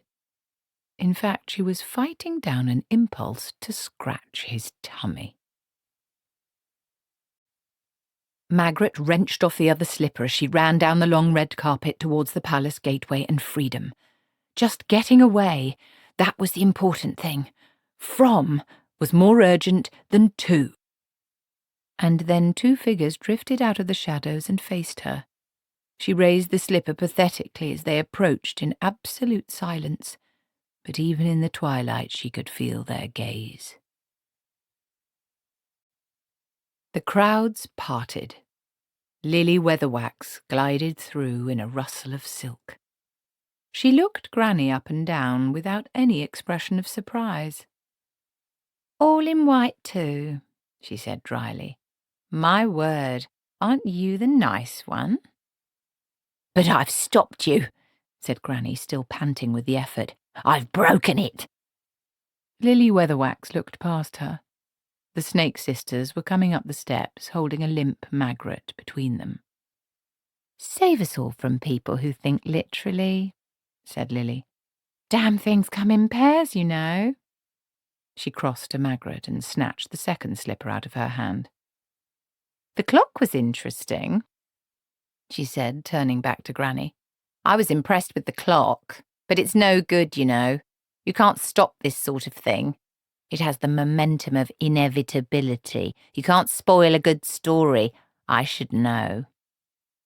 She handed the slipper to the prince, but without taking her eyes off Granny. "It'll fit her," she said. Two of the courtiers held Magrat's leg as the prince wrestled the slipper past her protesting toes. "There," said Lily, still without looking down. "And do stop trying that hedge witch hypnotism on me, Esme." "It fits," said the prince, but in a doubtful tone of voice. "Yes, anything would fit," said a cheerful voice from somewhere towards the back of the crowd, "if you were allowed to put 2 pairs of hairy socks on first." Lily looked down. Then she looked at Magrat's mask. She reached out and pulled it off. "Ow!" "Wrong girl," said Lily, "but it still doesn't matter, Esme, because it is the right slipper, so all we have to do is find the girl whose foot it fits." There was a commotion at the back of the crowd. Courtiers parted, revealing Nanny Ogg, oil-covered and hung with spider-webs. "If it's a 5.5 narrow fit, I'm your man," she said. "Just let me get these boots off." "I wasn't referring to you, old woman," said Lily coldly. "Oh, yes, you was," said Nanny. "We know how this bit goes, see? The prince goes all round the city with the slipper, trying to find the girl whose foot fits. That's what you was planning. So I can save you a bit of trouble. How about it?" There was a flicker of uncertainty in Lily's expression. "A girl," she said, "of marriageable age." "No problem there," said Nanny cheerfully. The dwarf, Casanunda, nudged a courtier proudly in the knees. "She's a very close personal friend of mine," he said proudly. Lily looked at her sister. "You're doing this?" "Don't think I don't know," she said. "I ain't doing a thing," said Granny. "It's real life happening all by itself." Nanny grabbed the slipper out of the prince's hand and, before anyone else could move, slid it onto her foot. Then she waggled the foot in the air. It was a perfect fit. "There," she said. "See, you could have wasted the whole day. Especially because there must be hundreds of 5.5 narrow fit wearers in a city this size," Granny went on. "Unless, of course, you happen to sort of go to the right house right at the start. If you had, you know, a lucky guess. But that'd be cheating," said Nanny. She nudged the prince. "I'd just like to add," she said, "that I don't mind doing all the waving and opening things and other royal stuff, but I draw the line at sleeping in the same bed as Sonny Jim here." "Because he doesn't sleep in a bed," said Granny. "No, he sleeps in a pond," said Nanny. "We had a look. Just a great big indoor pond." "Because he's a frog," said Granny. "With flies all over the place in case he wakes up in the night and fancies a snack," said Nanny. "I thought so," said Magrat, pulling herself out of the grip of the guards. "He had clammy hands." Lots of men have clammy hands, said Nanny, but this one's got 'em because he's a frog. I'm a prince of blood royal, said the prince.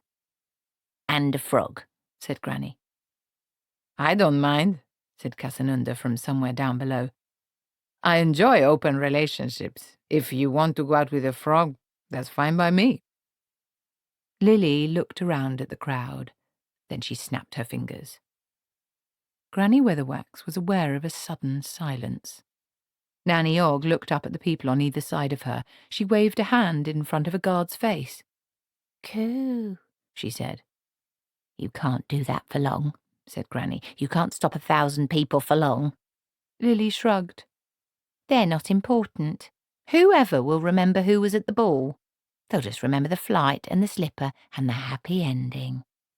I've told you, you can't start it again, and he's a frog.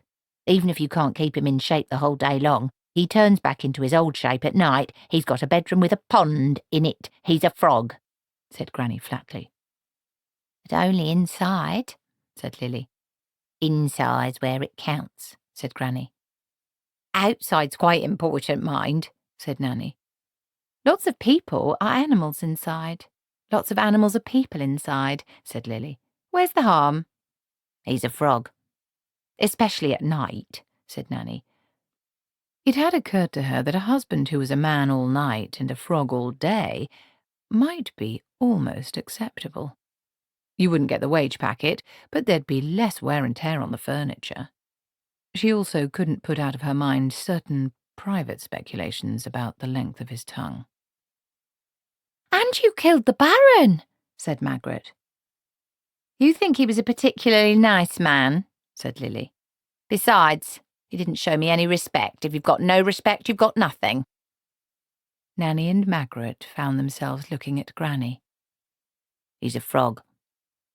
I found him in the swamp, said Lily. I could tell he was pretty bright. I needed someone amenable to persuasion. Shouldn't frogs have a chance? He'll be no worse a husband than many. Just one kiss from a princess seals the spell. A lot of men are animals, said Magrat, who'd picked up the idea from somewhere. Yes, but he's a frog, said Granny. Look at it my way, said Lily. You see this country? It's all swamps and fogs. There's no direction, but I can make this a great city. Not a sprawling place like Ankh-Morpork, but a place that works. The girl doesn't want to marry a frog. What will that matter in 100 years' time? It matters now. Lily threw up her hands. What do you want, then? It's your choice. There's me, or there's that woman in the swamp. Light or dark, fog or sunshine, dark chaos, or happy endings. He's a frog, and you killed the old Baron, said Granny. You'd have done the same, said Lily. No, said Granny. I'd have thought the same, but I wouldn't have done it. What difference does that make deep down? You mean you don't know? Said Nanny Ogg. Lily laughed. Look at the three of you, she said, bursting with inefficient good intentions. The maiden, the mother, and the crone. Who are you calling a maiden? Said Nanny Ogg. Who are you calling a mother? Said Magrat. Granny Weatherwax glowered briefly like the person who has discovered that there is only one straw left and everyone else has drawn a long one. Now what shall I do with you? Said Lily. I really am against killing people unless it's necessary, but I can't have you running around acting stupidly. She looked at her fingernails. So I think I shall have you put away somewhere until this has run its course, and then... Can you guess what I'm going to do next? I'm going to expect you to escape, because, after all, I am the good one. Ella walked cautiously through the moonlit swamp, following the strutting shape of Legba. She was aware of movement in the water, but nothing emerged. Bad news like Legba gets around, even among alligators. An orange light appeared in the distance. It turned out to be Mrs. Goggol's shack, or boat, or whatever it was. In the swamp, the difference between the water and the land was practically a matter of choice. Hello? Is there anyone there? Come along in, child. Take a seat. Rest up a little. Ella stepped cautiously onto the rocking veranda. Mrs. Goggle was sitting in her chair, a white-clad raggedy doll in her lap. Magrat said, I know all about it. Come to Ezuli. Who are you? I am your friend, girl. Ella moved so as to be ready to run. You're not a godmother of any kind, are you? No gods, just a friend. Did anyone follow you? I don't think so. No matter if they did, girl. No matter if they did. Maybe we ought to move out into the river for a spell, even so. We'll be a lot safer with water all around. The shack lurched. You better sit down. The feet make it shaky until we get into deep water. Ella risked a look, nevertheless. Mrs. Goggle's hut travelled on 4 large duck feet, which were now rising out of the swamp. They splashed their way through the shallows and gently sculled out into the river. Grebo woke up and stretched. And the wrong sort of arms and legs. Mrs. Pleasant, who had been sitting watching him, put down her glass. What do you want to do now, Mr. Cat? she said. Grebo padded over to the door into the outside world and scratched at it. Want to go out, Mrs. Pleasant, he said. You just have to turn the handle there, she said. Grebo stared at the door handle like someone trying to come to terms with a piece of very advanced technology, and then gave her a pleading look. She opened the door for him, stood aside as he slunk out, and then shut it, locked it, and leaned against it. Ember's bound to be safe with Mrs. Goggle, said Magrat. Ha! said Granny. I quite liked her, said Nanny Ogg. I don't trust anyone who drinks rum and smokes a pipe, said Granny. Nanny Ogg smokes a pipe and drinks anything, Magrat pointed out. Yes, but that's because she's a disgusting old baggage, said Granny without looking up. Nanny Ogg took her pipe out of her mouth. That's right, she said amiably. You ain't nothing if you don't maintain an image. Granny looked up from the lock. Can't shift it, she said. It's octaron too. Can't magic it open. It's daft locking us up, said Nanny. I'd have had us killed. That's because you're basically good, said Magrat. The good are innocent and create justice. The bad are guilty, which is why they invent mercy. No, I know why she's done this, said Granny darkly. It's so's we'll know we've lost.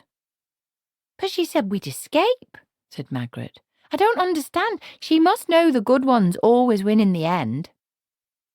Only in stories, said Granny, examining the door hinges, and she thinks she's in charge of the stories. She bends them round herself. She thinks she's the good one. Mind you, said Magrat, I don't like swamps. If it wasn't for the frog and everything, I'd see Lily's point. Then you're nothing but a daft godmother, snapped Granny, still fiddling with the lock. You can't go around building a better world for people. Only people can build a better world for people, otherwise it's just a cage. Besides, you don't build a better world by chopping heads off and giving decent girls away to frogs. But progress, Magrat began. Don't you talk to me about progress. Progress just means bad things happen faster.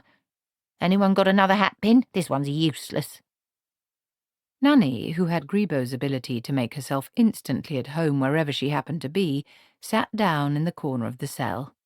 I heard this story once, she said, where this bloke got locked up for years and years, and he learned amazing stuff about the universe and everything from another prisoner who was incredibly clever, and then he escaped and got his revenge.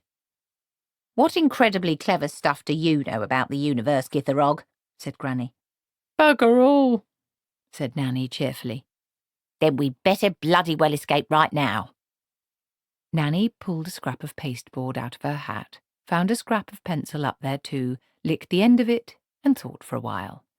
Then she wrote, "Dear Jason Unso Whiter," as they say in foreign parts. "Well, here's the thing, your old mum doing time in prison again. I'm a old lag. You'll have to send me a cake with a file in it, and I shall have little arrows on my clothes. Just my joke. This is a sketch of the dungeon. I'm putting an X where we are, which is inside. Magrat is shown wearing a posh dress. She has been acting like a courgette. Also ink. Esme getting fed up because she can't get the lock to work, but I expect it will all be okay because the good ones win in the end, and that's us. And all because some girl don't want to marry a prince who is a duck, who is really a frog, and I can't say I blame her. You don't want descendants who have got genes and start off living in a jam jar and then hop about and get squashed." She was interrupted by the sound of a mandolin being played quite well, right on the other side of the wall, and a small but determined voice raised in song. "Si consuenti d'amore, ventre di motondreturo." "How I hunger my love for the dining room of your warm maceration," said Nanny without looking up. "Della do centro, audri de dren vontari." The shop, I have a lozenge, the sky is pink," said Nanny. Granny and Magrat looked at one another. "Guarunto del tari, bella pore di larientos." "Rejoice, candlemaker, you have a great big—" "I don't believe any of this," said Granny. "You're making it up." "Word for word translation," said Nanny. "I can speak foreign like a native, you know that." "Mrs. Ogg, is that you, my love?" They all looked up towards the barred window. There was a small face peering in. "Casanunda?" said Nanny. "That's me, Mrs. Ogg." "My love," muttered Granny. "How did you get up to the window?" said Nanny, ignoring this. "I always know where I can get my hands on a stepladder, Mrs. Ogg." "I suppose you don't know where you can get your hands on a key?" "Wouldn't do any good. There's too many guards outside your door, Mrs. Ogg, even for a famous swordsman like me. Her ladyship gave strict orders. No one's to listen to you, or look at you even." "How come you're in the palace guard, Casanunda?" "Soldier of fortune takes whatever jobs are going, Mrs. Ogg," said Casanunda earnestly. "But all the rest of 'em are 6 foot tall, and you're of the shorter persuasion." "I lied about my height, Mrs. Ogg. I am a world-famous liar." "Is that true?" No. "What about you being the world's greatest lover?" There was silence for a while. "Well, maybe I'm only number 2, said Casanunda. "But I try harder." "Can't you go and find us a file or something, Mr. Casanunda?" said Magrat. "I'll see what I can do, miss." The face disappeared. "Maybe we could get people to visit us, and then we could escape in their clothes," said Nanny Ogg. "Now I've gone and stuck the pin in my finger," muttered Granny Weatherwax. "Or maybe we could get Magrat to seduce one of the guards," said Nanny. "Why don't you?" said Magrat as nastily as she could manage. "All right, I'm game." "Shut up, the pair of you," said Granny. "I'm trying to think." There was another sound at the window. It was Legba. The black cockerel peered in between the bars for a moment and then fluttered away. "Gives me the creeps, that one," said Nanny. "Can't look at him without thinking wistfully of sage and onion and mashed potatoes." Her crinkled face crinkled further. "Creepo!" she said. "Where did we leave him?" "Oh, he's only a cat," said Granny Weatherwax. "Cats know how to look after themselves." "He's really just a big softy," Nanny began before someone started pulling down the wall. A hole appeared. A grey hand appeared and grasped another stone. There was a strong smell of river mud. Rock crumbled under heavy fingers. "Ladies," said a resonant voice. Well, Mr. Saturday, said Nanny, as I live and breathe, saving your presence, of course. Saturday grunted something and walked away. There was a hammering on the door, and someone started fumbling with keys. We don't want to hang around here, said Granny. Come on. They helped one another out through the hole. Saturday was on the other side of a small courtyard, striding towards the sound of the ball. And there was something behind him, trailing out like the tail of a comet. What's that? Mrs. Goggles doing, said Granny Weatherwax grimly. Behind Saturday, widening as it snaked through the palace grounds to the gate, was a stream of deeper darkness in the air. At first sight it seemed to contain shapes, but closer inspection indicated that they weren't shapes at all, but a mere suggestion of shapes, forming and reforming. Eyes gleamed momentarily in the swirl. There was the chittering of crickets and the whine of mosquitoes, the smell of moss and the stink of river mud. It's the swamp, said Magrat. It's the idea of the swamp, said Granny. It's what you have to have first, before you have the swamp. Oh dear, said Nanny. She shrugged. Well, Ella's got away and so have we, so this is the part where we escape, yes? That's what we're supposed to do. None of them moved.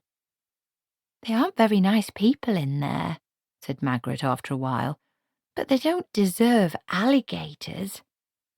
You witches stand right there, said a voice behind them. Half a dozen guards were crowded around the hole in the wall. Life's certainly busier in the city, said Nanny, pulling another hatpin from her hat. They've got crossbows, warned Magrat. There's not so much you can do against crossbows. Projectile weapons is lesson 7 and I haven't had that yet. They can't pull triggers if they think they've got flippers, said Granny menacingly. Now, said Nanny, let's not have any of that, eh? Everyone knows the good ones always win, especially when they're outnumbered. The guards emerged. As they did so, a tall black shape dropped noiselessly from the wall behind them. There, said Nanny. I said he wouldn't go far from his mummy, didn't I? One or two of the guards realized that she was staring proudly past them and turned. As far as they were concerned, they confronted a tall, broad-shouldered man with a mane of black hair, an eye patch, and a very wide grin. He stood with his arms casually folded. He waited until he had their full attention, and then Grebo let his lips part slowly. Several of the men took a step backwards then. One of them said, "Why worry? It's not as if he's got a whip." Grebo raised one hand. Claws make no noise as they slide out, but they ought to. They ought to make a noise like zing. Grebo's grin widened. Ah, these still worked. One of the men was bright enough to raise his crossbow, but stupid enough to do it with Nanny Ogg standing behind him with a hatpin. Her hand moved so swiftly that any wisdom-seeking, saffron-clad youth would have started the Way of Mrs. Ogg there and then. The man screamed and dropped the bow. Wow! Grebo leapt. Cats are like witches. They don't fight to kill, but to win. There is a difference. There's no point in killing an opponent. That way they won't know they've lost, and to be a real winner, you have to have an opponent who is beaten and knows it.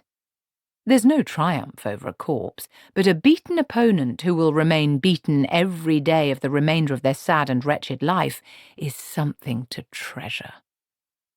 Cats do not, of course, rationalize this far. They just like to send someone limping off, minus a tail and a few square inches of fur.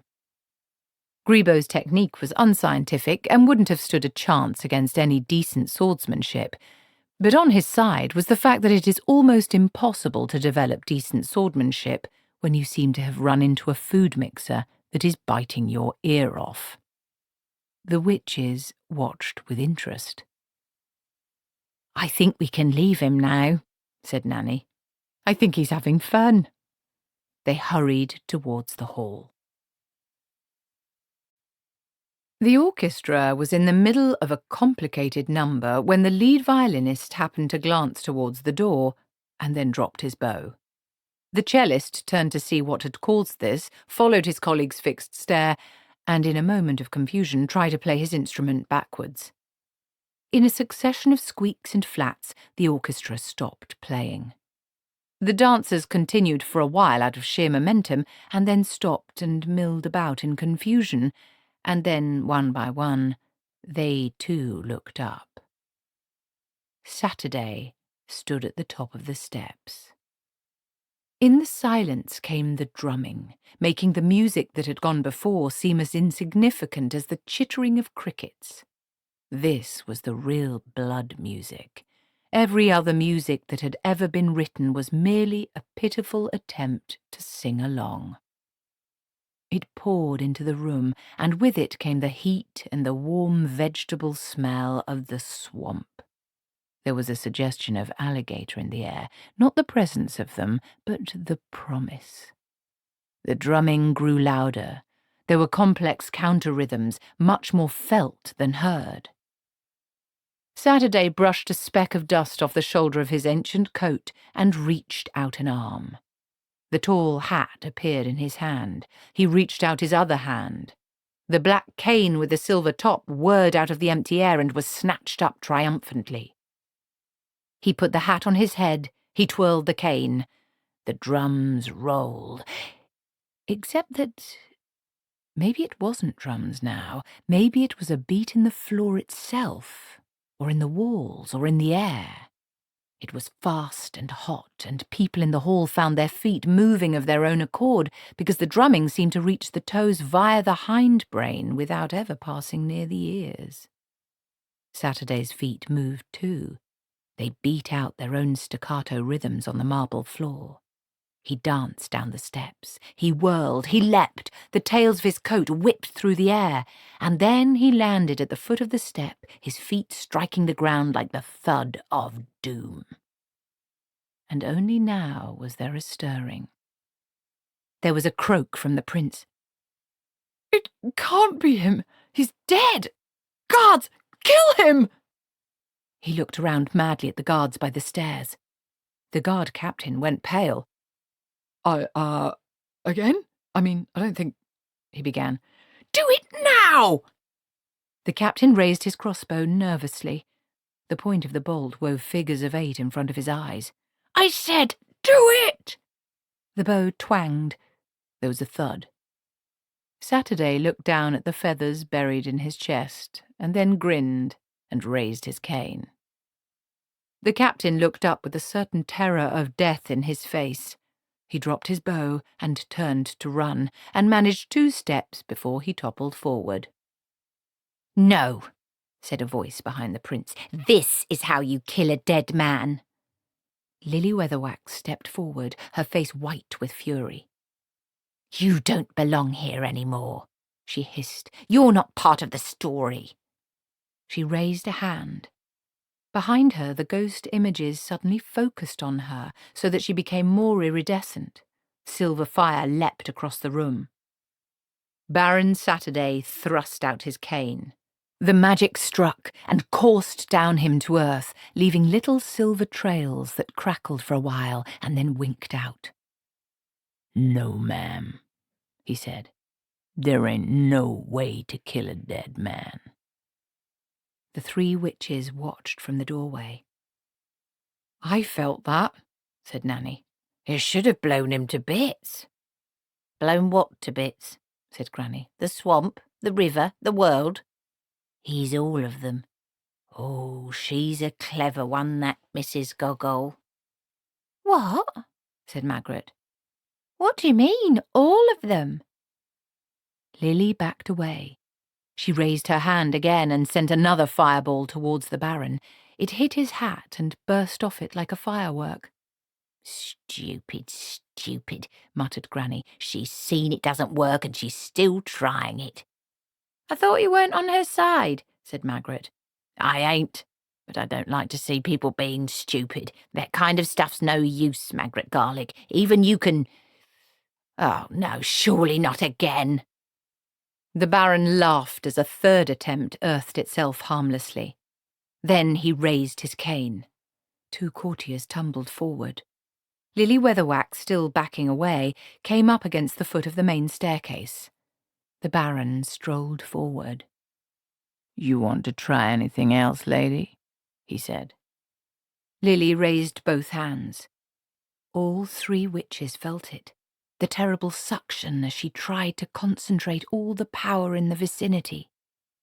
Outside, the one guard remaining upright found that he was no longer fighting a man, but merely an enraged tomcat.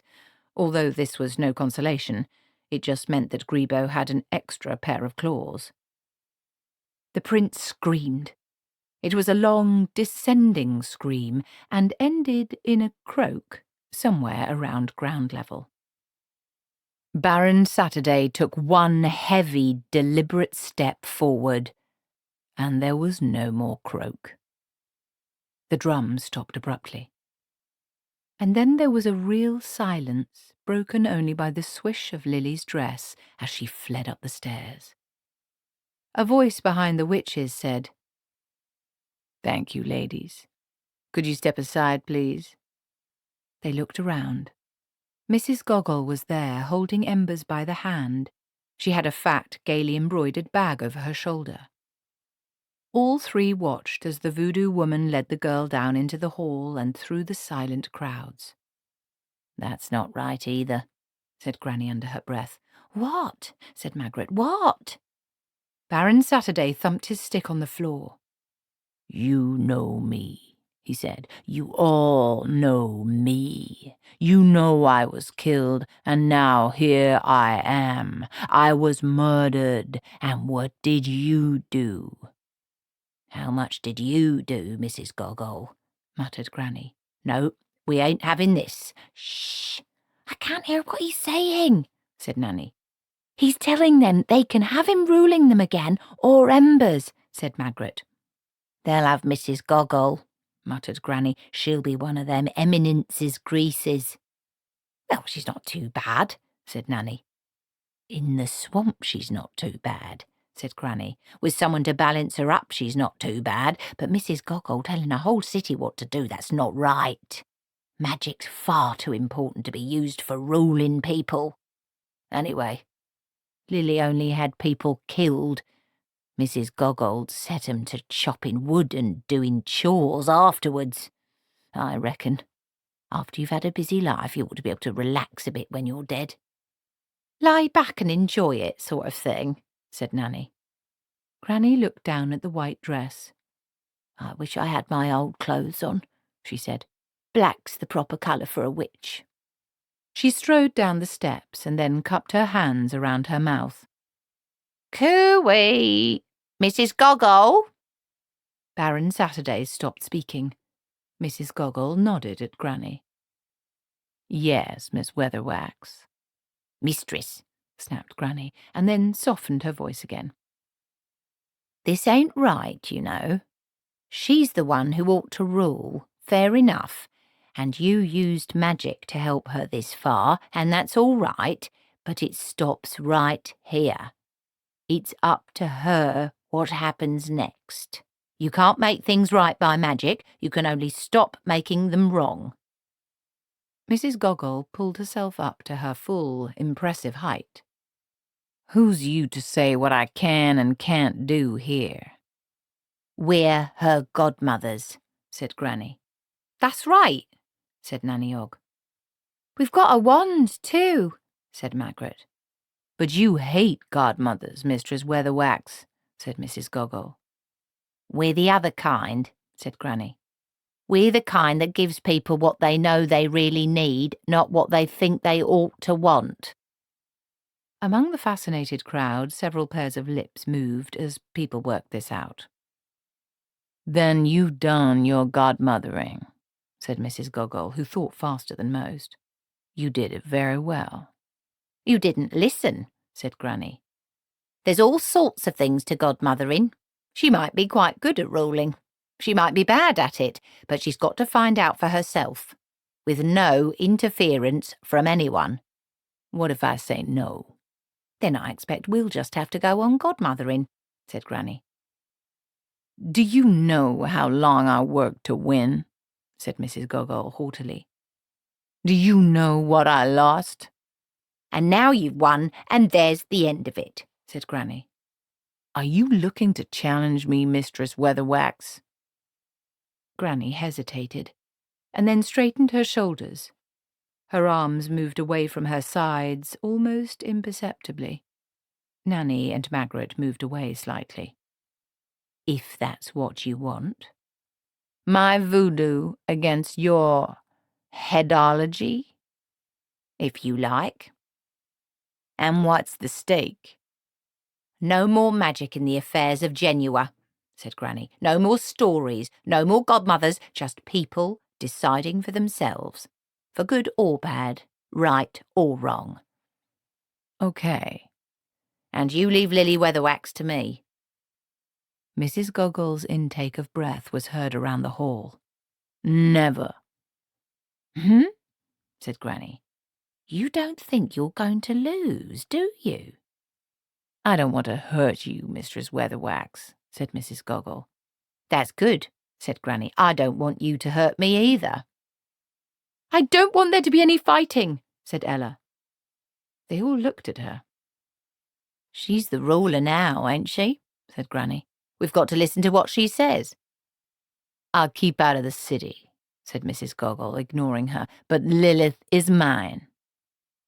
No.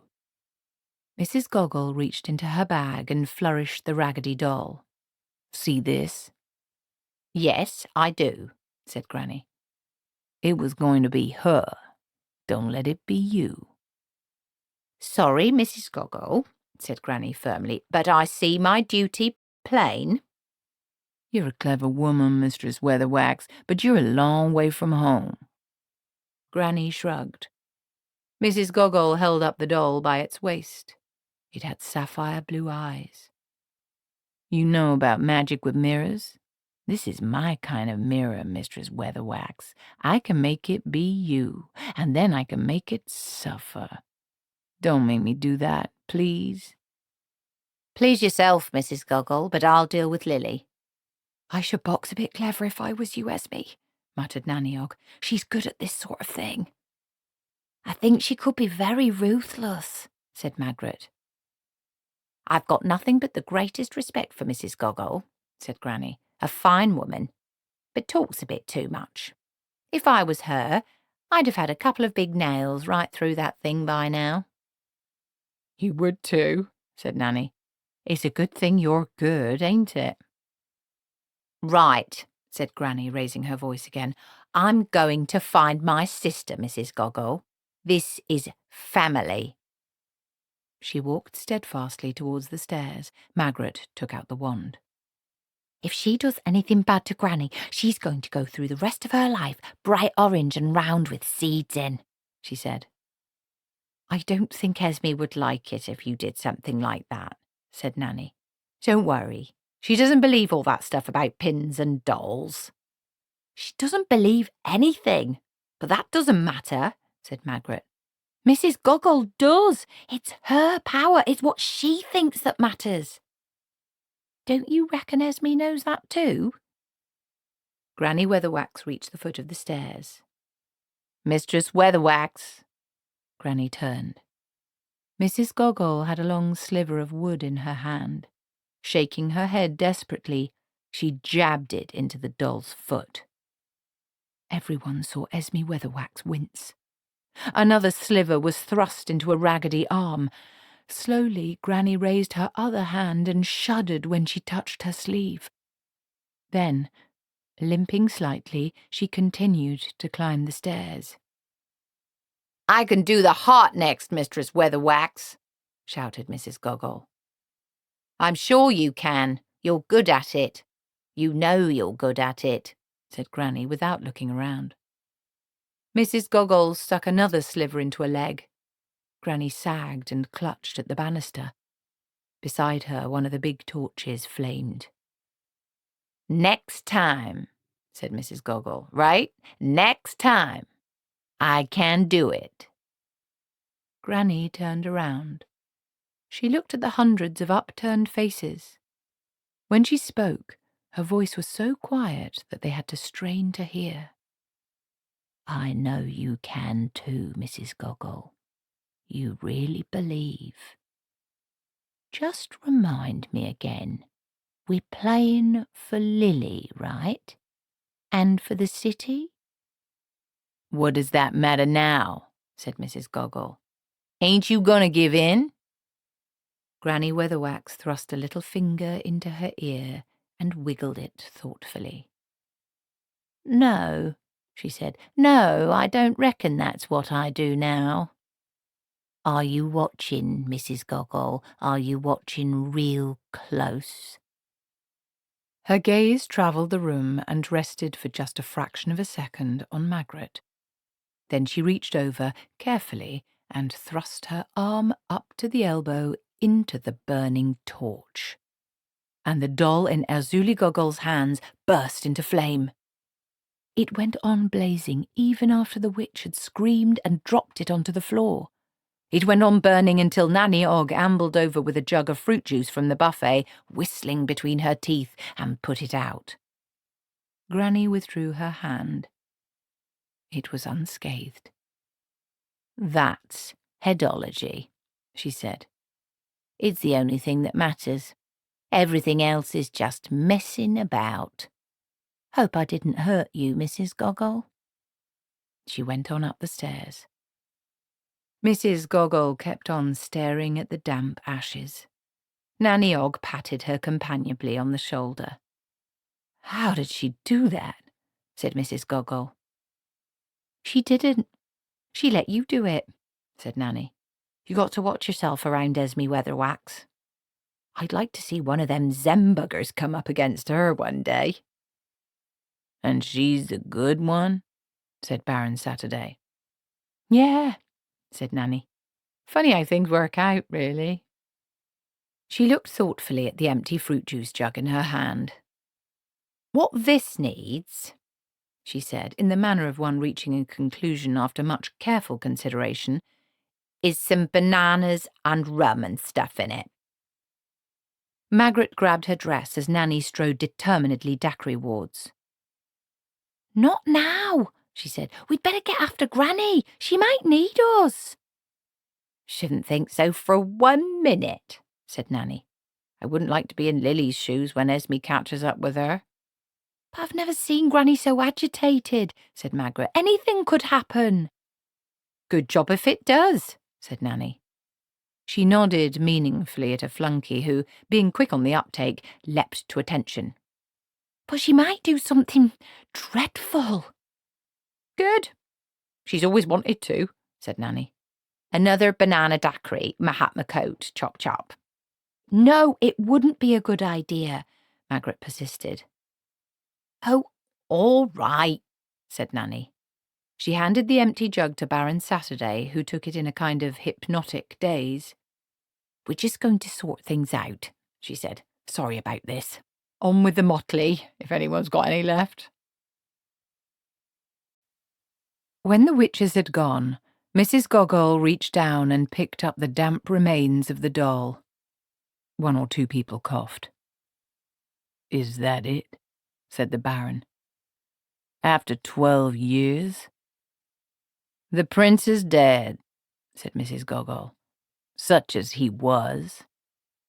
But you promised that I would be revenged on her, the Baron said. I think there will be revenge, said Mrs. Goggle. She tossed the doll onto the floor. Lilith has been fighting me for 12 years and she never got through. This one didn't even have to sweat. So I think there will be revenge. You don't have to keep your word. I do. I've got to keep something. Mrs. Goggle put her arm around Ella's shoulder. This is it, girl, she said. Your palace, your city. There isn't a person here who will deny it. She glared at the guests. 1 or 2 of them stepped backwards. Ella looked up at Saturday. I feel I should know you, she said. She turned to Mrs. Gogol. And you, she added. I've seen you both before. A long time ago. Baron Saturday opened his mouth to speak. Mrs. Gogol held up her hand. We promised, she said. No interference. Not from us. Not even from us. She turned back to Ella. We're just people. You mean, said Ella, I've slaved in a kitchen for years, and now I'm supposed to rule the city? Just like that? That's how it goes. Ella looked down deep in thought.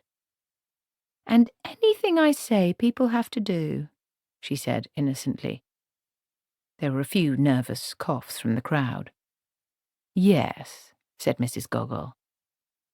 Ella stood looking down at the floor, idly biting a thumbnail. Then she looked up.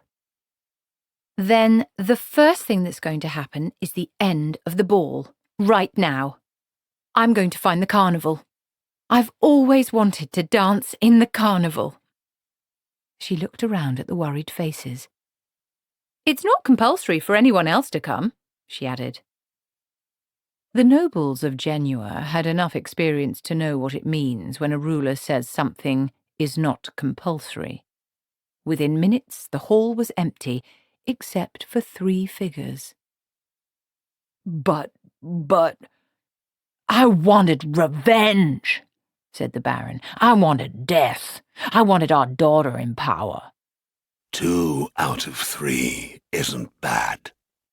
Mrs. Gogol and the Baron turned around. Death put down his drink and stepped forward. Baron Saturday straightened up. I am ready to go with you, he said. Death shrugged. Ready or not, he seemed to indicate, was all the same to him.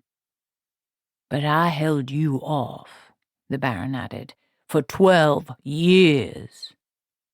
He put his arm around Erzuli's shoulders. When they killed me and threw me in the river, we stole life from you. You stopped living. You never died. I did not come for you then.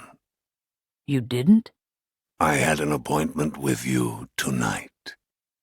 The Baron handed his cane to Mrs. Gogol. He removed the tall black hat. He shrugged off the coat. Power crackled in its folds. No more Baron Saturday, he said. Perhaps it's a nice hat. The Baron turned to Erzuli. I think I have to go.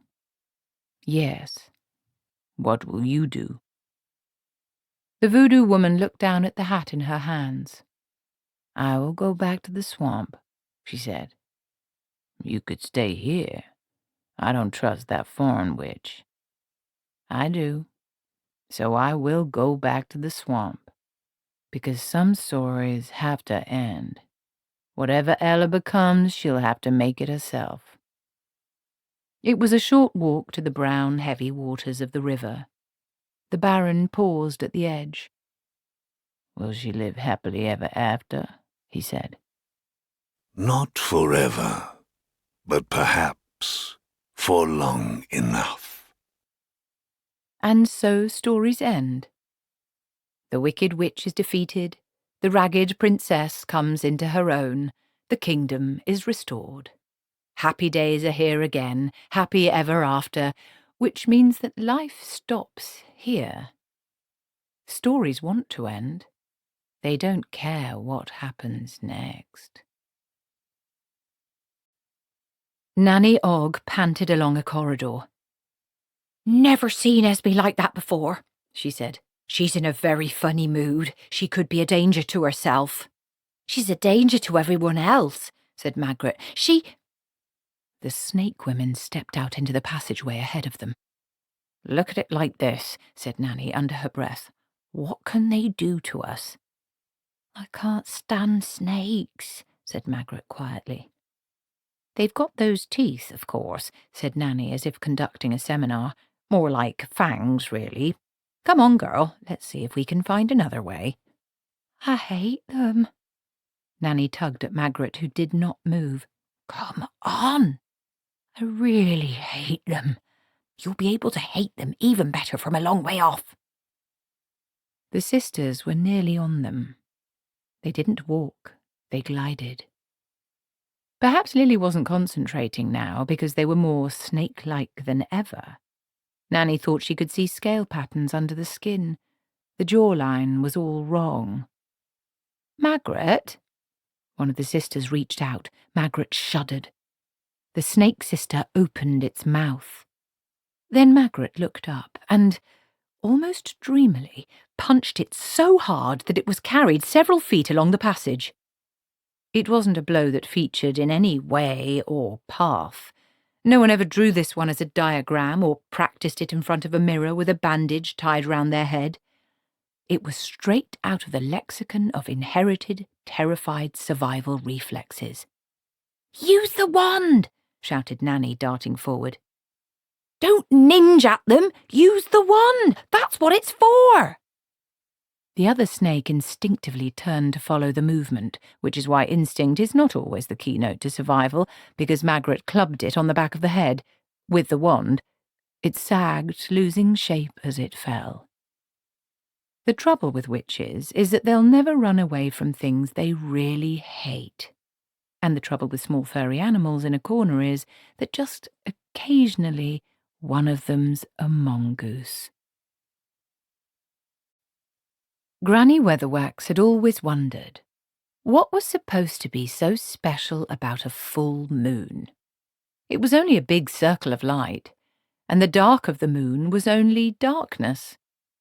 But halfway between the two, when the moon was between the worlds of light and dark, when even the moon lived on the edge, maybe then a witch could believe in the moon. Now a half-moon sailed above the mists of the swamp. Lily's nest of mirrors reflected the cold light as they reflected everything else. Leaning against the wall were the 3 broomsticks. Granny picked up hers. She wasn't wearing the right colour and she wasn't wearing her hat. She needed something she was at home with. Nothing moved. "Lily," said Granny softly. Her own image looked out at her from the mirrors. "It can all stop now," said Granny. "You could take my stick and I'll take Magrat's. She can always share with Githa. And Mrs. Goggle won't come after you, I fixed that. And we could do with more witches back home, and no more godmothering. No more getting people killed so their daughters are ready to be in a story. I know that's why you did it. Come on home. It's an offer you can't refuse." The mirror slid back noiselessly. "You're trying to be kind to me," said Lily. "Don't think it don't take a lot of effort," said Granny in a more normal voice. Lily's dress rustled in the darkness as she stepped out. "So," she said, "you beat the swamp woman?" "No." "But you're here instead of her?" "Yes." Lily took the stick out of Granny's hands and inspected it. "Never used one of these things," she said. "You just sit on it and away you go?" "With this one, you have to be running quite fast before it takes off," said Granny. "But that's the general idea, yes." "Hmm. Do you know the symbology of the broomstick?" said Lily. "Is it anything to do with maypoles and folk songs and such like?" said Granny. "Oh, yes." "Then I don't want to hear about it." "No," said Lily. "I imagine you don't." She handed the stick back. "I'm staying here," she said. "Mrs. Goggle may have come up with a new trick, but that doesn't mean she has won." "No. Things have come to an end. See?" said Granny. "That's how it works when you turn the world into stories. You should never have done that. You shouldn't turn the world into stories. You shouldn't treat people like they was characters, like they was things. But if you do, then you've got to know when the story ends. You've got to put on your red-hot shoes and dance the night away, said Lily. Something like that, yes. While everyone else lives happily ever after. I don't know about that, said Granny. That's up to them. What I'm saying is, you're not allowed to go round one more time. You've lost. You know a Weatherwax never loses, said Lily. One of 'em learns tonight, said Granny. But we're outside the stories, said Lily. Me because I am the medium through which they happen, and you because you fight them. We're the ones in the middle, the free ones. There was a sound behind them. The faces of Magrat and Nanny Ogg appeared over the top of the stairwell. You need any help, Esme? said Nanny cautiously. Lily laughed. Here's your little snakes, Esme. You know, she added, you're really just like me. Don't you know that? There isn't a thought that's gone through my head that you haven't thought too. There isn't a deed I've done that you haven't contemplated, but you never found the courage. That's the difference between people like me and people like you. We have the courage to do what you only dream of. Yes, said Granny. Is that what you think? You think I dream? Lily moved a finger. Magrat floated up out of the stairwell, struggling. She waved her wand frantically. That's what I like to see, said Lily. People wishing. I never wished for anything in my life. I always made things happen, so much more rewarding. Magrat gritted her teeth. I'm sure I wouldn't look good as a pumpkin, dear, said Lily. She waved a hand airily. Magrat rose. You'd be surprised at the things I can do, said Lily dreamily, as the younger witch drifted smoothly over the flagstones. You should have tried mirrors yourself, Esme. It does wonders for a soul. I only let the swamp woman survive because her hate was invigorating. I do like being hated, you know, and you do know. It's a kind of respect. It shows you're having an effect. It's like a cold bath on a hot day. When stupid people find themselves powerless, when they fume in their futility, when they're beaten and they've got nothing but that yawning in the acid pit of their stomachs, well, to be honest, it's like a prayer. And the stories, to ride on stories, to borrow the strength of them, the comfort of them, to be in the hidden centre of them. Can you understand that? The sheer pleasure of seeing the patterns repeat themselves. I've always loved a pattern. Incidentally, if the Ogg woman continues to try to sneak up behind me, I shall really let your young friend drift out over the courtyard, and then, Esme, I might just lose interest. I was just walking about, said Nanny. No law against it. You changed the story your way, and now I'm going to do it mine, said Lily. And once again, all you have to do is go. Just go away. What happens here doesn't matter. It's a city far away, of which you know little. I'm not totally certain I could out-trick you, she added, but these two, they haven't got the right stuff in them. I could make jam of them. I hope you know that. So tonight, I suggest, a Weatherwax learns to lose. Granny stood silent for a while, leaning on her useless broomstick. All right.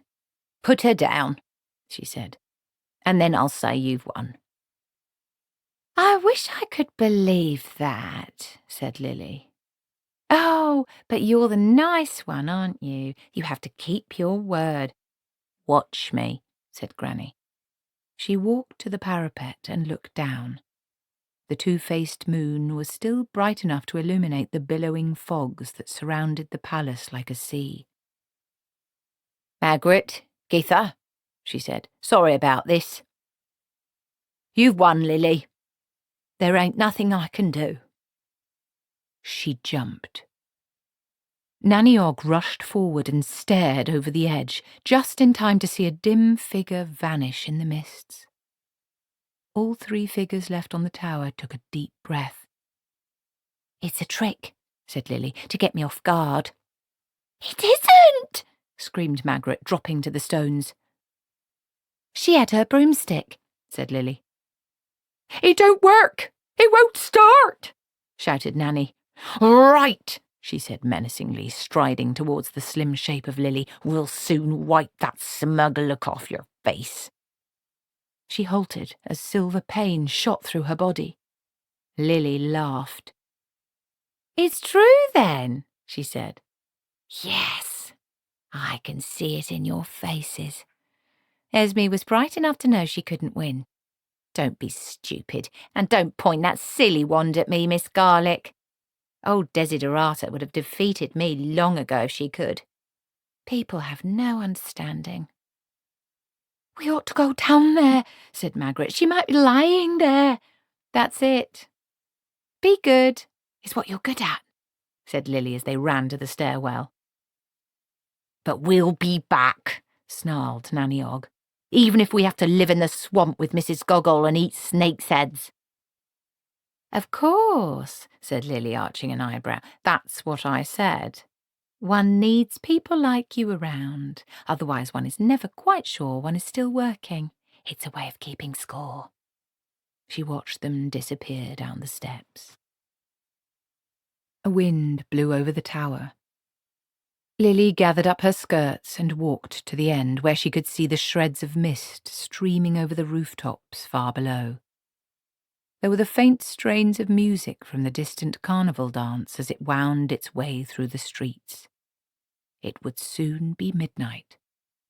Proper midnight, not some cut-price version caused by an old woman crawling around in a clock. Lily tried to see through the murk to the bottom of the tower. "Really, Esme," she murmured, "you did take losing hard." Nanny reached out and restrained Magrat as they ran down the spiral stairs. "Slow down a bit, I should," she said. "But she could be hurt." "So could you if you trip." "Anyway," said Nanny, "I don't reckon Esme is lying in a crumpled heap somewhere. That's not the way she'd go. I reckon she did it just to make sure Lily forgot about us and wouldn't try anything on us. I reckon she thought we were... What was that Sortian bloke who could only be wounded if you hit him in the right place? No one ever beat him until they found out about it. His knee, I think it was. We're her Sortian knee, right?" "But we know you have to run really fast to get her broomstick going," shouted Magrat. "Yeah, I know," said Nanny. "That's what I thought, and now I'm thinking, how fast do you go when you're dropping? I mean, straight down?" "I don't know," said Magrat. "I reckon Esme thought it was worth finding out," said Nanny. "That's what I reckon." A figure appeared around the bend in the stairs, plodding upwards. They stood aside politely to let it pass. "Wish I could remember what bit of him you had to hit," Nanny said. "That's going to be nagging at me all night now." The heel. "Right? Oh, thanks." Anytime. The figure continued onwards and upwards. "He had a good mask on, didn't he?" said Magrat eventually. She and Nanny sought confirmation in each other's face. Magrat went pale. She looked up the stairs. "I think we should run back up and—" she began. Nanny Ogg was much older. "I think we should walk," she said. Lady Valentia d'Arrangement sat in the rose garden under the big tower and blew her nose. She'd been waiting for half an hour, and she'd had enough. She'd hoped for a romantic tête-à-tête. He'd seemed such a nice man, sort of eager and shy at the same time. Instead, she'd nearly been hit on the head when an old woman on a broom and wearing what looked, as far as she could see through the blur of speed, like Lady Valentia's own dress, had screamed down out of the mist. Her boots had ploughed through the roses before the curve of her flight took her up again, and some filthy, smelly tomcat kept brushing up against her legs. And it had started off as such a nice evening. "Hello, your ladyship?" She looked around at the bushes. "My name's Casanunda," said a hopeful voice. Lily Weatherwax turned when she heard the tinkle of glass from within the maze of mirrors. Her brow wrinkled. She ran across the flagstones and opened the door into the mirror world. There was no sound but the rustle of her dress and the soft hiss of her own breathing. She glided into the place between the mirrors. Her myriad selves looked back at her approvingly. She relaxed.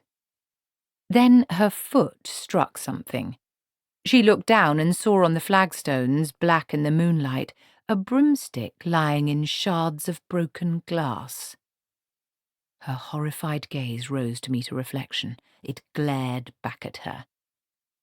"Where's the pleasure in being the winner if the loser ain't alive to know they've lost?"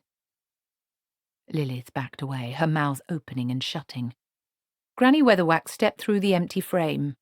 Lily looked down beyond her avenging sister. "You broke my mirror!" "Was this what it was all for, then?" said Granny. "Playing little queens in some damp city, serving stories? What sort of power is that?" "You don't understand. You've broken the mirror." "They say you shouldn't do it," said Granny, "but I reckoned. What's another 7 years bad luck?"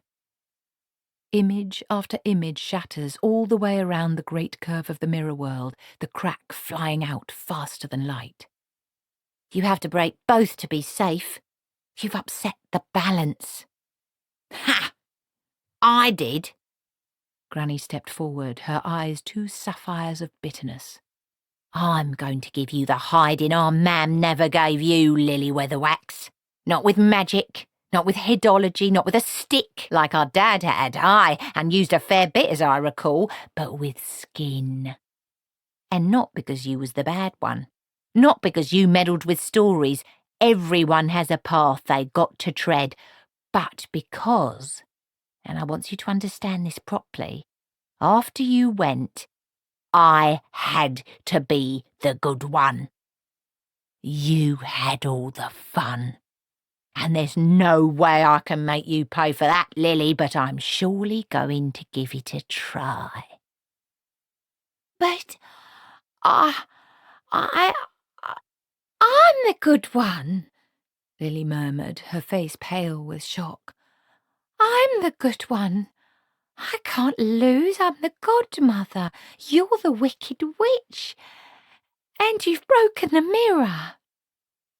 Moving like a comet, the crack in the mirrors reaches its furthest point and curves back, speeding down the countless worlds. "You've got to help me put... The images must be balanced," Lily murmured faintly, backing up against the remaining glass. Good. Good. Feeding people to stories, twisting people's lives. That's good, is it?" said Granny.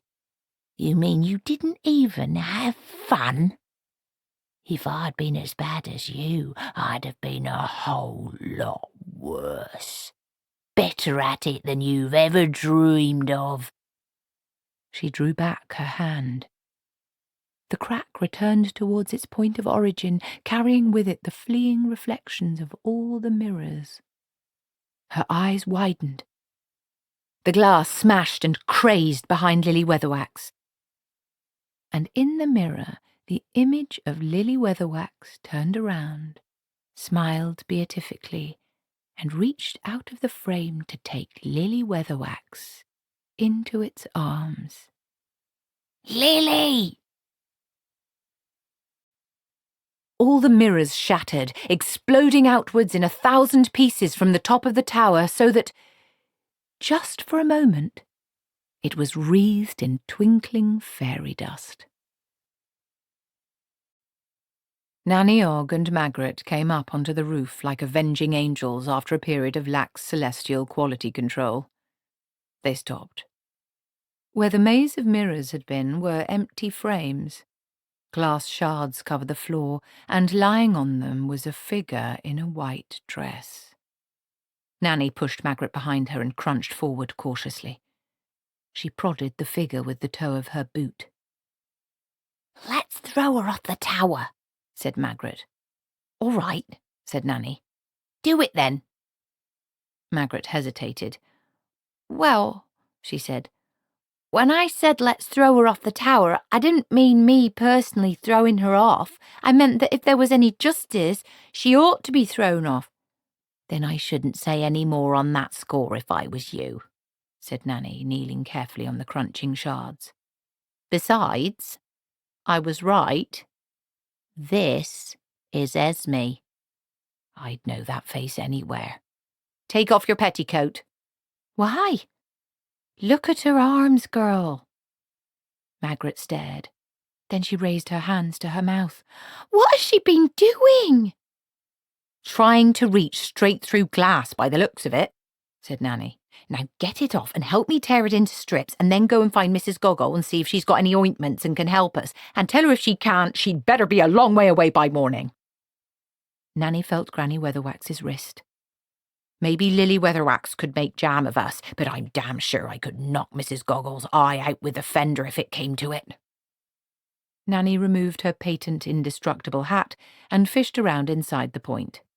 She pulled out a velvet cloth and unwrapped it, revealing a little cache of needles and a spool of thread. She licked a thread and held a needle against the moon, squinting.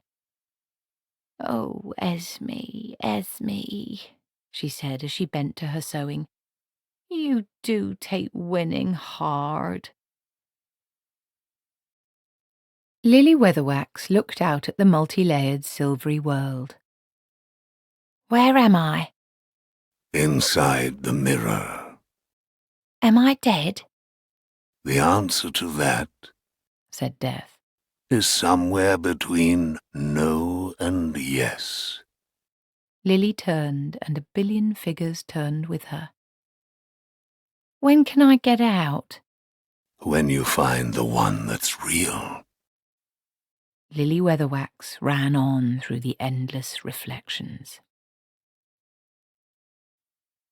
A good cook is always the first one into the kitchen every morning and the last one to go home at night. Mrs. Pleasant damped down the fires. She did a quick inventory of the silverware and counted the tureens. She was aware of being stared at. There was a cat in the doorway. It was big and grey. One eye was an evil yellow-green, the other one pearly white. What remained of its ears looked like the edge of a stamp. Nevertheless, it had a certain swagger and generated an "I can beat you with one paw" feel that was strangely familiar. Mrs. Pleasant stared at it for a while. She was a close personal friend of Mrs. Goggle and knew that shape is merely a matter of deeply ingrained personal habit. And if you're a resident of Genua around Samedi Nuit Mort, you learn to trust your judgment rather more than you trust your senses. "Well now," she said, with barely a trace of tremor in her voice, "I expect you'd like some more fish legs. Heads. How about that?" Grebo stretched and arched his back. "And there's some milk in the cool room," said Mrs. Pleasant. Grebo yawned happily. Then he scratched his ear with his back leg. Humanity's a nice place to visit, but you wouldn't want to live there. It was a day later. "Mrs. Goggle's healing ointment really seems to work," said Magrat. She held up a jar that was half full of something pale green and strangely gritty, and had a subtle smell which you could quite possibly believe occupied the whole world. "It's got snakes' heads in it," said Nanny Ogg. "Don't you try to upset me," said Magrat. "I know the snake's head is a kind of flower. A fritillary, I think." It's amazing what you can do with flowers, you know. Nanny Ogg, who had in fact spent an instructive, if gruesome, half-hour watching Mrs. Goggle make the stuff, hadn't the heart to say so. "That's right," she said.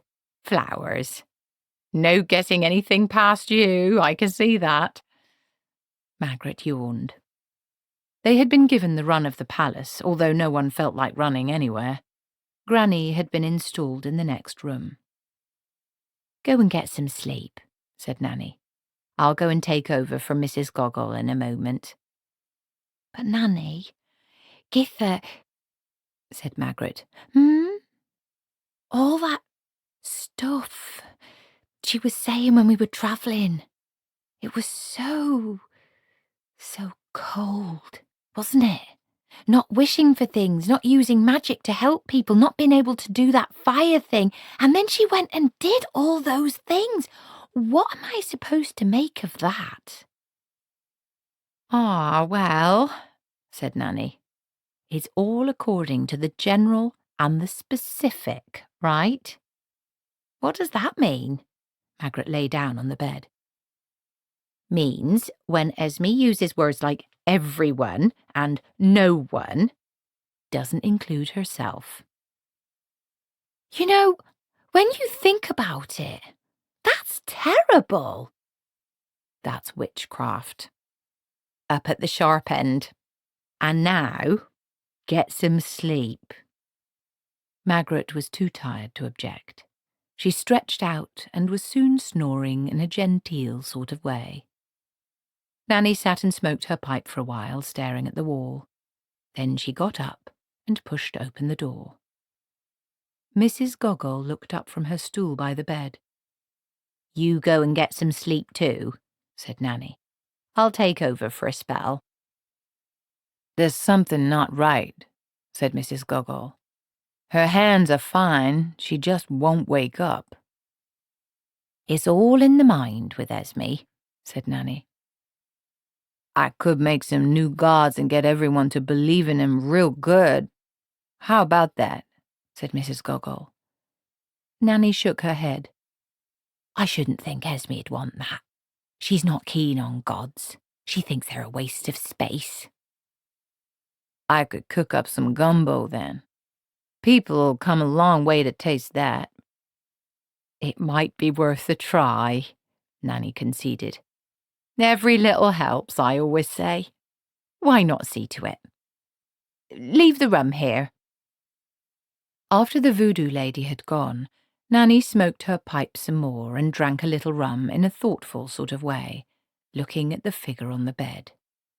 Then she bent down close to Granny Weatherwax's ear and whispered, "You ain't going to lose, are you?"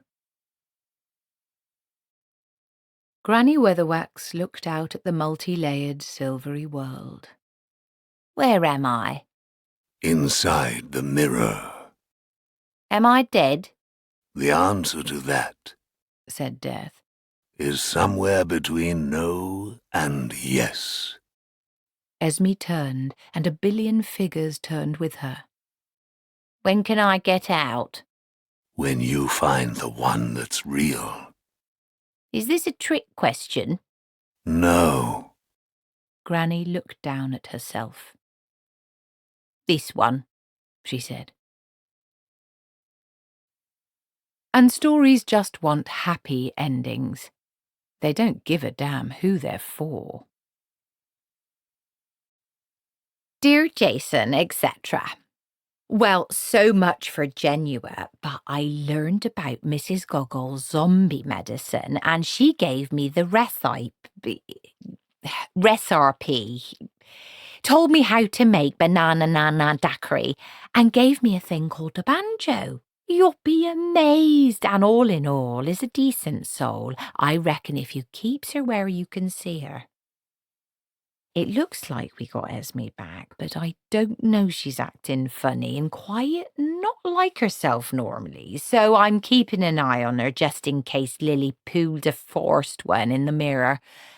But I think she's getting better, because when she woke up, she asked Magrat for a look at the wand, and then she kind of twiddled it and twisted them rings on it and turned the Poe into a bunch of flowers. And Magrat said she could never make the wand do that, and Esme said no, because she wasted time wishing for thingers instead of working out how to make them happen. What I say is, what a good job Esme never got a wand when she was young. Lily would have been a picnic by comparison. Enclosed is a picture of the cemetery here. You can see folks are buried in boxes above ground, the soil being so wet, because you don't want to be dead and drowned at the same time. They say travelling broadens the mind. I reckon I could pull mine out my ears now and knot it under my chin. All the best, Mum. In the swamp, Mrs. Goggle the voodoo witch draped the tailcoat over its crude stand, stuck the hat on the top of the pole, and fastened the cane to one end of the crosspiece with a bit of twine. She stood back. There was a fluttering of wings. Legbert dropped out of the sky and perched on the hat. Then he crowed.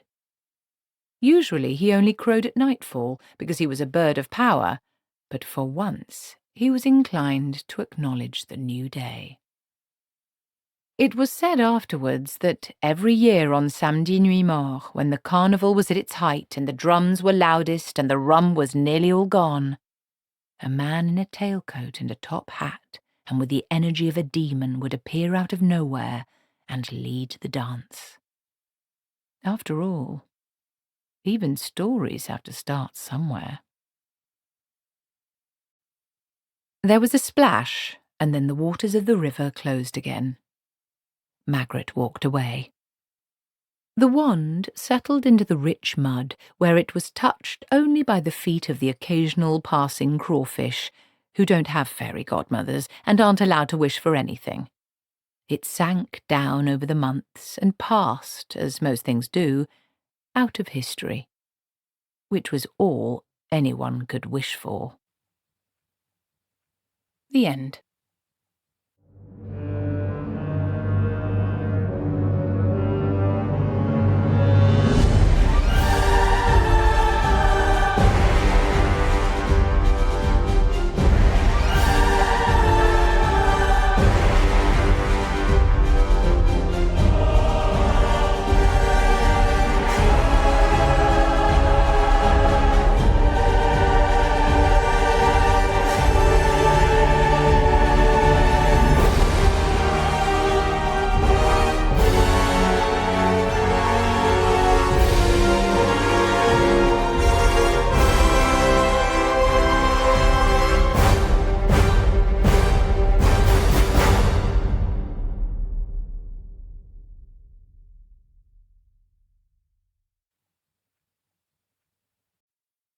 The three broomsticks rose over Genua with the mists that curled towards the dawn.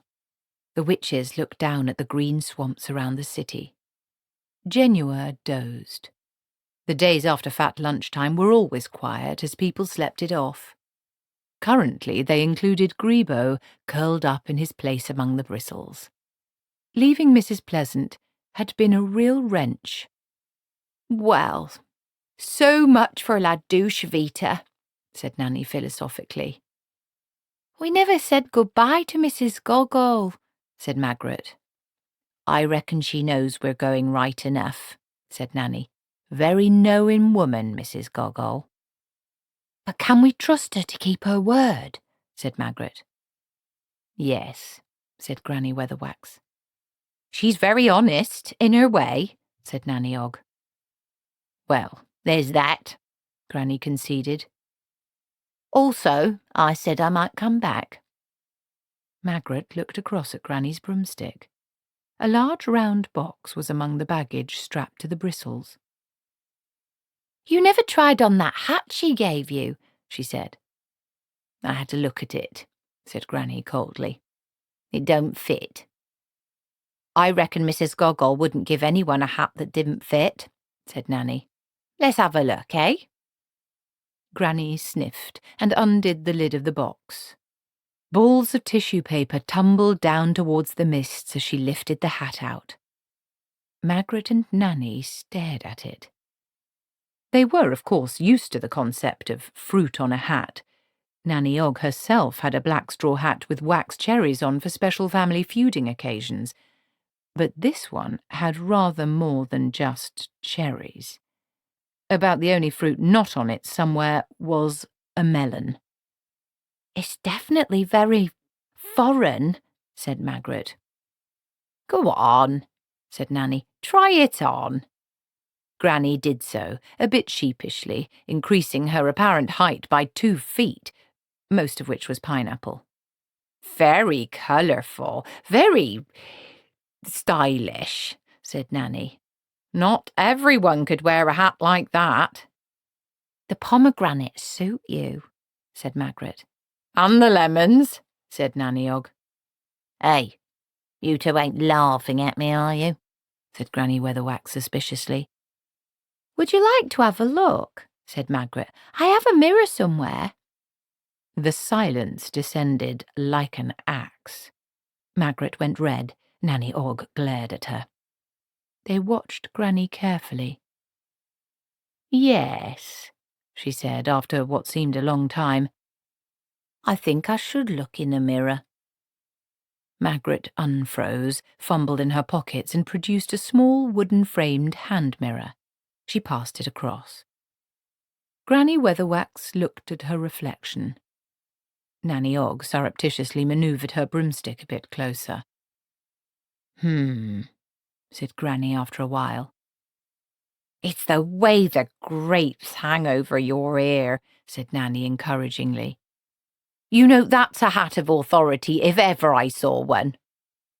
"Don't you think?" said Magrat. "Well," said Granny grudgingly, "maybe it's fine for foreign parts, where I ain't going to be seen by anyone as knows me, but no one important, anyway. And when we get home you can always eat it," said Nanny Ogg. They relaxed. There was a feeling of a hill climbed, a dangerous valley negotiated. Magrat looked down at the brown river and the suspicious logs on its sandbanks. "What I want to know is," she said, "was Mrs. Goggle really good or bad? I mean, dead people and alligators and everything." Granny looked at the rising sun poking through the mists. "Good and bad is tricky," she said. "I ain't too certain about where people stand. Perhaps what matters is which way you face. You know," she added, "I truly believe I can see the edge from here." "Funny thing," said Nanny. "They say that in some foreign parts you get elephants. You know, I've always wanted to see an elephant. And there's a place in Clatch or somewhere where people climb up ropes and disappear." "What for?" said Magrat. "Search me. There's probably some cunning foreign reason." "In one of Desiderata's books," said Magrat, "she says that there's a very interesting thing about seeing elephants. She says that on the Stowe Plains, when people say they're going to see the elephant, it means they're simply going on a journey because they're fed up with staying in the same place.